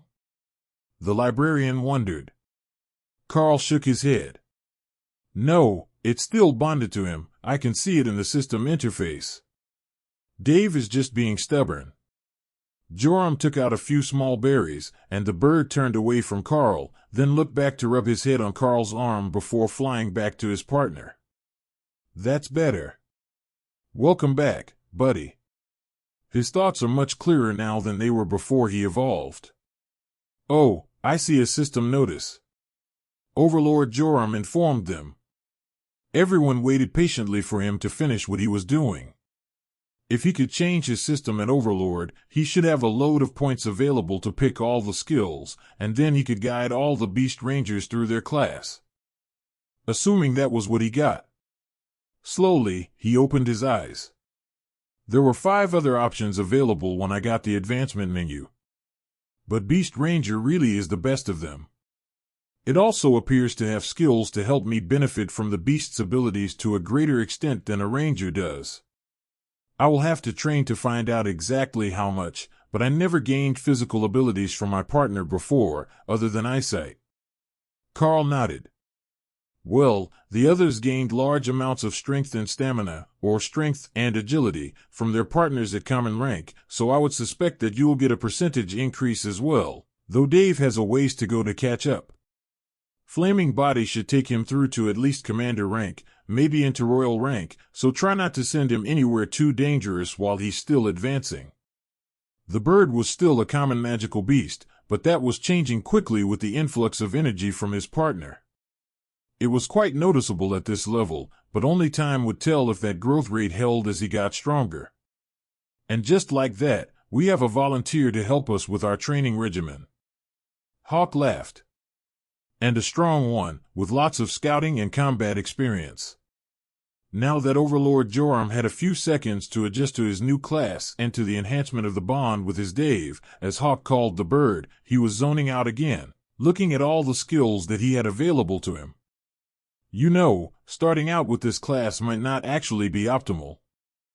There are so many introductory attack abilities, utility skills, and hunting buffs with the Ranger class that simply aren't part of this class. A lot of the skills that Beast Rangers get are for improving the stats of our beast, or our targeting with ranged attacks. There is very little for actual attack skills within the tree, Joram explained. Well, that is a bit of an issue. Nobody likes a one-trick pony. So, they will have to learn skills another way, Karl sighed. There are a few, just not nearly as many as there are in the Ranger class, and they look like advanced versions of base attacks. I'm not sure that skipping the Ranger class will actually be best for everyone, Joram explained. The other overlords got concerned looks. The Ranger had a point. If they missed out on the simple and easy skills, the ones that they would use every day, and only got the ones that were intended to buff them after they already had the basics, they would be in real trouble when it came to building their power base. They could only rely on their beasts for so much before they were going to have to get into combat themselves. But to Tabitha and Neil, the most offensive combat-focused of the group, there was another issue that was becoming apparent. The class was only part of the issue. The real problem was going to come with what beasts they chose. Lightning Sero had a versatile barrier that could also be used for melee offensive attacks. The more cats had stealth on their side, and the bonded partner would have speed to help them. But what if a different beast was chosen? That girl who had gotten the small bird, for example. Or someone who picked a less impressive beast out of fondness for the species. Both would be at a huge disadvantage in their growth. Like Karl's Beastmaster class, they relied too much on their beasts and didn't have a base of skills from multiple powerful beasts to get them through. We could just assign a curriculum to them that focuses on learning skills from the start. Ray and the others learned quickly when they were young, and they're still innovating. I think that if we have the right teachers in place, we can help the students master at least 2 or 3 basic skills at the start, and then they can work from there. Speaking of which, how is the skill library coming along? Karl asked. We're up to 27 different skills, but limited by what our inscriptionists can learn well enough to make a tome. I really do need to steal you in the near future and get you to put more down on paper for us, the librarian insisted. Karl nodded. I expected that there would be something like that in the near future. It's not a problem, but I'm hoping that you will have a few skills that I can use as well. I will even replace the copies if I can learn them. What skill books can you even use? Tabitha asked, curious about the particulars of Karl's class. Honestly, I don't know. I've only really gone for ones that were useful to one of the others in the team. I haven't tried to see the extent of what I can use. Likely no other trade skills, except maybe dwarven smithing, as I've already got runecrafting. As far as magic and combat skills, I suppose nearly anything is possible with the team composition that I have right now. Lady Othello smiled at him. Perhaps I can work with you and Thor, teach you both some paladin-type skills. It would make you both better in human form combat, and who knows what Thor can do with them in Sero form. Thor was definitely up for that. As long as you help us with our warriors and the monk, I have no objections at all. More teachers are better for everyone, and if we're all training together, my training skills will affect all of you as well, Karl offered.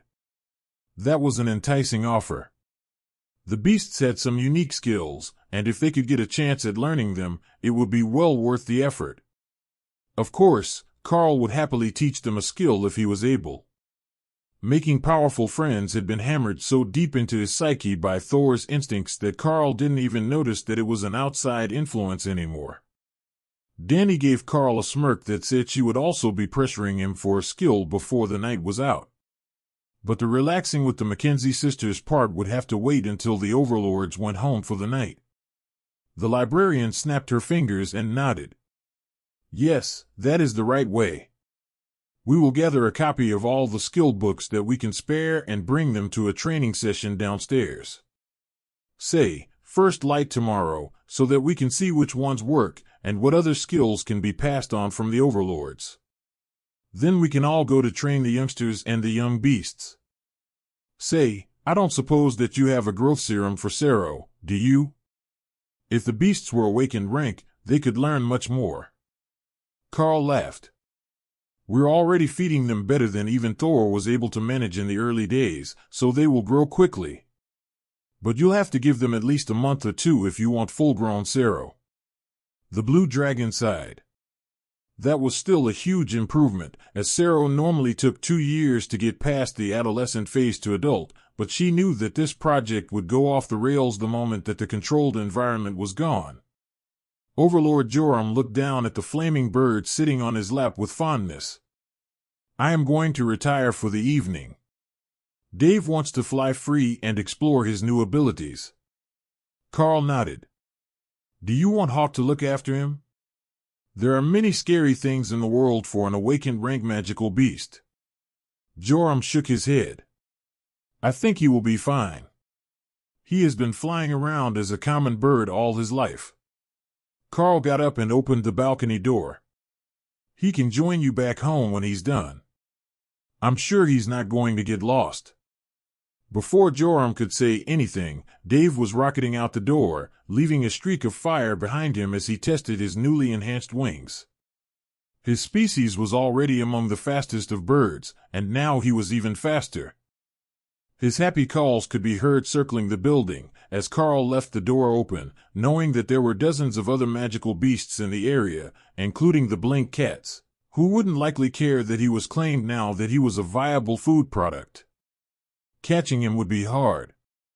Defeating his defensive flames would be harder, but blink cats were crafty, and they had a particular love for hunting low-flying birds. As a common falcon, he wasn't worth more than a bit of harassment, but that was different now. Karl turned to the librarian. Do you mind if I just shorten your name? Draconic names are terribly hard for me to pronounce, and I always get the Z sound in names like Kelethuzarong. The blue dragon gave him a curious look. And what did you want to call me, other than my title as librarian? How about Lady Kelly? Half of the overlords choked on their drinks, while Othello giggled and Lotus nodded in agreement. The librarian gave Karl a suspicious look, so he decided to elaborate. Lady is properly formal for your rank, Kelly is easy to pronounce, and it's got the sort of energetic and enthusiastic ring to it that I associate with a desire to learn. Because you are around Lotus and Kara too much, and you associate learning with curiosity. Thor noted. They do learn many things, though. Ray agreed. Overlord Othello slung a companionable arm over the blue dragon's shoulder and ruffled her hair. Besides, you're a young dragon still. No need to sound all stuffy and professional all the time. The librarian actually smiled at that. Little girl, you were born in the hotel room above my 1000th birthday party. Karl smiled. See, a positively svelte young debutante. The librarian snorted in amusement. We need to get you away from Nact and Orthos, they're messing with your sense of draconic age progression. However, if you can complete my learning challenge, I will agree to your nickname. Karl nodded.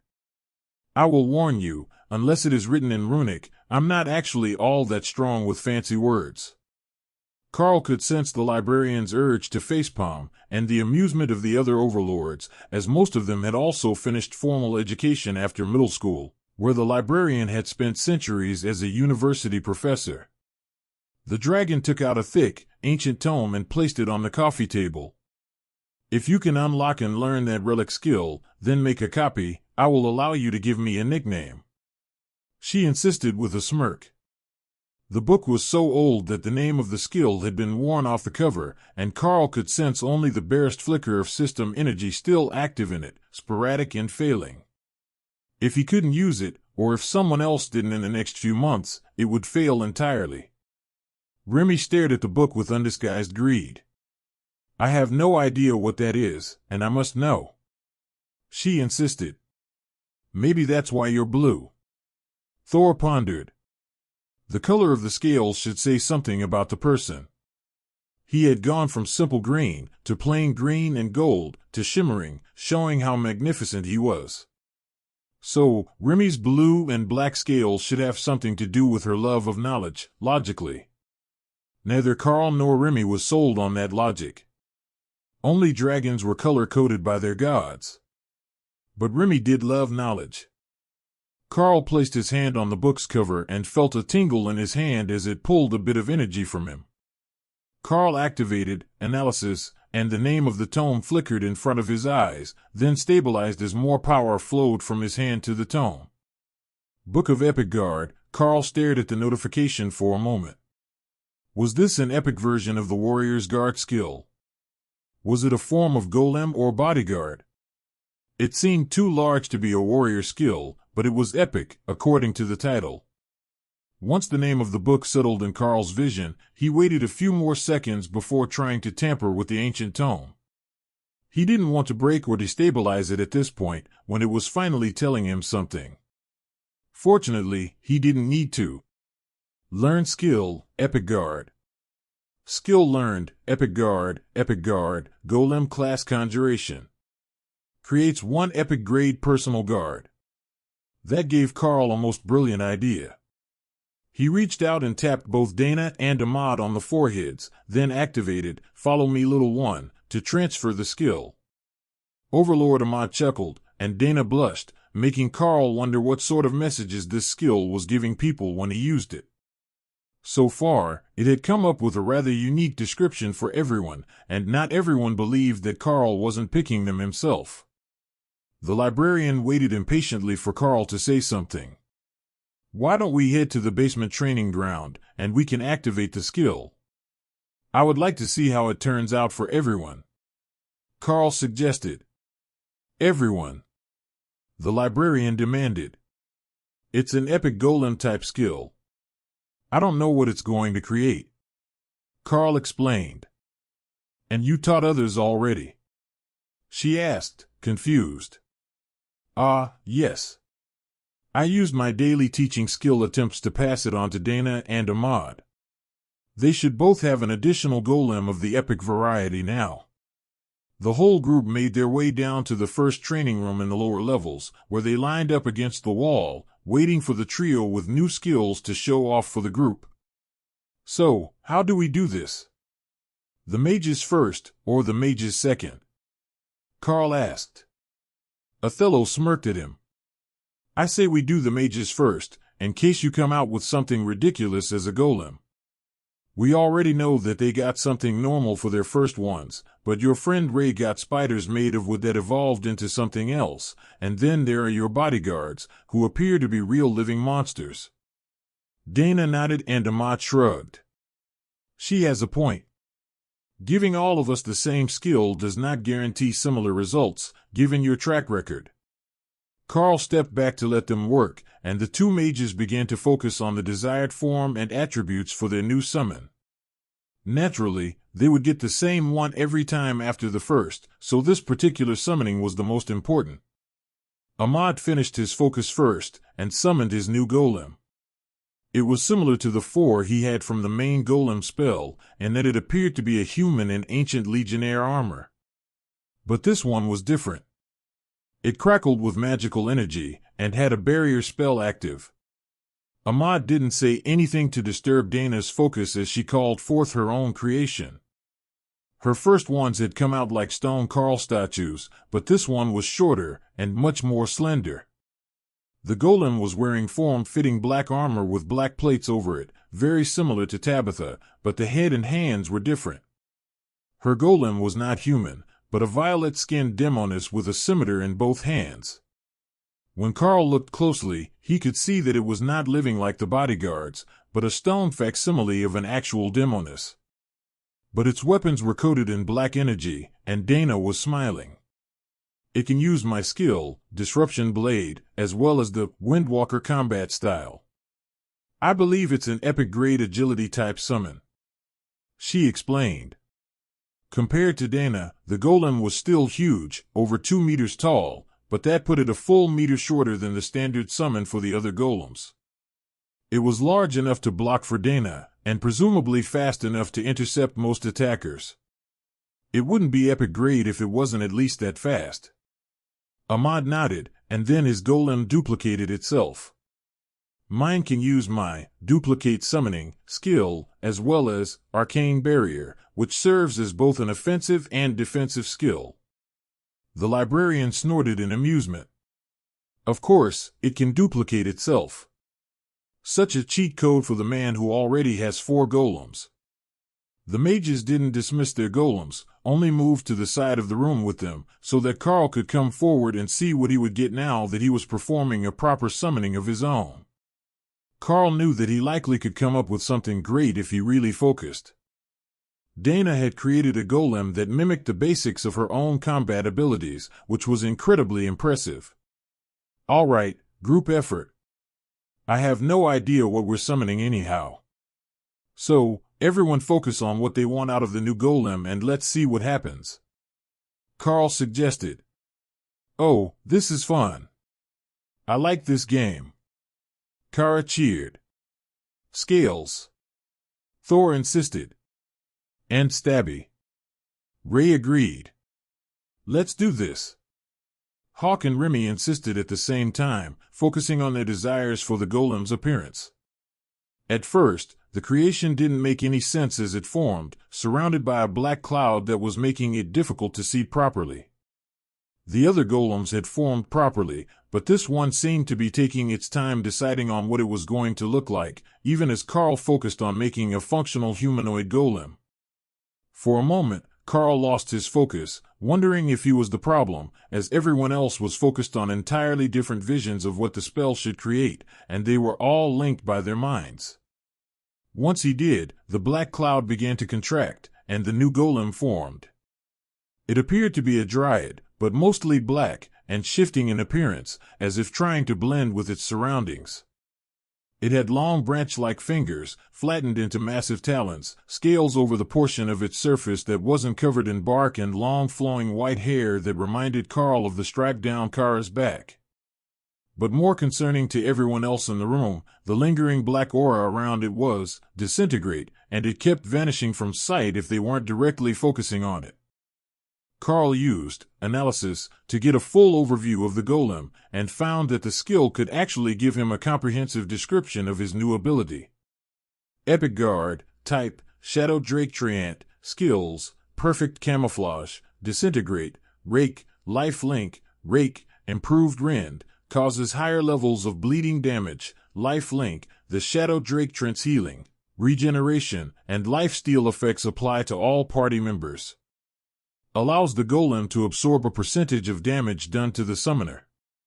It could be buffed with Void Body, or Trollish Regeneration, which would spread healing to everyone, but if Karl knew some sort of healing spell, or a lifesteal dedicated ability, he was certain that the golem would gain much more utility.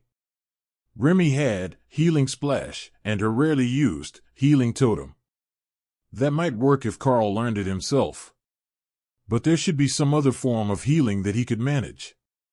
That's unique. The librarian muttered as the rest of the group stared at the golem. It's a collaborative effort. You see, we've got Sharp Claws, Scales, Stealth, Disintegrate, and Life Link. That should cover everything. At least once I manage to learn a healing skill for it to share, it will. Lotus frowned. Now you want to be the healer, too. Lifesteal on hit will be just as good. Karl allowed. That was a little more reassuring for the cleric. She couldn't have some random summon coming along and stealing her spot on the team. Ophelia got an excited look on her face. You know, if you gave the golem a blade with life leech, wouldn't it heal you pretty well as it fought? The ones I have are kind of low quality at this point, and I was going to pass them on to the newbies, but I'm sure we can find some new ones for you. Karl nodded. That's a great idea. Maybe short blades, given that the golem has stealth and high agility. Othello took out a long blade and handed it to Karl. That has lifesteal on it. Why not see how the golem can do? Karl nodded in thanks, and handed the blade to the golem, who held it in its hands awkwardly, unable to make a fist to hold the blade with such long finger claws. Othello facepalmed. All right, I can see how this could be an issue. I'm used to golems that have human hands, but this one and the spider golems are different. The golem carefully handed back the blade, but Karl still had an idea to boost its combat performance. He equipped the Haint Claw on the golem, which actually looked a little like an all-black and scaly version of Overlord Lifa. Karl smiled as the weapon melded with the golem, which now had ghostly glowing eyes, and leaked ghostfire smoke from its mouth. "What sort of weapon is that?" Neil asked, shocked at the transformation. "It's a Haint Claw. I obtained it in Nubon. It doesn't have lifesteal, but it's got a soul leech effect that's particularly nasty, and it adds ghostfire to all attacks, including skills. Normally, it's a weapon that I would use myself, in combination with my bow particularly. But for the moment, I think it works quite well with the Epic Guard skill. Should we see how it does while sparring against Ahmed's golems? If it's an Epic Rank skill, it might be able to hold off his regular golems for a while," Neil suggested. Karl shrugged. "No better way to test it. I don't know what sort of combat instincts it inherited, since I don't have an actual combat style skill." Ahmad summoned his 4 standard Legionnaire golems on the far side of the training room, and Karl gave instructions to his new summon. "Show us how you would defeat these targets." "They're golems, so go full force," Karl thought. The golems took a combat stance, and the guard vanished. It reappeared in a swirl of ghostfire in front of one golem, then leapt into the air, kicked it in the crotch, and stabbed all 10 long claws through the golem's eyes. 100%, it learned to fight from Kara, Ray noted. She would have appeared behind the golem. The guard was already moving, raking at the leg joints of the golems and dodging attacks with an alarming level of agility, then periodically vanishing in a puff of pale blue-green fire. It would reappear behind another golem and try for a new target. First, it tried to rip their throats out, then stab through the neck of the armor to their hearts. But the golems weren't living things, and going for the vitals of a golem didn't work. Finally, the golems caught it, and sliced it to bits, causing it to dissipate, and return the weapon to Karl's possession. All 4 of the Overlord rank golems had taken significant damage during the battle, and Karl was impressed. Even Ahmad was shaking his head in shocked dismay.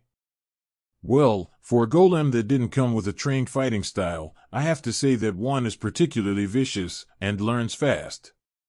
If those had been living creatures, I suspect that your golem might actually have been able to fight above its rank." Tabitha chuckled darkly.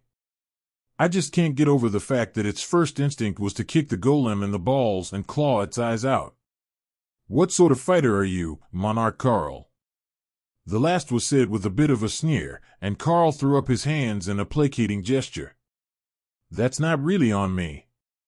I enlisted my team of beasts for suggestions, and their suggestions helped shape our new golem. I believe that Kara's fighting style is the dominant one. She would definitely start a fight that way. I'm surprised that the golem didn't lick him as well." Ahmad laughed. "I think it might have. Being so close, the smoke of the guard's breath was surely touching my golem, and your guard doesn't have an actual tongue." Kara smoothed her fur in pride, like she was styling her hair. Karl laughed at her expression, and summoned the guard again, with the Haint Claw equipped. It flexed a little, as if it remembered being dismembered, or wanted to do a systems check before combat. Then it turned to Karl for instructions. "Just wait here. There are no threats." Ray giggled. "You don't need to be so detailed. Golems get what you want instinctively. If you focus, you should be able to tell where it is, the same as you can with us and the bodyguards." "I got that part." "Well, at least we know the new spell works." Ray considered it. "I need to learn that one later. I could have a 3rd spider golem." Karl used "Follow me, little one," to transfer the knowledge. "Incompatible target," Ray sighed. "Boo this system.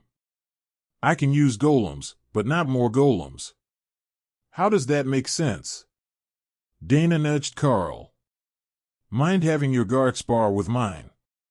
I want to see how it does." I thought it was odd that the only skill yours was using was that movement skill. So, they might need time to adapt to using all their abilities. Sure. Let me remove the weapon overlay. It doesn't need the extra damage to keep up this time.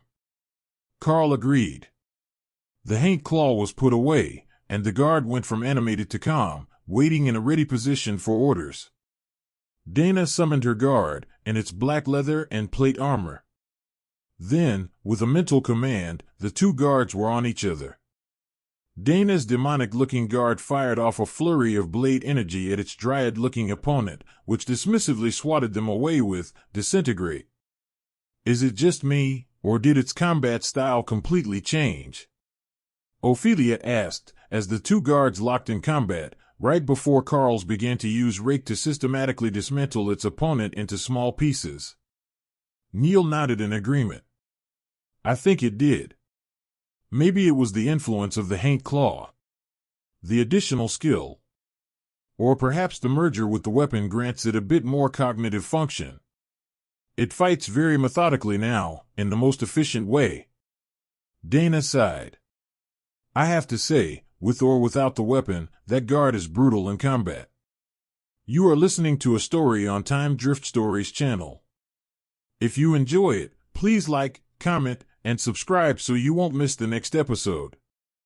She called back her guard again, and the violet demoness shook herself out in the same way as Karl's had, as if checking for damage. It had to be a function of the spell, remembering previous fights to improve. All right, we have our answers. Now, we really can go to sleep. I'm sure there will be far too many questions for us all in the morning. Librarian, you can stay in my spare room if you would like. Lady Othello offered. I will see you all tomorrow. The librarian agreed, then left with the paladin, headed back upstairs. Now we have a new sparring partner for the trainees. Ray cheered. I don't think they would survive that. Thor reminded her. We could put pool noodles on her claws. That's terrifying in a whole different way. Back in the apartment, the Mackenzie twins were eager to catch up with the ladies, while Kara stretched out across their laps, taunting Thor with her ability to get her head rubbed while indoors. As everyone chatted, Karl got to work turning Epic Guard into a new skill book. The librarian had made him promise her that he would, and he knew that the dragon wouldn't want to wait for him to make good on his word. Plus, he was looking forward to the look on her face when she remembered that she had agreed to let him use a nickname for her if he did. As he worked, Karl checked in on everyone. Thor was very pleased that he had managed to give the new summon scales, while Ray and Kara were laughing about the fighting style when it was merged with the Haint Claw. They had a theory that it was actually Lifa's default fighting style, as the Haint Claw had come from her, and the thought of the distinguished and ancient overlord clawing someone's eyes out was highly entertaining. They were going to have to ask her about it the next time they met. So, have you met any cute guys yet?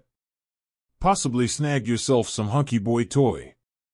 Ophelia was asking the twin mages. Donnie scoffed. Do you have any idea how hard it is for a female elite to find a good man? We already know the true faces of the politicians and the power brokers, so the truly wealthy men are out. Our powers intimidate most of the civilians, though they wouldn't openly admit it. So that cuts out the vast majority of the population. Finally, half of the elites are batshit crazy from too much time alone in the woods. No offense to those present, but you do realize that Ophelia holds Lotus like a teddy bear, and Karl talks to himself. She gestured to where Lotus was sitting on Ophelia's lap, then to Karl. The whole group began to laugh, and Tessa decided to explain. Ophelia likes to sleep in bear form, with Lotus as a teddy. I will admit, it's odd, but it keeps her from wandering. Karl isn't talking to himself, though. He's talking to the beasts, and forgets that the rest of US can't hear them. Karl nodded. It's easier when everyone is out, then I can just talk to them normally. What are you even writing? The complete encyclopedia. Danny asked, cutting off her sister's answer. The copy of Epic Guard for the librarian. If you want to know the skill, I will try to transfer it to you. The looks on their faces said it all. They wanted the skill, and they wanted it now. Karl activated the transfer and sighed as the message came up. Minimum requirements not met. Minimum requirements not met. Looks like we will have to wait on that. It says that it's not possible yet. Both mages' eyes went to the freshly written skill book, and Karl made a reluctant, welcoming gesture. Sure, it took hours. But that skill was so good that he couldn't bring himself to deny them. Danny went first, as the golem specialist of the pair. No matter what she did, she was unable to get the cover open. It was as if the book were a single block of steel, unyielding and solid. After a minute, she gave up. Donnie traded her places, and suffered the same fate, but with much less surprise after her specialist sister had failed. It only said you didn't make minimum requirements, but Dana can use it. So, you might just need to be a royal. Karl offered, as a form of sympathy. Well, it was worth a shot. Danny assured him, visibly annoyed by the situation. If he couldn't teach them the cool golem, there were still other mage-type abilities that he might be able to share from Remy to them. Technically, Remy was a shaman, but a lot of the abilities appeared to be transferable. But first, he could start with the simple ones. Skill teaching requests pending, mental fortitude. Both mages gave Karl a raised eyebrow look that was somewhere between intrigued and offended, then relaxed as the skill took effect. Oh, this is a wonderful skill. It actually increased my mana regeneration to nearly double its base. Danny noted. Odd, that's not a listed effect. Could it be a side effect of mental fortitude? Just a second, I will pass it around. Karl offered. Skill teaching requests pending, mental fortitude. One after another, everyone appeared to accept the skill. The beasts carefully watched everyone's expression, wondering what it had called them. The first to break was Lotus, who was in a fit of giggles. How did I become an adorable healing tree? What sort of title is that? I mean, I'm flattered. But does this mean that the system is actually more impressed with my skills as a tree than as a human? I should have spent more time practicing my rain dance. She laughed. Ophelia laughed. It calls me the friendly rage bear. Dana frowned. You all get cool and cute nicknames. It gave me, Packmaster Karl offers knowledge, skill, mental fortitude, will be transferred to the Dana mage. Hawk nodded in satisfaction. He knew he had her name right. Karl shrugged, then patted her on the back. I don't pick the names, the system does that. Remember that it called Overlord Tabitha a kitten. Danny and Donnie laughed, but Tessa had gained a unique insight. All right, I don't feel so bad now. I wonder if this is how the world dragon sees us all.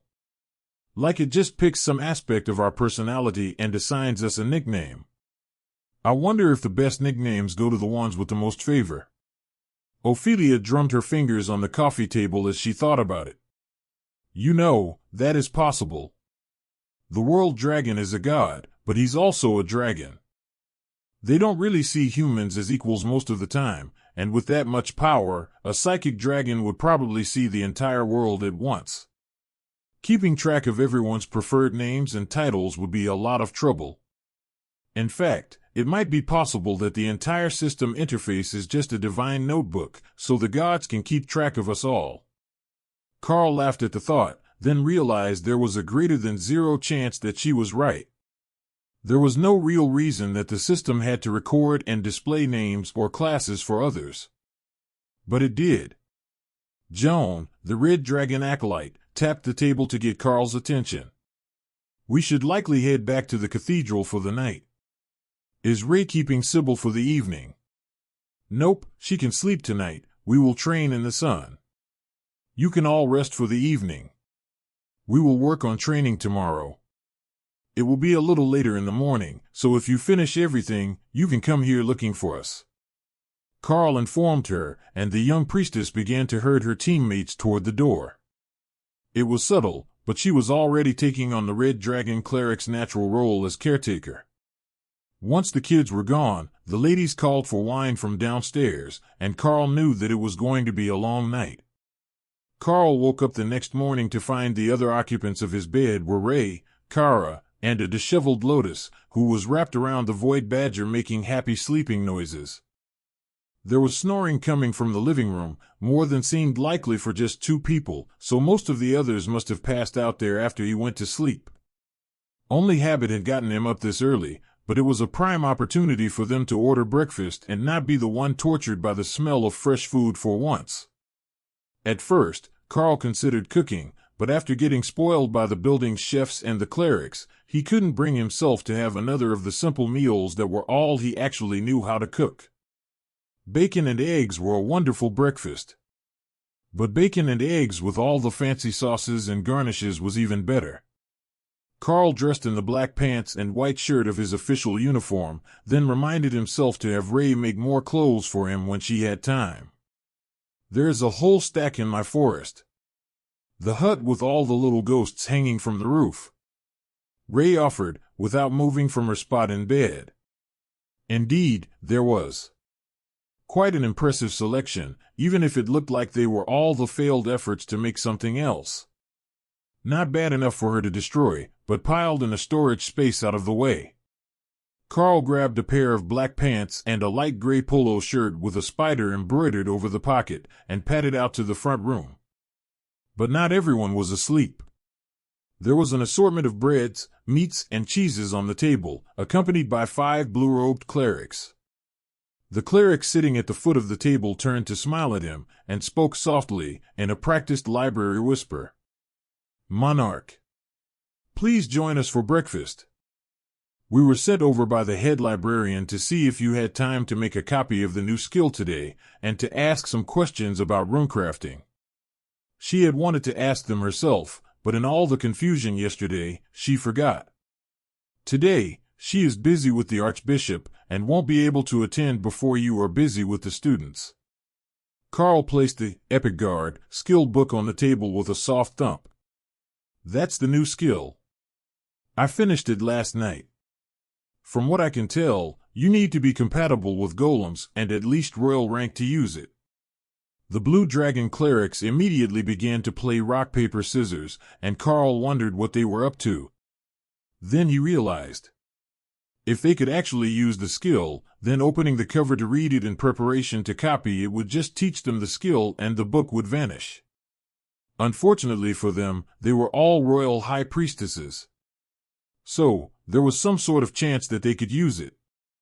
The first to lose the match reluctantly reached for the book and caressed the cover as they made notes about the outside.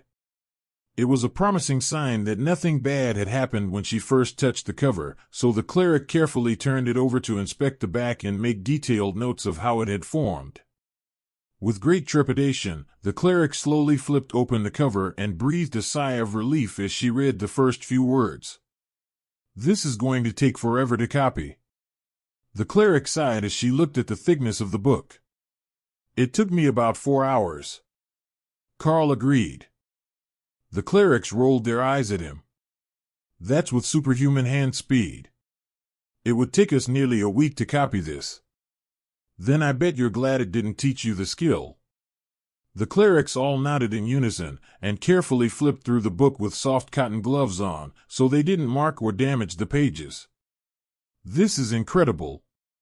The details that go into this skill are so extensive that I can't even really consider it a golem. It is a construct, and built like a golem, without internal organs, but otherwise, the magic is so far removed that structure is all they really have in common." The priestess explained. Karl shrugged. "I've never looked through a golem book. I wonder if I can even use them, since I'm not a mage. Ray can use golems, but it wasn't a shared skill. Don't you have enough summons yet? You've got all those bodyguards, and Ray's golems, and now this guard. Plus all your partners. Are you trying to become an entire army legion on your own?" One of the clerics asked, still in the hushed library whisper tones. "That's not a bad idea. I wonder if I can make an army of spiderlings someday. Ray asked quietly as she appeared at the table beside Karl. The blue dragon clerics looked horrified. An army of spiderlings? Like dozens of tiny golems? One asked. Ray nodded. Or even an illusion that looks like them, but can still do spider things. Oh, the wonderful things that I could make with an army worth of little versions of me spinning silk. While most of the clerics were busy looking over the text, one had more in-depth questions for Karl about runecrafting as an art. Or, at least, what the system had taught him about runecrafting as an art. So, did it teach you all the conjunctions to modify the spell outputs for item creation, or the proper character compounding to make the spell phrase all fit on a single piece of paper to make talismans? The cleric asked. I don't know what ones are used for item creation. I do know how to compound the characters, though. In fact, I know how to do that in multiple different ways, depending on the desired meaning of the phrase and the nature of the item that I am writing it on. Karl agreed. The cleric nodded slowly as she considered her next question.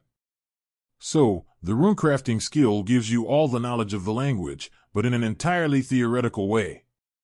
You know what the word is, but not how it might be used to create an item or describe a spell on a talisman. She verified. Karl nodded. That's about right. I mean, I can guess. But that's what it is, a guess. I don't have any clue how those who came before me would have done it, so I can only do my best to try to come up with something workable. The cleric made careful notes, but was beginning to look discouraged, so Karl asked follow-up questions of his own.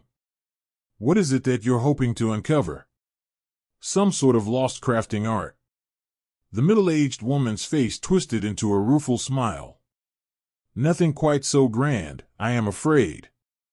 What we were hoping for was some sort of frame of reference so that we could tell how much has been lost from the various crafts that use runes as part of their art. You see, we've lost huge amounts of smithing knowledge. We've lost almost the entirety of magical weapons creation as an art form, including the majority of the ability to improvise. Though, as runecrafting spreads, we might be able to help them out with some theory.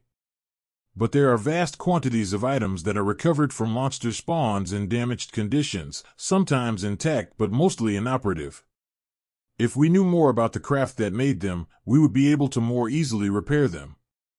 Instead, we need to have a runecrafter that knows what might be missing explain the problem to a blacksmith who doesn't know runecrafting because we don't have system access to the subcategory skills that would combine the two.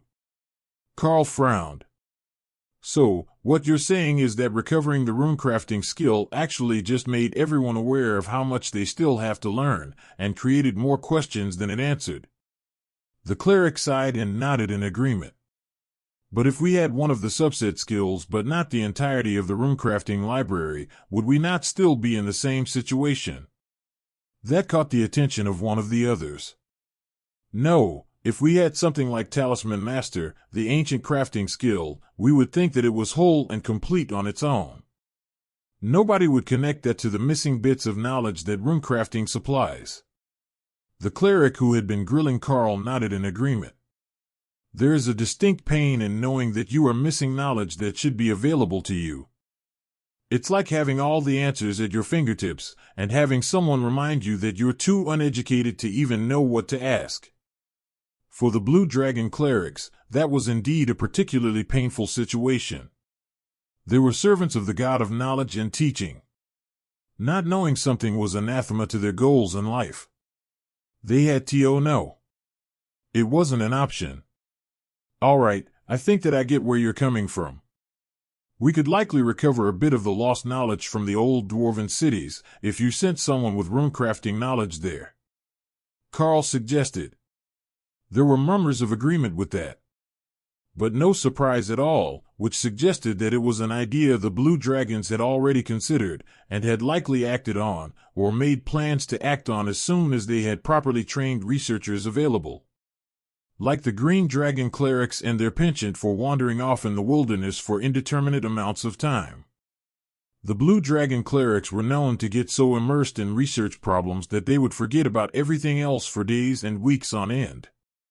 Karl could see that these clerics were already well on the way to becoming obsessed with the lost knowledge associated with runecrafting, even though it didn't seem that any of them had actually learned the art yet. Possibly, only because they had previously become immersed in a project on another trade skill, and now they couldn't switch. If they could figure out how to replicate the Epic Guard skill book and teach it to large groups of elites, that might change. It was far more interesting as a skill than Golem was, and the power level was similarly impressive. The majority of the group was studying the skill book with increasing intensity, but the amount of work that it would take to replicate it was dampening their enthusiasm considerably. Spending an entire week on a project, only to have it used by someone else, was enough to put a damper on anyone's day. Now, if this was a skill that they could use themselves, and then make copies to teach to the ones who needed it, they might be much more amenable to the concept. At the very least, they would have a cool guardian to look at. They're all a bit odd. They might take it as the perfect friend, just because it's always there and doesn't talk to interrupt their concentration. Remy noted. Thor seemed to agree with her. If nothing else, it would give them someone who doesn't run away when they begin to get too excited about their work. The sun isn't even properly up, and they're already this excited about work. Not even good work because it's for someone else's pack. When have you ever been reluctant to work? But you only asked me to do fun things like pull the wagon. Thor complained, feeling slighted by the comparison between that and making books for strangers. After a few minutes of focus on the Epic Guard skill's outer layers, the clerics started to really get into the book, with one researcher dedicated to feeding the others breakfast, so that no greasy fingers would be touching the manuscript. It was a well-practiced routine, and Remy thought that it was hilarious. Most species only hand-fed their beloved ones, or the young. But the Blue Dragon clerics did it so that they could research more efficiently, without even taking meal breaks. Remy laughed as they finished eating, and then the designated food holder carefully washed her hands before replacing her white cotton gloves. Is there a reason that the gloves are always white? Is it just so that it is easier to see if you've gotten them dirty? Karl asked as they delicately flipped the pages. The clerics all shook their heads. Cotton is naturally white. We choose white cotton gloves because there are no dyes added to them which might transfer to the pages if they have something on them or our hands are a bit wet. Lotus sat down beside them and began picking her favorite parts off the plate of breakfast snacks. As if a blue cleric would ever let wet hands around a research book. They're so mean when we go to the library, like the books were their beloved children. She complained. The others all rolled their eyes in unison, but didn't respond. Are you sure it's not because they never know where a green cleric has been, and there is a greater than 0 chance that you have both tree sap and peanut butter on your hands? Karl asked. That might be part of it. But they're not only mean to us. The middle-aged woman leading the research team shrugged. Well, we did personally write most of the copies that are in the library. But nobody properly respects the books. We have entire teams dedicated to just cleaning and removing stains from our collection. She reminded Lotus. Don't I know it? I had to spend a whole week helping them after my botany textbook had an unfortunate mishap. The clerics all laughed, and even Karl chuckled, knowing that almost anything could have happened to the book. The day that he had met her, Lotus wanted to take Ray to go nap in the trees. For the most part, they worked in silence as the rest of the team woke up and ordered additional breakfast items. The ones that the Blue Dragon clerics had brought appeared to be mostly chosen for ease of consumption, but they didn't cover everything that the others were used to eating. Once they were done, the rest of the group all prepared to head off to the training grounds, leaving Karl with the librarians, while the beasts helped train the team. Well, not totally alone. Hawk had no intentions of going over there, though Remy was back in spirit snake form and accompanying Kara on their mission to educate the students in the proper methods of training their bodies. She wasn't going to feed them questionable resources today, as they were already advanced far enough that they would be suffering side effects. But she did have a number of nutritional beverages to help them through Thor's physique enhancement training. Today, not even the small beasts would be spared his tender, loving care. Without Karl to keep them safely entertained, they would be training with their partners for the day, and that meant they had to keep building muscles and working towards an evolution. Thor had become his strongest after he evolved and his scales changed. So, naturally, the same should be true of them young ones. Gather them all in the courtyard before you start so that I can activate the training skills on everyone. If I don't, it's mostly a wasted day anyhow. Karl reminded Thor, who was about to leave the apartment in human form. No problem. We are trying to prove to the government people that we're good at the job. The Zero agreed. It never crossed Thor's mind that being too good at your work could just lead to you being assigned even more work every time that it arrived. He was just happy to have hatchlings to train. What Zero wouldn't be?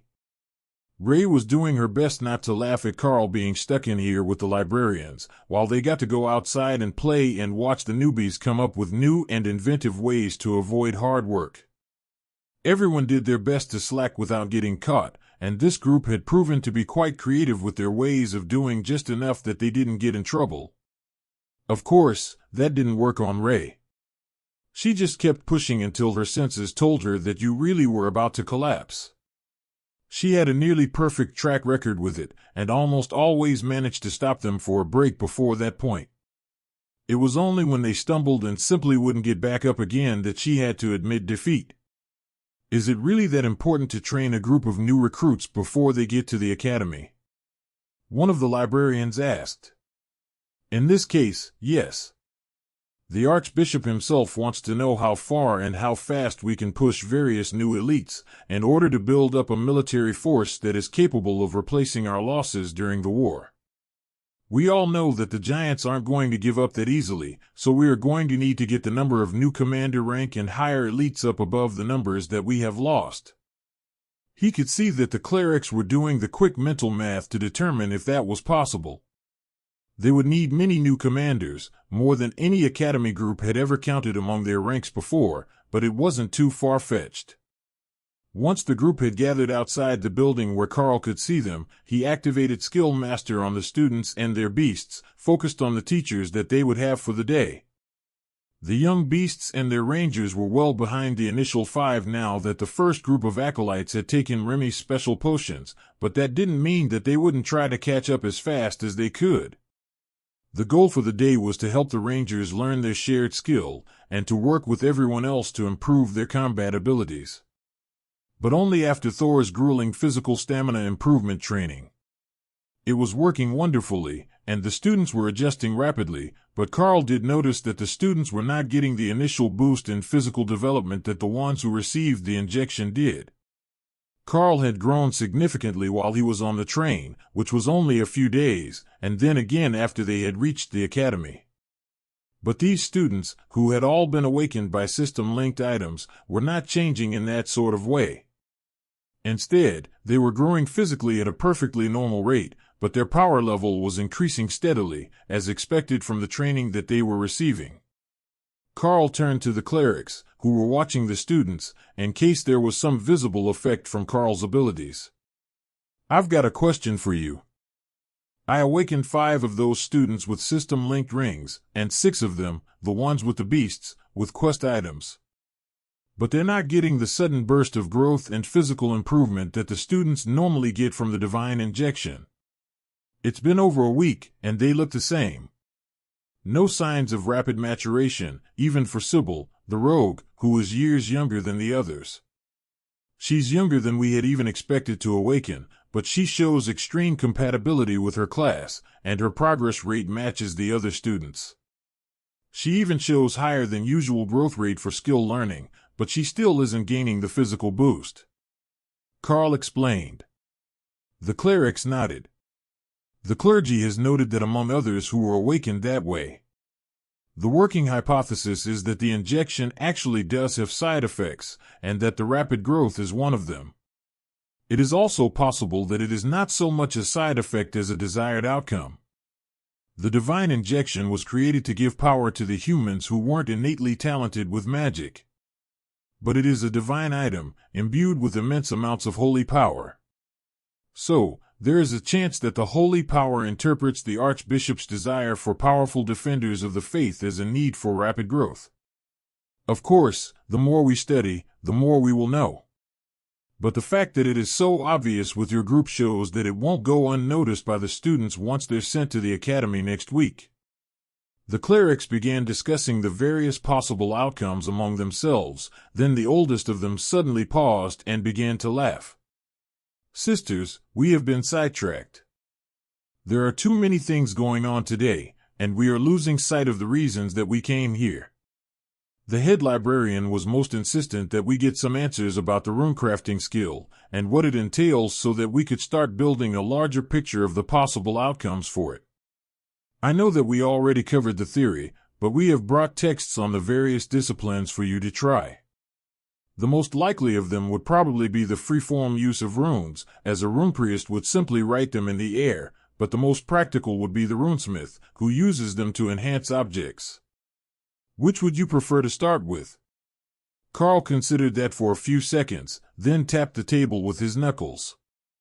I think that the ability to enhance items with runecrafting is the most viable route for me.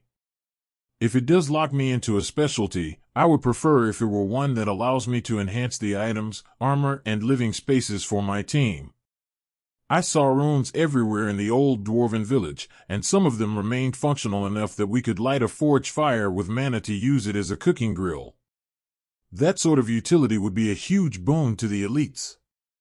When you're traveling, the more versatile your items are, the better. I know that we're all getting inventory spaces now, and we don't really need to carry massive backpacks and worry about weight, but there are still restrictions, and the stronger our elites get, the more utility and progression items they are going to want to carry with them. The cleric nodded and swapped the books on the table, replacing it with one that read a summation of the lost art of dwarven runecrafting. Karl smiled. That choice of reading material felt right. The runes that Remy had recorded from over the forge in Graska looked just like the ones that were embossed on the cover, and slightly different from the standard runes, as they were stylized for a purpose.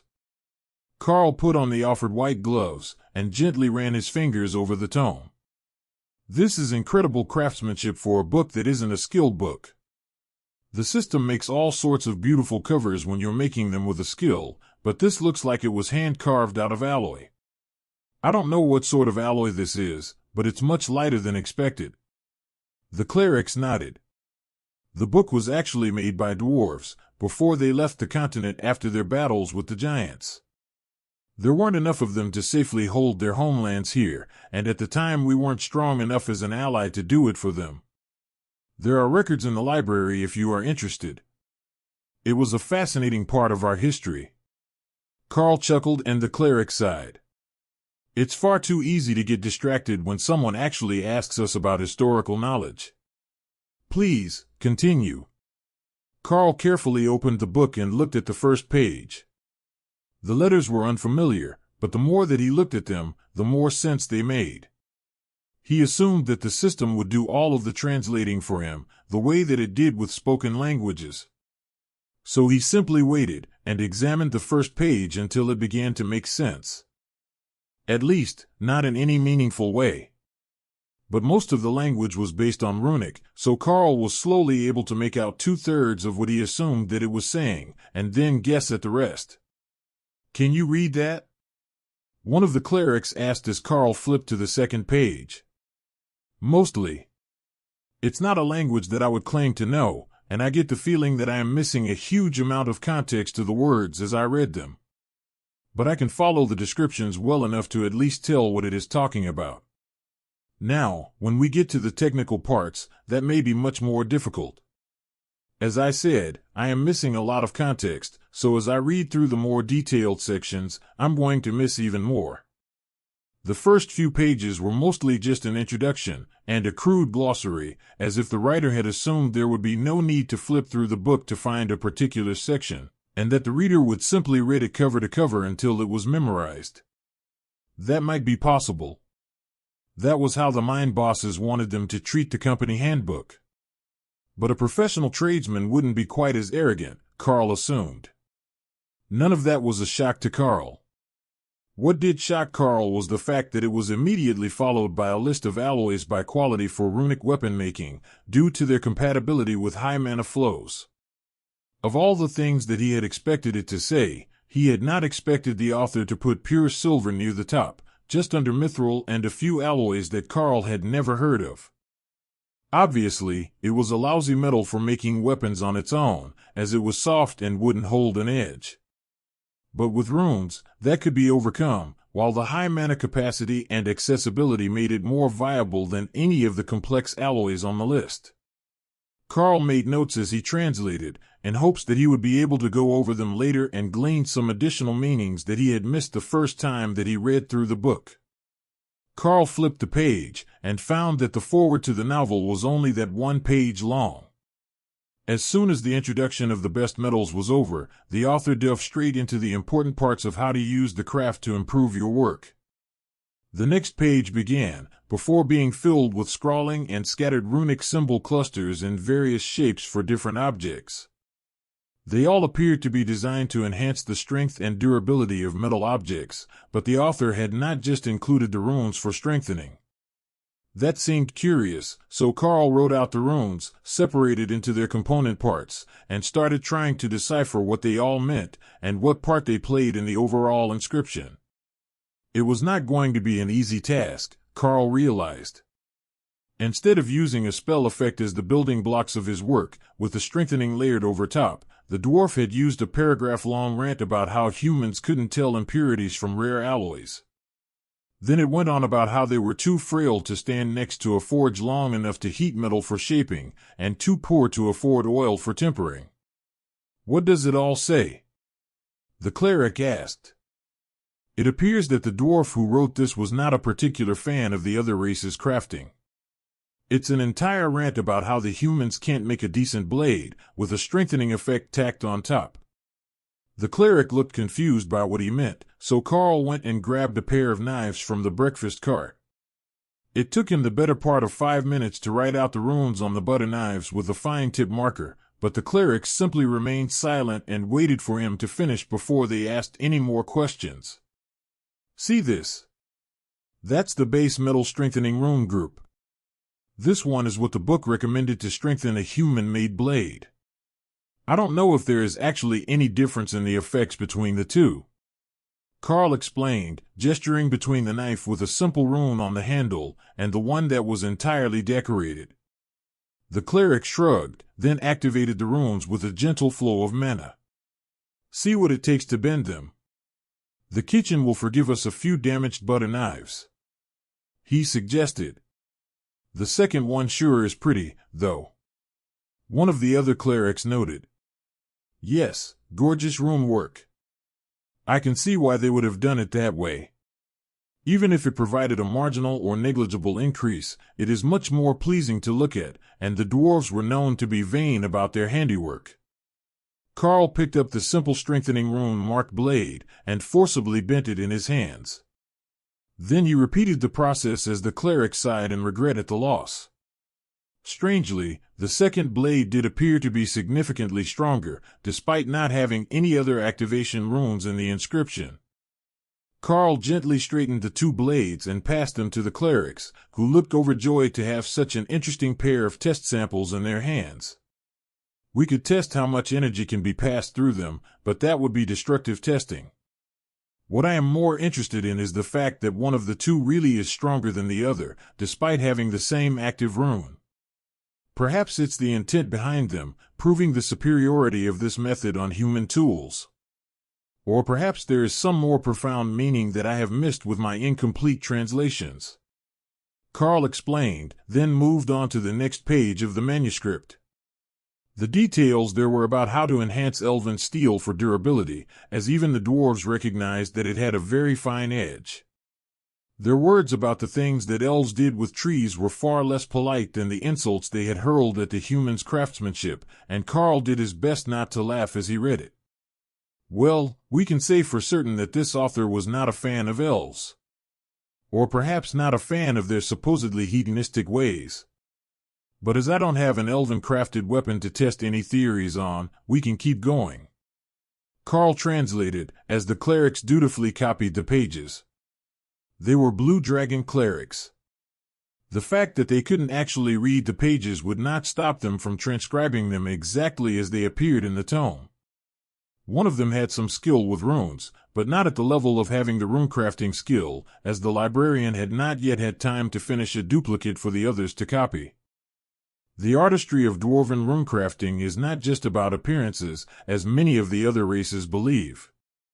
In fact, the matrix of the runes, even irrelevant filler, is integral to the even distribution of the flow of power across the surface of the item. I have no idea why I'm writing this. Perhaps my memoir will be a children's book, full of facts that any small child should know.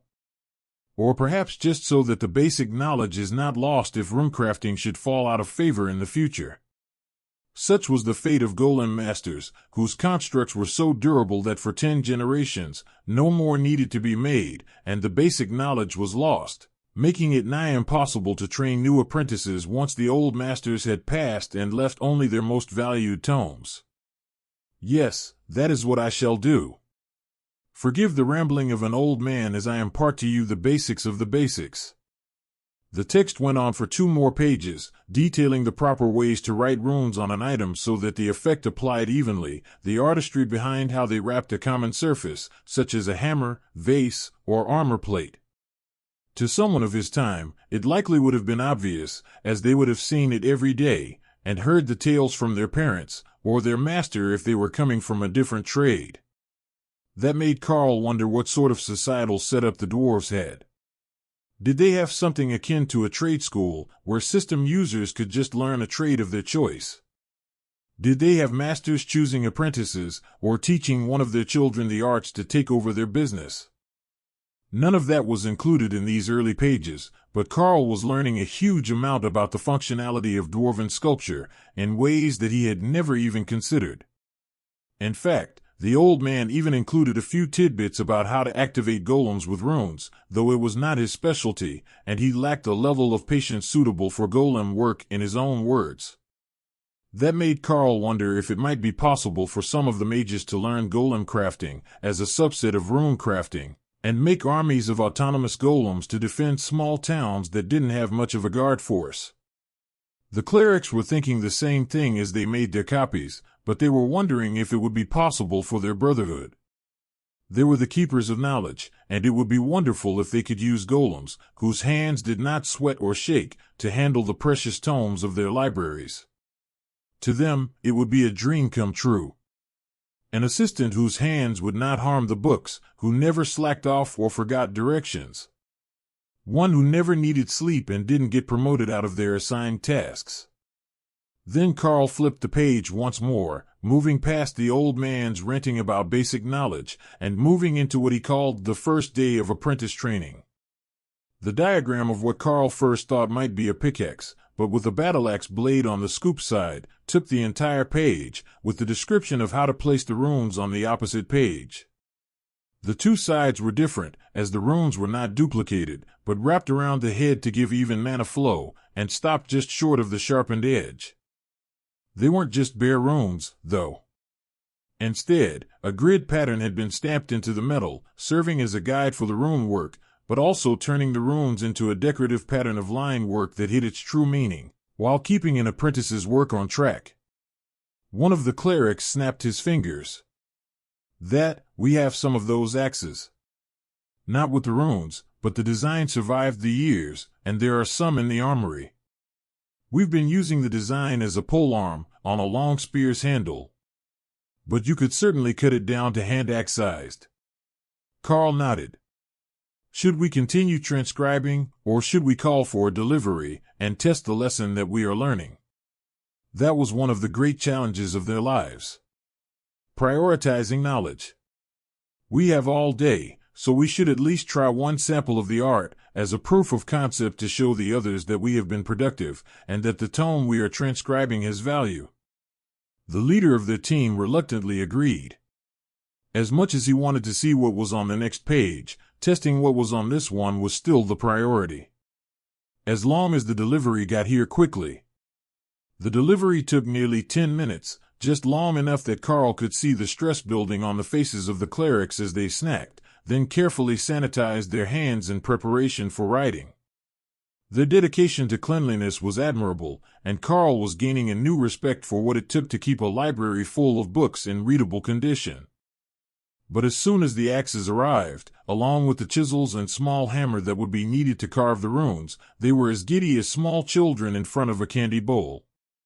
Karl double-checked the descriptions that were in the book, then referred to the details on how much mana each alloy could transfer. These weapons were stainless steel, which was not even on the list. It was probably counted as the generic human steel alloys that were mentioned near the bottom, so Karl would be careful not to give them too much of a boost. The actual power of activation would depend on the user for this sort of weapon, unless you added something to make it always active, which Karl assumed came later in the book. The total for the weapon was only 30 runes, not more than a few lines of written text. But when you had to precisely carve it into steel, the practice was much more nerve-wracking. The book noted that depth of the carved runes would have different effects on the outcomes, so he couldn't just paint them on and call it a day without sacrificing an unknown amount of the effect. That was unfortunate, as Karl wasn't well known for his skills as a sculptor, and the intent as you were carving the runes mattered, so he couldn't just have Ray or Remy carve them for him. Fortunately, the chisels were enchanted, and given his enhanced strength, they cut through the metal with little resistance. Even without Karl using a skill. If he had coated the chisel in, rend, or disintegrate, he could have written the runes as easily as writing with a pen on paper. But that would come with the risk of messing it up and carving too deep, which would ruin the axe head. Definitely not worth the risk on a piece that could be completed without it.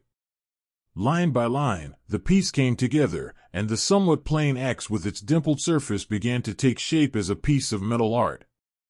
Even Ray agreed that it was worth the title, and her tastes in artwork were much more particular than any of the others. Karl checked the work to ensure that he had not made any major mistakes with the runes, either in the depth of the carvings or the shapes. But this was intended for beginners such as him, and the symbols were all quite straightforward. I believe that it is done. I will first increase the level of the enchantment to awakened, and make sure that the weapon is holding up. Then I will bring it to an ascended, followed by a commander rank weapon enchantment. It's just a durability carving so that the weapon holds an edge well enough, but it should sharpen the steel to the point where it will actually cut through a commander rank plant. At least, that's how I interpreted the description. Going on half to two-thirds of what the runes might actually mean was a gamble, but if he could make commander rank or better magical weapons with a half-hour's worth of work, Karl knew that he was about to become a very wealthy man. Well, wealthier. Remy's space was beginning to regrow all fresh sprouts from what was burnt away during her advancement, and her swamp was all at Monarch Rank now. With the resources that he had available, Karl could probably never claim poverty and expect anyone to believe him. The first bit of mana made the runes glow in a dull copper tone, and Karl smiled. Is that for the success? Your smile has a nostalgic look. One of the clerics noted. The runes advance similarly to the badges at the academy. Except that the runes are black for common, bronze for awakened, silver for ascended, gold for commander. Karl explained. I see that the runes really did turn bronze when you brought them to the awakened rank. Fascinating. I wonder if that was a hidden meaning in the badges themselves. The Archbishop decreed that they were the colors to be used, but most of us never questioned it, as bronze, silver, and gold are the standard progression for awards of all sorts. Do we have something to test on? Karl asked, then realized that he was the one with the test materials. A branch borrowed from Thor's space, from a durable commander rank bush, should be enough to test it. It was flexible, but strong enough that a regular blade wouldn't cut it. Awakened rank might not be enough either, but it would serve as a reliable test sample. I will try with this. First, with a regular blade, if someone has one. Karl informed the group.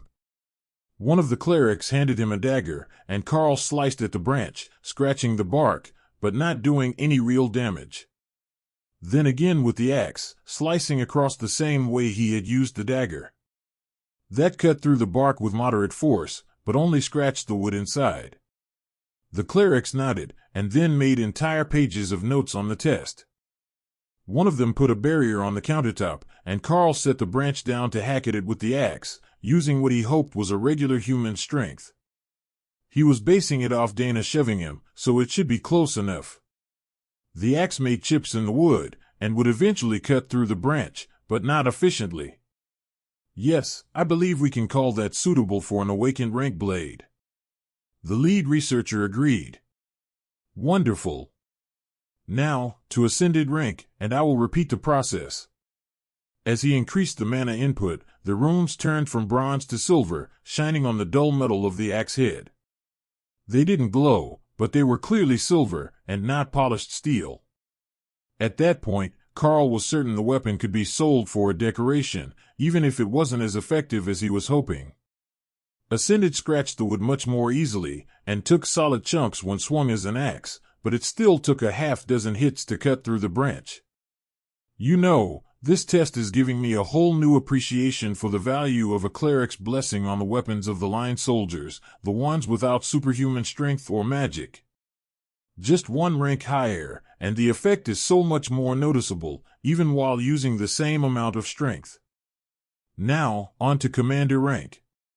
The runes turned golden as he increased the power once more, and the whole axe head appeared to smooth its surface, gleaming like polished stainless steel in the light of the kitchen. A gentle swing of the axe cut right through the thin branch, carried mostly by the weight of the weapon itself. Gentlemen, we have a winner. The weapon has undergone a qualitative improvement as commander rank, and it cuts through commander rank wood with ease. Against awakened rank monsters, this level of enchanted weapon should be immediately lethal. The Blue Dragon clerics looked at each other with excitement. This was something that they could do. If they had runecrafters trained, they could copy this and make commander rank weapons, as long as they were powerful enough. It would be immensely time-consuming to provide them to the entire army, but they could provide higher quality weapons to the academy and the new students. Karl was thinking the same thing. He had 11 students in total, between the Acolytes and the Beast Rangers team. 11 weapons was a day's work, but he could manage that without any major complaints. Should we go further and see the extent of the capabilities of our modern steel? Karl asked. It should be more durable than ancient steel, unless it was from a system-enabled period of history. We don't actually know when this book was written, and there hasn't been any mention of the system in it, only of crafting skills. So, it could be from nearly any point in the past. The team leader noted. More durable doesn't always mean more mana-compatible, though. This alloy probably wasn't in use at the time, so we may have to continue to study which alloys are the most suitable in the modern era. One of the others added, sparking a small argument about which alloys should be tested first, after they had their own runecrafters trained. Karl let them argue as he began to inscribe the other axe, making an identical copy. One of the two was going to be destroyed by the testing, and he was certain that the clerics would want one brought back as a sample for whatever sort of presentation they were going to have to give to their superiors. The final consensus was that they might have to bring back some of the old alloys, the ones which had silver mixed into them, or other precious metals. That was not good for the utility of a non-magical weapon, but for one with runes on it, the change could be critical. By the time that they finished arguing about the answer, Karl had already finished the other weapon, and the delivery man had brought him a whole pile of short swords and daggers for the students. We are ready. Please begin to upgrade the blade. The clerics announced in unison, then began to laugh at their synchronized thoughts. Karl slowly added mana density to the test weapon, and the runes began to turn from gold to a shimmering amethyst purple, which filled the carved runes like a solid gemstone. It was absolutely exquisite. Just as the transformation finished, Karl stopped adding more power, leaving the weapon at the lowest possible royal rank power level. That was enough to prove the point, and he wanted to see if the weapon was going to remain stable. The clerics began to cast spells on it and turn it carefully in their white-gloved hands as they studied it. Then one went to the phone on the wall and made a call. "I have summoned a royal rank warrior to us. They will be able to test it in the basement training room without fear of overpowering the enchantment accidentally. Then we can see how it will react to having a skill used as an overlay to the runes. That will be the most telling part of our trials," the cleric explained. Karl nodded. "Then I will bring this other axe to mid-commander rank. Please summon a commander as well, in case the first test fails. Or even if it doesn't. So that we can see if there are any hidden stability issues." Karl wasn't sure if the response could have been more excited, even if he had told them that they were celebrating every national holiday on the same day.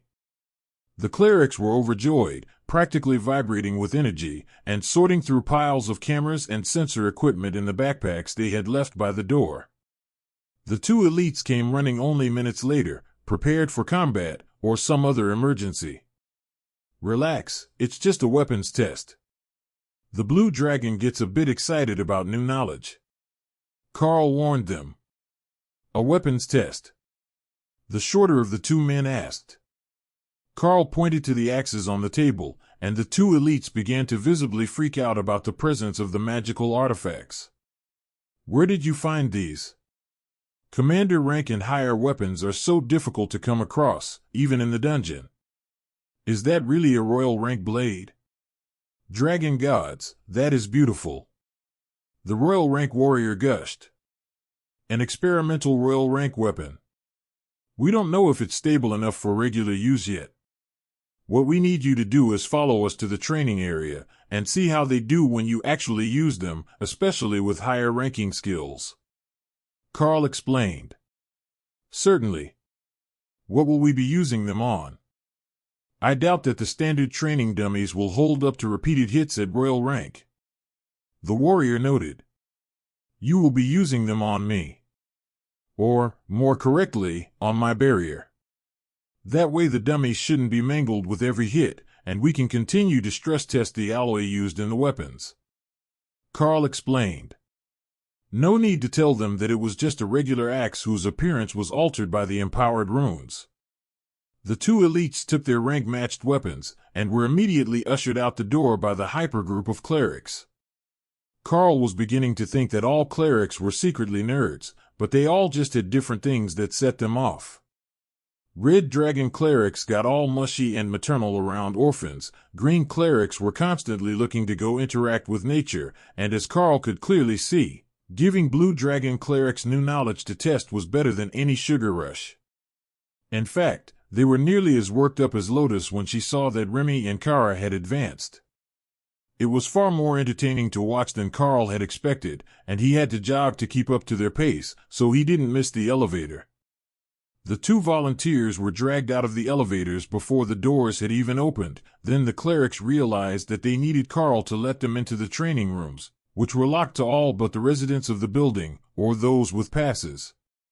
Karl selected the first room, and had it bring out a pair of dummies, which were charged to his account, in case they were destroyed during training.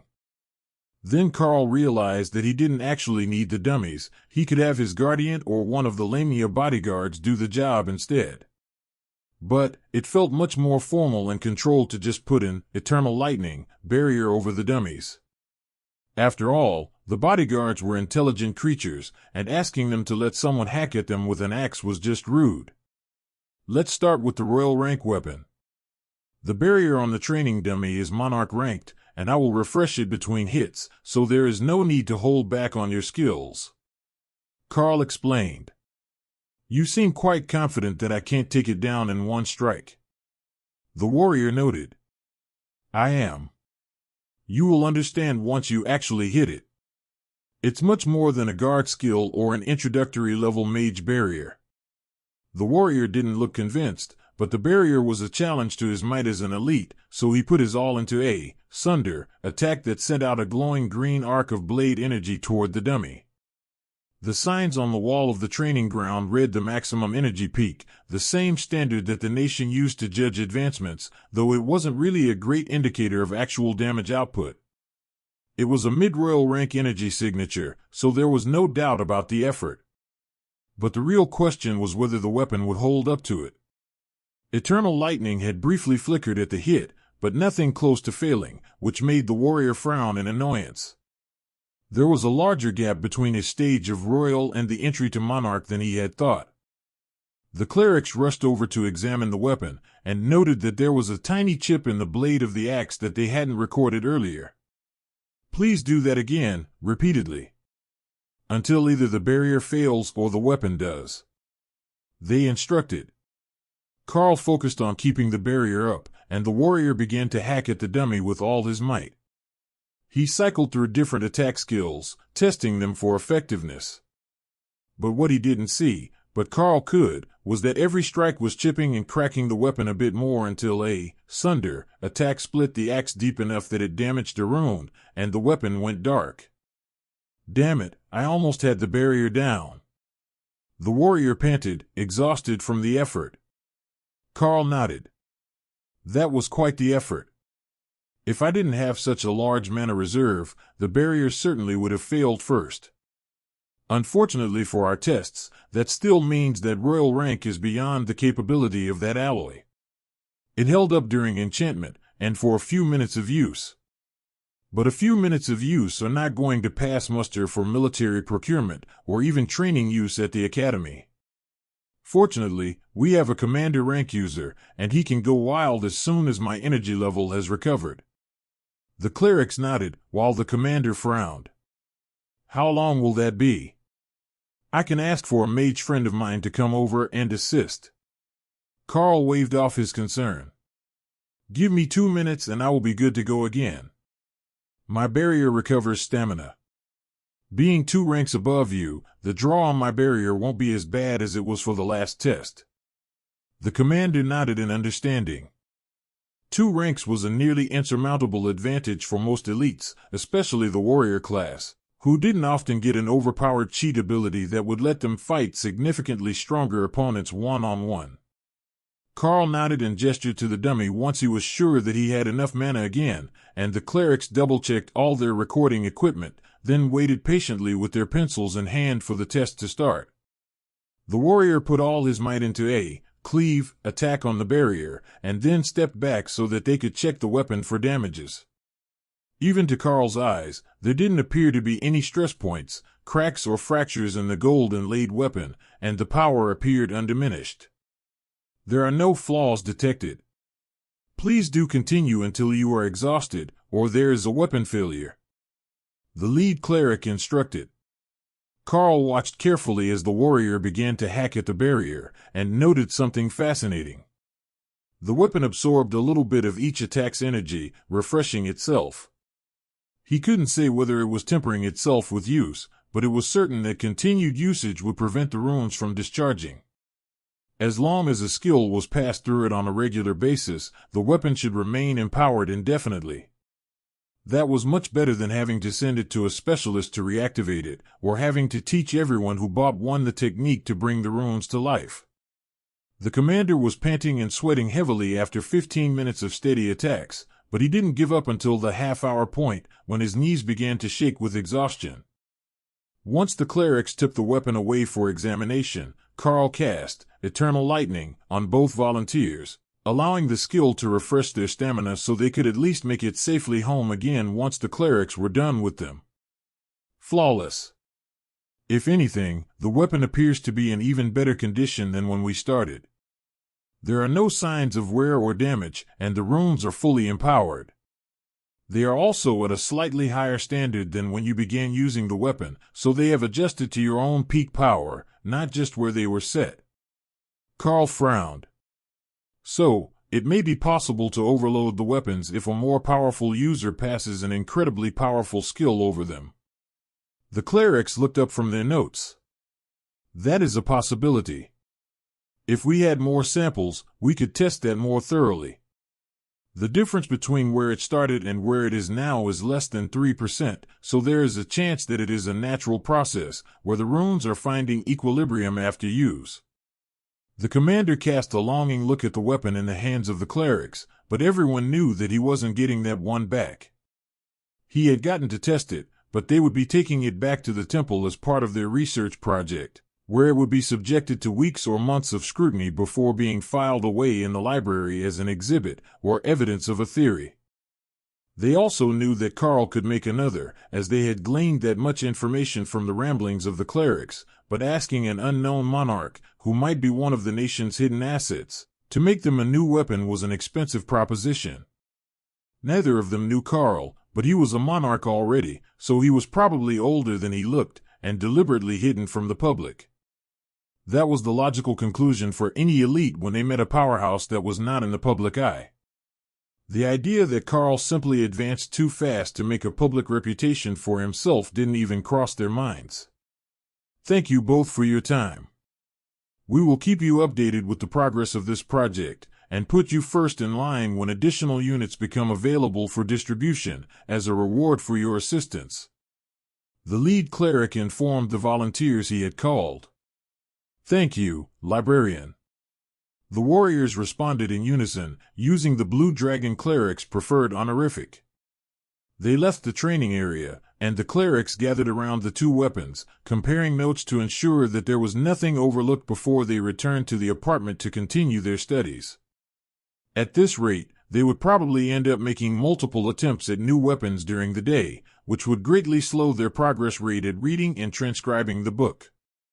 However, the outcomes and new knowledge gained from practically testing the lessons was so much more valuable than the efficiency.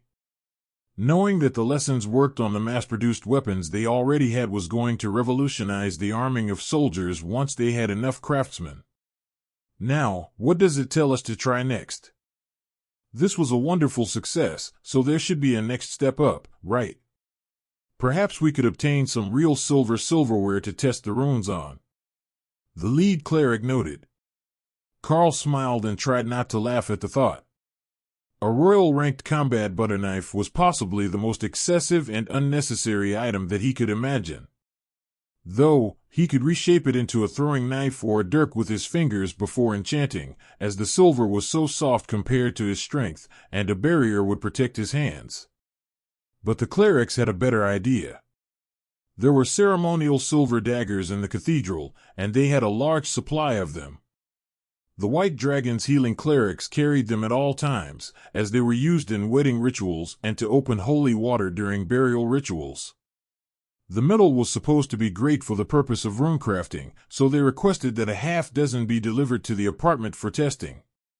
That naturally brought even more clerics who were wondering what the Blue Dragon adherents were up to, and then they brought acolytes to help them take notes, until Karl's apartment was packed with blue and white-robed researchers. Should we move this to the training center downstairs? Karl suggested as he realized that he would be working on a metal plate placed on the kitchen table, surrounded by clerics. That would be less convenient. It is customary to let others work in and not monopolize the space, as there are limited time slots available. I promise, we won't bump you or interfere with your work. One of the new arrivals informed him in a gentle, musical tone that immediately put Karl on guard. You are listening to a story on Time Drift Stories channel. If you enjoy it, please like, comment, and subscribe so you won't miss the next episode. Her voice was lovely, but there was something about it that was triggering his danger response. Karl turned to look at the speaker, but she appeared to be an ordinary ascended rank priestess. Cute, in a girl next door sort of way, and very approachable in appearance. For a moment, he was going to shrug off his concern, then she smiled and spoke again. I am part siren. You can likely feel the lingering magic in my voice. I don't take offense, all the stronger elites notice it right away. She explained softly, her voice too low for the vast majority of the room to hear. That gave Karl a great idea. Do you have a metal instrument on you? He asked. She nodded, then handed him a small silver flute with the mark of the clergy on the end cap. Karl picked up his tools and carefully engraved the strengthening runes on it, skipping the elaborate bits of insult and the wrapped format, which would interfere with the keys. He was sure it was possible to work around that, or include them in the design, but he hadn't read that far yet, and he had no idea how it would work. But with a simple runic phrase meaning beautiful music added to the strengthening runes, Karl slowly added mana until the runes vanished, then turned gold. There was no restriction that he could feel, so he went one step further and brought it to royal rank, where the runes turned amethyst purple. "Do you know any magic that uses music?" Karl asked as he finished. The cleric nodded. "There is an area healing song that all the white dragon clerics know. I can perform it with the flute, but it's not a strong magic. Mostly, the church uses it to have people leave feeling refreshed and a bit less sore after a sermon." Karl nodded slowly and realized that he knew the song. They played it at the end of every sermon at the church at home. He just hadn't realized that it was magic. Or it might not have been magic in a place as rural as the lithium mines, but it could be magic when the right cleric was doing it. "Please, play the song for us, and tell the librarians if there are any differences in the outcome." The happy tune from the flute had all the clerics swaying along and humming the words as the siren played. Karl could feel the healing magic seeping into his bones, and see the weariness of some of the older clerics fading away as the tune progressed. That was real magic, of the sort any bard would be envious of. It wasn't in the book, at least not the parts he had read, but magical instruments for the bard classes might help them regain a bit of respect from the other elites, who mostly viewed them as comedy relief, or a sideshow. The song finished, and the clerics all clapped for the performance. "Thank you for your assistance. I am certain that your blue dragon following kinfolk have many questions for you, and you can negotiate when you will meet with them." The white-robed girl giggled. She would be playing her flute all day and night for them, just so they had a large enough sample for their studies. But it was a lot more fun for a cleric who was part siren to play music than to study healing herbs and poultice techniques that saved on mana use. Let's move on to the next page and see what the book has in store for us. We now know that the standard mass-produced weaponry can be enchanted to commander rank with these runes without failing in the short term, and that a silver flute can sustain the royal rank. But there is so much left to learn, as we're only on the second page of this dwarven crafting book, my brothers and sisters. One of the clerics was explaining to the new arrivals. They had originally thought that the trick was a new skill or lost art that Karl was employing, but those closest to the workspace had already realized that they were testing knowledge from a book. Karl flipped the page again, and began to read the runic writing and make notes of the translation as he understood it, while a half-dozen clerics made exact copies of the book, to be able to more effectively spread its wealth of knowledge.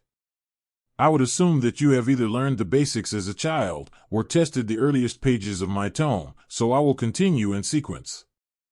Now that you know how to create an array of runes that spreads the effect evenly over an item, remember one simple fact. No matter what else you write, it must not be contradictory to the intent of the primary runes. Even if the phrase is used in a different context, words that counter the active rune will reduce its effect.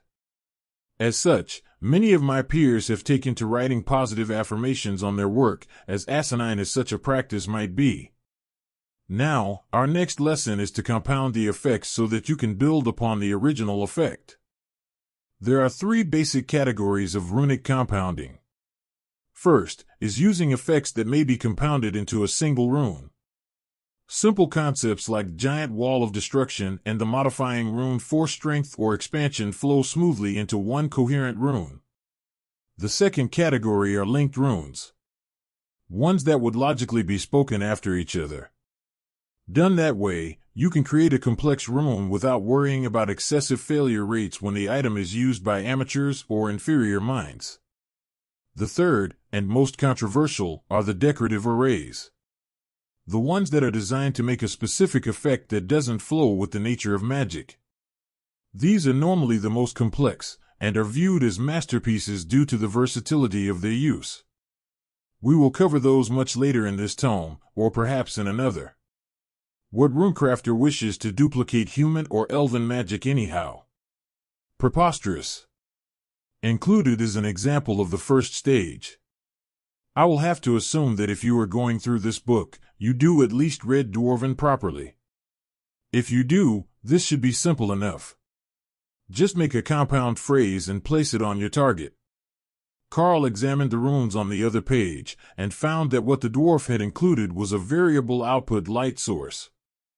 That was useful, but they had electricity here, so it was not at the top of Karl's list of useful items the way that it would have been for any other nation. Remy giggled. Oh, I get how this works. See, this symbol means giant ball of fuck that thing in particular. Put that on a blade, I want to see what happens. From her spot on the training field, Kara chimed in with her opinion. I don't know what Sister Remy is making, but I approve this message. Come show me later.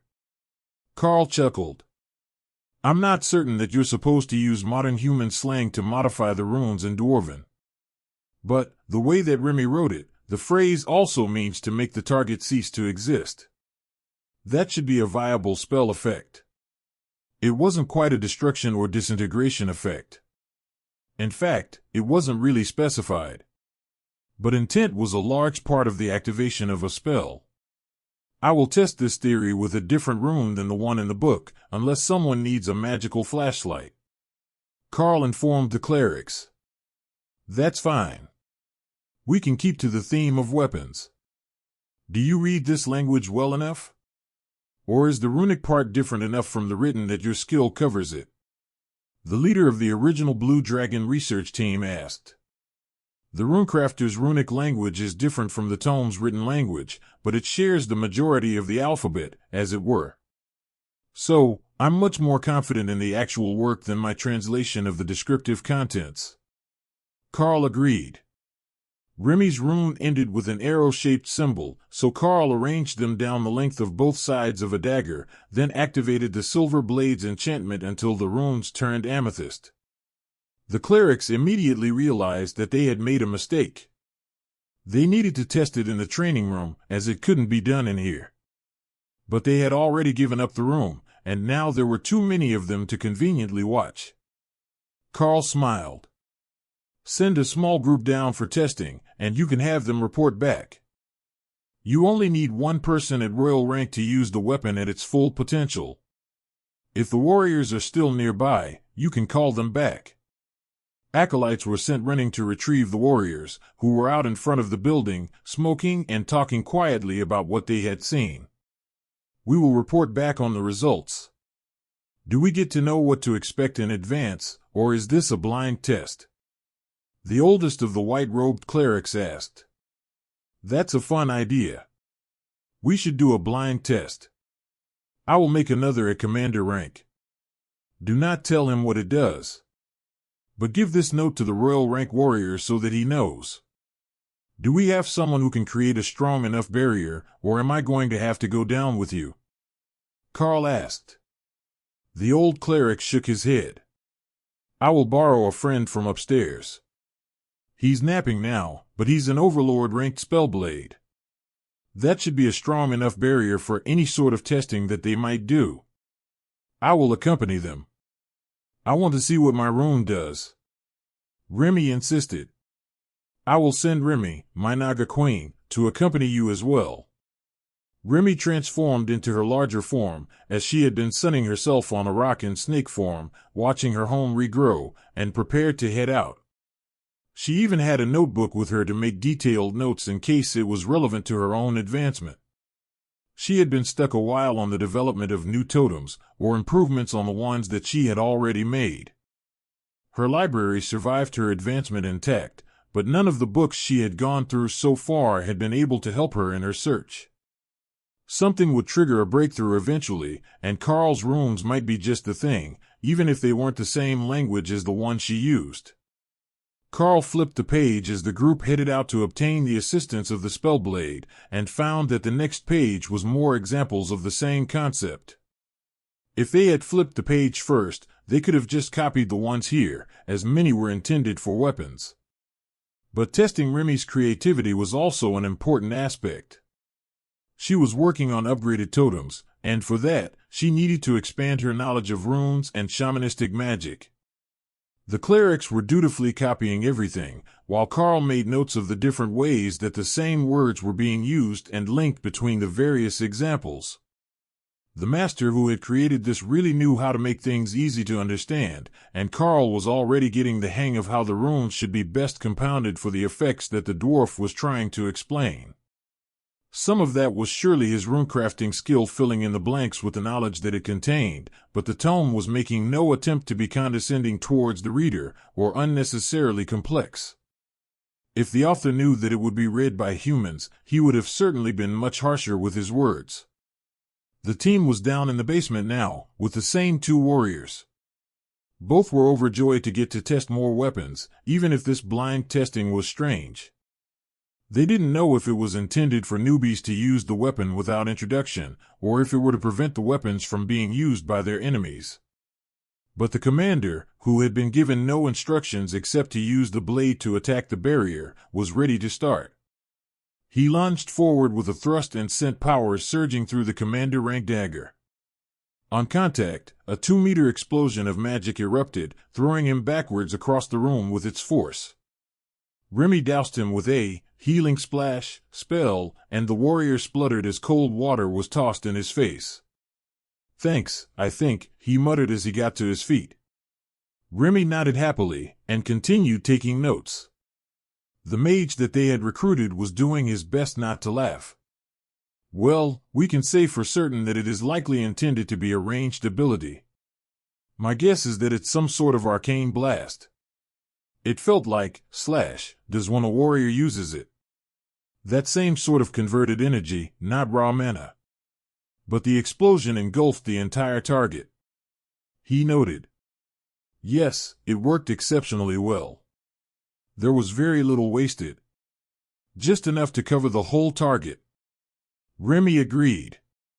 The mage nodded in agreement, while the clerics turned to him for translation, as Remy was speaking Serpent. "It's in my notes." The mage shrugged. He was here for the barrier and his curiosity about the new weapons, not to translate for clerics who failed foreign language class. The royal rank warrior treated it as a short-ranged attack, and flicked the dagger out in a thrusting attack to send the attack forward in a piercing motion. The attack didn't have a visual effect between him and the target, but the same explosion occurred, shaking him on his feet. The commander stared at the target in confusion.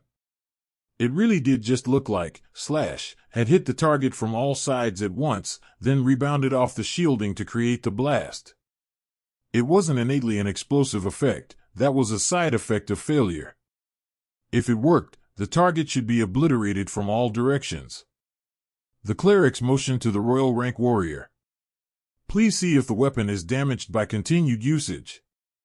We don't detect any signs of flaws or damage from the first strike." The mage held up his hand. "First, I would like to see what happens when a cleric uses that dagger. I know it's among the weapons your god approves of."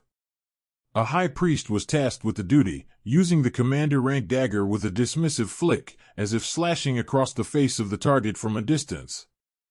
The effect this time was a golden glow that rebounded off the barrier with a glare of holy light, instead of a physical force. Fascinating. The effect isn't defined, only the outcome. So, it appears the way that the user thinks of it. Or perhaps a certain way, depending on the class of the user. We will have to do more study on that later. I don't suppose that you would be able to provide a few of those for my tower to study?" he asked. "Probably not today. But in the near future, we certainly will be able to include your spellblades in the research process. In fact, we will soon have runecrafting books available, and you might be able to get one of your people included in the test group." The aging cleric agreed. The spellblade nodded. "I have a few disciples within the tower who have not yet taken a crafting skill specialty. They're still awakened rank, but that gives them time to grow. Much better than teaching us old folk, I suppose." The old cleric smiled. "It's a trade-off. We all want the strongest results right away, But how many of our people make it to commander rank without having picked a specialty? Every new thing that we learn from the system disrupts centuries of practice and the balance of skills that we have accepted as optimal. The Spellblade chuckled. I heard from Prince Corbin that the runecrafter who made these daggers is a monster in every sense of the word except his personality. The old cleric shrugged. This is the first I have met him. But he seems quite agreeable. The royal rank warrior frowned. You say that he's a monster, but he also seemed like a friendly sort of person to me. The old mage just shook his head. That's not what I mean. He's barely 16 years old. He made Monarch in 2 years after the injection, and I have it on good authority that he managed to knock out a Tortolin monk in a fistfight during the challenge for the new commander rank dungeon. The commander rank warrior laughed. I heard about that as well. I was sent there later in the day, but it was the talk of the camp. Plus, the Naga Queen, Remy I believe he said her name was, is part of his team of bonded beasts.